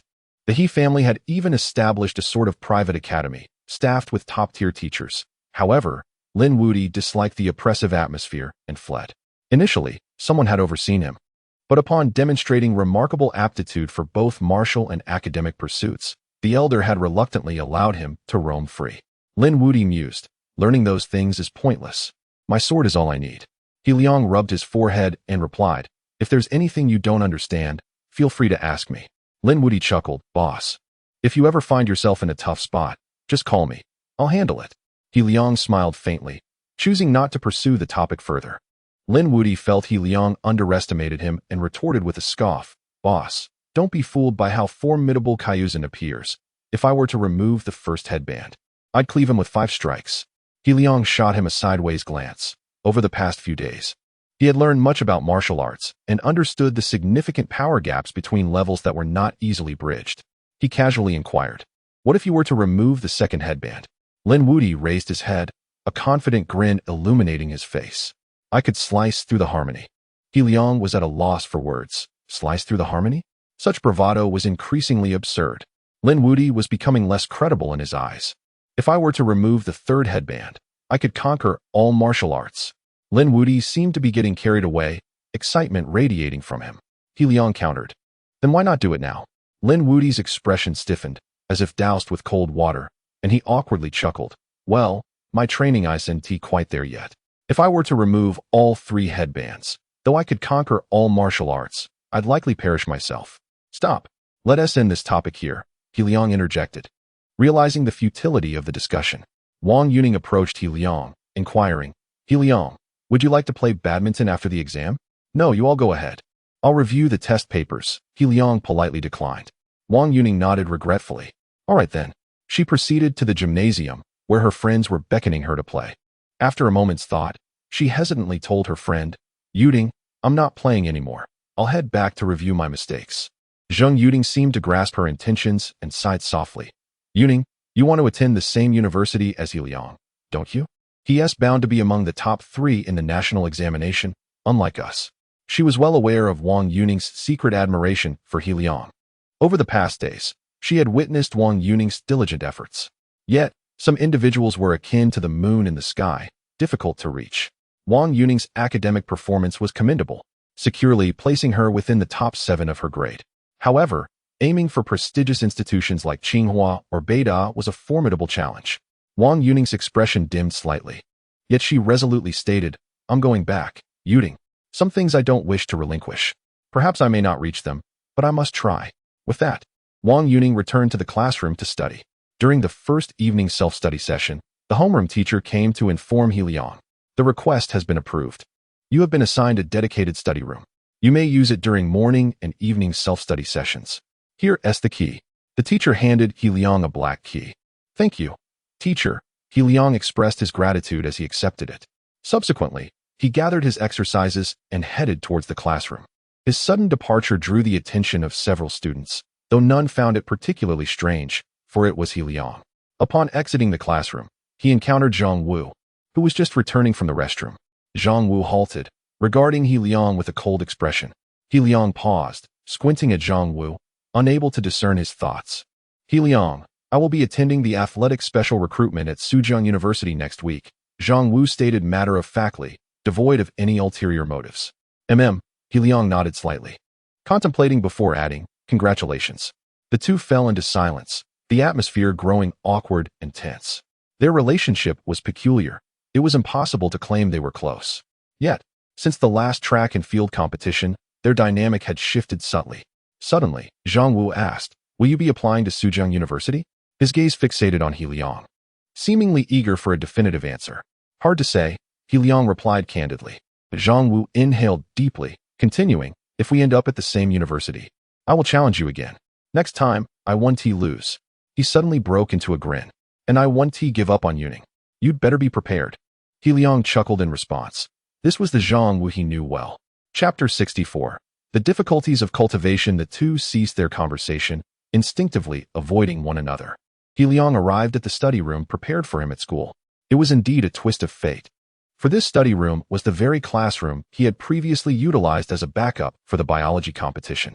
It was equipped with numerous biological instruments, yet now belonged solely to He Liang. Situated on the second floor, it was in close proximity to Class 1 and Class 2 of the third year. With a creak, He Liang pushed open the door and stepped inside. After a moment's contemplation, he drew the curtains completely shut. This would suffice. He then settled into an old chair by the window, placing his exercise book beside him. For the former He Liang, prior to the emergence of the martial body, the focus was on practical study.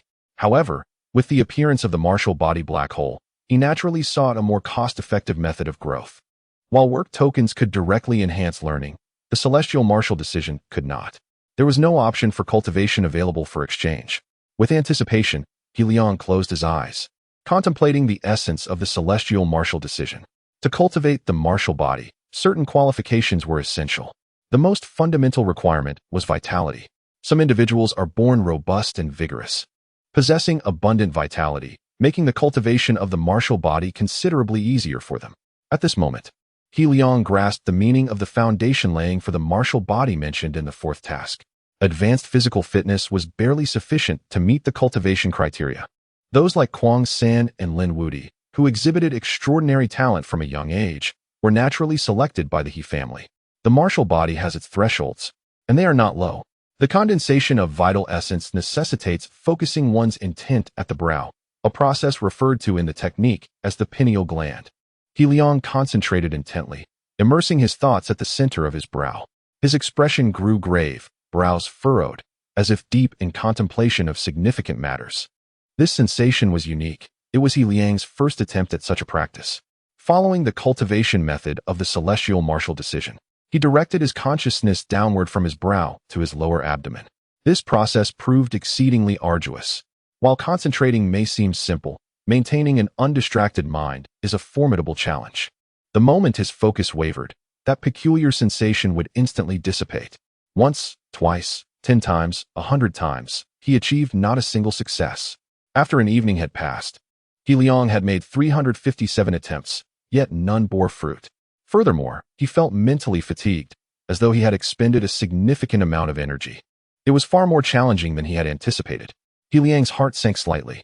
It must be noted that even upon success, it would merely represent a preliminary step onto the path of cultivation.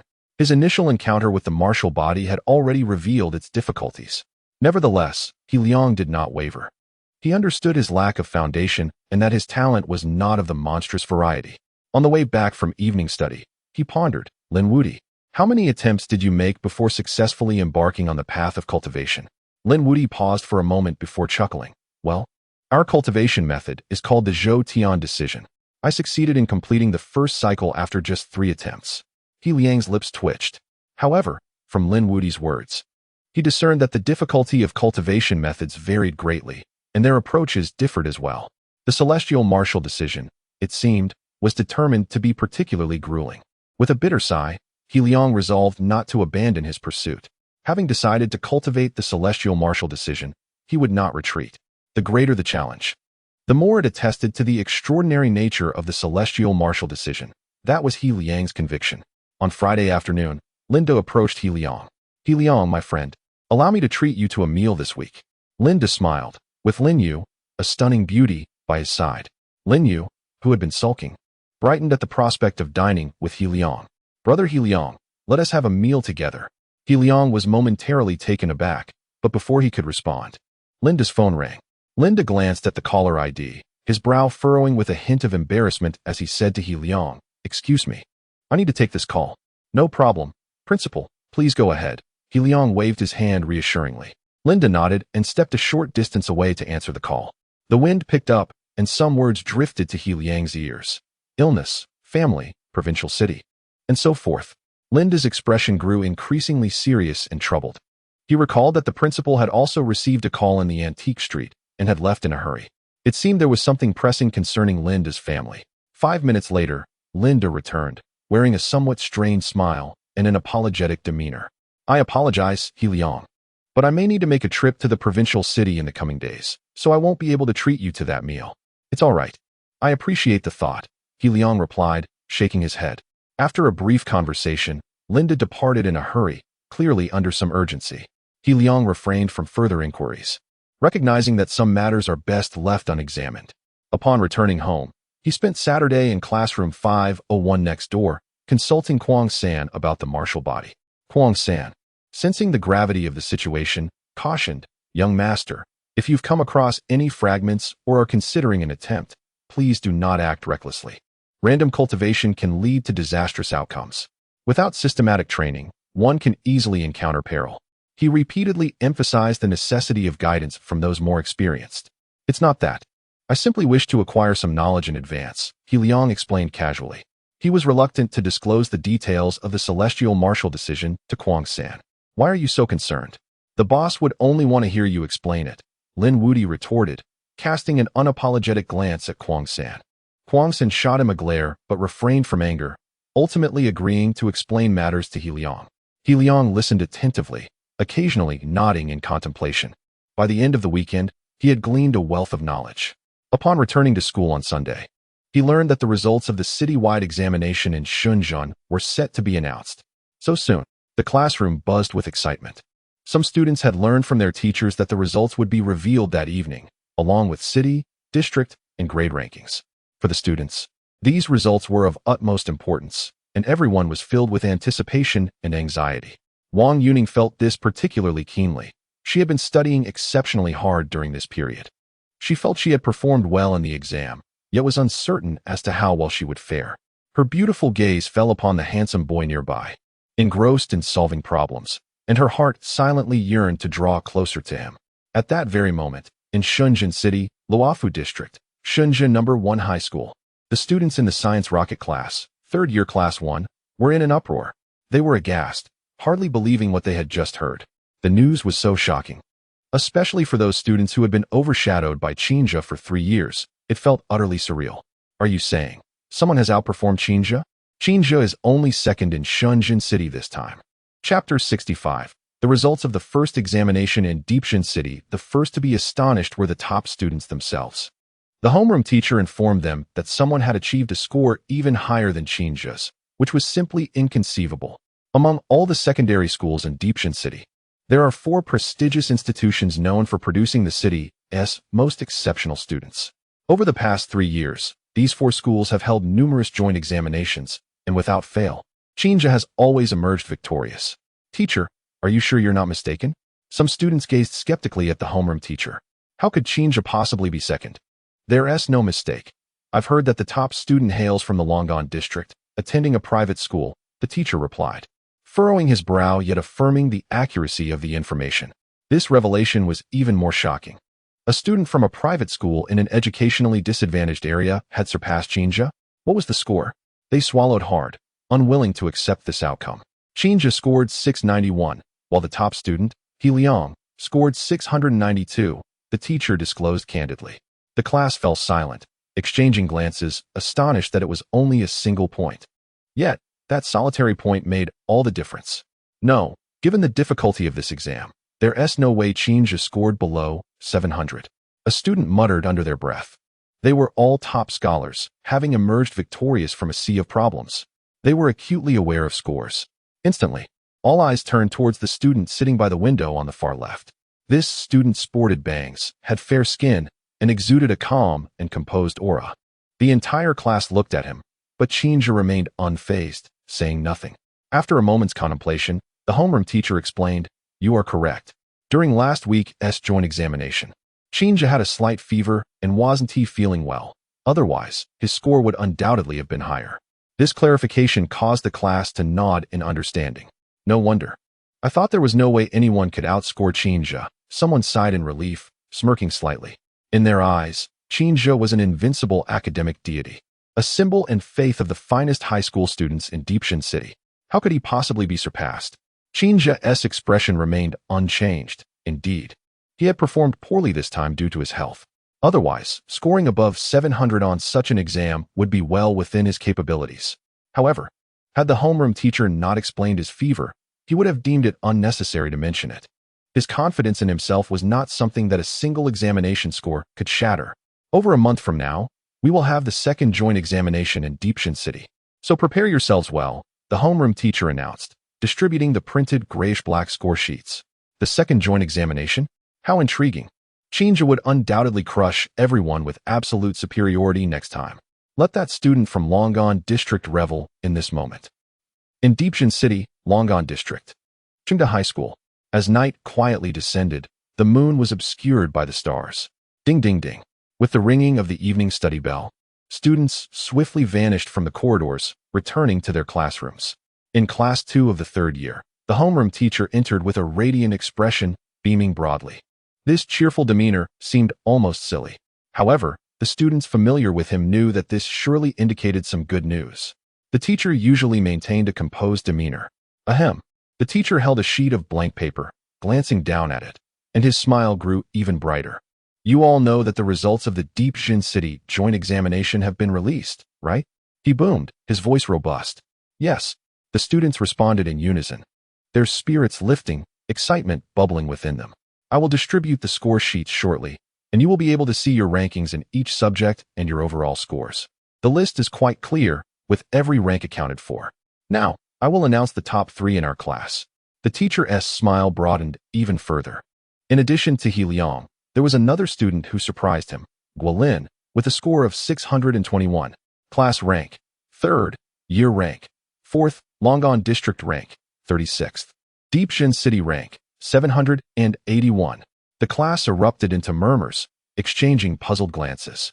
Given the difficulty of the exam, a score of 621 was commendable. Yet how could it only place him third in the class? Naturally, they were aware of the city rankings, but they primarily compared themselves within their class and year. Thus, the significance of being ranked 781 in the city was lost on them. After all, that number was nearly 4 digits. Surely, one of those ahead was Liang. Who was the other? The classmates were curious. The teacher's gaze shifted to Wang Yuning, smiling as he continued. Wang Yuning, with a score of 639. Class rank, 2nd. Year rank, 2nd. Longon District rank, 12th. Deepshin City rank, 520. The class was stunned. Some even left speechless. Even Wang Yuning herself struggled to believe it. While she consistently ranked within the top 7 of her year, she felt a tier below Guolin and Li Su. Yet now, she had surpassed both of them. This felt like a dream. A girl beside her giggled, shooting Wang Yuning a teasing glance. Yuning, it seems you've learned quite a bit from Liang. The girl feigned a sour expression. Look at that ranking in Deepshin City, 520. How envious. Wang Yuning shot her a glare, feeling embarrassed. You're so annoying. Stop saying such things. Guolin was left in shock. After the exam, he had been brimming with confidence, fixating solely on Liang as his rival. Yet now, Wang Yuning had overtaken him, pushing him aside. A sense of humiliation surged within him. But the class's attention was not on him. Teacher, what about Liang? A bold male student whistled and inquired loudly. Liang was on a completely different level compared to the other students, and they were particularly eager to know how he fared. Ha ha, the teacher chuckled, raising a finger. Liang, class 1st, year 1st. This ranking is no surprise. The teacher feigned nonchalance, hands clasped behind him, Longon District 1st. Oh, and by the way, he scored 692, making him the top student in Deepshin City. His words were calm, yet everyone could sense the uncontainable excitement and exhilaration in his tone. The top student in Deepshin City. Liang had actually achieved this remarkable feat. Top student in Deepshin City? The class was astounded, although they had anticipated Liang's prowess. The score was still shocking and daunting. Guolin's ranking of 781 was nearing 4 digits, which did not evoke much of a reaction. This first place, however, was entirely different. It represented a direct triumph over countless students from numerous prestigious schools. Previously, they had only compared themselves in their limited environment. But now the stage was Deepshin City. Liang remained the strongest. A boy seemed to recall something, sneering. Didn't someone say that something from the top high school in Deepshin City was quite impressive?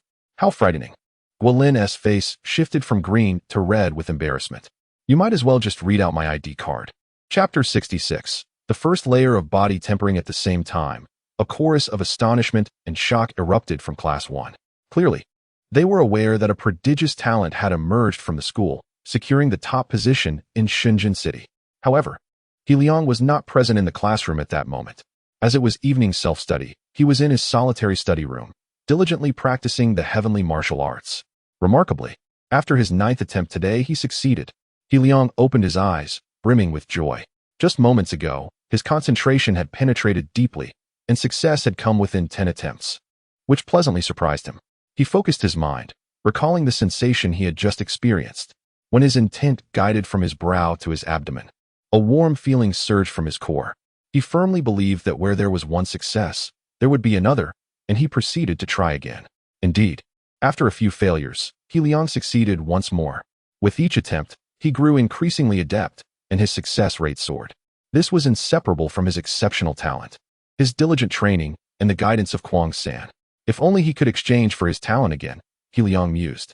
The next level of martial body talent required 1,000 labor coins. Such a sum was immense, not something that could be accumulated in just a few days.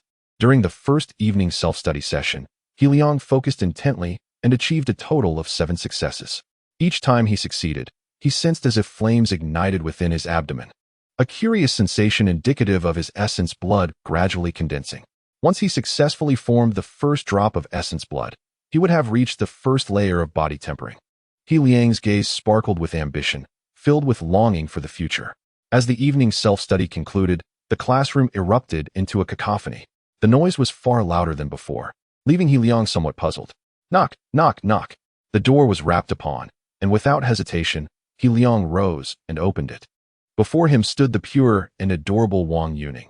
her expression a mix of nervousness and excitement. He Liang, the results of the unified examination are out. Did you know? Wang Yuning exclaimed, her demeanor slightly anxious. He Liang was momentarily taken aback, but soon smiled. I truly had no idea. How did you fare? You did exceptionally well.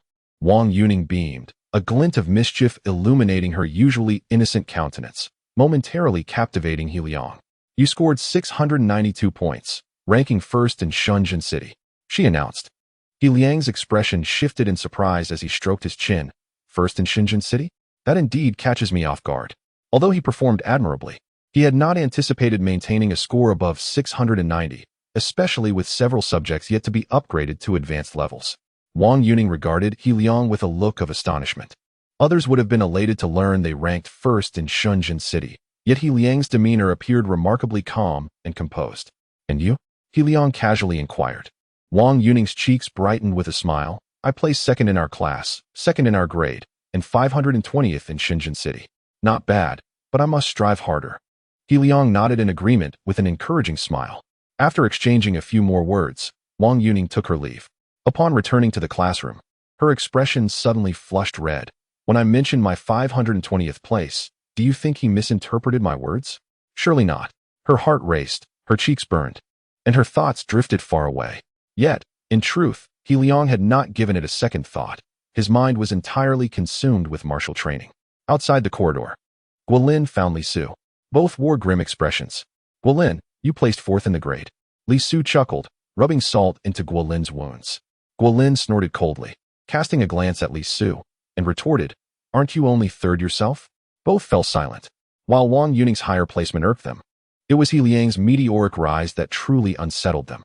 A fallen nobody transformed into a genius, overshadowing all in just 3 months. They could not accept it. I recall you know quite a few unsavory characters outside of school, right? Guolin suddenly said, seemingly hinting at something. Li Su, taken aback, shot Guolin a surprised look and chuckled. You seem quite informed. The Li family held a modest reputation in Shenzhen City, and though Li Su was merely a collateral descendant, he possessed some influence. As for Guolin, Li Su was aware of his background. His father was a shareholder in a company, hence not without wealth. Guolin scoffed and declared, for some, mere academic excellence is insufficient. One must also learn the ways of the world. I concur, Li Su replied with a faint smile. In recent days, He Liang's presence had increasingly vexed them, finally reaching a breaking point. They could no longer endure. After class on Friday, someone would teach He Liang a lesson in humility. Li Su narrowed his eyes, speaking in a hushed tone. Unlike Guolin, he would not overtly confront He Liang, but his methods would prove far more ruthless. After exchanging a few final words, they parted ways. In the following days, He Liang's life settled into a routine of 3 points: morning and evening self-study, along with training in the biological competition spare room. During other times, he attended classes, solving problems. Even when teachers lectured, he paid little attention, preferring to work independently. The teachers, recognizing the caliber of such a student, did not intervene. They understood that he had developed his own effective learning methods. On Thursday evening, during the third self-study session, He Liang closed his eyes. His intent sank into his brow, guiding his consciousness toward his abdomen. Over the past few days, he had grown increasingly adept at martial body training, now achieving success without fail. Each success intensified the sensation of something coalescing within him. This was an accumulation process. With each successive success, He Liang's breathing became harmonized and rhythmic. With 5 minutes remaining until classes end, He Liang succeeded once again. Simultaneously, his persistent efforts culminated in a qualitative transformation. Through his numerous attempts, the essence he had been cultivating finally underwent a change. His entire body felt ablaze, akin to emerging from a sauna, causing beads of sweat to pour from him. Within his lower abdomen, something intensely heated emerged. Essence blood. He Liang's heart leapt with joy. The searing sensation corresponded precisely to the focal point of his intent gathering. Then, the essence blood gradually dissolved, spreading throughout his limbs and body. This was feedback. It signified that He Liang had officially become a martial body practitioner at the first layer of body tempering. After nearly half an hour, the intense warmth within him finally began to subside. He Liang felt his physique had been further enhanced, far exceeding his previous strength. In his awareness, a force resided in his abdomen, akin to a primal source. Huang Sin had once said that the body tempering phase was foundational.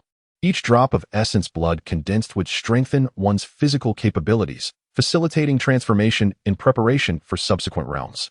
In unavoidable danger, one could ignite the condensed essence blood, unleashing formidable power for a brief period.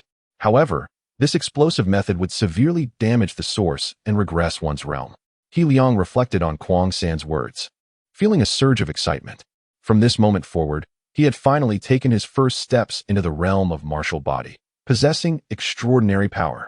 Chapter 67, Malicious Intent. A taste of power. He Liang closed his eyes, keenly aware of the changes within his body. Clenching his fists, he felt an illusion of strength capable of slaying a bull. In terms of physical prowess, He Liang was significantly stronger than he had been before his breakthrough. Most importantly, his perceptual acuity had vastly improved. The slightest rustle of wind or movement of grass around him became remarkably clear. He could see 3 ants outside, laboriously transporting food, and hear the gentle whisper of the wind as it caressed the leaves. Yet, I am not one for fighting, he thought to himself with a wry smile, feeling a tinge of helplessness. Throughout his life, he had seldom engaged in combat. Now, he felt akin to an infant wielding a kitchen knife, blessed with robust physicality, but woefully inexperienced against seasoned combat masters or assassins.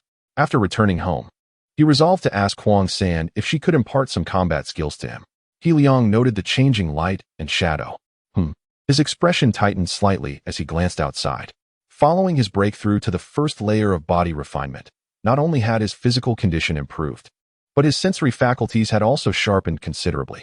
Just moments ago, he had deliberately drawn the curtains, but it seemed someone had peered in. Outside, the squat and portly Wu Qing flashed a cold smirk before hastily departing. So, you applied for a classroom merely to slack off. What an audacious He Liang. These days had been particularly trying for Wu Qing. He Liang's rise had humiliated him, and Zhang Hui repeatedly urged him to apologize to He Liang. Apologizing to a student he had once ridiculed was a bitter pill for him to swallow. After all, he was the director, and He Liang was merely a student. Why should he be the one to apologize? Yet, for the sake of his position as grade director, he had to maintain a facade of cordiality. He Liang's laziness. His eyes darkened with malice. He had observed He Liang for several days. Each time, the boy had his eyes closed, leaving the exercises on the desk untouched. This was undoubtedly slacking off, beyond question. Wu Qing could have extracted He Liang for a reprimand, but he refrained. I would be delighted if he performed poorly. I recall the second unified examination in Shenzhen City is just a month away. Let him coast for a month, and I refuse to believe his grades won't plummet. Wu Qing chuckled coldly to himself, contemplating the most insidious way to undermine He Liang, not through a momentary lecture, but by watching him falter, subjected to the doubts and lamentations of others. Let him be. Let him destroy himself. This would be the sweetest revenge. Friday, during the last class meeting of the afternoon, the homeroom teacher analyzed the results and praised 2 students. You should learn from Wang Yuning. You ought to take He Liang as a model. Lin Wudi appeared dazed, his expression blank. His name was glaringly at the bottom of the score list. He Liang, scratching his head, looked at him with exasperation. Did you write your English composition? Lin Wudi nodded fervently, his voice a hurried whisper. I did. He Liang felt even more speechless and followed up with another question. Did you fill out the multiple-choice questions? Lin Wudi nodded affirmatively. I certainly filled them all in, boss. He Liang sighed, rubbing his forehead in resignation. Then how did you score a mere 9 points? Lin Wudi's other scores were dismal as well, but this English score was particularly glaring. His was the only single-digit score in the entire grade. Lin Wudi was on the verge of tears. After class, the 2 exited together. Guolin encountered Li Su at the school gate. How is your arrangement coming along? Guolin whispered, his eyes filled with malice. Rest assured, with 7 people surrounding him, he won't escape, Li Su replied with a faint smile, indicating that he had prepared a grand surprise for He Liang. Shall we go watch? Guolin felt a stir of excitement at the thought of witnessing He Liang being beaten. Just the idea made him feel elated. No, Li Su shook his head cautiously. It's best not to be nearby for such matters. He Liang and Lin Wudi strolled down the street. Boss, I'm going to that shop ahead to buy some spicy strips. Lin Wudi said, his eyes gleaming with anticipation. Those things are absolutely delicious. Since leaving the He family, he had encountered things he had never experienced before, especially the spicy strips, which had become an addiction. Go ahead, I'll wait for you here. He Liang waved his hand, urging him to hurry back. Lin Wuti dashed off without looking back. He Liang stood there, lost in thought about martial arts. Suddenly, a sharp object pressed against his lower back. It was a knife. "Kid, come with me," a menacing voice echoed from behind him. The voice was low and filled with threat. "If you don't want to die, be obedient." He Liang's expression shifted, but he nodded slightly. An assassin? His mind raced, but the presence behind him felt weak, likely just an ordinary person. The two moved deeper into the alley. The assailant then released the knife and forcefully shoved He Liang. He Liang turned around, calmly surveying the assailant. Before him stood a young man with a head full of yellow hair, appearing somewhat frail. He skillfully twirled a small knife in his right hand, his eyes gleaming with mockery and coldness. Moreover, 6 others emerged from both sides of the alley, 3 on each side, completely cutting off He Liang's escape. Each of them dressed casually, tattoos visible on their bodies, their expressions fierce and unrefined. 7 ordinary men, He Liang analyzed inwardly. Maintaining an outward calm, he cautiously inquired, "Who are you? I believe I haven't offended any of you." "He Liang, I trust we haven't mistaken you," the yellow-haired leader chuckled, licking the tip of his knife with a peculiar malevolence. He Liang narrowed his eyes. "You've crossed paths with the wrong people. Today, my friends and I will teach you some lessons about life," the yellow-haired youth sneered. With a glance, the 7 men immediately advanced towards He Liang. He Liang's muscles tensed, his gaze icy. Though he had never fought before, the situation felt both exhilarating and stimulating. Yet, an instinct within him assured that he would not be defeated. As they closed in, the first to charge was a burly man standing at 6 feet tall. "Kid," he roared, throwing a punch aimed at He Liang's face. A thrill surging within him. These school students were far too naive. They needed a proper lesson. He Liang remained composed, but his blood surged with adrenaline. To him, the giant's punch seemed painfully slow. He stepped forward, deftly evading the blow. With a sharp exclamation, He Liang unleashed a powerful straight punch. Though inexperienced in fighting, he still knew how to swing a fist. How is this possible? The punch was faster than any professional boxer the burly man had ever encountered. Without a doubt, the punch landed with a resounding thud against the giant's abdomen. Yet, the others appeared unfazed. A punch from a student? To a wild bear, that's merely a tickle. But the next moment, the burly man crumpled to the ground, curling up like a boiled shrimp. Chapter 68. An oath. What appeared to be merely the fist of a slender high school student was, in reality, akin to that of a professional boxer, powerful as a cannonball. On the ground, the wild bear clutched his abdomen in agony, leaving the surrounding ruffians in a state of shock. He Liang, equally astonished, glanced at his own fist, realizing it bore more weight than he had anticipated. Advanced physical conditioning had endowed him with strength comparable to that of a professional fighter. Upon breaking through to the first layer of body refinement, his power surged once more, his punch now rivaling that of renowned champions. The only thing he lacked was a modicum of striking technique. He pondered how formidable he might become at the 9th layer of body refinement. He Liang inhaled deeply, feeling a fervor ignite within him. He had only attained the 1st layer. What might he achieve at the 9th? Could he possibly stand against hundreds of ordinary individuals? And what about the refinement of essence? Qi harmonization? Merely contemplating these possibilities filled him with excitement and yearning. "Everyone, attack!" cried the young man with tousled blonde hair, his eyes glinting with malice as he rallied the others to strike. He Liang steadied his mind, preparing to fend off the encroaching attackers. Surrounded, he found himself at a disadvantage, for this was a brawl where blood was bound to be spilled. Moreover, one among them wielded a knife. Despite his superior physical prowess, He Liang had little experience in combat. Ultimately, experience proved to be a disadvantage. Fear gripped his heart, though he would not admit it. The blonde-haired ruffian slithered like a serpent, circling nearby in search of a weakness. He Liang summoned his resolve and pressed forward, landing 2 punches that sent 2 adversaries crashing to the ground. Yet the blonde, with a sinister grin, seized the opportunity, lunging at He Liang with the knife. Amidst the chaos, the blade grazed He Liang's left arm. Blood spattered forth. A cut was inflicted, neither deep nor shallow, as crimson droplets began to seep forth. A sharp pain jolted through He Liang, shaking him to his core. "Kid, I merely intended to teach you a lesson, but now that you've injured my brother, it seems I'll have to send you to the hospital for a few days." The blonde sneered, expertly brandishing the knife. However, in the distance of the alley, a figure suddenly emerged, capturing everyone's attention. It was Lin Wuti. He held a grilled skewer in hand, but upon witnessing the scene, his smile instantly froze. Boss, has someone been stabbed? There's blood. His expression turned icy, and he discarded his backpack in an instant. The wooden sword was drawn. With a face set in cold determination, Lin Wuti abandoned his usual carefree demeanor, his voice tinged with anger and frost. You shall pay for this. In the blink of an eye, he vanished from sight, traversing dozens of meters to stand before the blonde and his cohorts. The wooden sword emanated a terrifying aura, as if it sought to annihilate all in its path. Within Lin Wuti's eyes, a legendary sword seemed to dance. The murderous intent radiating from him caused the temperature in the vicinity to plummet, as though one had entered an ice cave. He Liang felt a jolt of alarm. Even he sensed the chilling bloodlust. Instinctively, he shouted, Lin Wuti, hold back. At that moment, he truly believed Lin Wuti might kill several men. Lin Wuti's wooden sword hesitated momentarily, altering its trajectory to strike the right hand of the blonde. In a swift motion, the sword descended upon the arms of the remaining assailants in a seamless flow. Sheathing the sword, Lin Wuti glanced at the blood seeping from He Liang's arm. His expression complex. He lowered his head, voice laced with guilt. Boss He Liang patted his shoulder, smiling. Thank you. Lin Wuti raised his head, his eyes filled with conflicting emotions. Turning to the others, He Liang noted that they lay sprawled on the ground, their faces pale with terror. What has happened to my hand? The blonde gaped, staring in horror at He Liang and Lin Wuti, feeling his right hand utterly devoid of strength. Lin Wuti's expression turned frigid, shedding his usual foolish facade.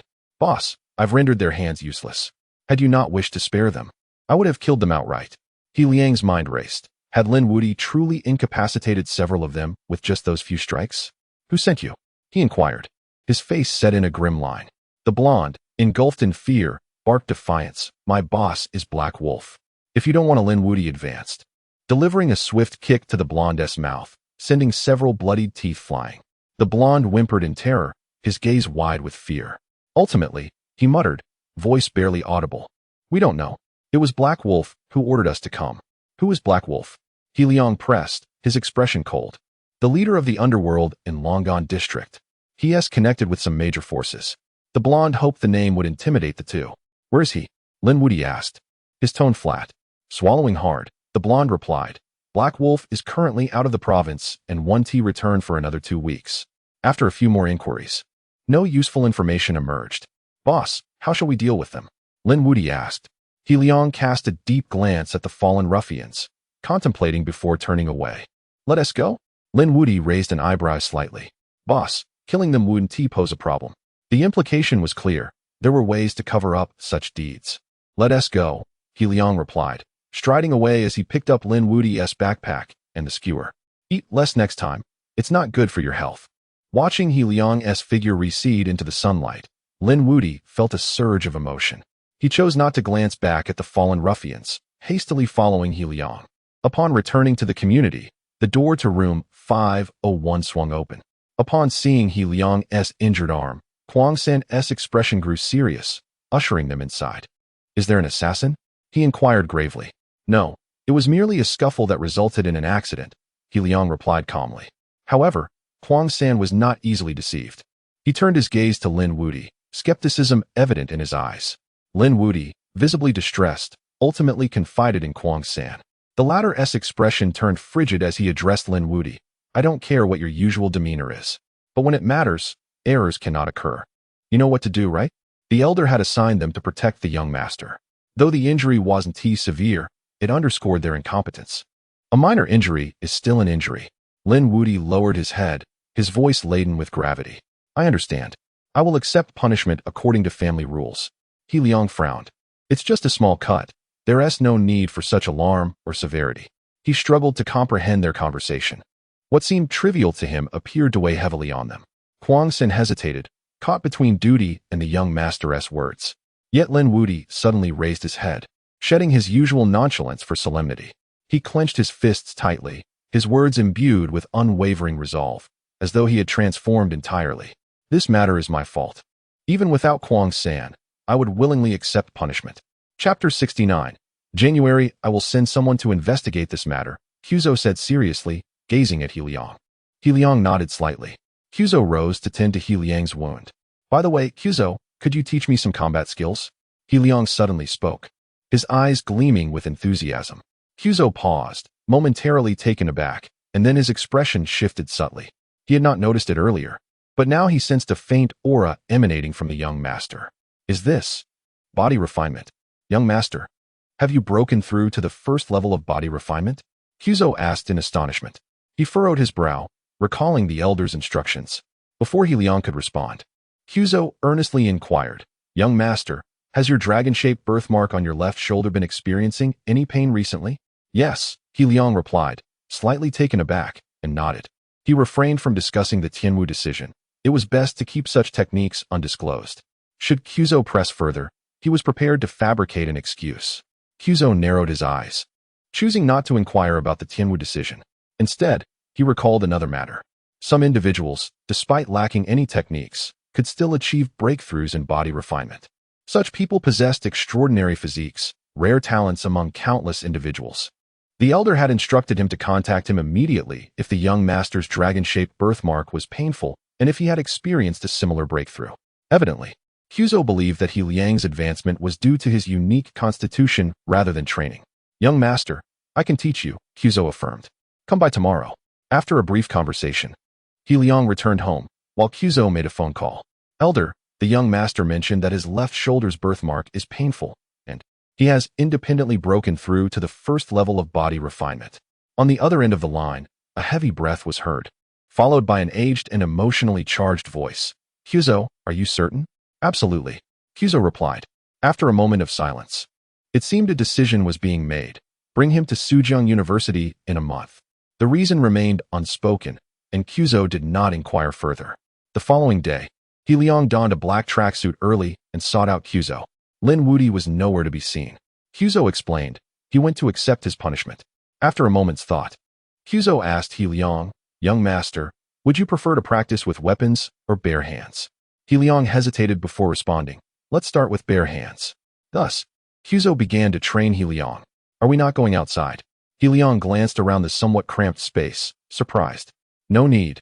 The initial requirements are not high. Kyuzo shook his head. In fact, this confined space is more suitable for you. First, we need to practice your striking techniques, such as the straight punch.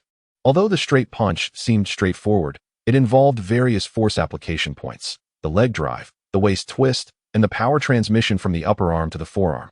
Kyuzo began to explain. His instructions were clear and comprehensible, allowing He Liang, a complete novice, to grasp the concepts. Ah, I see, He Liang nodded fervently, his eyes bright with understanding. Young master, pay attention. Kyuzo stood up to demonstrate. He stood upright, his expression serious as he faced forward, then suddenly thrust his right fist forward. This punch, devoid of any internal energy, was executed so swiftly that He Liang could barely catch a glimpse of its afterimage. A sharp whooshing sound filled the air as Kyuzo unleashed a sonic boom. The air indoors is different from that outside, Kyuzo explained. Indoor air is relatively sealed, making it more conducive for experiencing the sensation of striking. He then encouraged He Liang to try. Rising to his feet, He Liang launched a punch, only to frown in disappointment afterward. After throwing that punch, my balance was all off. Recognizing his mistake, he concentrated and tried again. One punch, then another. Kyuzo nodded slightly, observing He Liang's continuous improvement. Yet, this required a foundation and skill, not something achievable in a day. When He Liang grew weary, Kyuzo switched to theoretical instruction. With Kyuzo's guidance, He Liang made rapid progress. In the end, Kyuzo informed him, Young master, the elder has asked you to visit Suzhong University in a month. He Liang furrowed his brow, more surprised than anything. To Suzhong University? He did not understand the reason and looked to Kyuzo for clarification. Kyuzo shook his head slightly, indicating that he too was unaware of the rationale. He Liang ceased his inquiries. Though he felt a twinge of reluctance, some matters could not be avoided and required resolution. Fortunately, from Kyuzo's words, he sensed that the elder, his biological grandfather, bore goodwill toward him. Time passed swiftly, and a month soon elapsed. During this month, He Liang's life was quite simple. At school, he engaged in exercises and practiced the Tianwu decision during morning and evening study sessions. After returning home, apart from cherishing moments with his parents, he sought Kyuzo's instruction in combat. Notably, Zhang Wu had successfully passed the physical assessment at Suzhong University and only needed to achieve a standard score in the college entrance examination to secure a special admission. Given Zhang Wu's usual performance, attaining that score would not be difficult. This news sparked envy among many students. Zhang Hui was particularly radiant, grinning even more broadly. With the exceptional candidate Chen Mingtong being admitted, and now the special admission of Zhang Wu, coupled with the academic prowess of He Liang, this cohort was indeed flourishing. Following this, the second unified examination in Deepshan City arrived. In the classroom, the atmosphere was tense. Guolin cast a dark glare at He Liang, who was not far to his left. Damn it, I failed to get him last time. Guolin's face soured. Recently, Li Su had approached Guolin, informing him of a change in circumstances. He had failed. Furthermore, Li Su appeared pale and indicated he would no longer provoke He Liang. Guolin pressed for details, but Li Su refused to elaborate. You may have given up, but I certainly will not. Guolin seethed. He was unaware of Li Su's reasons for retreating, but his animosity towards He Liang remained undiminished. Being in the same class, the feeling of being overshadowed was particularly irksome. This time, it remained uncertain whether He Liang could secure the top position again. A girl giggled, her words laced with admiration. Do you think He Liang can take first place again? Guolin instinctively scoffed. First place. A boy shot him a glance and sighed. Guolin, keep your comments to yourself. Guolin's face, still stinging from his previous defeat, shifted in color as he retorted, I am merely speaking the truth. Last time, He Liang scored 1 point higher than Qinzhe, but Qinzhe was running a fever then, and it was quite severe. Otherwise, do you think he would score below 700? He Liang, aiming for first place again? Huh. Meanwhile, He Liang was busy redeeming his hard-earned labor coins, all of which he spent on 6 subjects. Chapter 70. I performed better than ever in just 1 month.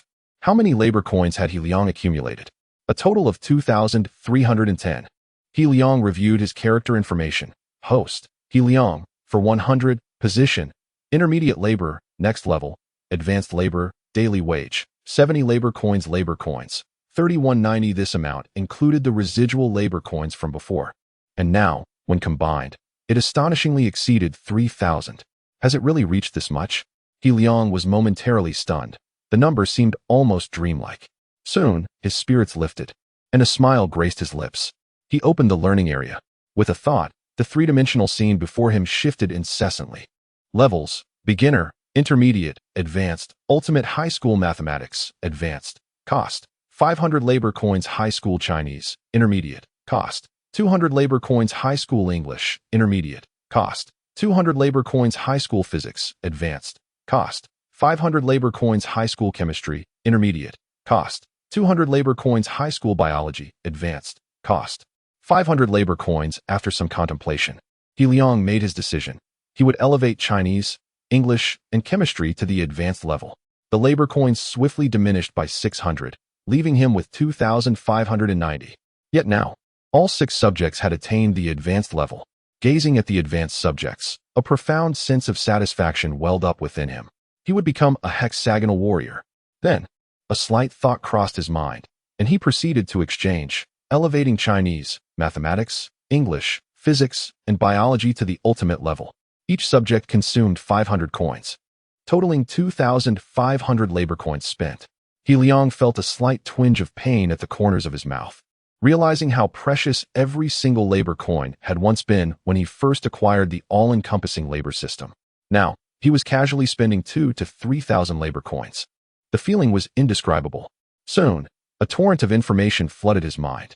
It was gentle and nourishing, like a soft rain soaking into parched earth, comforting.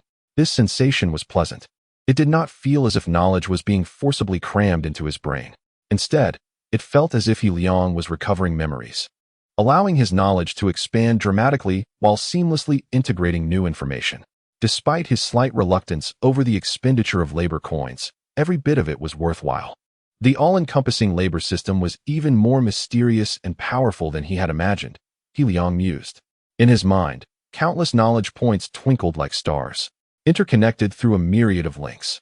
Within just a few minutes, He Liang underwent a remarkable transformation. Apart from chemistry, all his other subjects had transformed into the ultimate level. Guolin was nearby, conversing with a few friends, emphasizing, Qinzhe rarely scores below 700 in exams. A 720-point paper, I even heard he achieved an astonishing score of 710. He continuously extolled Qing's prowess.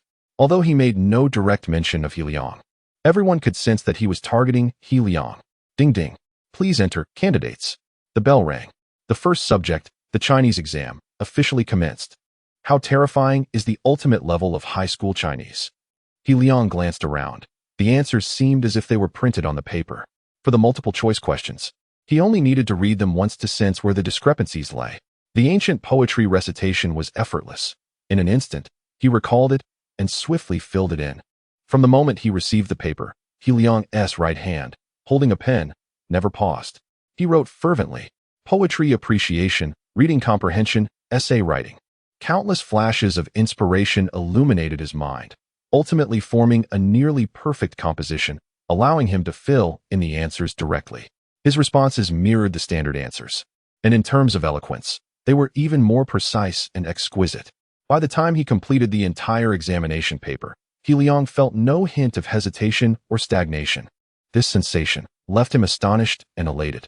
He looked at the paper he had filled, brimming with confidence. This exam would surely not score below 145, and that was after he had deliberately underestimated his performance. In the afternoon, it was mathematics. He Liang completed the 12 multiple-choice questions in less than 10 minutes. Various simple algorithms surged in his mind, allowing him to breeze through the problems without a moment's pause. The advanced high school biology, which had previously been vividly showcased, was now even more exaggerated at the ultimate level. By the time He Liang finished the entire math paper, only half an hour had passed. This was after he had meticulously checked his answers, yet he still completed it so swiftly. In his spare time, He Liang experimented with multiple solutions for the last two major questions, jotting them down on the paper. The second method, the third method, the fourth method. For the final question, he wrote down 6 different solutions. Despite his efforts to conserve steps, the entire paper was densely filled with his work. Next, He Liang's gaze shifted to the second-to-last question, where he also employed multiple solutions. However, due to time constraints, he only utilized 2 methods. He had barely begun writing the third method on the draft paper when time was called. As the papers were collected, He Liang furrowed his brow, contemplating the problems on his draft paper.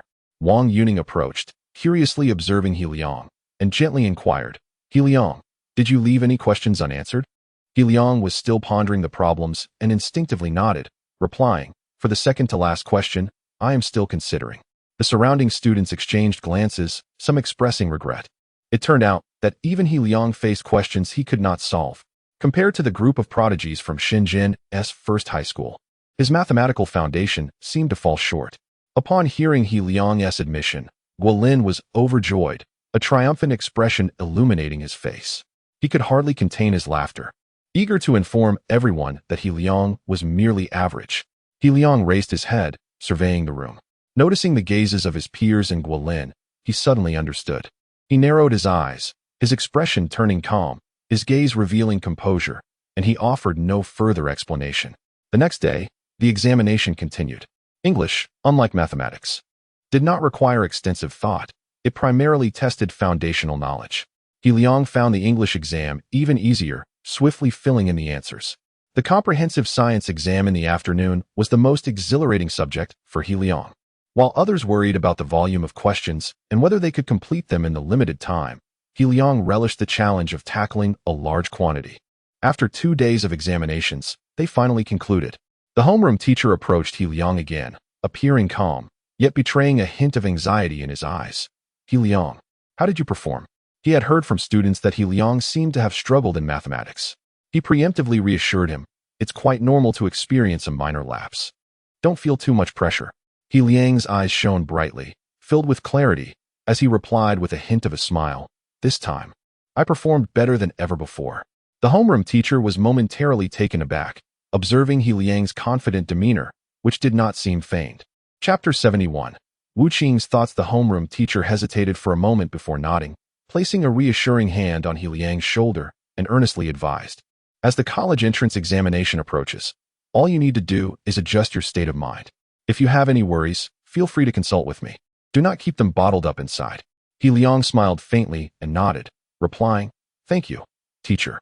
After a few more words of encouragement, the teacher departed. Lin Wudi leaned in, his face contorted in a grimace, muttering, "What is this?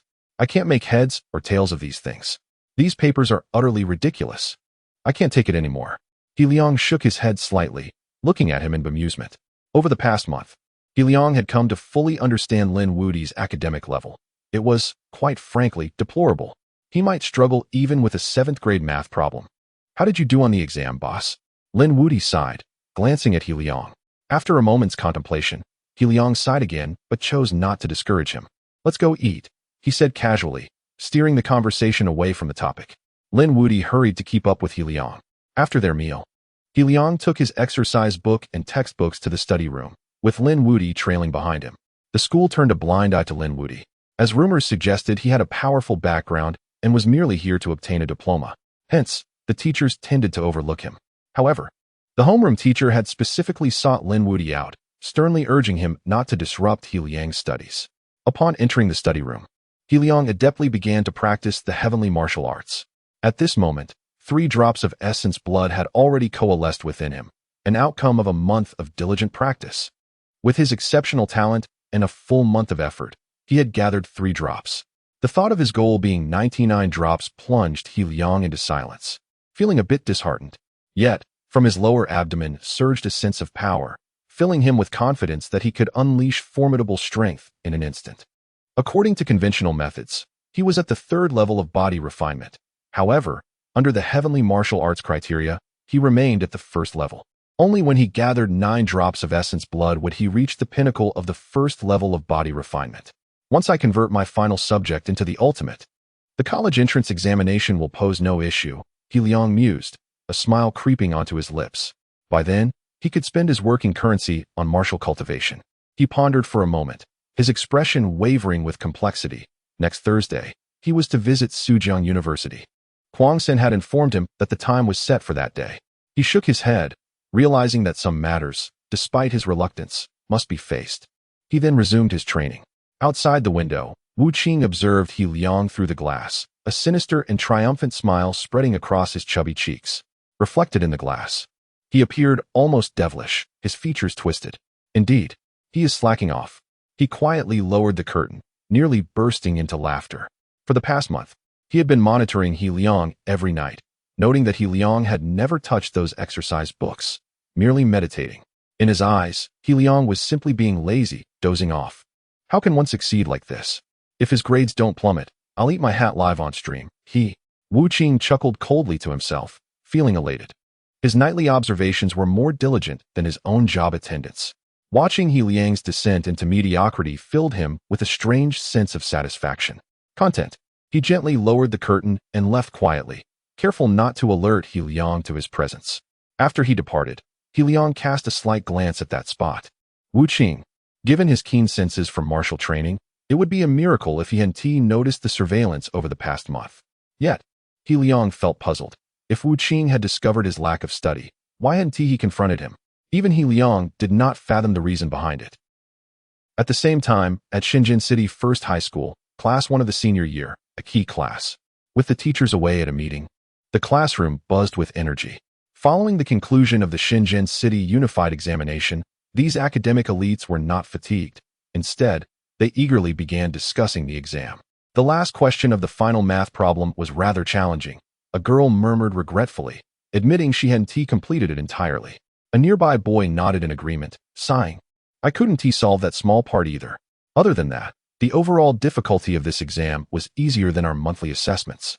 A tall, slender boy with black-rimmed glasses adjusted his glasses confidently and spoke up, "I'm ranked 3rd in class, and I'm confident I'll score above 660 this time. The difficulty of this joint examination wasn't as high as I expected." He smirked, feeling smug yet maintaining an air of modesty. "I should have no problem hitting 660.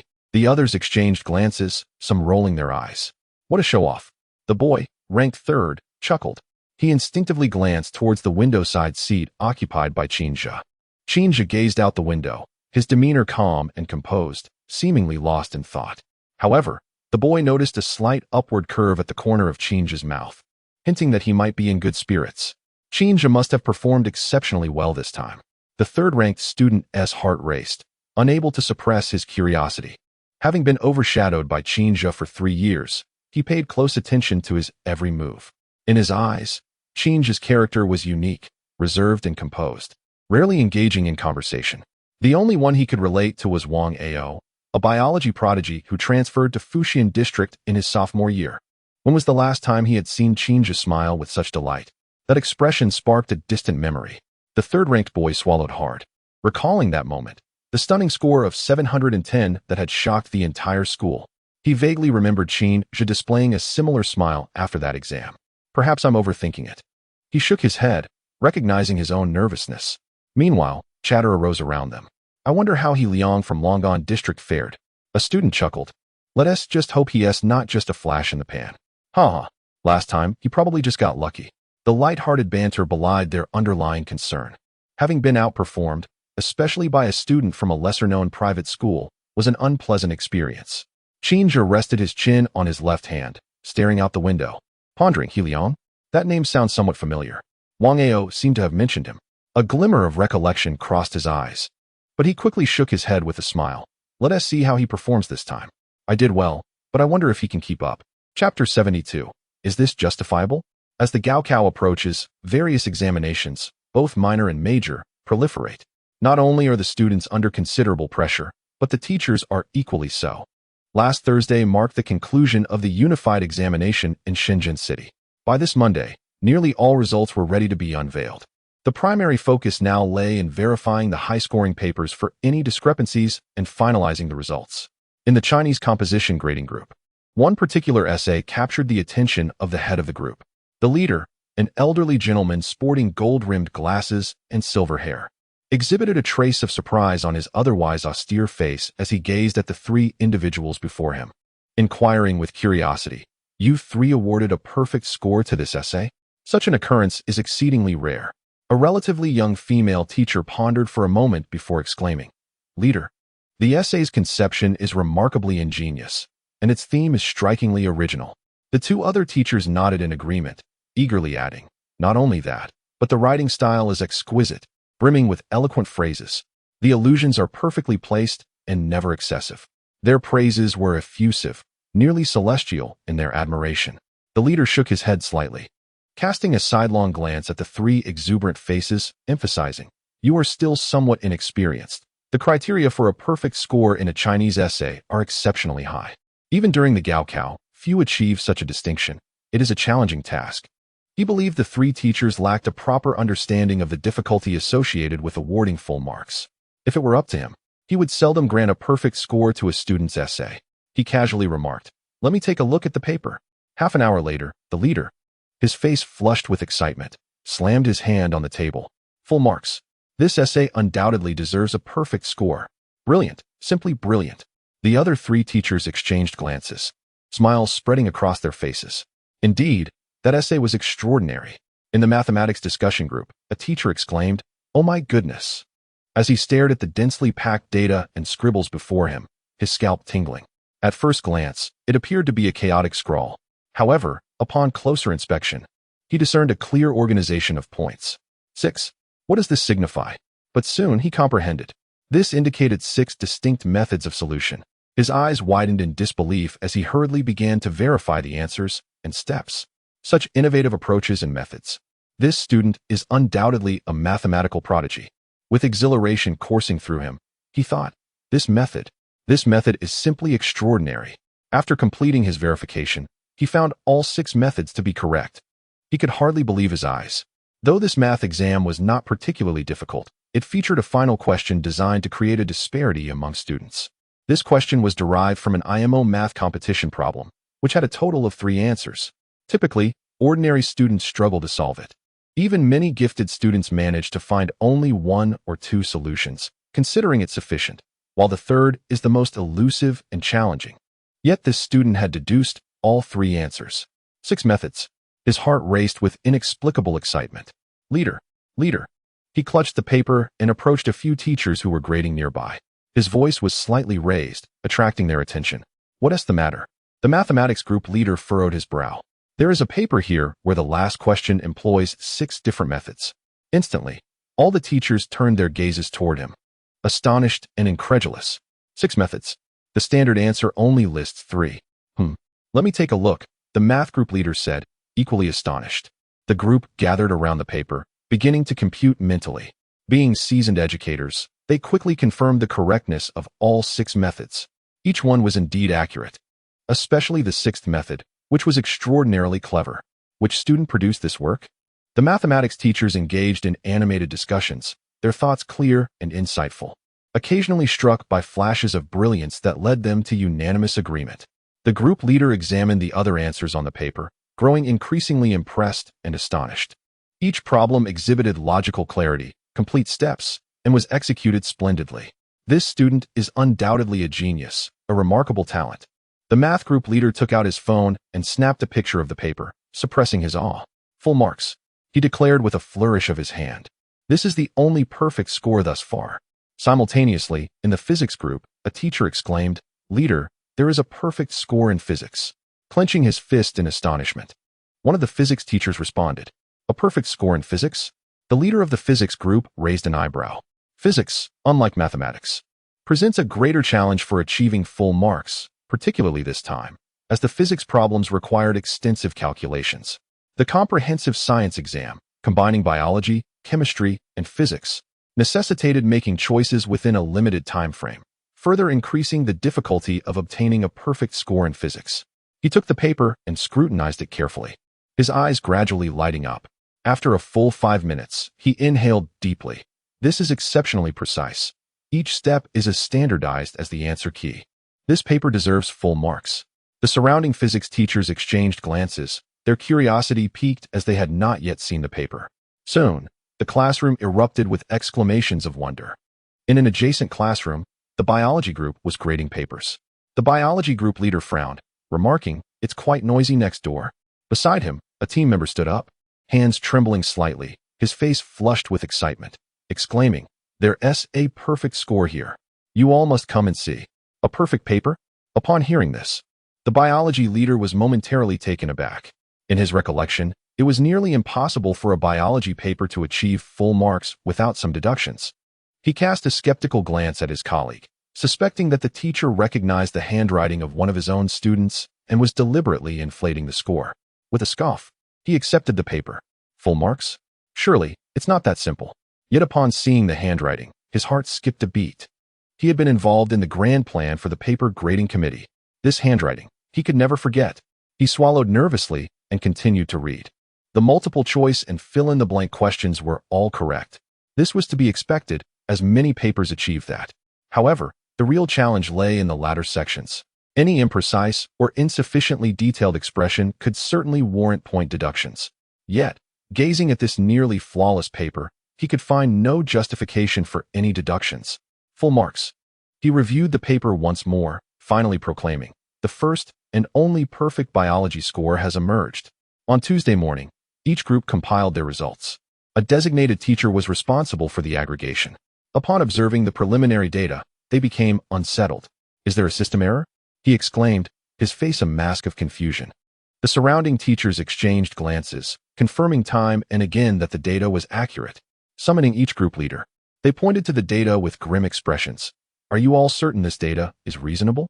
The top score across all 6 subjects belongs to a single individual. Is this justifiable?" Though the chemistry scores were tied, the question lingered. Is this justifiable? The 6 group leaders exchanged knowing glances, and suddenly, smiles crept across their faces. They nodded affirmatively at the statistician, simultaneously realizing a startling fact. The source of their astonishment was the same student. Chapter 73. Unprecedented results. As the 6 subject leaders exchanged glances, astonishment and disbelief were evident in their eyes. This score was indeed surreal. However, the papers had been meticulously reviewed more than twice before the grades were assigned, leaving no room for error. Even in the context of the college entrance examination, this grading method was absolutely justified. The student ranked second, named Qinjia, appeared somewhat overshadowed by the extraordinary score of 712 achieved by the top student. The demeanor of the Educational Bureau's teacher shifted noticeably as he solemnly surveyed the room and slowly declared, "Please bring me the papers. I must verify this." Once this score was announced, the students from the 4 prestigious schools would undoubtedly be in an uproar. "It was my duty to confirm the accuracy of this score," The teacher's expression turned grave as his fingers tapped rhythmically on the desk. With a smile, and without hesitation, the 6 subject leaders returned to their respective classrooms, retrieving the examination papers along with the standard answers to present to the Educational Bureau's teacher. The teacher was not blind. He could easily discern the answers on the papers, which were remarkably close to the standard answers, with some even surpassing them. Eventually, he fell into a long silence, slightly dazed. Could such a student truly exist? I had thought that a student like Qin Zhe was already the best in Shenzhen City in the past decade. Suddenly, he sat upright and swiftly began to compile and verify the information on the form. The Educational Bureau teacher was filled with a whirlwind of shock, awe, and a complex array of emotions. However, soon after, excitement and exhilaration began to take hold. The top 10 students from Shenzhen City had always been dominated by the 4 prestigious schools, but now an anomaly had emerged. The expressions of the various schools upon learning of this would surely be quite entertaining, wouldn't they? Completing the form swiftly, he dispatched it immediately. The form, which was initially expected to be finished by Wednesday, was completed by 8 p.m. on Tuesday due to a surge in adrenaline, with multiple verifications confirming its accuracy. With a click of the mouse, the results of the second unified examination in Shenzhen City were published. As the results were released, numerous teachers received a Word document.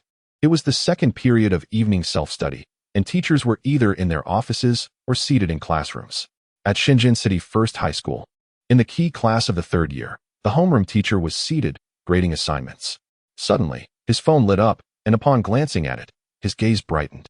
Shenzhen City Second Unified Examination, student results, revised version, flashed before his eyes. The results were out. He hurriedly opened the document.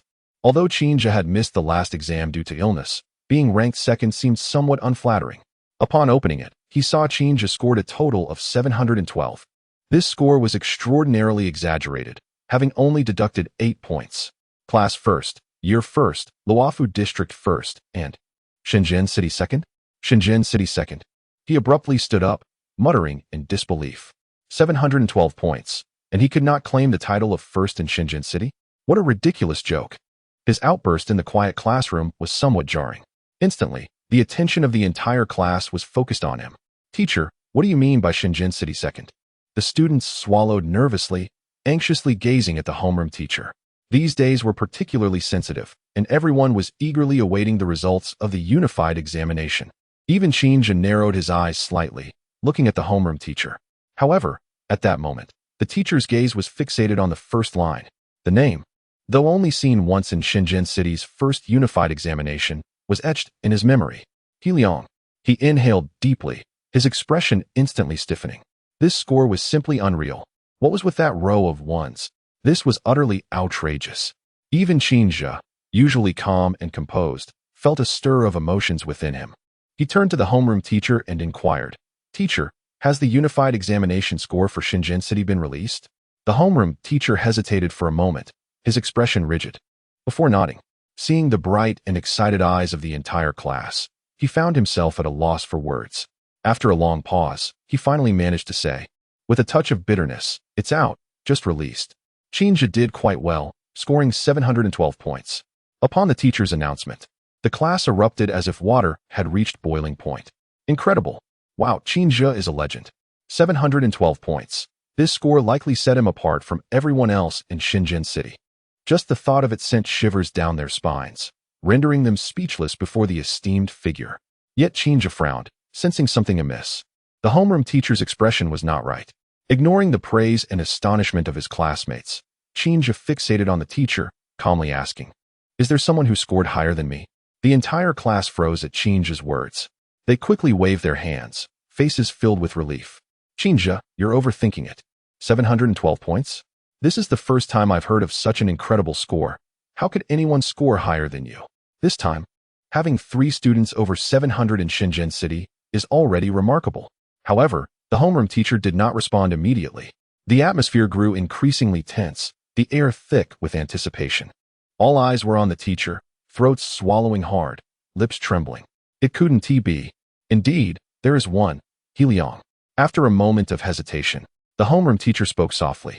The class erupted in chaos. Qin Zhe's grip tightened around his pen, but he maintained a facade of calmness. "Teacher, How many points did he score? Can you tell us? The homeroom teacher stared at the scores on the Word document, momentarily speechless. He even doubted the accuracy of the results. Yet, the students' eager and complex gazes reflected their unwillingness to accept anything less than the truth. With a resigned sigh, he finally revealed, the student ranked first is He Liang from Longan District. Class first, year first, Longan District first, and Shenzhen City first. Chinese, 150. The highest score in Shenzhen City. Mathematics, 150, the highest score in Shenzhen City. English, 120, the highest score in Shenzhen City. Physics, 110, full score. Chemistry, 99. Biology, 90, full score. All three subjects highest in Shenzhen City, with a total of 299 in comprehensive science. The 6 subjects totaled 720. He deducted only 1 point. The homeroom teacher recited He Liang's scores from beginning to end. Throughout this process, the classroom was enveloped in complete silence. Even Xinjie felt his muscles tense, lost in thought. The students sat with their mouths agape, at a loss for words. The number 719 echoed in their minds, growing larger and larger.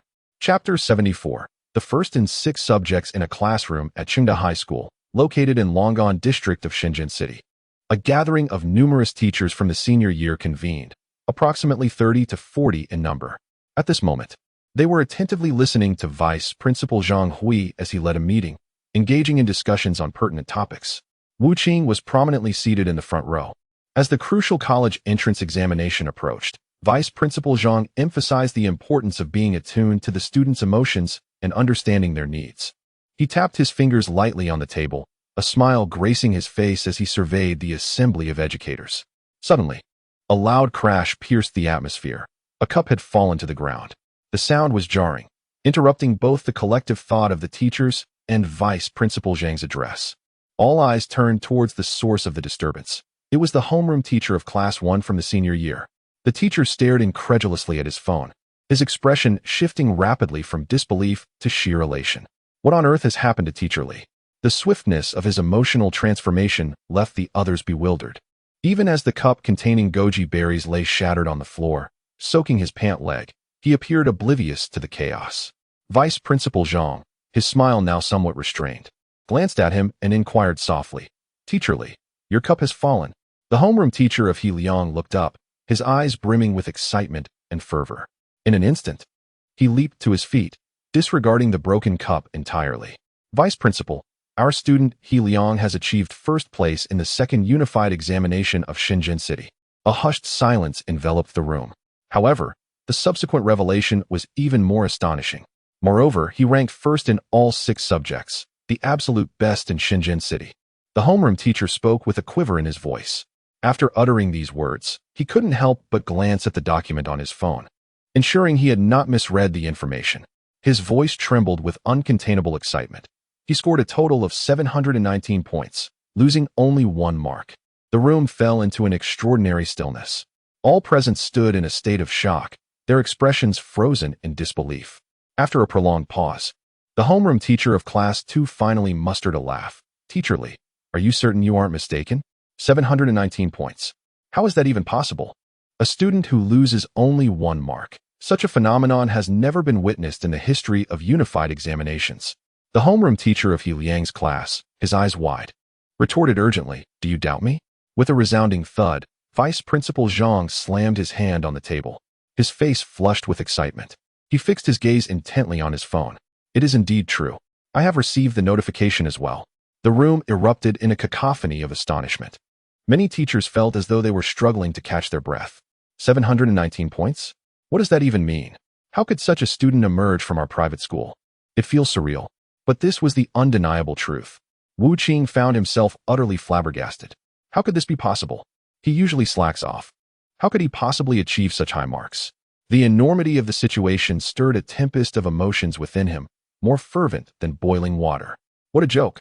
His teeth clenched tightly, his eyes radiating disbelief and an inexplicable rage. As the meeting concluded, Vice Principal Zhang called out, "Teacher Li, please come with me." His voice was charged with emotion as he sought to discuss matters concerning He Liang's homeroom teacher. The assembled teachers dispersed, yet the shock within them lingered. Vice Principal Zhang, looking earnestly at He Liang's homeroom teacher, advised, He Liang's exceptional performance warrants your close attention moving forward. Many matters are negotiable. He nearly uttered the words green light directly. The reputation of a school hinges significantly on its enrollment, and He Liang had greatly enhanced Qingda High School's standing. Contemplating for a moment, Vice Principal Zhang spent a further 10 minutes advising the homeroom teacher before he took his leave. Ha! He Liang's homeroom teacher could not contain his laughter. He then hurriedly made his way back to his classroom. This news must be shared. Upon entering the classroom, he found the students just beginning their third evening study session. Hearing the hurried yet familiar footsteps, many students instinctively looked up. Classmates, I have wonderful news to announce. The homeroom teacher's first words were jubilant. The students exchanged glances, anticipation bubbling within them. Good news. The results of the unified examination in Shenzhen City have arrived. The homeroom teacher stated directly, heightening the students' excitement. However, Guolin felt a sudden pang of foreboding. He would rather have performed poorly himself than see He Liang claim the top spot again. The teacher's expression did not suggest that He Liang had been suppressed. With his gaze fixed intently on He Liang, the homeroom teacher, suppressing his own excitement and trembling body, proclaimed, "Please give a round of applause for He Liang. Once more, he has secured first place in our class, first in the year, first in Longan District, and first in Shenzhen City." In truth, there was no need for him to articulate such distinctions. Still, the homeroom teacher believed that emphasizing this would more effectively convey his exhilaration. Guolin's fists clenched tightly, his demeanor darkening. Many students cast peculiar glances at Guolin's back. Before the examination, Guolin had confidently declared to everyone that the previous top student from Shenzhen High, Qinzhe, had merely performed poorly due to illness. Otherwise, achieving first place would have been effortless. Now, the slap of reality was swift and unforgiving. As applause erupted within the class, initially sporadic but quickly growing fervent, the students, though shocked and envious, could still comprehend the situation. After all, He Liang had previously held the title of first in Shenzhen City. There was precedent. The homeroom teacher looked at the class, laughing once more, leaving everyone perplexed. This time, the first place is different. He took several steps to the podium, inhaling deeply, resting his hands on the desk, and excitedly declared, "He Liang has achieved first place in all 6 subjects in Shenzhen City. Apart from losing 1 mark in chemistry, he received full marks in all others.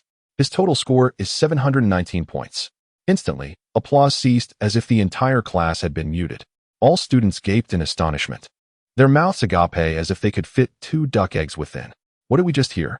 6 subjects first, 719 points? A male student stammered, clearly struggling to process the information. An eerie silence enveloped the classroom, as all gazes turned towards the seat by the window on the far left. Yet, that seat was empty. The main character was in the self-study room. Chapter 75, The Dragon Mark, an unexpected change. The classroom, veiled by curtains, radiated a brilliant light within. He Liang occupied the far left corner, affording him a view of the outside scenery and the opportunity to breathe in the fresh air, tinged with a faint scent of trees. However, at this moment, his eyes were tightly shut, and his expression bore a hint of gravity. Inside him, his vital energy surged. He had already accumulated 3 drops of essence blood, and now he was on the verge of condensing the 4th drop. His mind was immersed in concentration, aware that each attempt to condense essence blood required utmost caution. Any failure would mean a setback in the accumulation of his vital spirit, resulting in a period of weakness in his energy. This phenomenon was commonly referred to as a significant depletion of vitality. In the previous 3 attempts, He Liang had never faltered. Yet this time, a sense of danger loomed. During the condensation of his essence blood, he was momentarily distracted by the raucous noise of students outside. This distraction directly led to the instability of the still immature 4th drop of essence blood. He Liang struggled to maintain control, but his inexperience proved a hindrance. The essence blood began to separate and dilute. Sighing inwardly, He Liang resigned himself to the realization that this attempt would likely end in failure. Yet, in the next moment, an unexpected turn of events occurred. The dragon mark at the nape of his neck suddenly radiated an intense heat. An indescribable force surged forth, counteracting the separation. This power was ethereal, not a tangible force, but rather a manifestation of spiritual strength. He Liang's heart quaked as he distinctly sensed that the power emanated from the dragon mark on his neck. Without further contemplation, he quickly redirected his focus to condensing the essence blood. In a matter of mere seconds, the fourth drop of Ascent's blood successfully materialized. Furthermore, the power from the dragon mark had yet to dissipate. Seizing this unique energy, Liang continued his cultivation. The refinement stage centered around Ascent's blood.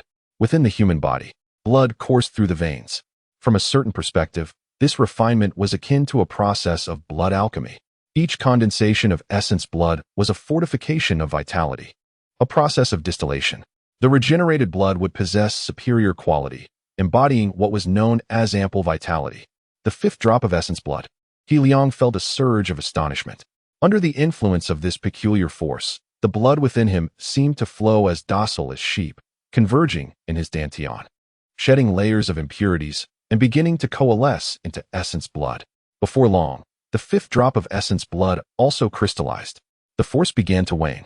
As the extraordinary energy receded like a tidal wave, Liang opened his eyes. The fourth and fifth drops of Ascent's blood had both been successfully condensed. He stood in a daze, unable to comprehend the miraculous turn of events. Instinctively, he reached to touch the dragon mark on his neck. However, an overwhelming heat suddenly emanated from the dragon mark.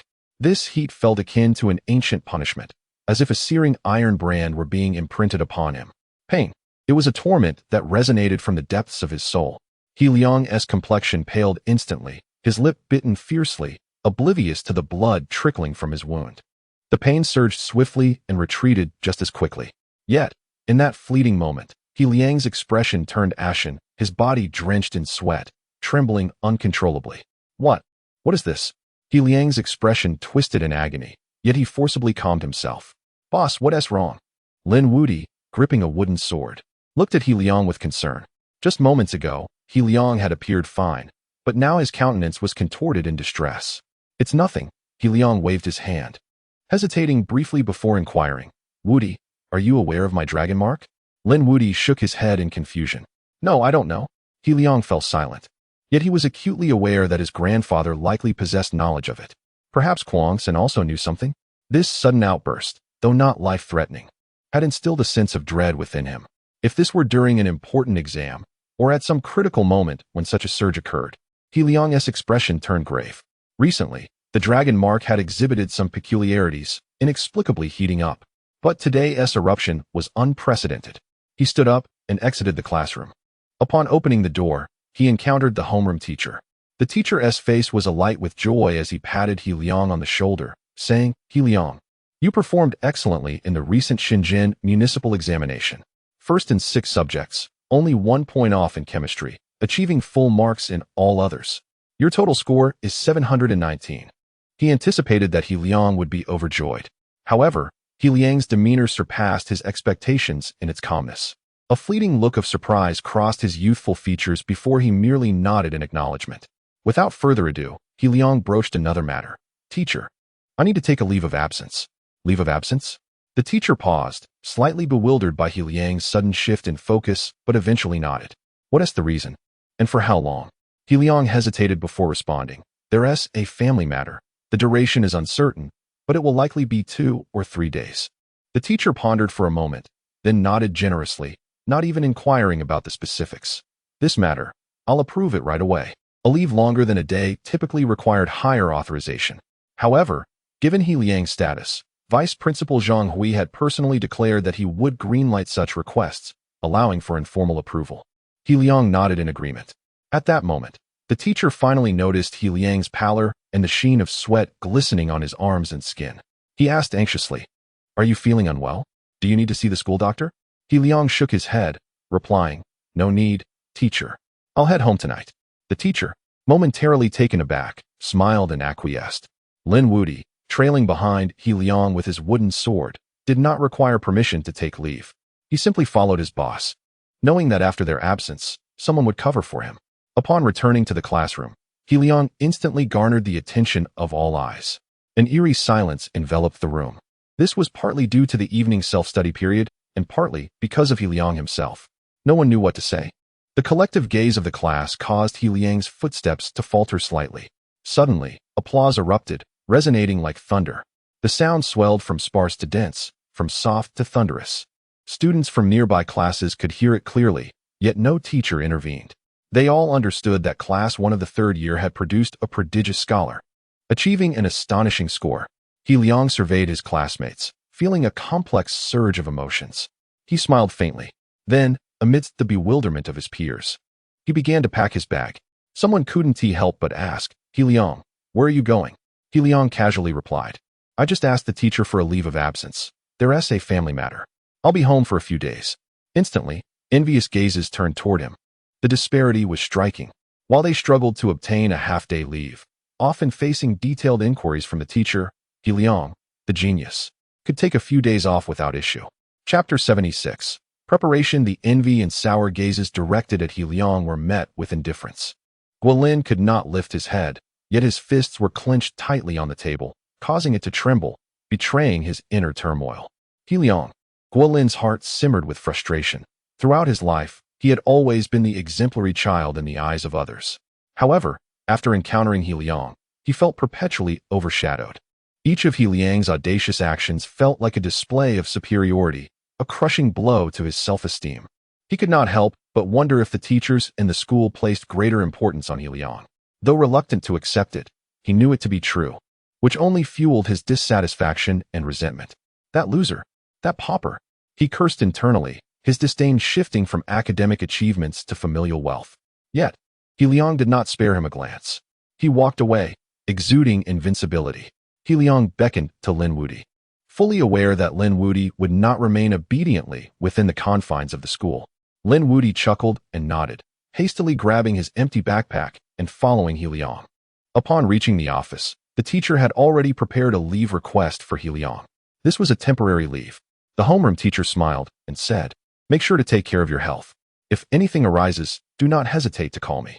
He rambled on for quite some time before finally permitting Liang to leave. Liang handed the leave request to the security guard and exited without a care. As for Lin Wudi, he swiftly climbed over the wall from another location. Afterward, Liang took a ride home. His first destination was not his own house, but rather room 501 next door. He knocked on the door, and Kwang San opened it. Upon entering, Kwang San's expression shifted to one of surprise. Young master, your vitality seems rather unstable. He sensed the unusual intensity of the energy emanating from Liang.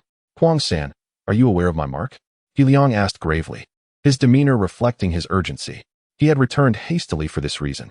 Kwang San hesitated, adjusting his sunglasses, and lowered his voice. Has something occurred? Liang had already formulated his explanation during the journey back. Taking a deep breath, he said, during tonight's study session, the mark experienced a peculiar transformation, as if it were being scorched by flames. The memory of that sensation still sent shivers down his spine. He then recounted the events. 3 parts truth to 7 parts fabrication. Kwang San was still unaware that he had cultivated the martial physique technique. He assumed Liang instinctively gathered his essence due to some unique reason. Upon hearing about the transformation of the dragon-shaped mark, Kwang San's eyes, hidden behind dark sunglasses, involuntarily narrowed. Such occurrences were unheard of. I do not know much about the dragon-shaped mark, Kwang San pondered, the atmosphere growing heavy with silence. After a lengthy contemplation, he added, however, I am aware of another matter.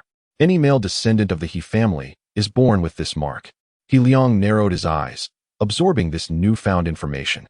If you wish to know more, you must consult the old master. Liang nodded, asking, when do we depart tomorrow? Kwang San promptly replied, at 9 in the morning. We should arrive at Sujiang University by 8:30 in the evening. The old master mentioned he would visit Sujiang University on Thursday. If you have any questions, you may ask him then. In his words, he expressed immense respect for the old master, who was Liang's grandfather. Liang fell silent for a moment. His voice tinged with hesitation. What kind of person is my grandfather? Regardless, he found it difficult to utter the word grandfather. This question stumped Kwang San. After a considerable pause, he replied, he is a protective person. Half an hour later, Liang returned home. His sudden arrival astonished Lin Xin and He Ning. Xiaoyang, why are you back? Lin Xin inquired, her tone softening as she added, did something happen at school? Generally, his return did not signal anything good. He Ning also regarded him with weary concern. Liang felt warmth in his heart, gently shaking his head and offering a radiant smile. Mom and Dad, there's no need to worry unnecessarily. I've taken a few days off from school to visit Sujiang University. Lin Xin was taken aback, quickly stating, But it's the college entrance examination period. Focusing on studies is paramount. Taking a few days off might not be advisable. Liang explained that he was invited by a physical education teacher from Soochoung University to try for a special admission, which would grant him a first-class scholarship. Of course, this was merely a pretext. In reality, Liang had already declined the offer from the teacher. It was only then that Lin Qin and He Ning began to understand. Liang continued cheerfully. My recent examination results were quite good. Aside from losing a point in chemistry, I scored full marks in every other subject, totaling 719 points. First in Shenzhen. He mentioned his results with nonchalance, leaving his parents momentarily stunned. Neither of them had completed middle school, yet they could discern the magnitude of such an accomplishment. Had they not known Liang's character, they would scarcely believe it to be true. After what felt like an eternity, they finally managed to recover from their shock. Simultaneously, they began to ease their worries about Liang. With the child being so exceptional, a few days' delay in attending Soochoung University for the special admission should pose no problem, right? How many days will you be gone? Lin Qin gently asked. About 3 days, Liang replied after a moment's hesitation. The couple exchanged glances, and He Ning went to the bedroom. A few minutes later, he returned with a somewhat thick stack of summer currency. Here's 1,000 yuan, and I'll transfer another 1,000 via WeChat. Enjoy your trip, He Ning said, his eyes betraying a hint of reluctance, yet his tone remained resolute. Liang felt a surge of gratitude and warmth. He Ning typically considered even a bottle of mineral water or an ice cream to be a luxury, refusing to indulge. Even after receiving 70,000 from selling jade, he had not changed. Now, to part with 2,000 yuan was a significant gesture for him. Liang did not hesitate to accept the summer currency, sincerely assuring, I will spend it wisely. Stop lingering and go reheat the food. Lin Qin chuckled, heading to the kitchen. The family enjoyed a harmonious meal together. After dining, Liang returned to his room to pack. As he prepared for his trip, he pondered another question. The students who were granted direct admission should also be training at Soochoung University now, right? Would there be an opportunity to meet them this time? Visions of Kai Ming, Wang Ao, Ning Shui, and Chun Mingtong flitted through his mind. Chapter 77. Arrival at Soochoung University. Soochoung University, situated in the heart of Jiangsu Province's capital, thrives in a bustling area abundant with resources. It stands as the second-best university in the nation, just behind Qingbei. With its formidable faculty, the students who have emerged in recent years are illuminating various fields with their brilliance. In the eyes of many, Soochoung University harbors an unspoken ambition to rival the esteemed Qingbei universities. Numerous students believe that gaining admission to Soochoung University is nearly on par with entering Qingbei, which reflects the university's remarkable growth in recent years. However, in the past 2 years, the admission scores have surged significantly, averaging only about 5 points lower than those of Qingbei. This institution is a coveted destination for countless students across the nation. When Liang arrived at Soochoung University, it was already 8 in the evening. The moon hung high in the sky, radiating a serene beauty. He had arrived half an hour earlier than expected. He smiled, though a hint of fatigue lingered in his eyes after a long journey involving 3 different modes of transportation. Entering Soochoung University was not a challenge, as there were no access restrictions at the entrance. Liang, Kwang San, and Lin Wudi effortlessly made their way inside. Let us head to the Science and Education Hotel for some rest, Kwang San suggested, having already made reservations. Within universities, there are often hotels catering to visiting leaders or parents seeking temporary accommodations. The Science and Education Hotel was one such establishment, with a price tag exceeding 200 per night. Naturally, this expense was covered by Kwang San. Liang surveyed his surroundings with curiosity. Despite the late hour, the streets were bustling with people, mostly couples walking hand in hand, exuding the sweetness of romance. Is this what university life is like? Liang mused to himself, feeling a surge of nostalgia. There were many beautiful senior female students, their meticulously applied makeup and diverse outfits accentuating their stunning figures, sparking endless fantasies. The vibrant scene starkly contrasted with his high school experience, leaving Liang profoundly impacted and yearning for more of university life. Soon, the trio checked into the hotel on campus. At that moment, a stunning girl in a white pleated skirt furrowed her brow from a distance. Is that Liang? The familiar yet somewhat unfamiliar profile entered the hotel. Meng Tong, stop dawdling, teased a slightly plump girl beside her, laughing.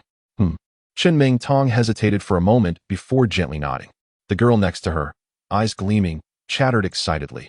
Today's biology competition was incredible. Wang Ao and Li Jie were phenomenal. They only lost 5 points.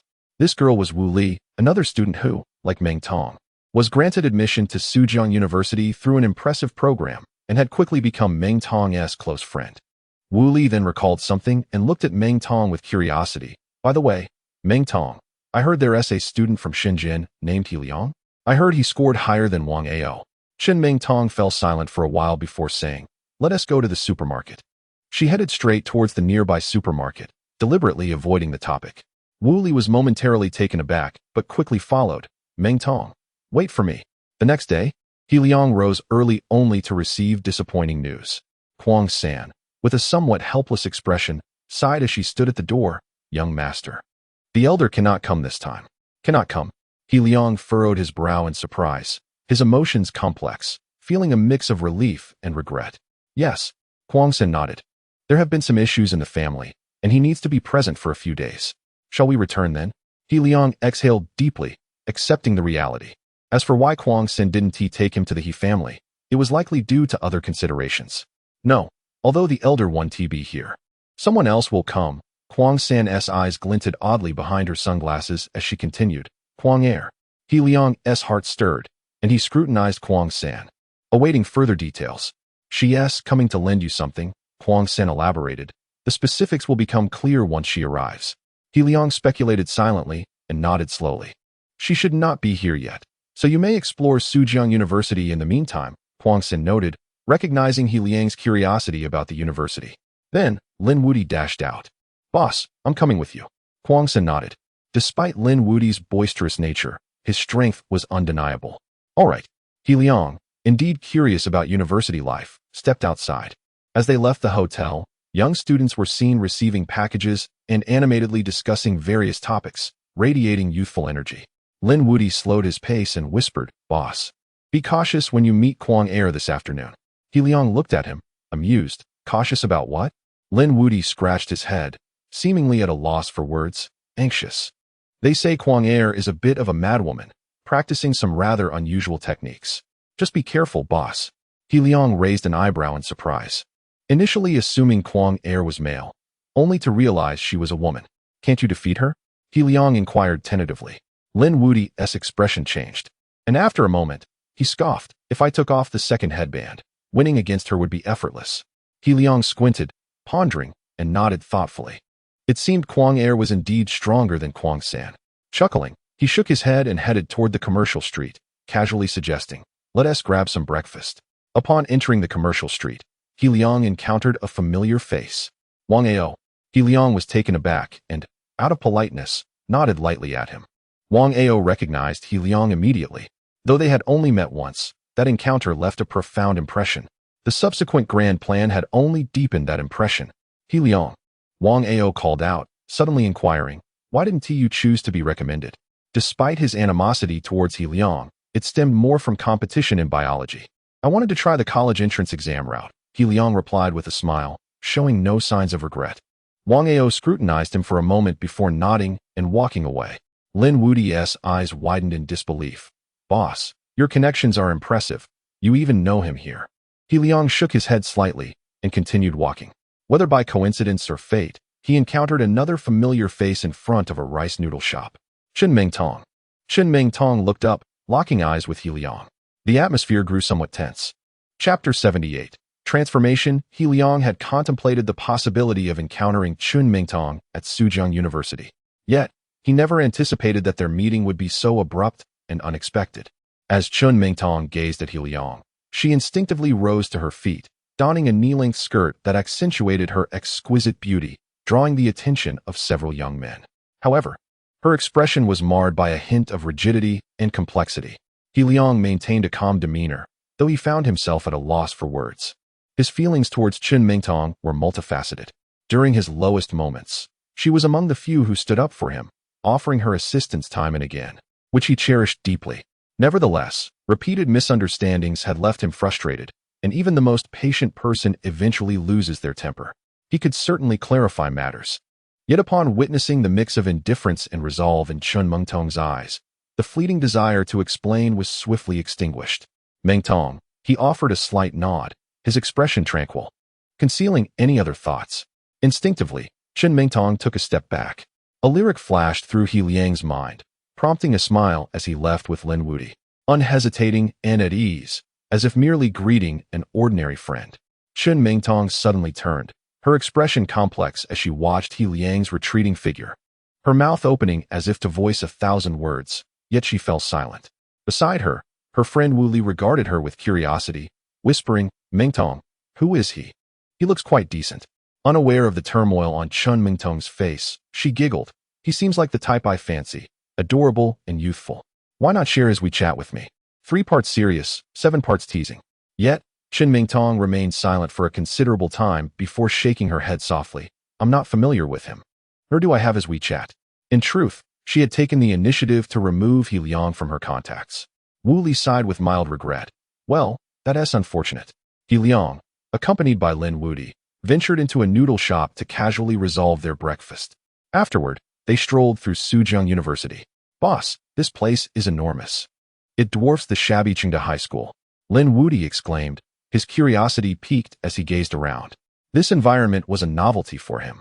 Having been raised in a world of rigorous training and monotonous cultivation, never having encountered such tempting sights. He Liang shot him a sidelong glance, shaking his head. When he first met Lin Wuti, he was rather naive, but as time passed, indulging in snacks and spicy food had transformed him into someone more socially aware, albeit still retaining a hint of adolescence.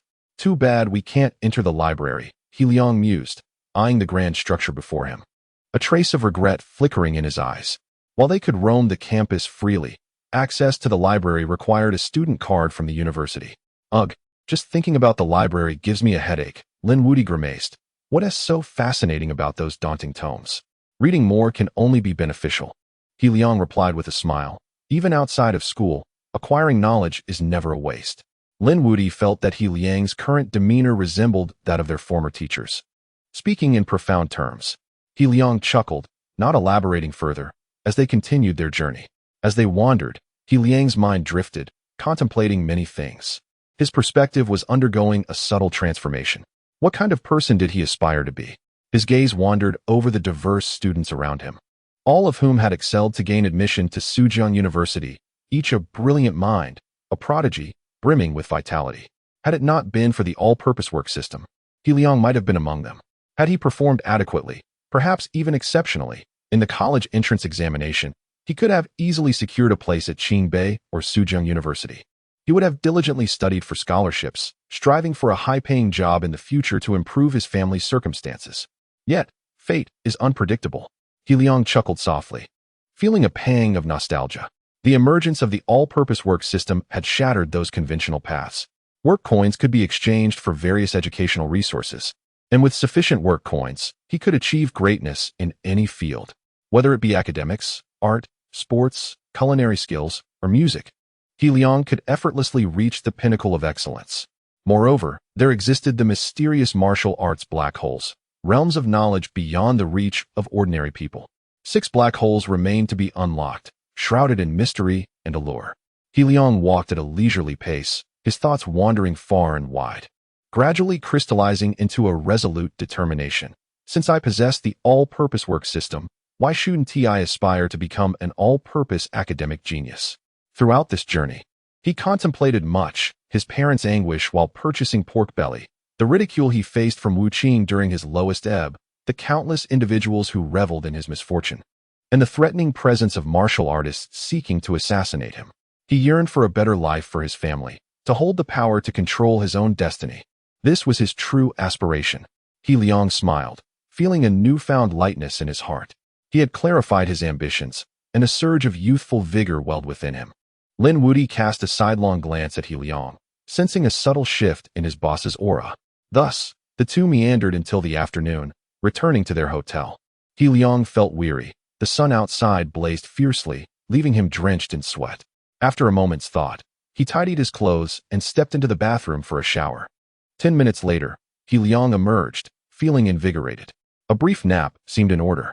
However, his gaze abruptly shifted as he noticed a woman lounging on the bed. The woman appeared to be in her mid-20s, tall and possessing skin as smooth as milk, seemingly delicate to the touch. She wore an outfit reminiscent of a cheap how. Her alluring eyes captivating and somewhat seductive. "Little brother, do you wish to take a nap with your sister?" He Liang took a step back, his mind racing with thoughts. "Are you Kwang Er?" He blurted out, realization dawning upon him. The woman raised an eyebrow, covering her mouth with a playful smile. "I don't particularly fancy that name. I prefer you call me Sister Red Rose."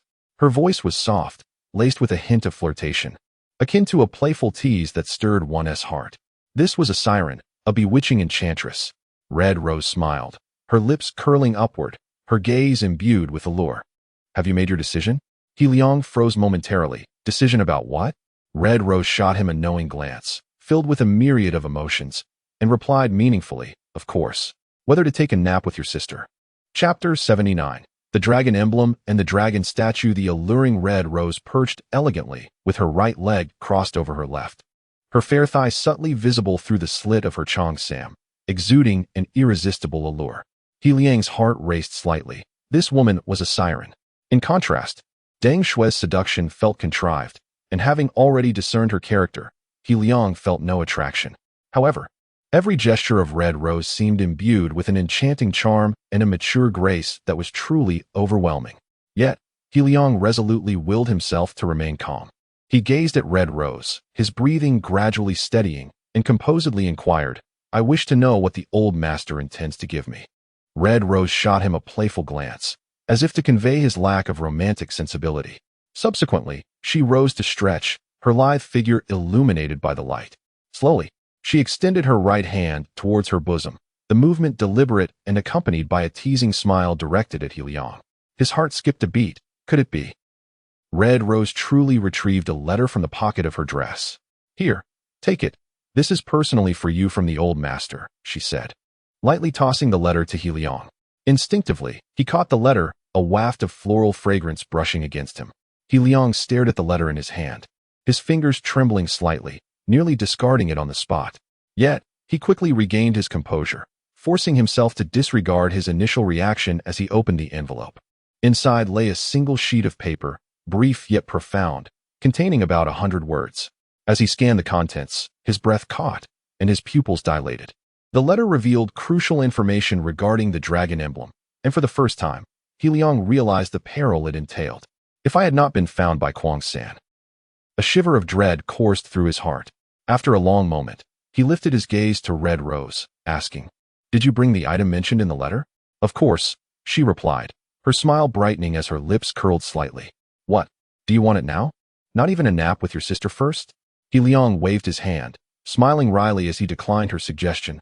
"No, thank you." It was then he comprehended why both Kwang San and Lin Wudi changed demeanor when speaking of Red Rose. With a soft sigh, Red Rose appeared a tad disappointed as she leaned down, her skin tantalizingly revealed. He Liang turned away, and she chuckled, retrieving a black box from beneath the bed. After entering a sequence of 9 digits, she unlocked the box, only to reveal another box within. This second box, crafted entirely of gold, shimmered brilliantly. Red Rose's slender fingers glided over the golden surface as she addressed He Liang. "This is something only the direct descendants of the He family are permitted to see. I shall take my leave now." "Thank you," He Liang replied. Red Rose paused, a flicker of surprise crossing her features before she nodded and exited. Once outside, she surveyed her surroundings, whispering, "What? Are you two still hiding?" Not far away, Lin Wudi and Kwang Sen emerged. "The old master instructed us to stand guard until the young master appears," Red Rose said lightly. Lin Wudi and Kwang Sen exchanged glances, nodding as they approached the door. Inside the room, He Liang opened the golden box. Nestled within was a dark green dragon statue, no larger than a fist, yet its intricacy was extraordinary. Each detail was meticulously carved, resembling the most exquisite of creations. However, the dark green dragon statue evoked a peculiar sensation in He Liang, almost as if it were alive. Drawing a deep breath, he recalled the letter's contents. The mysterious grandfather, whom he had yet to meet, revealed a significant secret. Every male heir of the He family bore a dragon emblem on their neck, which would begin to manifest ominous changes upon reaching the age of 19, most notably, a frequent sensation of heat. Should this heat arise without utilizing the dragon statue? one would face the dire consequence of bursting from an overload of vital energy within half a year. He Liang's fingers brushed against his neck, a chill creeping over him as he realized, had I not practiced the Tianwu decision, the transformation of the dragon emblem would not have been a boon, but a lethal poison. The records indicated that the dragon emblem would continuously release terrifying vitality. The first time he experienced its excruciating pain, he doubted whether he could endure it a second time. Was this not an insidious curse from birth? Such a reality was unbearable for anyone. Instinctively, he touched his dragon emblem, his heart heavy. The letter stated that he needed to immerse his consciousness within the dragon statue to dispel the curse. At that moment, the dragon emblem on his neck would gradually fade away. He Liang's expression shifted as he grasped the dragon statue, making a resolute decision. He inhaled deeply, closed his eyes, and submerged his consciousness into the dark green dragon statue. Unbeknownst to him, as he closed his eyes, the statue's eyes slowly turned to observe He Liang, glimmering with an eerie light. He Liang directed his perception towards the dark green dragon statue. Soon, he sensed a unique connection forming between his dragon emblem and the dragon statue.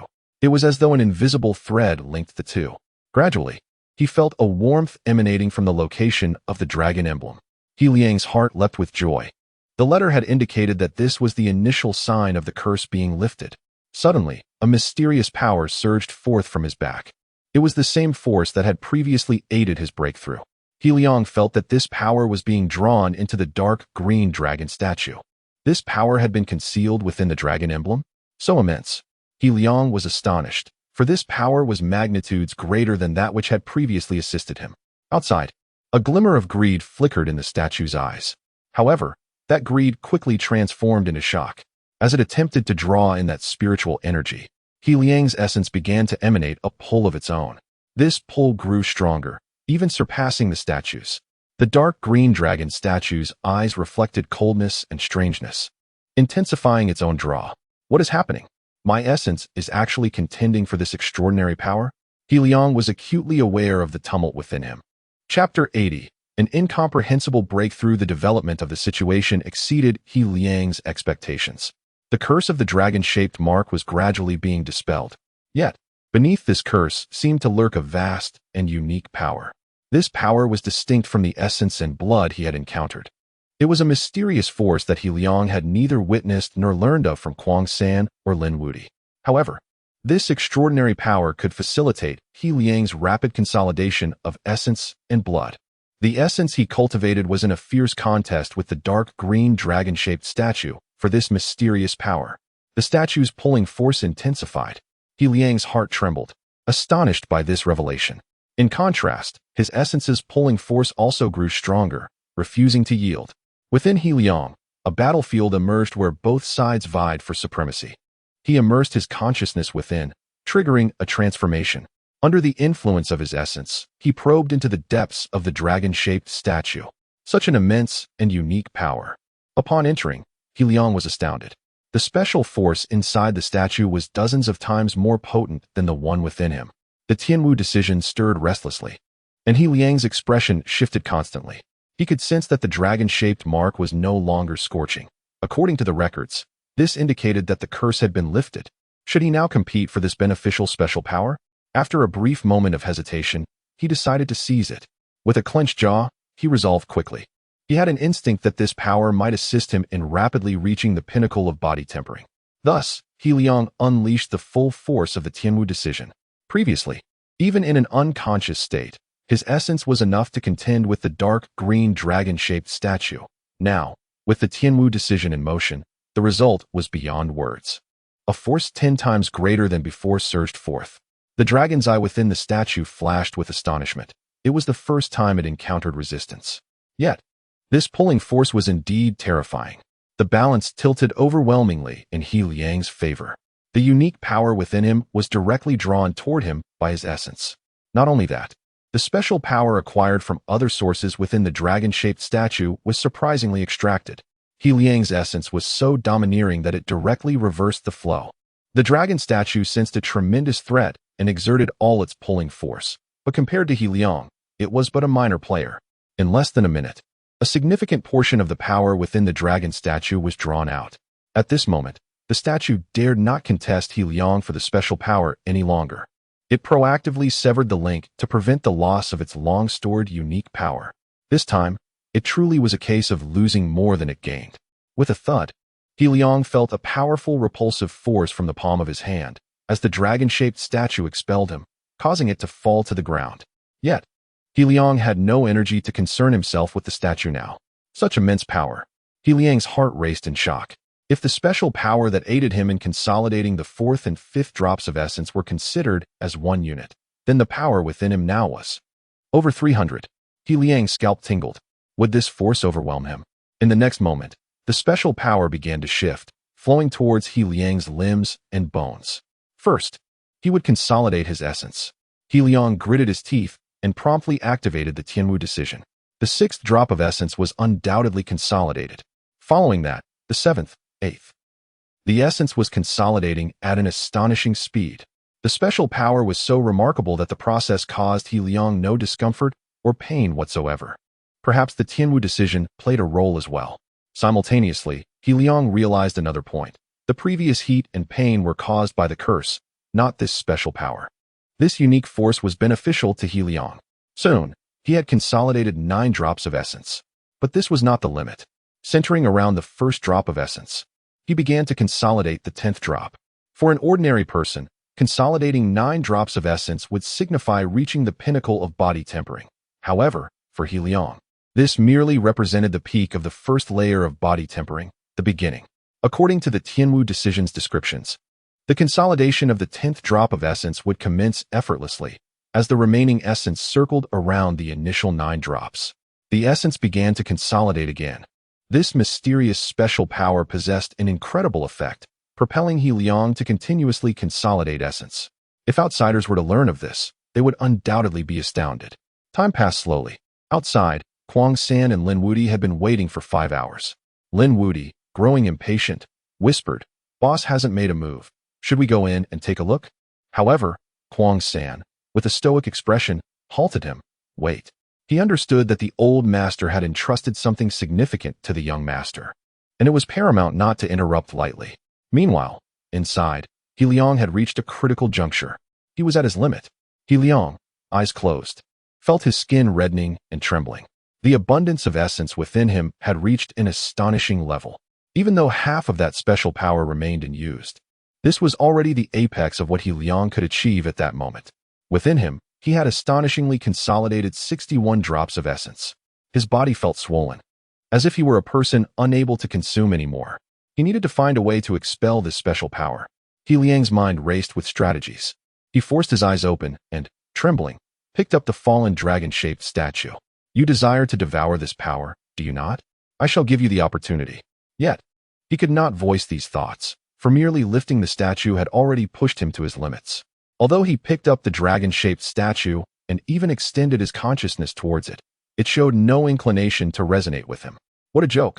It had painstakingly stored that special power for so long, only to be consumed by this fellow, and now it coveted the remnants? It would rather die than open up again.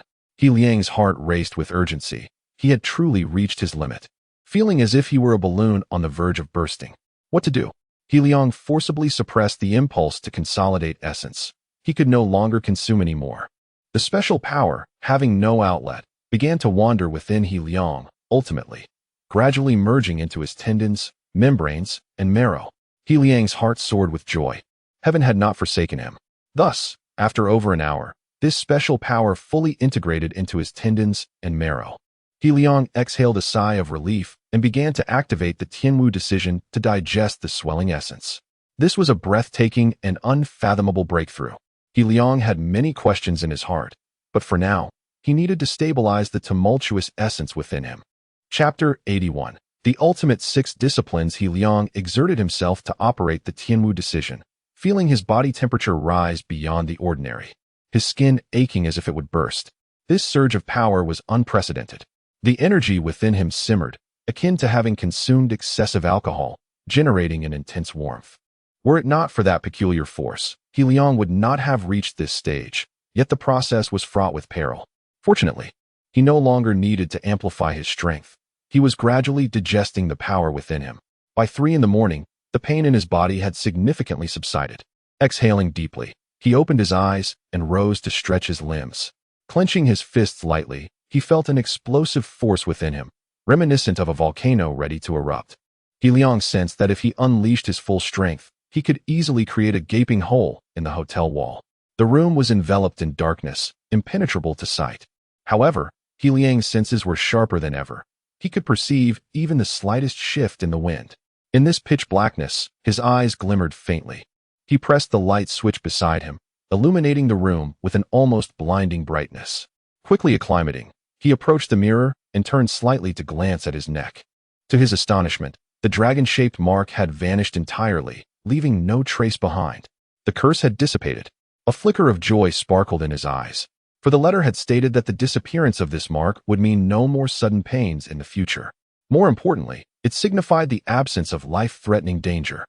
Liang lowered his gaze to the dragon-shaped statue on the floor, narrowing his eyes slightly.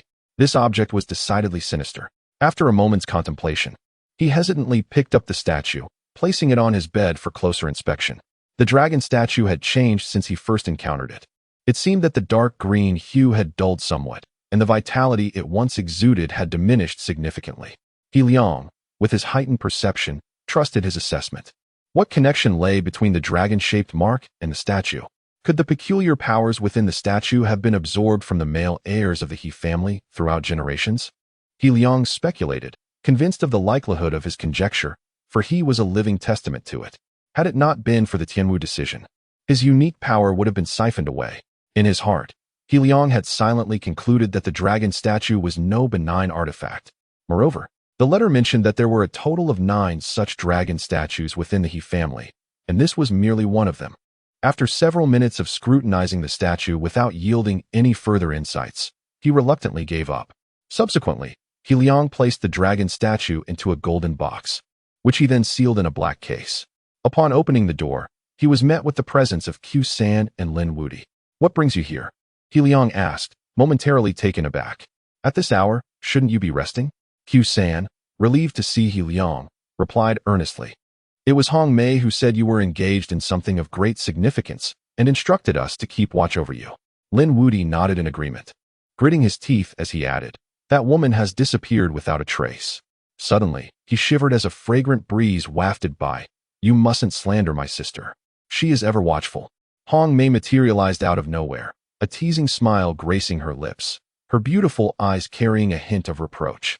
Lin Wudi immediately fell silent, aware of the unspoken power dynamics at play. "You are to ensure no one enters, as per the old masteress orders," Hong Mei chimed with a playful grin. Her gaze shifted to Liang, her eyes narrowing slightly. "It seems, little brother, that you have undergone quite a transformation." Both Lin Wudi and Q-san were momentarily stunned, then turned to Liang, their faces reflecting astonishment. The vitality radiating from him was vastly superior to before. Such a remarkable metamorphosis in just a few hours? It was utterly inconceivable. Liang nodded but offered no explanation. He himself was at a loss for words. The trio exchanged knowing glances, recognizing that this likely pertained to secrets of the He family, matters beyond their inquiry. "I have placed the box inside," Liang indicated. "Excellent. I shall take it back to the family now," Hong Mei said with a mischievous smile, casting Liang a flirtatious glance. "We will surely meet again. And perhaps you can join me for a midday nap." With that, she strode towards the interior, taking the black box with her before vanishing into the corridor. "At this hour, you're returning to the He family?" Liang pondered, somewhat perplexed. Q-san adjusted her sunglasses and inhaled deeply before speaking in a hushed tone. "The situation within the family is currently dire. We desperately need manpower to stabilize things." Liang's heart tightened, yet he refrained from probing further. "Let us return tomorrow," he suggested softly. Lin Wudi and Q-san nodded in agreement and retreated to their rooms. The following day, Friday, Liang departed with Lin Wudi and Q-san at noon. After a long journey, they finally arrived in the long-gone district of Deep Truth City by evening. Liang headed straight home, preparing with utmost dedication for the upcoming college entrance examination. With the exam looming ever closer, he was resolute in his preparations. In the days that followed, no assassins targeted Liang. At school, only Guolin occasionally murmured disparaging remarks about him in private. Overall, it was a period of tranquility. Furthermore, Liang had elevated his chemistry skills to the ultimate level. All 6 subjects had reached their pinnacle. With a fervent glint in his eyes, Liang felt a surge of excitement. This meant he had no weak subjects. Each one was extraordinary. He was now absolutely confident in his ability to participate in the entrance examination and achieve remarkable results. It was truly astonishing to reflect upon. Liang reminisced about the initial days when he acquired the all-purpose work system, earning merely 10 points a day, believing it was a mere fantasy to reach the ultimate level in all 6 subjects before the examination. Yet now, he had successfully attained it. He eagerly anticipated the arrival of new tasks to facilitate his promotion, leading to higher daily earnings. He recognized the increasing value of his work currency. As for the remaining work currency, he dedicated it entirely to enhancing his martial arts abilities. Liang had a clear vision for his future plans. Thus, time passed slowly. And soon the entrance examination approached. Chapter 82. The college entrance examination. The day before the examination at Chengde High School, all the students were engulfed in a whirlwind of excitement and anxiety. Enduring the next 2 days would mark the conclusion of their arduous high school lives, ushering in the promise of a vibrant university existence. Hopes soared that they would surpass the threshold for undergraduate admission, praying fervently for flawless performances. On this day, the school exhibited generosity, treating the students to an extravagant meal in the cafeteria, with each student receiving a large lobster and several shrimp. Liang, in particular, was under close scrutiny from the administration, their concerns for his well-being palpable. As he strolled through the campus, the place he had called home for 3 years, he felt a wave of nostalgia. After this examination, he would step into the limelight. He was acutely aware that, with his mastery over 6 subjects, he was destined to shine brightly and achieve exceptional results. At that moment, thoughts of his family filled his mind, and a smile graced his lips, envisioning the pride and joy they would feel, along with the significant improvement in their living conditions. That night, many students found it difficult to sleep, Liang included. This final examination, the culmination of 3 years of effort, demanded their utmost focus. Amidst a flurry of organized preparations, the college entrance examination finally commenced. The bell chimed, and the students eagerly picked up their pens. The first subject was Chinese, with the examination scheduled from 8:30 a.m. to 11 o'clock a.m. As soon as the papers were distributed, Liang swiftly inscribed his name and student ID. He glanced at the questions, raising an eyebrow. This examination paper was significantly more challenging than any he had encountered in the past decade. While this might pose a challenge for many students, for top achievers, it represented an opportunity to widen the gap. For Liang, who excelled across 6 subjects, the difficulty was merely a motivation. With a serene expression and composed demeanor, he began to tackle the questions at a steady pace, his focus sharper than ever before. After completing the exam, he meticulously reviewed his answers twice. The bell rang again, signaling the end, and all students promptly set down their pens, submitting their papers in an orderly manner. Yet, many wore furrowed brows, expressions of distress as they lamented the complexity of the questions. However, it was in the afternoon's mathematics exam that they truly encountered a formidable challenge. Whose idea was this paper? Some students were ready to curse in frustration. The complexity was palpable even before delving into the questions. Yet, the exam must be tackled. Liang remained unperturbed, his calm demeanor a stark contrast to the anxiety surrounding him. To him, the difficulty of the mathematics paper was a favorable development, providing an opportunity to distinguish himself further. As he received the paper, he worked through the multiple-choice questions with remarkable speed, employing various problem-solving techniques with finesse. He moved through the paper smoothly, pausing only to contemplate the final, complex question, not on the method, but considering which of his 3 mental strategies would yield the most elegant solution. The second one, he decided, nodding slightly. Nevertheless, many top students were genuinely distressed, finding the mathematics paper to be of devilishly high difficulty. Those who typically scored above 130 in practice tests now doubted their ability to achieve even 110. Upon exiting, the atmosphere was rife with commotion. Students wearing expressions of despair. "I can't believe this. Which teacher authored this paper? This is absurd." Hearing these complaints, the homeroom teacher felt a wave of unease. Spotting Liang, he hurried over. Liang's tranquil demeanor radiated confidence, easing the teacher's worries. The teacher's heart settled, reassured by Liang's apparent composure. Liang, noticing the hesitation in his teacher's eyes, smiled and remarked, I believe I performed better than ever before. The teacher exhaled deeply, unable to suppress a wry smile, acknowledging, as a homeroom teacher, I'm more anxious than the students. He Liang responded, I believe my performance surpassed any previous exam. The teacher's eyes sparkled with hope, but before he could speak further, He Liang had already moved on. Wang Yuning, having seen He Liang, approached him nervously. This exam was rather challenging. He Liang nodded. Indeed, given the difficulty of the questions, tomorrow will likely not be any easier. Wang Yuning chuckled. Fortunately, I had good luck. Much of the material was what I reviewed in recent days. During this time, she had been studying diligently, her efforts yielding remarkable improvements, even surpassing Guilin in recent quizzes. The following day's examinations, encompassing the sciences and English, were anticipated to be as daunting as the previous day. Students, having thought the challenges of the prior day were excessive, soon discovered the true depths of despair. This was undoubtedly the most difficult college entrance examination in a decade. Even the top students felt the pressure mounting. However, He Liang was invigorated, relishing the challenge as he calculated answers with remarkable precision, his scratch paper neater than many students' notebooks. The English exam posed its own challenges, primarily centered around vocabulary and comprehension, areas where He Liang was particularly adept. When the examinations concluded, He Liang felt a profound sense of relief wash over him, as if a weight had been lifted. On the bus ride back to school, his classmates were animated, their youthful faces aglow with vitality. Only Guilin appeared disgruntled. His discontent was not due to poor performance. On the contrary, he had fared better than usual. Yet, He Liang's expression gave no indication of struggle, fueling Guilin's resentment. Wang Yuning, seated beside her friend, felt a nudge from her companion, who raised an eyebrow suggestively. What is up? Wang Yuning asked, puzzled. Her friend leaned in, whispering playfully, Yuning, the college entrance exam is over. Don't you want to say something to He Liang? Wang Yuning's cheeks flushed crimson, and she stammered. What nonsense are you talking about? But her friend merely giggled. You know what I mean. Wang Yuning's heart raced, an unexpected anticipation swelling within her. Though her rational mind cautioned her about the risks of such an endeavor, her friend, while maintaining a facade of joviality, internally sighed. As an observer, she recognized that He Liang likely harbored no romantic feelings for Wang Yuning. However, she also wished to prevent her friend from missing a potential opportunity.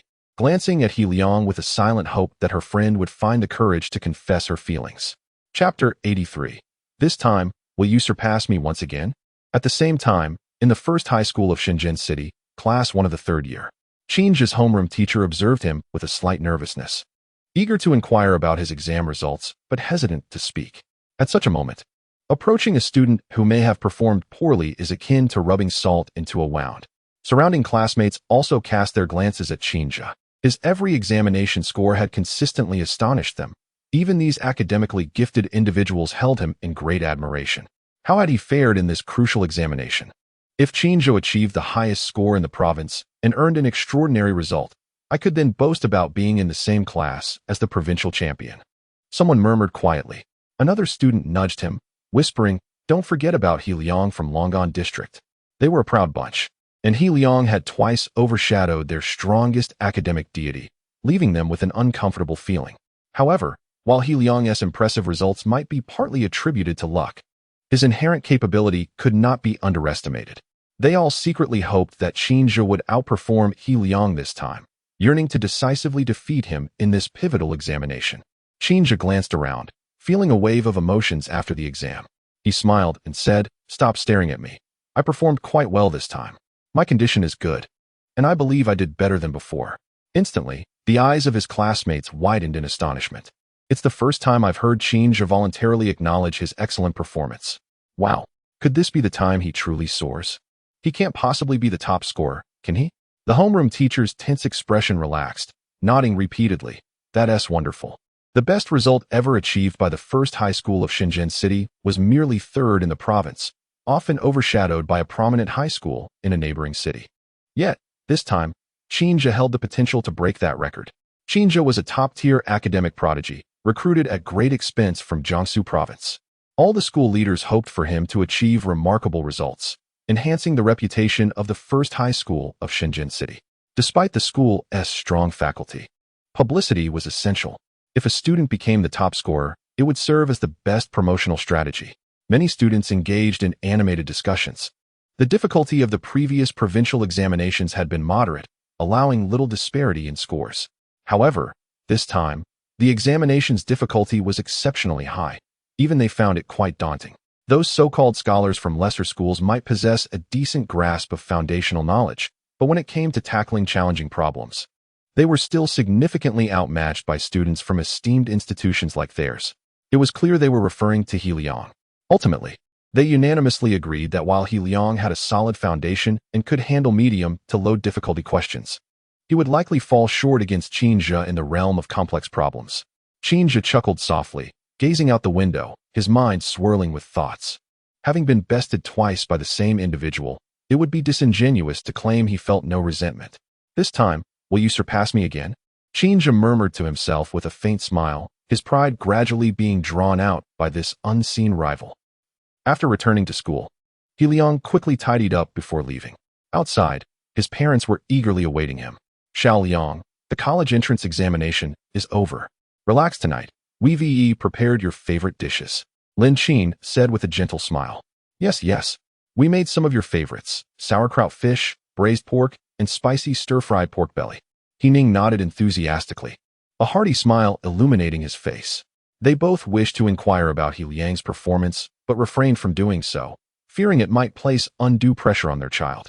He Liang felt warmth in his heart and casually replied, Mom and Dad, I performed reasonably well. I didn't do poorly. That's great. That's great. Ha. Upon hearing He Liang's assurance, He Ning and Lin Qin beamed with joy. He Ning clapped He Liang on the shoulder and remarked, Our He family has yet to produce a university graduate. However, his words trailed off as he suddenly remembered something, his expression darkening slightly, and his smile turning somewhat forced as he refrained from continuing. Lin Qin noticed this shift and smoothly redirected the conversation. The child has been through 2 days of exams and must be tired. Let us not linger here. Let us head home. He Liang had a vague understanding of why He Ning's words faltered, but he chose not to address it. He sighed inwardly, contemplating how to confront the matter once it was brought to light. Let us go home first, he ultimately said, forcing a smile. Soon, the family returned home. With 15 days remaining until the examination results were announced, this period was one of the most eagerly anticipated yet anxiety-inducing times for students. He Liang spent the past month in relative ease. He accompanied his parents at home and, during his free time, sought guidance from Kwang San in room 501. During the body refinement phase, He Liang had absorbed vital energy into his body, apart from the exaggerated breakthrough he had experienced, which alerted Kwang San. The latter could not ascertain how far He Liang had progressed.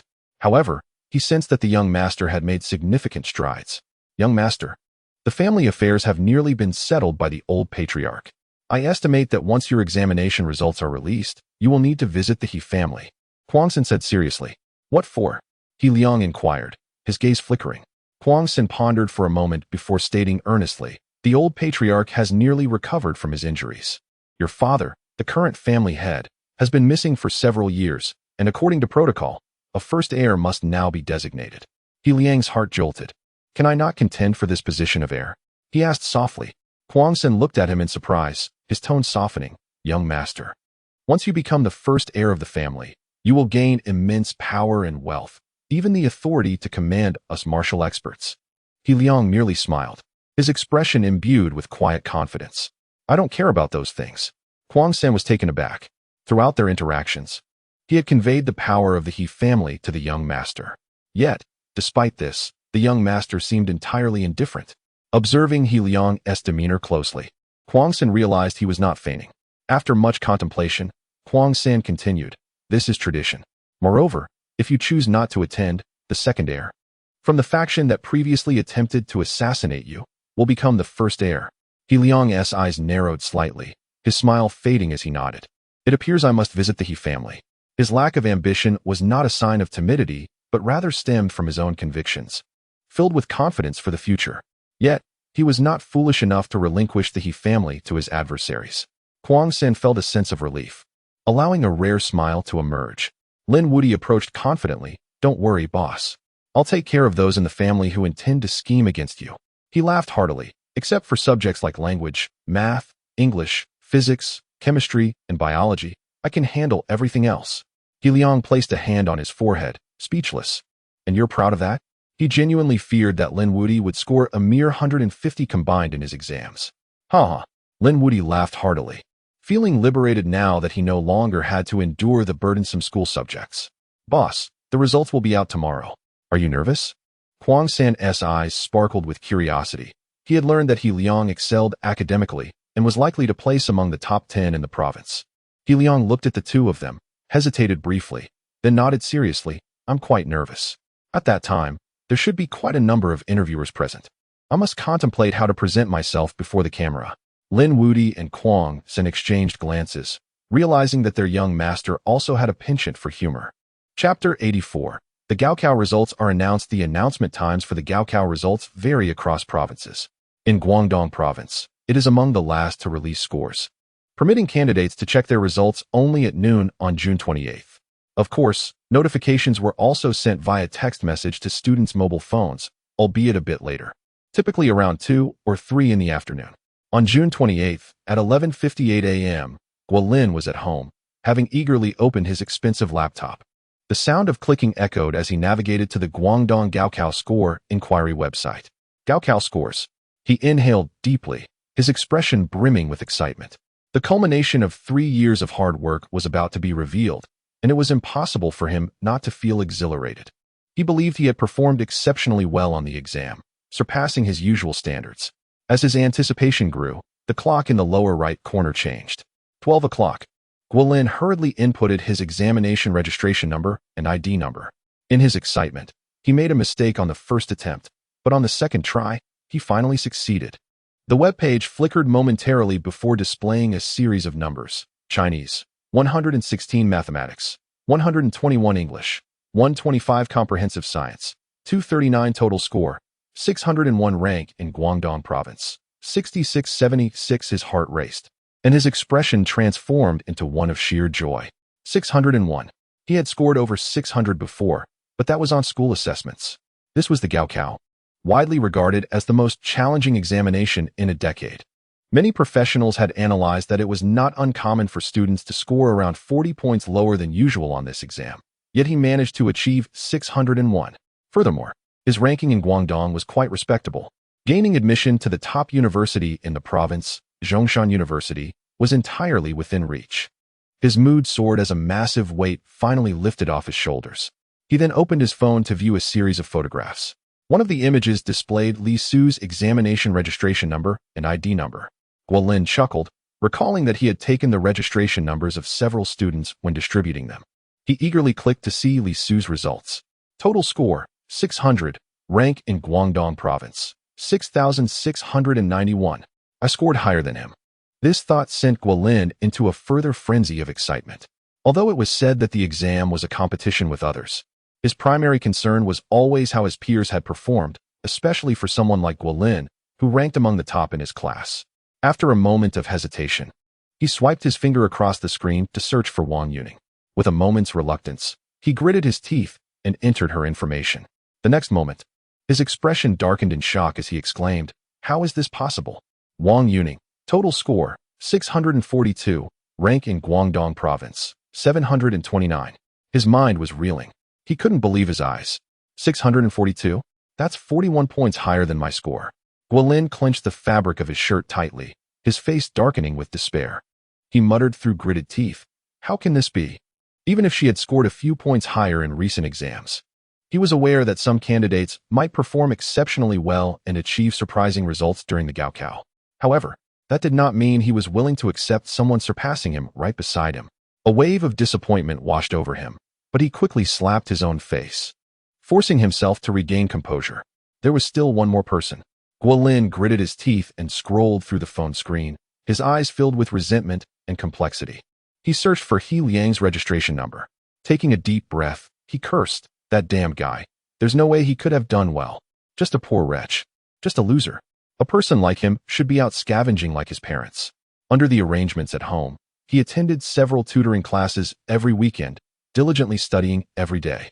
How could he possibly score lower than someone like He Liang? He couldn't comprehend it. With a click of the mouse, the page refreshed. When the results appeared before him, Guolin's pupils constricted sharply. His breath hitched, and he slumped in despair.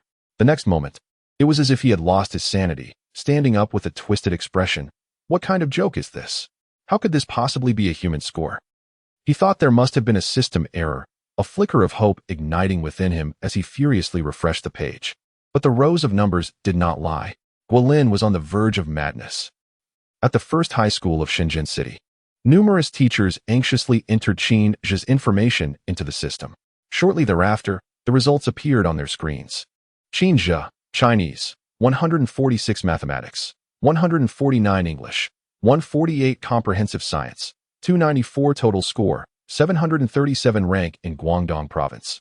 The teachers exchanged incredulous glances, some momentarily speechless. Upon seeing the score, they were filled with joy and astonishment. However, their hearts sank at the sight of the provincial ranking. To be frank, this score was nothing short of monstrous. Achieving 737 points on such a challenging exam was no small feat. No one could claim that Qin Zhe had performed poorly. Yet, second in Guangdong province, someone had achieved over 737 points. Sighing, Qin Zhe's homeroom teacher wore a bittersweet smile. He wasn't too disappointed. Knowing that such a score was indeed commendable, deserving of praise, and even a place on the school's honor wall. Being second in Guangdong meant that he could choose from any university nationwide. Moreover, such extraordinary achievements would undoubtedly attract the attention of top-tier universities, likely offering substantial incentives. Turning to the other teachers, he inquired, "Who is the top student in Guangdong province? Do we have any details on their score?" Although students were allowed to check their results, official statistics would not be immediately released. Naturally, teachers from prestigious schools had internal resources and would know ahead of time. As he asked, he dialed Qin Zhe's number. Beep, beep. The call connected. "Qin Zhe, your results are out. Congratulations. Second in the province, runner-up." On the other end, Qin Zhe paused for a moment before softly replying, "I just found out." His voice carried a hint of complexity as he inquired, "Do you know who the first place is? Is it a student from another city? Or is it that He Liang from Longon district?" Qin Zhe's homeroom teacher hesitated, unable to respond before another teacher suddenly stood up, looking around and announcing loudly, "While we can't access the specific scores, the list of the top 10 has been released." Qin Zhe's homeroom teacher leaned in to take a look. Upon seeing the name at the top, he shook his head and forced a smile, saying, "The first place is He Liang."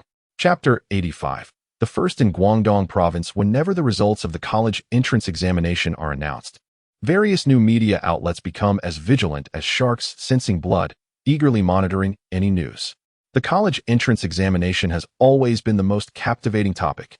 Internal news from Guangdong province emerges, and numerous new media outlets immediately catch wind of it, broadcasting the news with fervor. A prominent editor-in-chief of a well-known media outlet, upon receiving the information on his computer, was struck with excitement. "This is monumental news." He sprang to his feet, his complexion flushed, brimming with exhilaration. What did he see?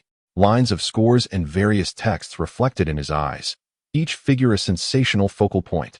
As a new media professional, a plethora of captivating headlines surged into his mind. From humble beginnings to greatness, a dark horse emerges from a weak school. Shocking. Guangdong province welcomes the most exceptional academic genius, achieving extraordinary scores. Unrepeatable. The national top scholar. He hastily began typing, crafting his article. Simultaneously, the admissions offices of top-tier universities were promptly informed of the top 10 list from Guangdong province. At Suzhou University, the director of the admissions office widened his eyes at the rankings from Guangdong province, spitting out a mouthful of goji berry-infused warm water in disbelief. This score. His mouth formed an exaggerated O, as if it could accommodate 2 duck eggs. Clearly labeled behind the score were the words "raw score." No special points added. A raw score achieving such results. In the next moment, he slammed his hand on the desk and made a phone call. "Xiaozhou, book me a ticket." "When?" "Now. The sooner, the better. To Shenzhen City in Guangdong province." "Hurry up." "For what purpose?" "To recruit students." A young man who had just entered appeared bewildered. "Director, are we inviting top students from various provinces? Shouldn't a few of us go?" He had been there for 4 or 5 years and had never seen the director personally go out for recruitment. To his surprise, the director's face turned crimson, his voice escalating. "This student, I must approach personally. No matter the cost, we must bring him to our university." In recent years, Suzhou University had been striving to compete with Tsinghua and Peking universities.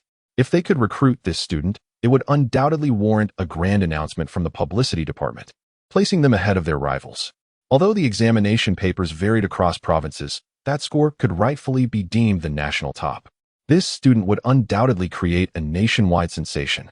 The director of Sujiang University's admissions office began packing his bags.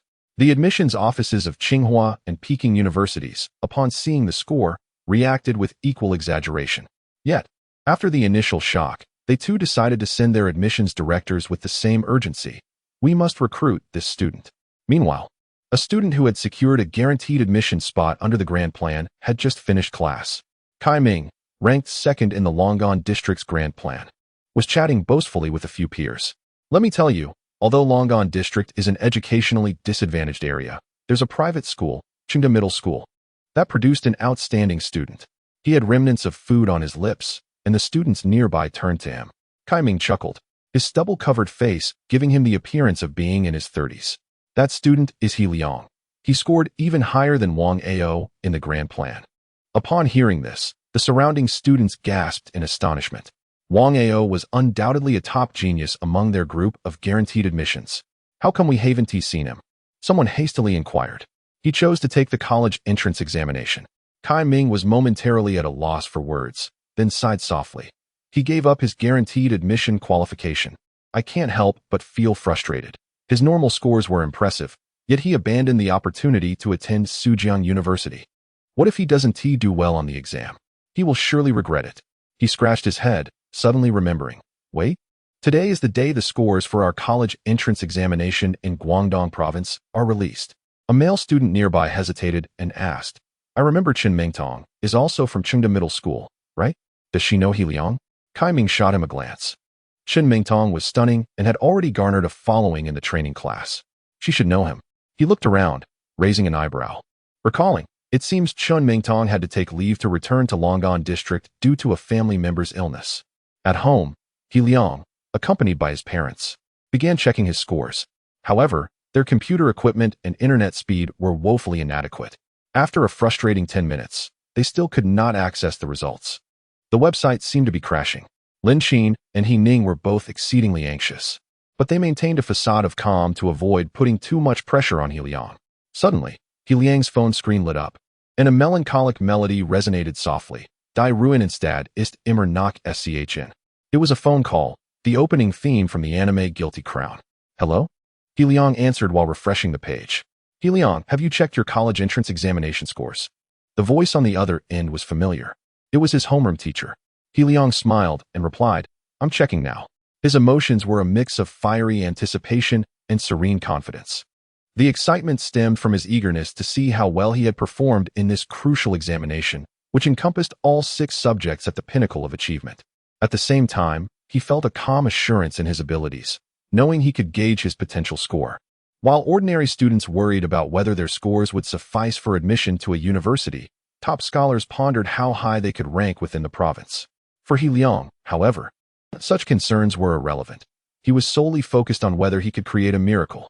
On the other end of the line, the excitement was palpable, but the words were somewhat jumbled. He Liang, your score is incredible. You ranked in the province.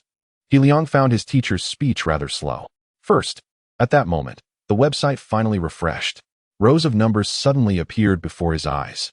His parents jumped up in shock, knocking over their cups without even noticing. He Liang's pupils dilated, and with a nod and a slight smile, he said, I understand. I have seen my score. On the screen, his results were clearly displayed.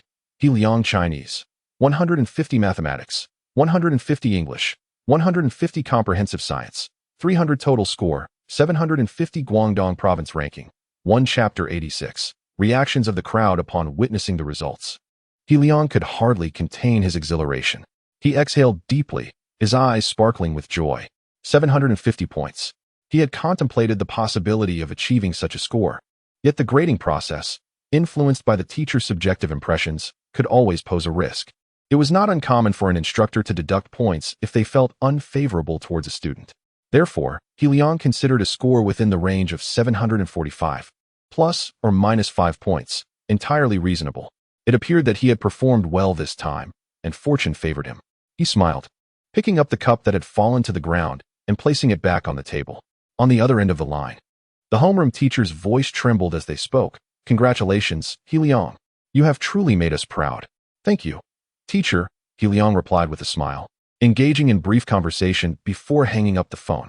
Meanwhile, Lin Xin and He Ning were already too overwhelmed with excitement to articulate their emotions. Although they had never attended high school, they understood the significance of being the top scorer in Guangdong province. A top scholar. A perfect score. Our family has produced a scholar. He Ning's expression was one of exhilaration, his calloused hands trembling slightly. Lin Xin mirrored this excitement, her lips stretching into an uncontainable smile. He Liang, amused, chose not to interrupt their fervor. After a considerable half-hour, the couple finally managed to temper their exhilaration. Xiao Liang, I've seen many television stations interview top scorers. Will someone come to interview you? Lin Xin asked nervously. She recalled numerous instances on television where top scorers and their parents were interviewed. Yes, likely. Just take it easy, He Liang replied casually, demonstrating a composure that surpassed that of his parents. What schools are you considering? He Ning inquired solemnly. Choosing a school is crucial. Tsinghua, Beida, or Suzhou University. These three are the pinnacle of national universities, far superior to others. If you must choose, it should be from these three. For ordinary students, it was a matter of choice, but for He Liang, it was he who would select the institution. It will depend on the offers, He Liang said, a hint of amusement in his eyes. Whichever institution presents the best conditions, I shall attend. He Liang was acutely aware of the weight carried by a perfect score of 750. The top three universities would undoubtedly make every effort to recruit him. He then turned to his parents, his tone considerably softer. The 700,000 at home can be utilized to improve our living conditions. There is no need to save it. Your son has changed. Lin Xin and He Ning exchanged a glance, each reflecting pride. Now, they simply needed to wait for the application process, which would commence the day after tomorrow. He Liang smiled, his expression calm and collected. At that moment, the class group chat erupted with activity. Qin Jiu, I scored 517, which should secure me a decent university. Smug JPG, Mo Howren, I did well too, nearly 500 nice. Yi Ro, how did the top scholars perform? Lin Peixin, curious. He tagged Wang Yuning, Guolin, and He Liang.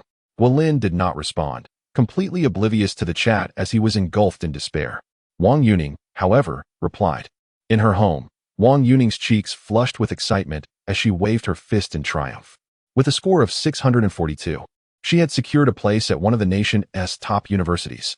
Additionally, she had a special bonus point. Perhaps I might attend the same university as He Liang. Her heart brimmed with joy and anticipation. During this period, her diligence had far surpassed her previous efforts. Driven by a singular ambition, to attend the same university as He Liang. Upon seeing the messages in the class group, she quietly captured a screenshot and paired it with an adorable meme. As soon as she uploaded the screenshot, the group fell silent. 642. What on earth? After a brief pause, the chat was flooded with an array of memes. Yi Ro, Yuning, this is utterly insane. Wang Yu, shock-faced JPG.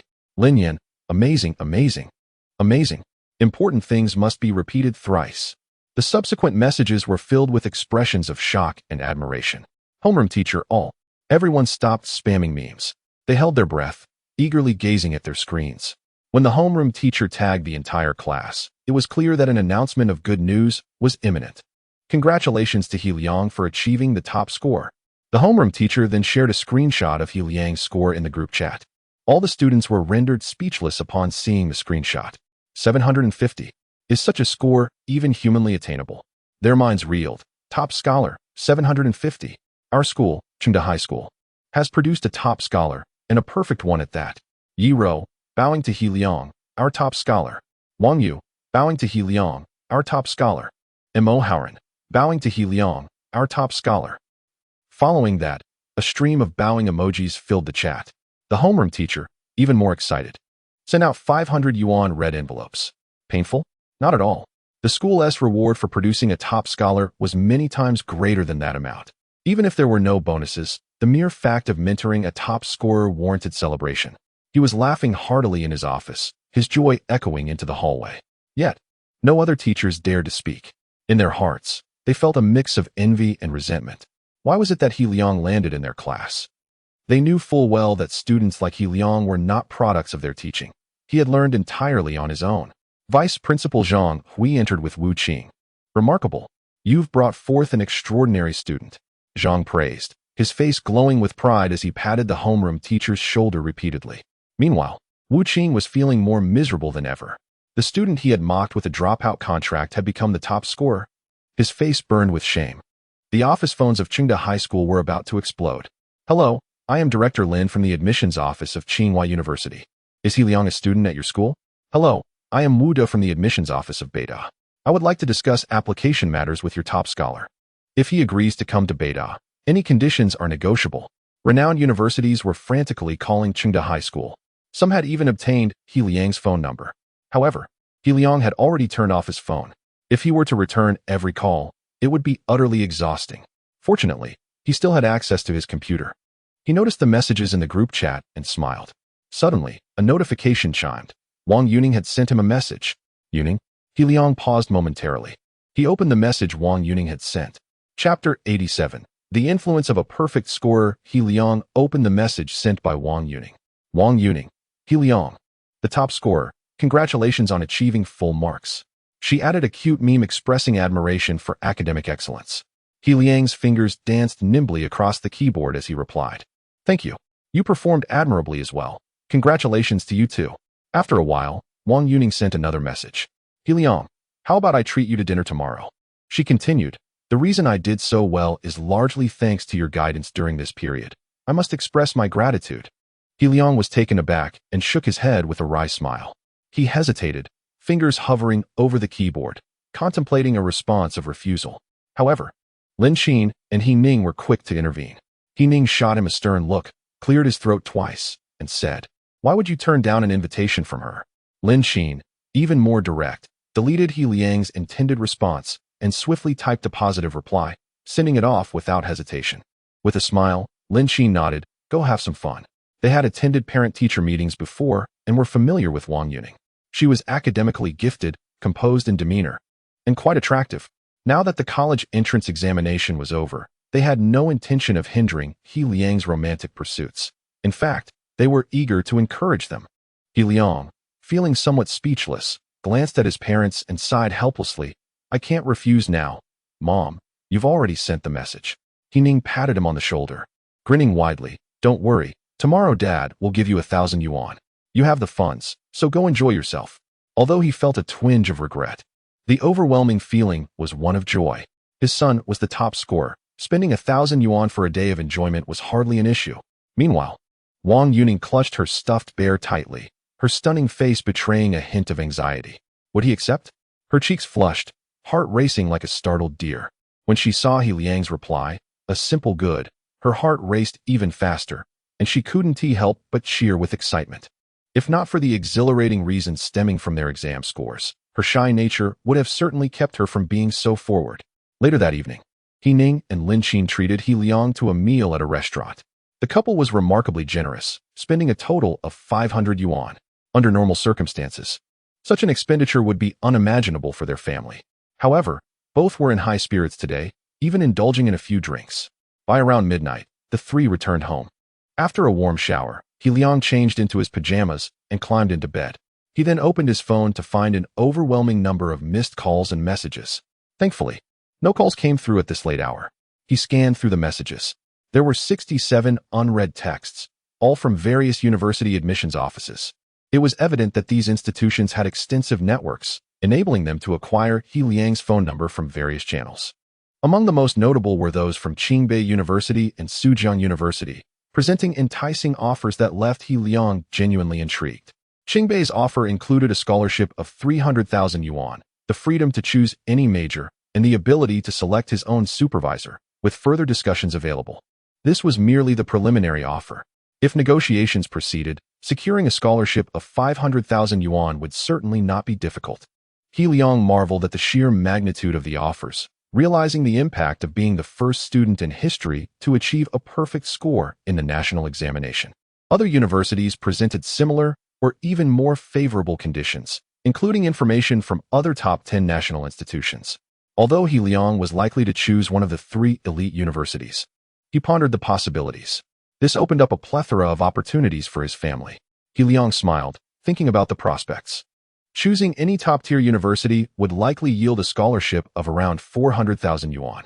Moreover, his high school, Chengde High School, would undoubtedly offer a reward for producing a top scorer, surely no less than 100,000 yuan. Additionally, his hometown village committee would also provide a reward. When calculated, the total was indeed substantial. He Liang felt a deep sense of satisfaction. Suddenly, his eyes narrowed. A particular headline caught his attention on the phone screen. Shocking. Guangdong Province welcomes the strongest academic genius, achieving an unprecedented exam score. Was it that quick? He Liang was momentarily stunned, then tapped on the link. The internet speed was sluggish, and his phone lagged. It took half a minute for the page to finally load. To his astonishment, the content prominently featured him. From humble beginnings to great achievements. A closer look at the top scorer, He Liang. He Liang was taken aback. The narrative depicted him as a dedicated and hard-working genius who would not rest until he achieved the top score. Moreover, there was a video interview with his homeroom teacher. The interviewer asked, "How did you manage to nurture such an outstanding student?" His homeroom teacher beamed with pride, pausing for a moment before exclaiming, "He Liang is exceptionally gifted and diligent." However, even we teachers were surprised by his remarkable score. He showered He Liang with praises. The interviewer continued, "Has He Liang disclosed any preferences for which university he might apply to?" His teacher simply maintained a mysterious smile and shook his head, leaving much to the imagination. Following that, another segment analyzed the unprecedented difficulty of the exam papers this year in Guangdong Province. For He Liang to achieve the only perfect score in the nation, and the first in history, was indeed remarkable. They had even consulted the Education Bureau regarding the validity of the exam scores and whether there were any discrepancies. The Education Bureau unequivocally confirmed, perfect score. Without a doubt, He Liang's exam must have impressed a panel of educators to receive such an affirmation. Am I truly that remarkable? He Liang gazed at the plethora of accolades, almost as if they were attributing him with supernatural abilities. At that moment, his homeroom teacher sent a WeChat message. "He Liang, please come to school tomorrow at 4 in the afternoon. I'll open the back door for you. The directors of the admissions offices from Qingbei and Suzhou universities wish to meet with you in advance to discuss the conditions." A smile crept onto He Liang's lips. The main event had finally arrived. He replied with an affirmative response. His meeting with Wang Yuning was scheduled for the morning, so it would not interfere with his afternoon commitments. After scrolling through his phone, he was astonished to see that the term perfect scorer had become a trending topic across various headlines, continuously climbing in rank. He Liang had truly gained national recognition. Chapter 88. Street interview. The following day, at 8 in the morning, He Liang set out early, donned in a comfortably fitted black outfit that exuded a neat and polished appearance, complemented by his naturally handsome visage and a subtle, confident smile. He captured the attention of numerous young women along his journey. The designated meeting place was a convenience store near Chengde High School, where Wang Yuning awaited his arrival. At 8:17, glancing at the time displayed on his slightly lagging phone, He Liang noted he was not late, as their agreed time was 8:30. Just as he arrived, Wang Yuning made her entrance. He Liang. The soft call of his name caused him to turn around. Upon seeing Wang Yuning, he momentarily lost his composure, taken aback by her beauty. Today, she radiated a different charm, adorned in a flowing white dress with her long, dark hair cascading freely behind her, fluttering in the breeze. Her elegantly straight legs and lightly adorned face presented a stark contrast to the simple, innocent image he had of her at school. Noticing He Liang's momentary daze, Wang Yuning felt her heart flutter, a sense of joy inexplicably washing over her. "Shall we go?" He Liang said, scratching his head awkwardly. Wang Yuning adjusted her black-rimmed glasses, keeping her gaze lowered, her demeanor tranquil. According to their arrangement, they were to explore a nearby commercial complex. He Liang mused internally, "This is my first outing with a girl my age."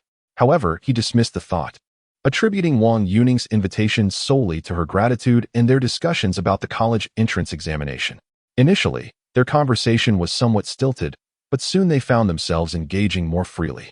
"He Liang, how did you achieve a perfect score? That's incredible." Wang Yuning's eyes sparkled with admiration. He Liang chuckled modestly. "I simply maintained a relaxed mindset and received support from my teachers. Otherwise, I wouldn't have scored so well." Wang Yuning giggled, her admiration for him deepening. The mere thought of being out alone with He Liang filled her with excitement and a sense of wonder. "Yuning, you scored 642 this time. You have many top universities to choose from. Have you decided which one you want to attend? He Liang inquired. The college entrance examination admissions are based on provincial score rankings. Although Wang Yuning's score was commendable, this year's examination was particularly challenging. A score of 642 held significant weight, comparable to previous year's 660, if not greater. Aside from Tsinghua and Peking University, gaining admission to other prestigious institutions should not pose much difficulty for her. And you? Wang Yuning asked, her gaze shifting, avoiding a direct answer. Me? I'll see which universities offer me the best conditions. He Liang shrugged, smiling. This afternoon, the admissions directors from Tsinghua and Peking University invited me to discuss my options at Tsinghua High School. I'm quite fond of Su University, though. My last visit there truly captivated me. This casual remark transformed Wang Yuning into a starry-eyed admirer once more. That's amazing. Who knows? I might also apply to Su University and attend the same school as you. He Liang paused, considering. Wang Yuning's score was impressive, yet gaining admission to those top 3 universities seemed a bit of a stretch. It seemed Wang Yuning anticipated his thoughts, adding, my grandfather was a martyr, so I receive a 20-point bonus on the exam. He Liang then understood, though the topic felt sensitive, leaving him uncertain whether to offer condolences or congratulations. After a brief silence, they arrived at the commercial complex. As they strolled around, their relationship deepened significantly. Wang Yuning suggested treating He Liang to a meal at Hada Leo, but He Liang felt it unnecessary to splurge, so they settled for a modest restaurant. Their meal, totaling just under 100, was quite reasonable. As time passed smoothly, they reached 1:30 in the afternoon. Not far from them, a young man with a shiny bald head suddenly widened his eyes. Is that He Liang? The top scorer. In his hand was a selfie stick. He was Zhang Xiaoxian, a mildly popular food blogger, currently live streaming. He had over 100,000 viewers. Just last night, he had seen He Liang's post and was familiar with his appearance. He couldn't believe his luck in encountering him now. His heart raced as he sprang to his feet. The audience in the live stream was bewildered. What's happening? Is he in a hurry? Looks like the host is shocked. Maybe he saw his ex-girlfriend. The comments flooded in, showcasing the audience's vivid imaginations. Zhang Xiaoxian, facing the camera, wore a mysterious smile. Ladies and gentlemen, today I'll give you a glimpse of the perfect score. Do you know what a perfect score means? Instantly, the comments surged. Who doesn't know He Liang? The perfect score? I've lived for over 20 years and never heard of anyone achieving a perfect score without any deductions. Zhang Xiaoxian quickened his pace towards He Liang, telling his viewers, today, I, Zhang Xiaoxian, will provide you with an exclusive interview with the perfect scorer. He turned the camera toward He Liang, excitement evident in his demeanor. Zhang Xiaoxian approached with a beaming smile. Hello, are you He Liang? Both He Liang and Wang Yuning were momentarily taken aback. After a brief hesitation, He Liang nodded. Yes, I am. Zhang Xiaoxian exclaimed, I'm a food blogger from a small platform. Upon seeing you, I couldn't resist the urge to interview you. His enthusiasm was palpable, almost uttering the word idol. May I ask you a few questions? It won't take long, he inquired, adopting a humble demeanor. He Liang smiled and nodded in agreement. Recognizing the man's courteous attitude and realizing there was no need to be dismissive.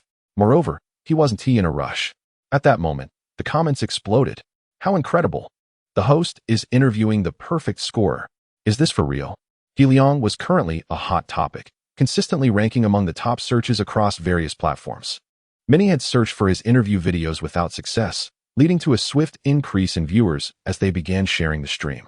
Seeing the numbers rise, Zhang Xiaoxian felt a rush of excitement. He Liang, your girlfriend is truly beautiful. You two make a perfect pair. Can I ask how you study? Any tips to share?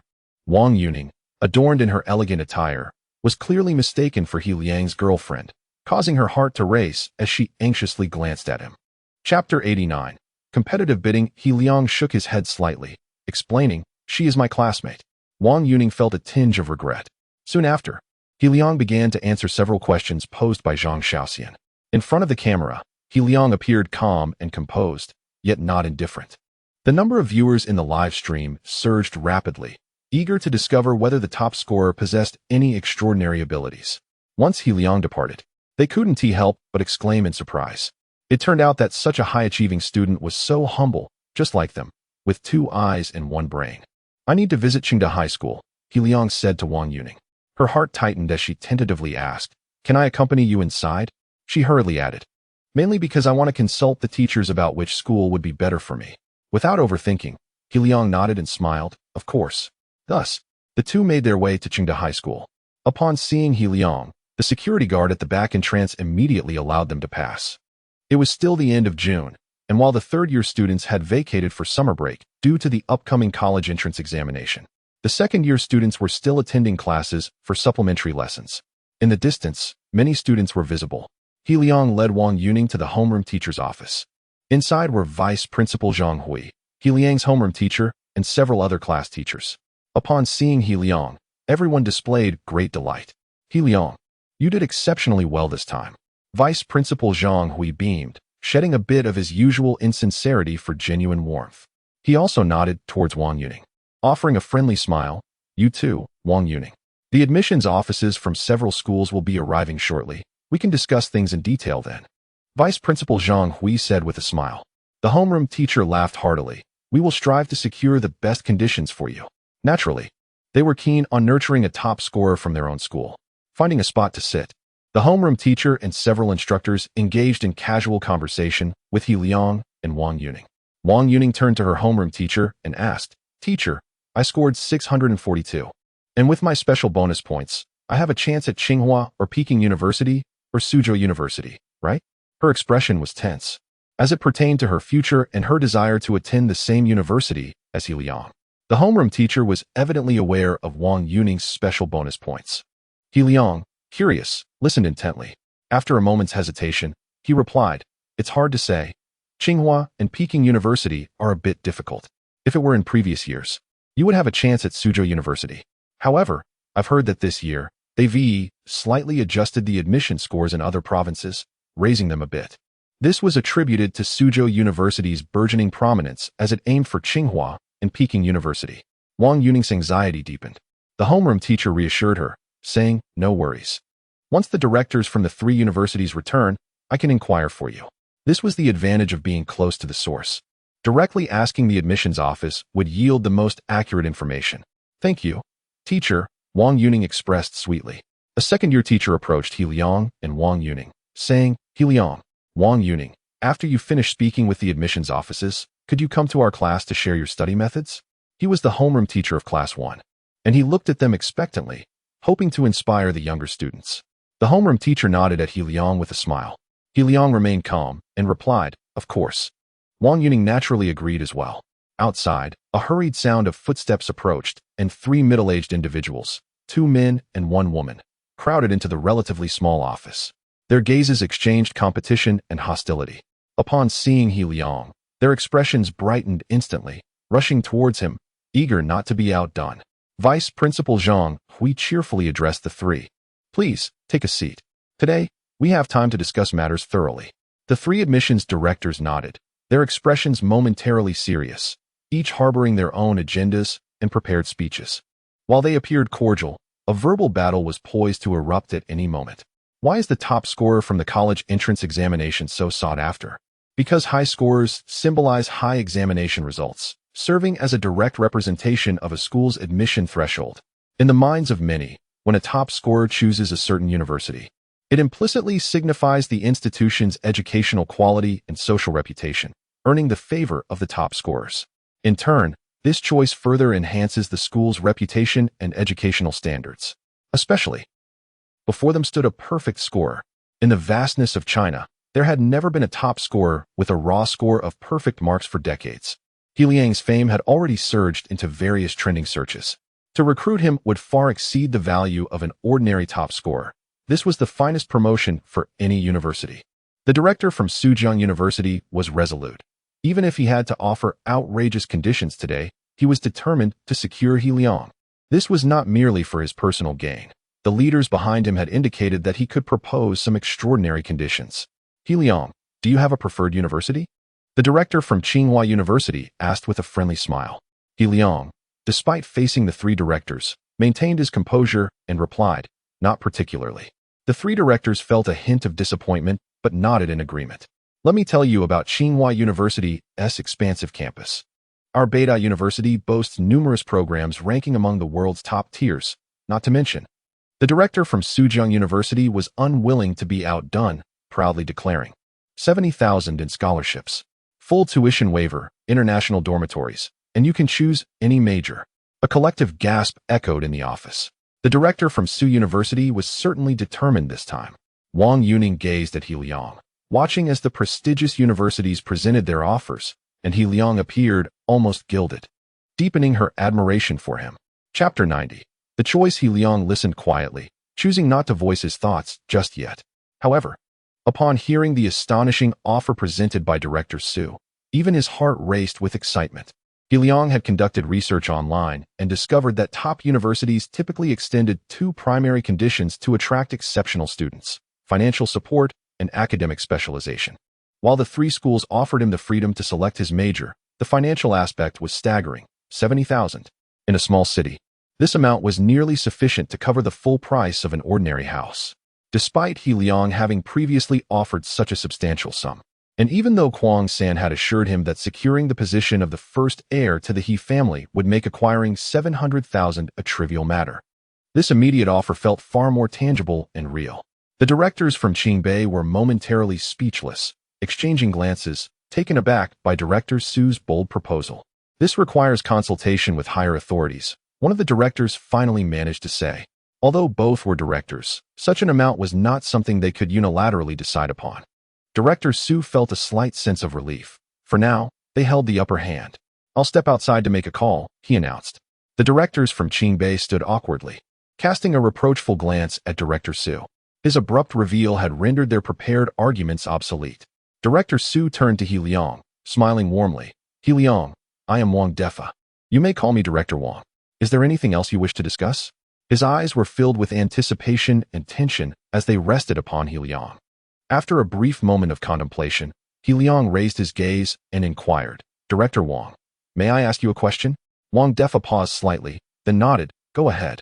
With a subtle smile, He Liang glanced at Wang Yuning beside him and asked, "My friend scored 642 on the Gaokao in Guangdong province and has an additional 20 points for special considerations. Does she qualify for admission to Tsu University?" The entire room fell silent, astonished that He Liang would pose such a question.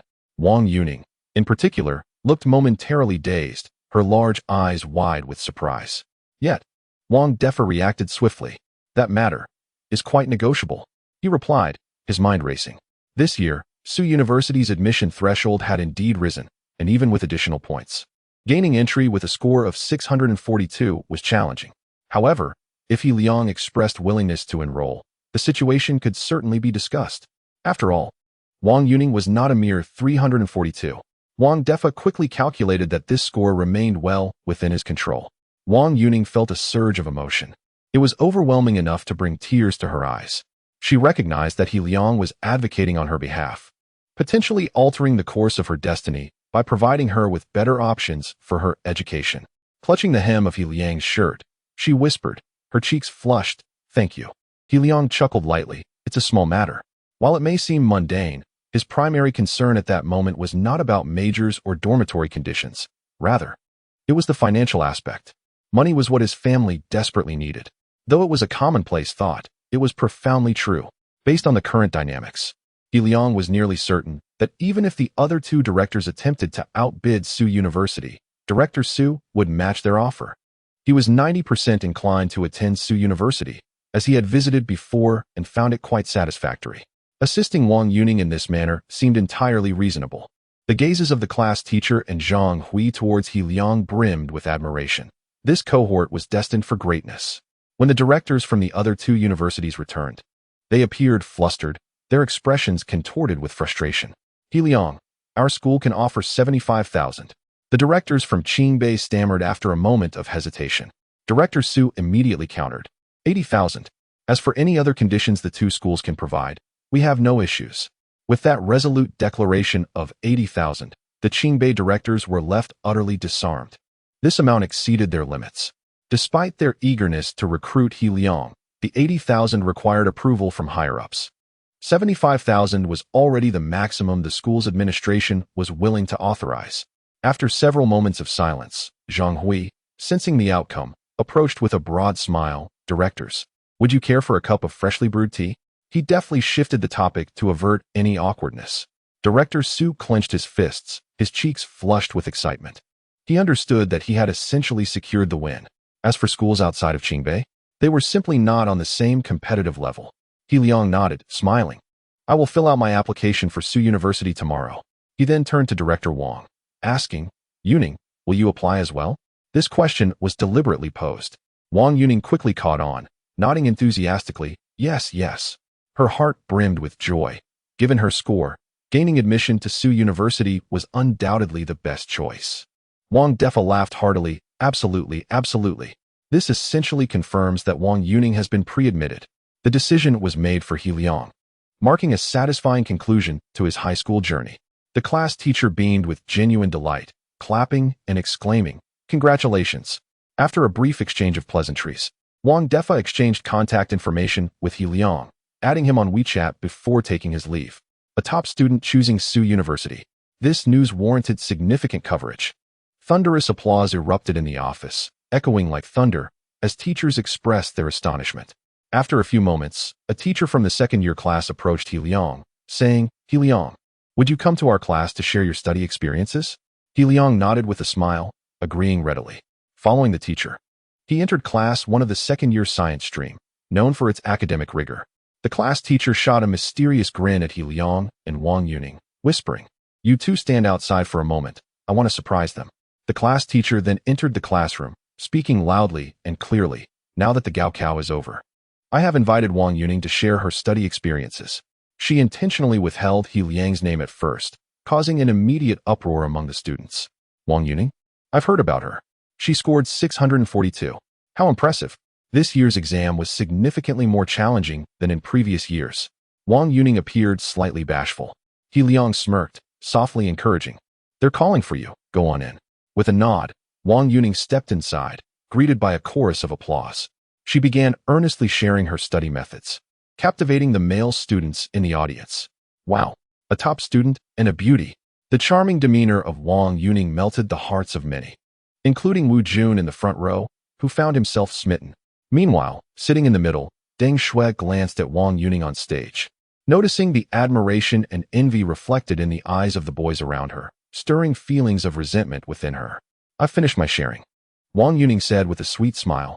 I hope all of you can achieve your dream schools. From the crowd, a boy murmured, I wish the senior would share more. The class teacher chuckled, not so fast, there's another distinguished guest. The room buzzed with excitement, eyes widening in anticipation. Could it be? The class teacher initiated applause, exclaiming, Let us welcome the top student, He Liang. Chapter 91. Reflections. The entire class held its breath, a collective pause hanging in the air. In perfect unison, as if programmed, they turned to gaze at the entrance. The handsome He Liang stepped through the door, a smile gracing his lips, exuding an aura of elegance. Clad in a clean, minimalist black athletic outfit, he appeared both confident and composed, igniting a myriad of emotions among the female students in the room. My goodness, the teacher actually invited He Liang. The atmosphere in the classroom erupted with excitement. He Liang, the only student in the nation to achieve a perfect score without any deductions. What an extraordinary feat. The current He Liang held a status in their hearts starkly different from the past. He Liang, wait for me to get your autograph. He Liang is amazing. Some of the more boisterous boys began to cheer. Had he been merely an ordinary high-achieving student, they might have harbored some jealousy or mixed feelings, as they were all of similar age. But this figure before them, what was the use of jealousy? Competing against him felt like a futile endeavor. Wu Jun, sitting in the front row closest to the podium, quickly lowered his head upon catching sight of He Liang. The sting of past mockery was painfully fresh. Ironically, he occupied the prime position typically reserved for academic elites, once a source of pride. But now it felt as though he were shrouded in He Liang's shadow, like a jester in comparison. 750 points. He clenched his fists, biting his lip in frustration and humiliation. No matter how he fantasized or resisted, he could not surpass this score. Could he even dream of achieving such a mark? The thought was intimidating. Deng Shui shared a tumultuous mix of emotions, regretting her own feelings. Meanwhile, He Liang did not direct his gaze towards them, instead earnestly sharing his study methods with the audience. For these second-year students, his insights proved quite beneficial, though much of it was motivational in nature. After half an hour, amidst fervent applause, He Liang and Wang Yuning took their leave. Their visit to the school had been a resounding success. After a brief conversation with their homeroom teacher and the vice principal, Zhang Hui solemnly assured He Liang, "We will apply for a school scholarship for you. Not less than 150,000. The specifics would be discussed further." This unexpected fortune deepened Wang Yuning's admiration for He Liang. As they parted ways at a street intersection, Wang Yuning's heart raced at the thought of speaking her mind. She urged herself to muster the courage to voice her feelings. Just as her cheeks flushed and sentiment overpowered reason, He Liang's phone rang abruptly. Embarrassed, he waved goodbye and answered the call, raising an eyebrow and nodding in acknowledgement before hanging up. He then turned to Wang Yuning, his expression curious. "Yuning, what's the matter?" At that moment, Wang Yuning was too flustered to respond. She waved her hands dismissively. "Nothing. Nothing at all. All right, I'll be on my way." He Liang smiled gently and departed with a casual grace. Wang Yuning watched his retreating figure, clenching her fists momentarily before releasing them. "Wang Yuning, why are you so timid?" She chided herself, lightly tapping her forehead. However, she then whispered to herself, "But how wonderful it is to be at school with He Liang. Surely, there will be opportunities to express my feelings in the future." Meanwhile, He Liang hurried home. After completing his school application the next day, he planned to accompany Kwang San to the He family. He had told his family he would be going on a short trip with a close friend, a plan long in the making. Upon arriving home, his family had already donned their outing clothes. "Let us go out for dinner," his mother, Lin Qin, suggested. "Tomorrow, our son will embark on a journey, so tonight we must treat him to something special." As they stepped out, Lin Ning added, "By the way, Xiao Yang, we'll help you pick out a new phone and SIM card tonight." His father, with an earnest smile, remarked, "Your old phone is sluggish. You're heading to college, so it's time for an upgrade along with a better data plan." He Liang nodded in agreement. "Mom and Dad, I've already chosen my school." He deliberately paused, savoring the moment. His parents exchanged anxious glances, filled with anticipation. "Which school?" "Sujiang University," He Liang stated with conviction. "I've already spoken with the admissions director." Joy illuminated his parents' faces. The conditions they offered, excluding the major specifics, total 700,000. His parents gasped in astonishment, their hearts racing. 700,000. He Liang smiled slightly, continuing, "But that is not all. Zhang Hui, the vice principal of Chengda High School, informed me he would apply for a special scholarship for me, no less than 150,000. His parents exchanged glances, their eyes wide with disbelief. They were filled with awe. Our child is growing up. In recent times, He Liang had indeed secured 700,000. With the accolades and rewards accumulating from various quarters, the total would likely exceed 1,000,000, an astonishing one. 7 million. That's no trivial sum.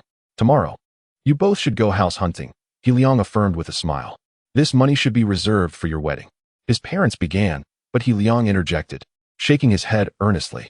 "Mom, Dad, I will only earn more. Use this money boldly. Besides, I might occasionally stay at home, and a comfortable environment is important." He joked. "Who asks for one? 7 million in bride price." His parents were taken aback for a moment before slowly nodding in agreement. Later, the family joyfully indulged in a sumptuous Chongqing hot pot before heading to select a new phone. After half an hour, He Liang walked away with a new device and SIM card, having successfully negotiated a discount with the store staff. Back at home, He Liang began transferring data to his new phone, deleting old contacts he no longer needed. Upon seeing Chun Mingtong's name, he paused momentarily before selecting it for deletion. A thought struck him. Tomorrow is the day for submitting applications. Will she come? Logically, a student with guaranteed admission should also fill out an application. However, he shook his head, self-deprecatingly. Why am I even thinking about this? I haven't forgotten the moment when Sujiang University slightly stepped back. Chapter 92.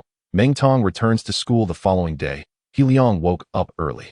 As he drew back the curtains, bright sunlight streamed in, momentarily blinding him.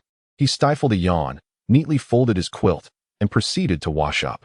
After exchanging a few words with his parents, he departed. This time, however, he took along a brand new suitcase and slung a black backpack over his shoulders, filled with clothes and daily necessities. After completing his application forms, He Liang would head to the He residence to make a significant decision. "Young master." Downstairs, Kwang San and Lin Wudi had been waiting for a while. Kwang San maintained her aloof demeanor, still calling He Liang young master, while Lin Wudi wore a goofy expression. "Let us go fill in the college entrance examination applications," He Liang said with a smile, nodding at the two. Upon hearing the words college entrance examination, Lin Wudi shrank his neck, his head pounding. He had set the record for the lowest score in the history of Chengda High School, an astonishing total of 99 points across 6 subjects. Yes, that was a combined score of 99, and he had taken it seriously. Even He Liang was baffled by how he had managed such a feat, pondering that the difficulty was likely on par with achieving a perfect score. Upon arriving at Chengda High School, Lin Wudi hesitated outside the office, unwilling to enter. He Liang shook his head in resignation and stepped inside alone. Perhaps due to the early hour, there were no other students present, only a few teachers. However, Principal Linda, Vice Principal Liang He, and Senior 3 Director Wu Qing were all in attendance. Upon seeing He Liang enter, the 3 reacted differently. Linda and Zhang Hui greeted him with increasingly radiant smiles, while Wu Qing's face shifted through a spectrum of colors: red, white, green, and finally a deep shade of black. Undoubtedly, his inner turmoil was considerable. "Good day, Principal," He Liang respectfully greeted Linda before acknowledging the others. Naturally, everyone praised He Liang, the student with perfect scores. Linda expressed his admiration, saying, "You've created a miracle. Congratulations, He Liang." At that moment, a figure appeared at the office door. It was Director Wang Defa from Sujiang University, whose eyes lit up upon seeing He Liang. "It seems I have arrived just in time." He wished to witness He Liang complete his application forms in person. He Liang smiled and greeted him. Following that, he proceeded to fill out his application smoothly. The entire process took a full hour before he finally left Chengda High School.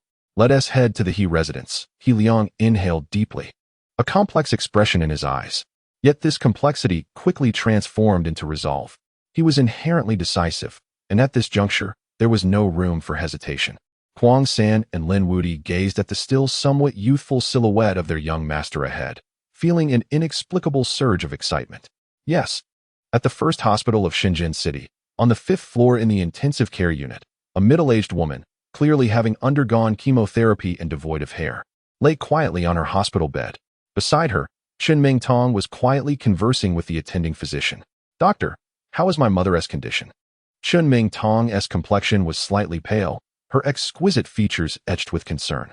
A few days prior, the hospital had called to inform her that her mother had suddenly fallen ill and was in critical condition, potentially life-threatening. Naturally, she hurriedly took leave from Sujiang University and returned to Shenzhen City to care for her mother. Her spirits had been utterly dismal over the past few days, her mind a chaotic mess, leaving her no capacity to pay attention to external news. Her phone remained in airplane mode. Having never met her father, the thought of losing her mother as well filled her with dread, causing her eyes to redden. A faint smile appeared on the attending physician's face. "In the past couple of days, your mother's condition has stabilized. Rest assured, she has moved out of the critical phase." Chun Ming Tong finally felt a sense of relief wash over her, and she managed a rare smile as she gently exited the ward. Suddenly, it struck her. Today was the day for filling in the applications. The first hospital of Shenzhen City was quite close to Chengda High School, merely a 20-minute drive. Once outside the hospital, she hailed a taxi headed for Chengda High School. In the car, the driver glanced at her through the rearview mirror and asked, "Young lady, are you a student at Chengda High School?" Chen Mingtong hesitated for a moment before nodding. "Yes, I'm a senior preparing to fill in my applications." The driver continued, "That makes sense. I thought this time of day was perfect for returning to fill in applications. My son is a freshman at Chengda High School as well." "Which university did you get into?" Chen Mingtong replied honestly, "Sujiang University." The driver was taken aback, then shook his head, exclaiming, "Chengda High School has truly made a name for itself this time. I've heard several students have been accepted into Sujiang University." Chen Mingtong was momentarily stunned, struggling to comprehend. Several students? She knew all too well how difficult it was to gain admission to Sujiang University. Could it be that students from Chengda High School had achieved this? More than one. How could that be possible? Unless, perhaps, there was a slight chance that He Liang had managed it. Thinking of that handsome boy, she felt a mix of unease and discomfort. The driver continued, "Indeed, my son, being a freshman, knows quite a few insider details. I heard one was admitted through sports." Chen Mingtong immediately thought of Zhang Wu. Feeling a bit surprised, but still nodded in acknowledgement. The driver added, "And another was accepted through a biology competition, if I'm not mistaken." Chen Mingtong nodded, her voice soft. "That would be me." The driver shot her a surprised glance and remarked, "There are still 2 who aced the exams. One girl, named Wang Yuning. If I recall correctly. Chen Mingtong was taken aback again. However, the driver's expression grew excited as he slightly loosened the clutch, accelerating the car. But the last one is legendary. A perfect score. Chen Mingtong's head buzzed, and she thought she must have misheard. Was it possible that her lack of food over the past few days had caused her to hallucinate? She couldn't help but chuckle bitterly to herself. A perfect score? That must be referring to He Liang. The driver spoke with growing enthusiasm. A perfect score. My little gray is currently looking up to He Liang as a role model. Striving to excel. Chen Mingtong remained silent for a long moment before murmuring. Are you saying He Liang scored a perfect score and became the top student in Guangdong province? The driver was momentarily stunned, then exclaimed, yes. Weibo's trending topics have been buzzing about it. Every media outlet is scrambling to report on it. Young lady, it seems you aren't quite up to date with the news. At that moment, the car gradually came to a halt. Young lady, Weibo arrived at Chengda High School. The driver's eyes sparkled as he gazed at the imposing banner in the distance, his voice brimming with excitement. Chen Mingtong had already noticed the grand banner hanging at the entrance of Chengda High School. Congratulations to our student He Liang for being awarded the title of top student in Guangdong province.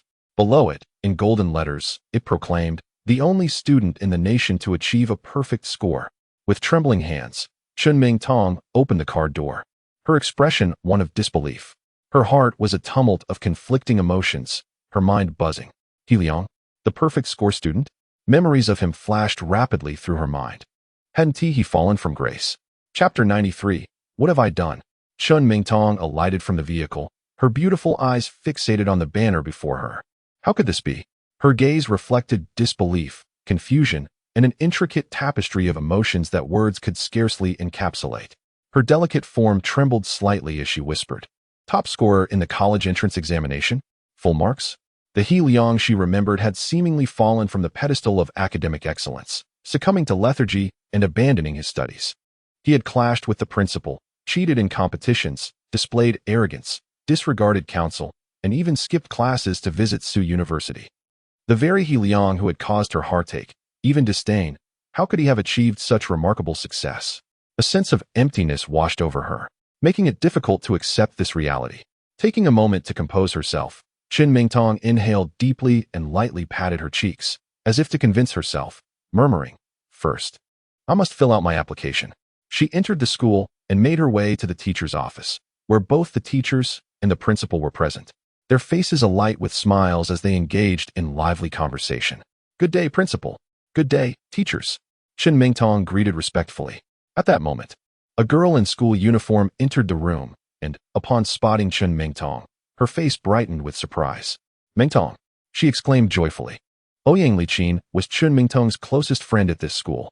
Seeing Ouyang Liqin filled Chen Mingtong with astonishment and delight as well.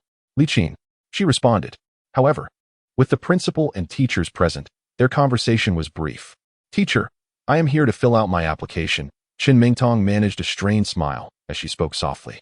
Her homeroom teacher nodded in satisfaction, a radiant smile spreading across her face, as if she were about to bloom. No problem. Even though 3 students from the neighboring class are heading to Su University, at least we have one, don't we? Though the prestige of this class pales in comparison to He Liang's, it is still more than sufficient compared to previous years. Principal Linda also smiled and nodded at Chen Mingtong, saying, Congratulations, Chen Mingtong, on your acceptance to Suzhou University. Beside him stood a charming little girl, resembling a porcelain doll, who gazed at Chen Mingtong with curious eyes. Chen Mingtong recognized her as Linda's granddaughter, Lin Yu. Upon hearing her grandfather's congratulations, Lin Yu's eyes widened with excitement as she chimed, Grandpa, is she the sister who received the guaranteed admission from the big brother? Linda affectionately patted her little head, affirming, indeed. The homeroom teacher chuckled awkwardly but still joyfully remarked, Mingtong, you must express your gratitude to He Liang for this. The teacher from class 2 sat silently, yet inwardly rejoiced. Thankfully, He Liang had chosen to forego his admission. His decision not to participate in the guaranteed admission was indeed the wisest choice. Moreover, he even extended a personal favor. Chen Mingtong felt her body stiffen, turning to her teacher, instinctively exclaiming, He gave me his spot? Wasn't he the one who cheated? The room fell silent, everyone looking at her with puzzled expressions. What cheating? Lin Yu pouted in displeasure, asserting, Brother He Liang did not cheat. I was present when he voluntarily told Grandpa and Uncle Zhang Hui that he would give up his spot. Lin Yu clearly held a close bond with He Liang, unwilling to entertain any disparagement. Chen Mingtong's expression became rigid, her body trembling as her heart surged with turmoil. She struggled to accept this revelation. Hadn't Guolin and Li Su stated that He Liang had cheated? Moreover, how could he possibly forego guaranteed admission with such outstanding grades? Suddenly, a significant realization dawned upon her. He had achieved full marks and claimed the title of top scorer. Indeed, for someone with the capability to attain such extraordinary results, did the qualification for guaranteed admission truly hold any significance? A sharp pain pierced her heart, a sudden ache. Had she misjudged him? Shin Mingtong's mind raced back to the countless times she had displayed disdain and disbelief towards him. It seemed that He Liang had always sought to explain himself to her, to convey that he was indeed capable. After completing her application, Chun Mingtong left the school with Ouyang Liqin. Noticing Chun Mingtong's absent-mindedness and pale complexion, Ouyang Liqin paused in concern. Mingtong, you don't look well. Did something happen? Yet, Chun Mingtong's eyes bore into hers, startling her. Liqin, could you tell me more about He Liang? She suddenly inquired, leaving Ouyang Liqin momentarily speechless. Ouyang Liqin shook her head slightly, but smiled, of course. She expressed her astonishment. Reminiscing, when He Liang fell from his academic pedestal, something unexpected occurred. Privately, Director Wu Qing targeted He Liang, wanting him to withdraw from school. It was utterly outrageous. Chun Mingtong felt another pang in her heart, her lips parting without a sound, her complexion growing even paler. So, the clash with the director had stemmed from this? Later, He Liang participated in the grand plan, achieving first place in Shenzhen City, thereby relinquishing his spot for you.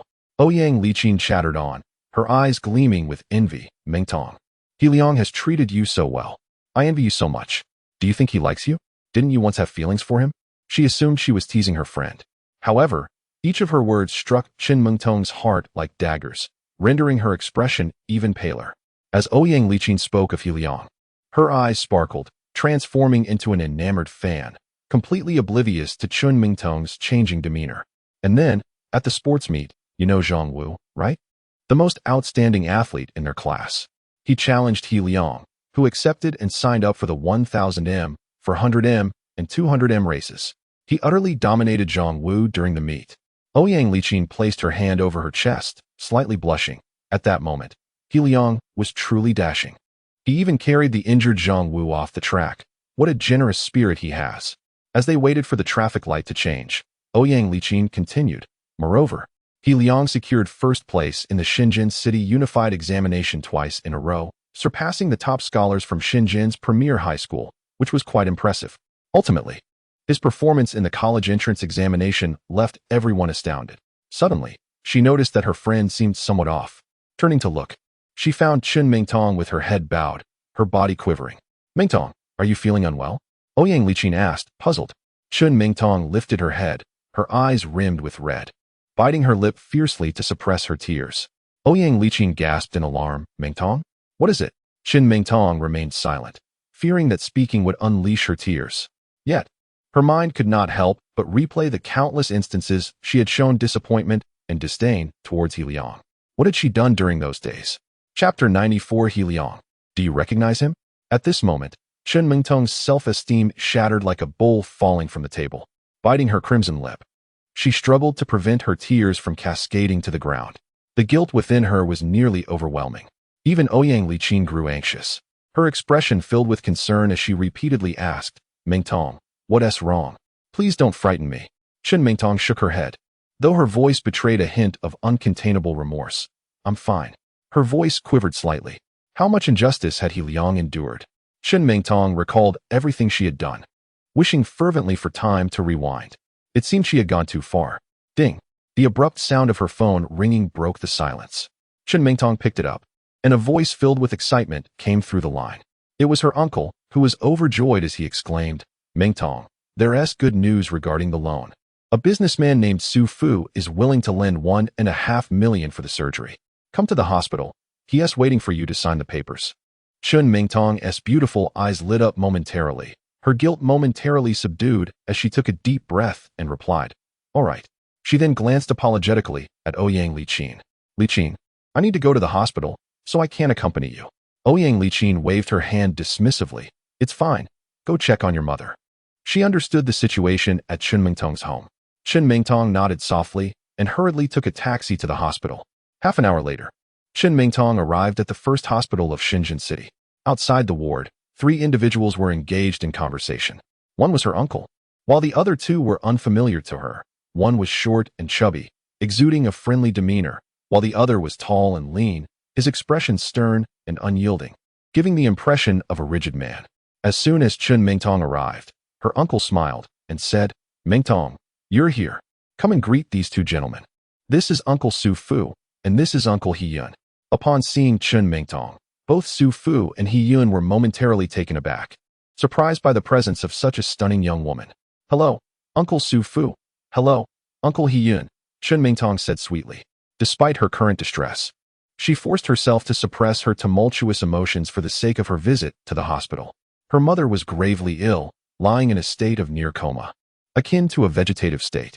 The attending physician in Shenzhen City had recommended surgery, estimating the cost at around 1.5 million, with an 80% chance of restoring her mother's consciousness and health. Naturally, Chen Mingtong was desperate to gather the funds. However, this was no small sum. Even if she were to mortgage the current Ruixin factory, it might not suffice. Even if it were enough, her mother would still require funds for treatment and recovery afterward. You must be Mingtong. I've heard of you.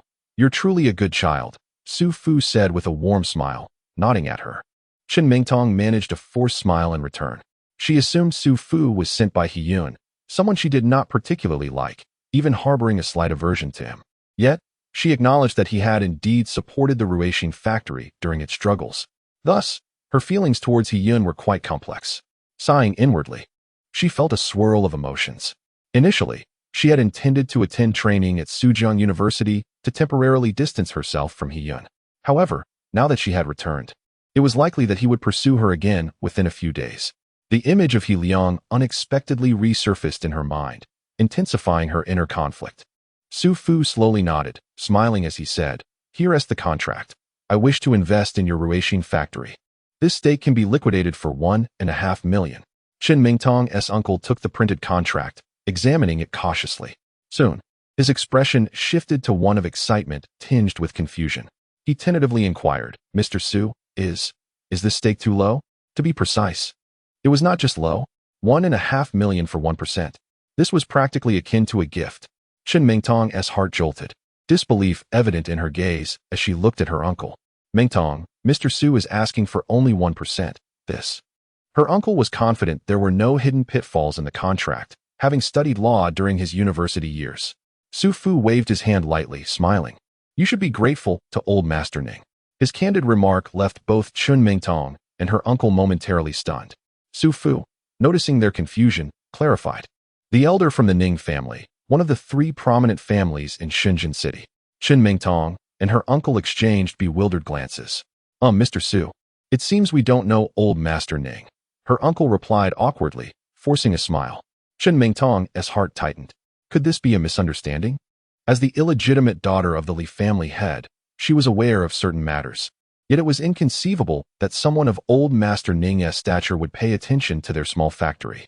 Not to mention, even the Hong family might not be significant enough to catch the old man's eye. Su Fu smiled knowingly, adept at navigating social complexities, and continued. Perhaps you do not know him. However, consider yourselves fortunate to have encountered a benefactor. Su Fu cast a contemplative glance at Chen Mingtong and added, I learned later that old Master Ning promised a young man he valued that he would assist him with a matter. As Su Fu spoke, a mix of admiration and astonishment colored his words. What a precious opportunity. That is a promise from old Master Ning. I envy you all. Everyone in attendance began to grasp the significance of this promise. Su Fu shook his head, chuckling. What no one anticipated was that the young man would use such a rare opportunity to make a request. Chen Mingtong suddenly realized, blurting out, the Ruixin factory? Su Fu nodded with a smile. Chen Mingtong's emotions became increasingly complex. So, it was indeed He Yun who had helped her? Among her acquaintances, it seemed that only He Yun could feasibly connect with old Master Ning. The magnitude of this favor was overwhelming, leaving Chen Mingtong at a loss as to how to repay it. Her mind was a whirlwind of thoughts as she struggled internally. Su Fu chuckled thus.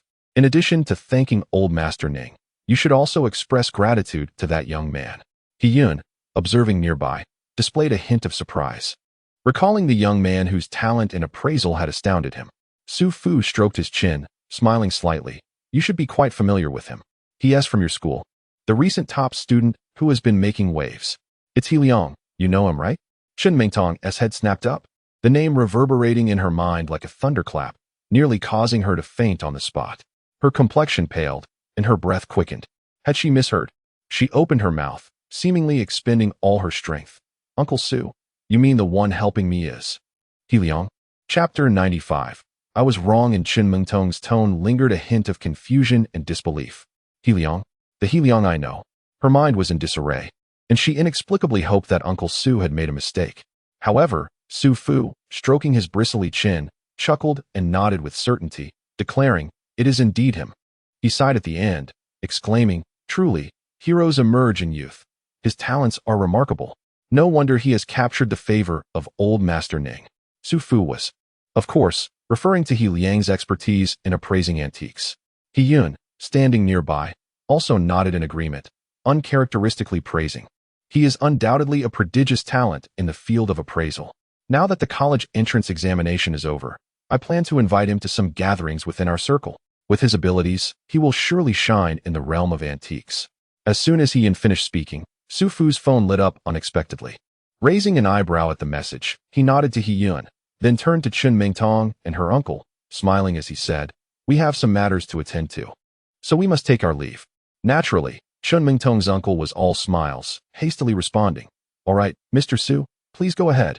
We will forever remember this great kindness. Should you need anything in the future, do not hesitate to reach out."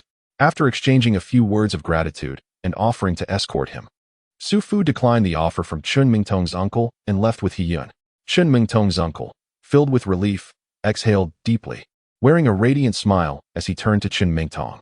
"Mingtong, we owe it all to your classmate He Liang this time. What exactly is your relationship with him?"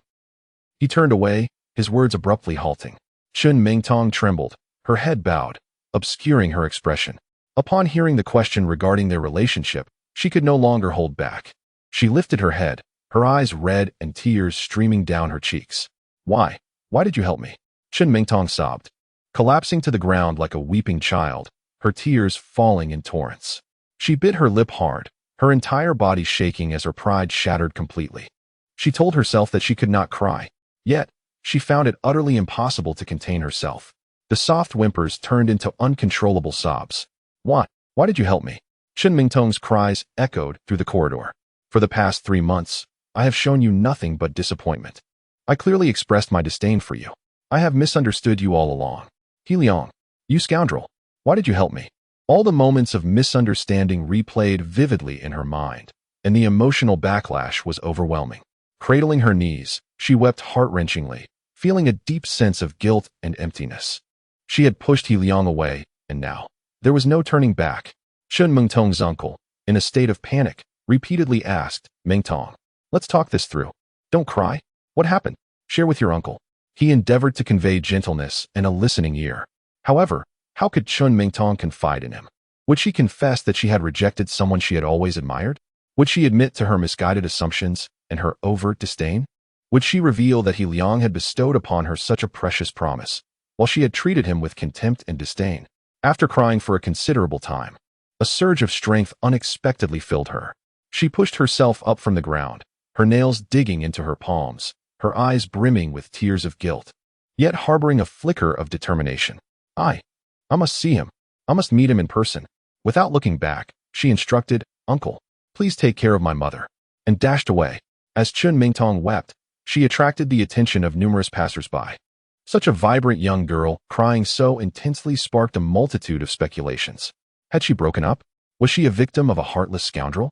In the taxi, Chen Mingtong gazed at the driver's slow progress on her phone. For the first time, she felt that time was dragging on interminably. In her heart, there was but one thought: I must see He Liang in person. She was unsure why she felt compelled to meet him or what she would say. Yet the urgency of that thought was overwhelming. When the driver arrived, Chen Mingtong immediately hopped into the car. She knew where He Liang lived. She had been there before when delivering books. In no time, they arrived. Without an elevator, she swiftly ascended the stairs. Though her body felt weak, it now seemed infused with newfound energy. Standing before apartment 502, she trembled as she pressed the doorbell. Wiping away her tears with trembling hands, she bit her lip hard, her entire body quaking.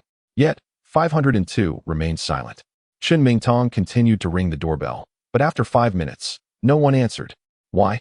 Is he not home? Tears welled up in her eyes, and a troubling thought crossed her mind. Or perhaps, he does not wish to see me? In a state of panic, her mind raced with countless thoughts.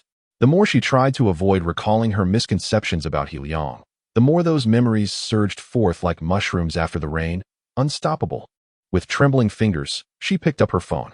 Without a moment's hesitation, she opened WeChat, searched for He Liang's contact, only to discover she had not added him. Of course, I deleted him. The guilt and self-reproach within her intensified, leaving her feeling utterly miserable. Opening QQ, she located He Liang and sent him a message. Are you there? But after sending the message, another notification appeared. Chen Mingtong felt as though struck by lightning, stumbling backward and collapsing onto the filthy ground. So he deleted me too? This revelation struck Chen Mingtong with profound intensity. Is this your decision and your stance? Her heart ached even more as she clicked on her contacts, found He Liang's number, and dialed it. The number you have dialed is not in service. Please check and try again. Chen Mingtong's face turned pale.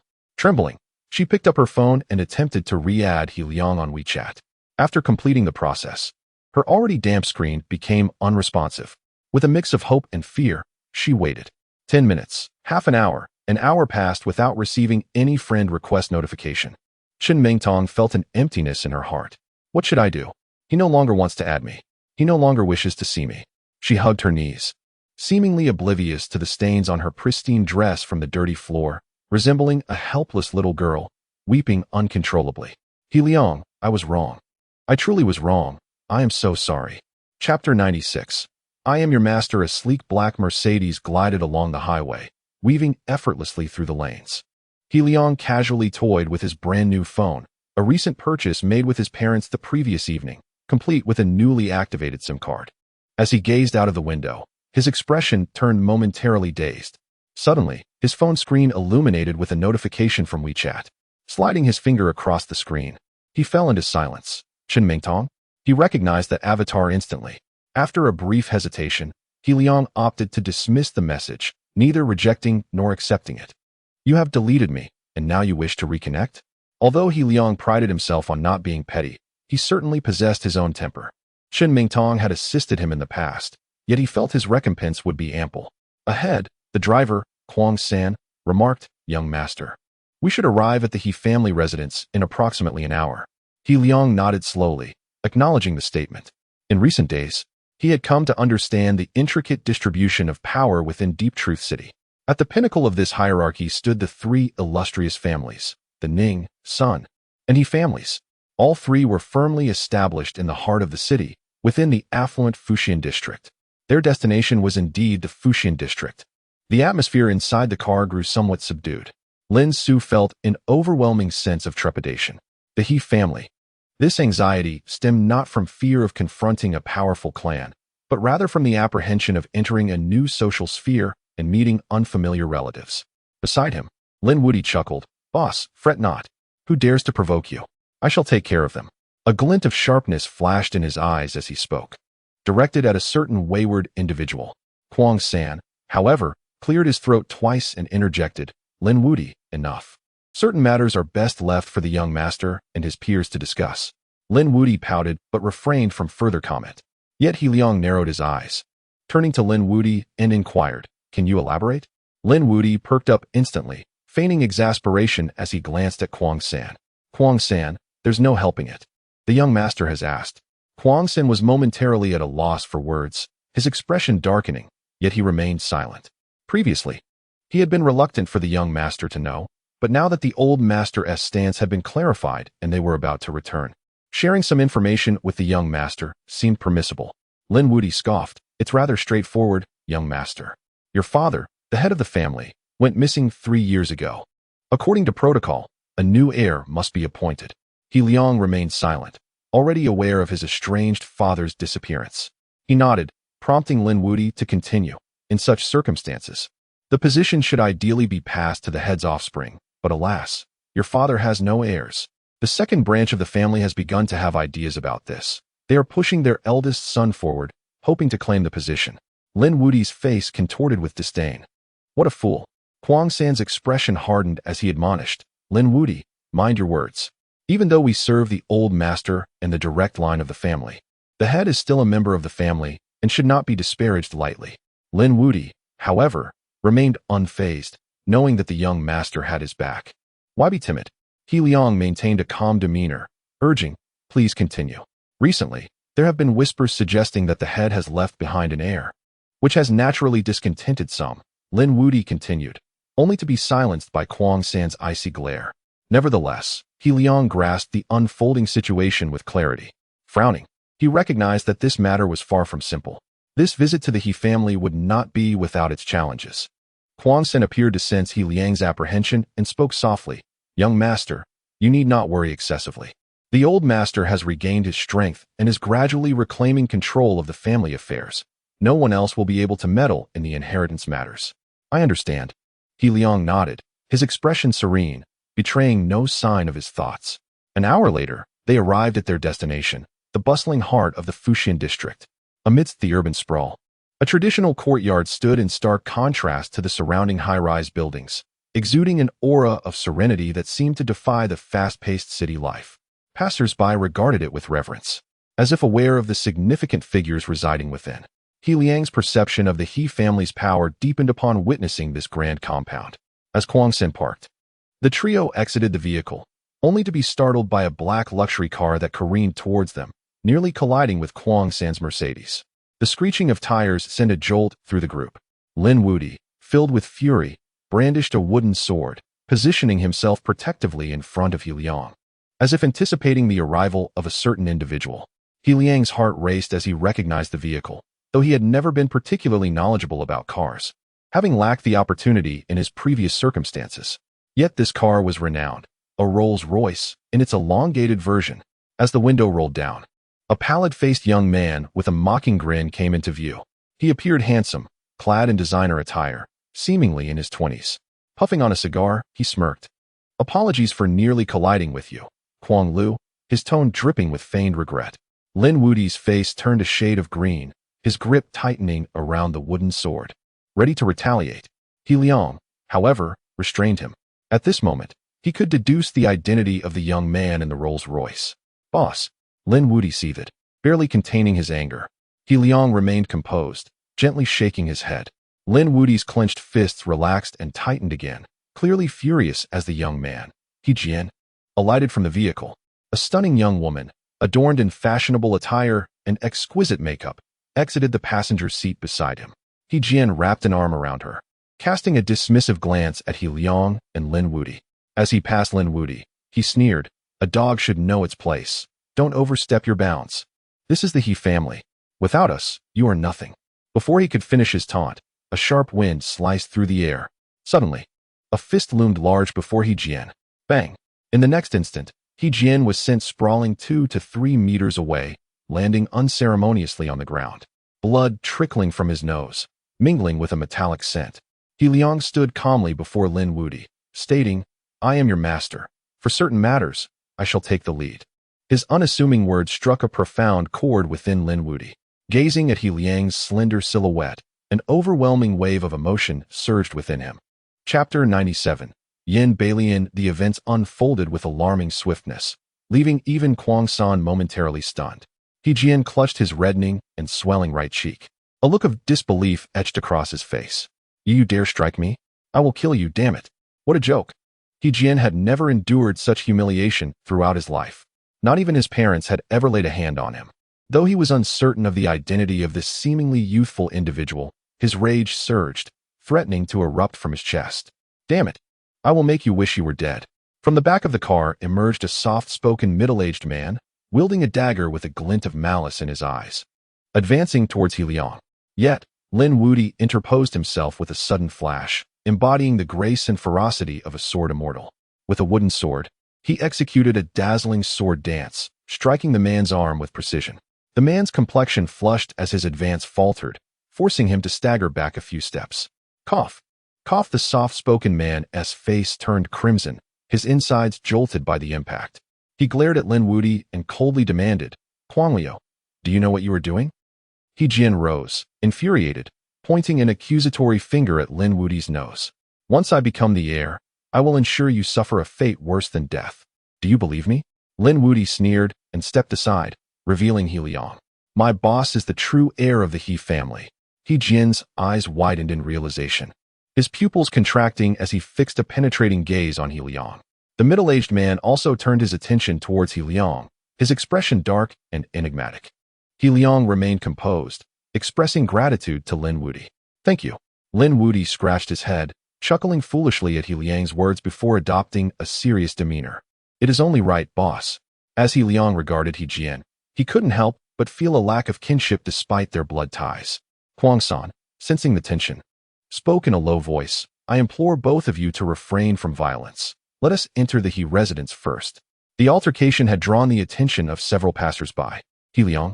He Jian's expression soured as he observed He Liang, but a moment of contemplation transformed his scowl into a cold smirk, regarding He Liang with the disdainful gaze one might reserve for a corpse.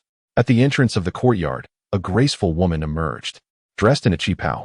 Her beauty was striking, with long, dark hair elegantly styled in a traditional updo, exuding a mature charm reminiscent of ripe peaches. If not for the crow's feet at the corners of her eyes, one might easily mistake her for someone in her 20s. Upon seeing He Jian's disheveled state, her eyes narrowed slightly, yet her expression remained warm as she smiled gently. We are all family here. Let us avoid any conflicts and come inside. He Liang narrowed his eyes, instinctively sensing that this woman was not to be underestimated. Lin Wuti whispered, she is He Jian's mother, the second matriarch, named Yin Balian. Boss, do not take her lightly. She is not a benign character. He Liang nodded slightly.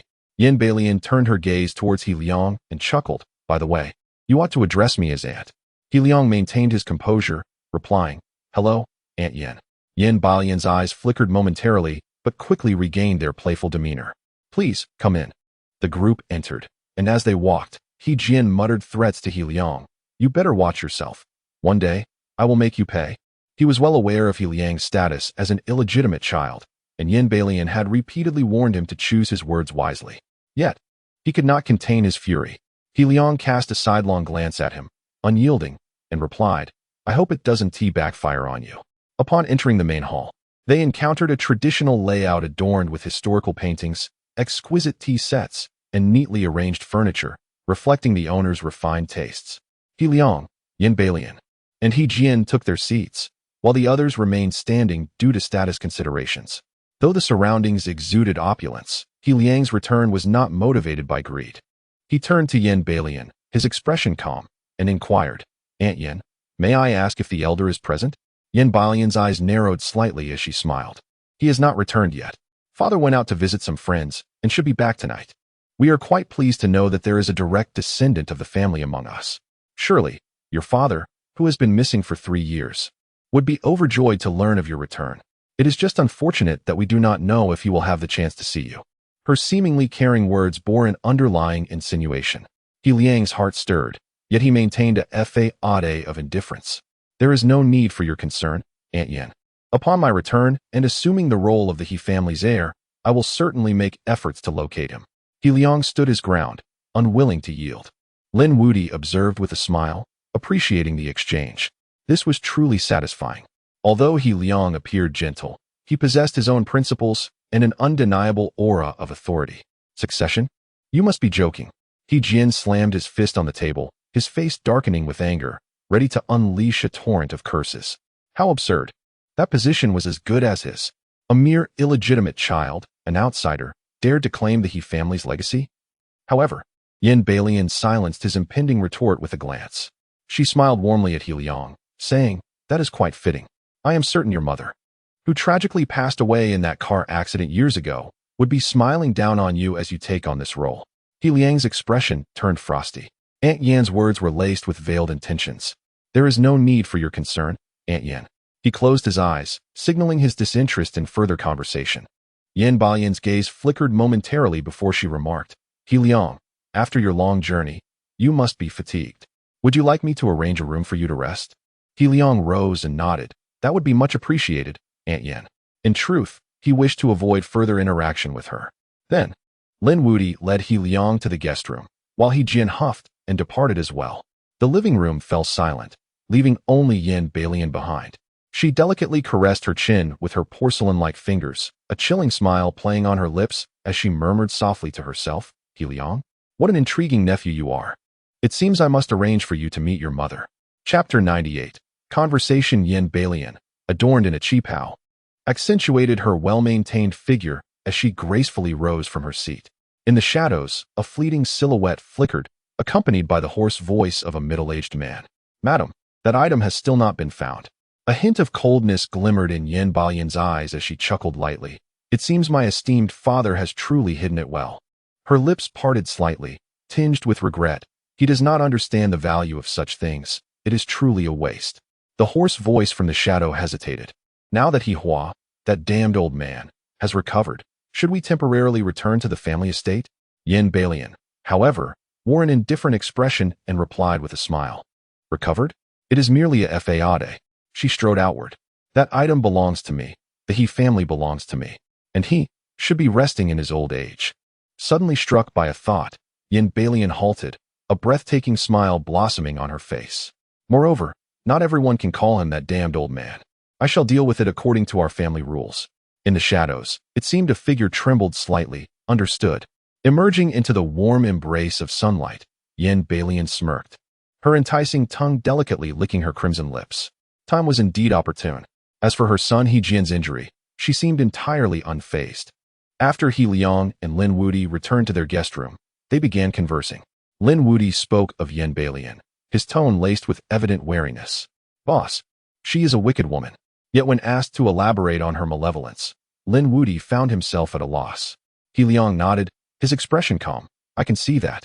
After a moment's contemplation, he inquired, what of your people in the hidden department? This courtyard appears rather desolate. He Liang had anticipated a bustling locale, yet it was evidently different from his expectations.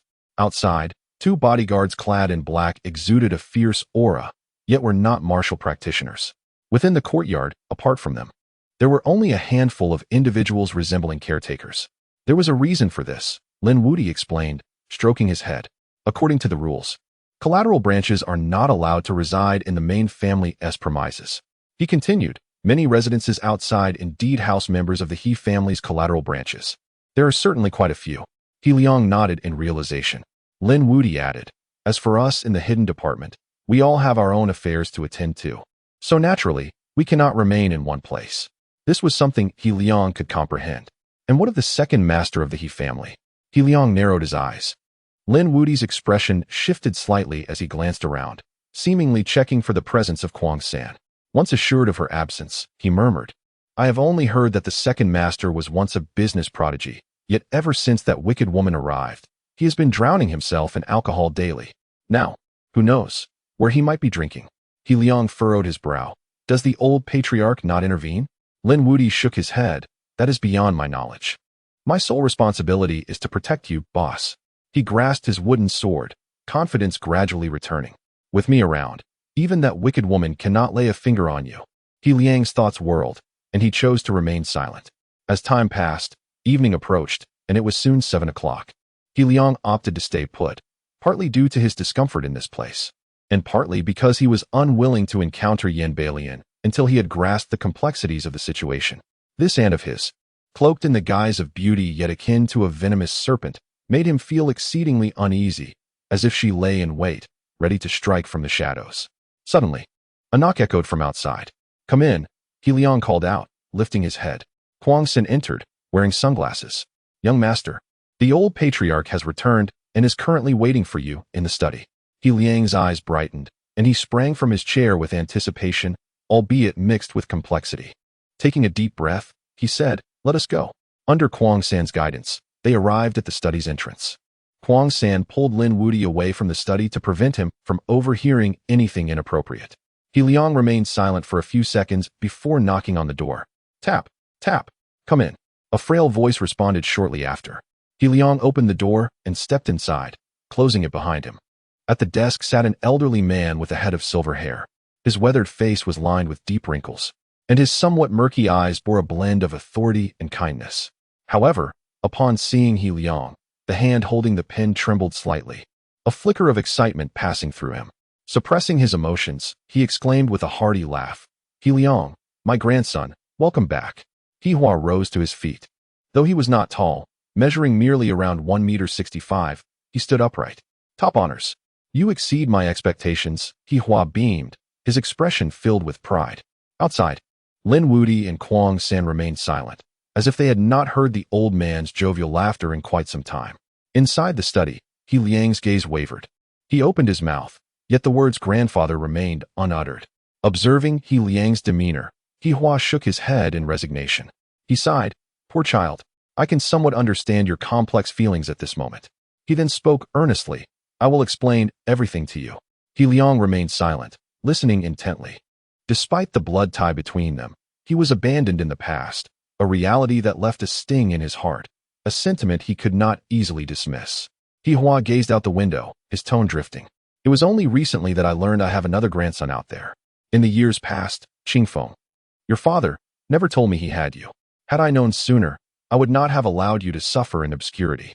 He was aware of He Liang's upbringing by a desperately poor couple, a reality that pained him. "I have wronged you in these years." Yet He Liang replied solemnly, "I have been well these years." Though his heart felt a bit lighter, he still grappled with the knowledge that this man before him was his biological grandfather, who had failed to acknowledge his existence. After a pause, He Liang continued, "Can you tell me where my biological parents are?" He Hua nodded. "They are missing. 3 years ago, they vanished without a trace." He Hua narrowed his eyes, adding, "If there is any clue, it is but one." "What is it?" He Liang blurted out. He Hua smiled reassuringly, responding calmly, "The dragon-shaped statue you have seen. It is merely its root." His complexion suddenly paled, and he coughed twice, dark blood slowly trickling from the corner of his mouth. He Liang's heart tightened, instinctively stepping forward to approach He Hua. Chapter 99. The fifth mission. He Hua appeared somewhat listless, with dark blood trickling from the corner of his mouth, a condition that seemed abnormal. What was going on? He Liang furrowed his brow. "Kong Sen told me your body should have recovered by now." He Hua gently shook his head, his expression calm. "Some old injuries have yet to heal. It's nothing serious." Though he spoke lightly, He Liang sensed there was more to it than met the eye. He Hua chose not to delve deeper into the topic and continued, "The dragon-shaped statue. It is rather complex. Your father disappeared while seeking its origins." His demeanor was composed, yet the thoughts swirling in his mind were known only to him. One son had vanished, while the other was lost in a haze of indulgence. Who could bear such a burden? He Liang took a deep breath. "And my biological mother? What of her?" He Hua's gaze darkened slightly as he nodded. "Yes." He Liang fell into a contemplative silence. He Hua quickly shifted the conversation. "According to tradition, the He family should be passed down to you." He Liang narrowed his eyes, pondering for a long moment before replying, "I never stated my willingness to inherit it." He Hua was somewhat taken aback, yet the smile on his face grew broader. Normally, one would be overjoyed at the prospect of inheriting such a vast family legacy, but He Liang, the long-lost heir, seemed indifferent to this grand opportunity. He Hua, unperturbed, stated earnestly, "I do not expect you to decide immediately.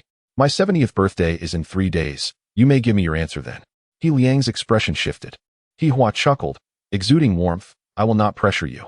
Yet, He Liang's demeanor remained tense, a chill settling over him. "Yin Balian wishes to kill me? That is not a secret. The first time He Liang met Kong San, he was attacked by an assassin. Lin Wudi later informed him that it was likely Yin Balian's doing." He Hua's expression changed subtly as he pondered before replying, "Though there is a possibility, we lack evidence. Give me 5 days. I will provide you with clarity." His voice was measured, carrying a weight of gravity. "There are many factors at play. I am investigating, including matters from years past." He Liang remained silent, opening his mouth as if to inquire further. Cough, cough. However, He Hua's complexion turned pale, and he was seized by a violent fit of coughing. Seeing this, He Liang sighed, "You should rest. I shall not disturb you any longer." He Hua, indeed unwell, did not insist. "I will be at home for the next few days. If you have any questions, feel free to ask." "I understand." He Liang quietly exited the study, closing the door softly behind him, his expression complex, thoughts swirling within. Lin Wudi and Kong Sen approached. Lin Wudi was visibly curious but refrained from asking questions. "Let us head back to the room," He Liang suggested. As they walked, they unexpectedly encountered He Jian. He Jian cast a shadowy, somewhat provocative glance at He Liang, followed by a grim-faced middle-aged man with a buzz cut, whose strength left He Liang feeling perplexed. Peak of refinement, Lin Wudi whispered to He Liang, his expression grave. He Liang narrowed his eyes, deep in thought. Regardless of whether he inherited the family legacy, both Yin Balian and He Jian were undoubtedly adversaries. He Jian was brash, akin to a spoiled child. Although he possessed martial prowess, he was merely at the third level of body refinement, hardly formidable. Yet, Yin Balian exuded a sense of danger that unsettled He Liang. Upon returning to his room, He Liang lay on his bed. The He family. His expression was intricate. With a mere reach, it seemed he could grasp wealth and power beyond the reach of ordinary folk. Yet, an underlying discomfort lingered within him. After freshening up, he retired early, and the night passed peacefully. The next morning, Yin Balian sought out He Liang. Her smile was radiant, like a blooming flower. As she softly inquired, He Liang, do you know the Ning family? He Liang felt a sense of wariness. Why broach such a topic so early in the day? It felt akin to a weasel wishing a chicken well. Yet, he nodded on the surface. I know. The three great families of Shenzhen City, the Ning, the Sun, and the He families. At this moment, He Liang surmised that the old man he met in the antique street, Ning Wu, was likely the elder of the Ning family. Yin Balian nodded in satisfaction. Then I need not elaborate further. Tomorrow marks the coming-of-age ceremony for Ning Shui, the granddaughter of old Master Ning. Our three families have always maintained a good relationship. As the heir of the He family, you should attend the gathering. Kong San, standing nearby, hesitated before affirming this point. He Liang was taken aback. Tomorrow is Ning Shui's birthday? He recalled the stunning girl with twin ponytails, dressed in a charming Lolita outfit, who exuded an air of aloofness. Will you attend? Yin Balian asked with a smile. Was she tempting him to go? However, one should not strike at a smiling face. Her reasoning was sound. I will go, He Liang replied after brief contemplation. Yin Balian's smile broadened. Remember to pick out a nice gift. She produced a bank card and handed it to He Liang. There is 10 million inside. It should suffice for your purchases. With that, she gracefully departed.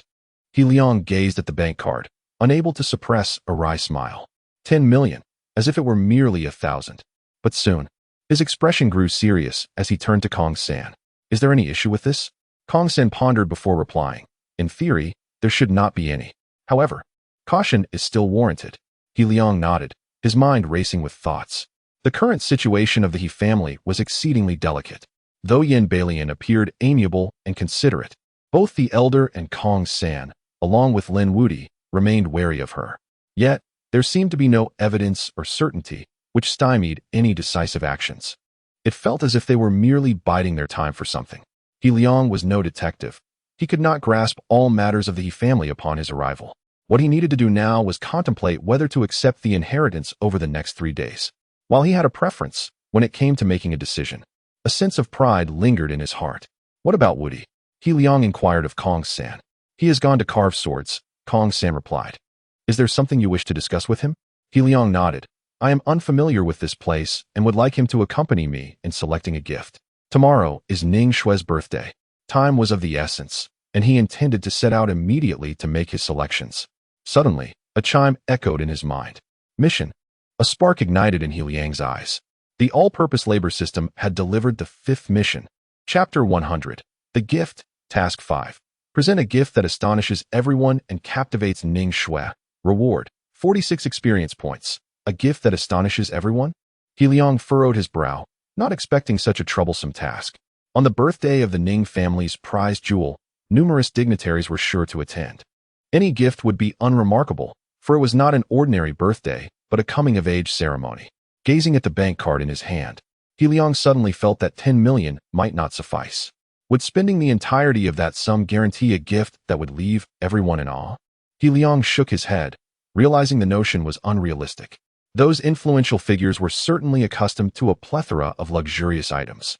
Young master, I will take you to meet Lin Wudi, Kong San said, leading the way. He added apologetically, I must visit the elder later, so I want to have time to accompany you. He Liang waved his hand and shrugged. It's fine, just take me to meet Wudi.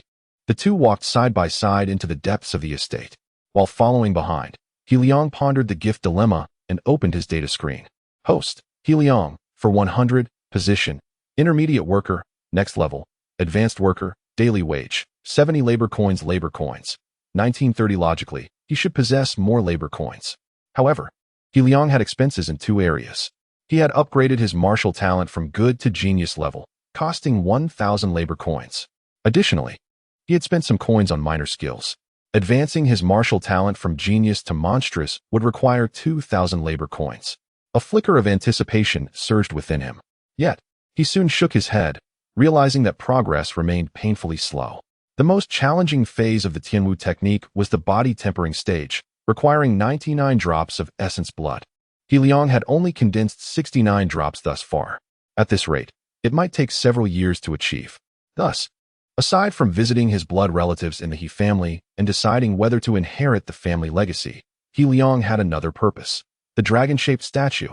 The energy contained within that statue could enable him to break through at an astonishing pace. Lost in thought, they arrived at Lin Wudi's room and knocked on the door. Lin Wudi emerged, sporting two prominent dark circles under his eyes. Upon seeing He Liang, he exclaimed, "Boss, you're here?" He Liang glanced into his room, which was filled with wooden swords, no fewer than 100.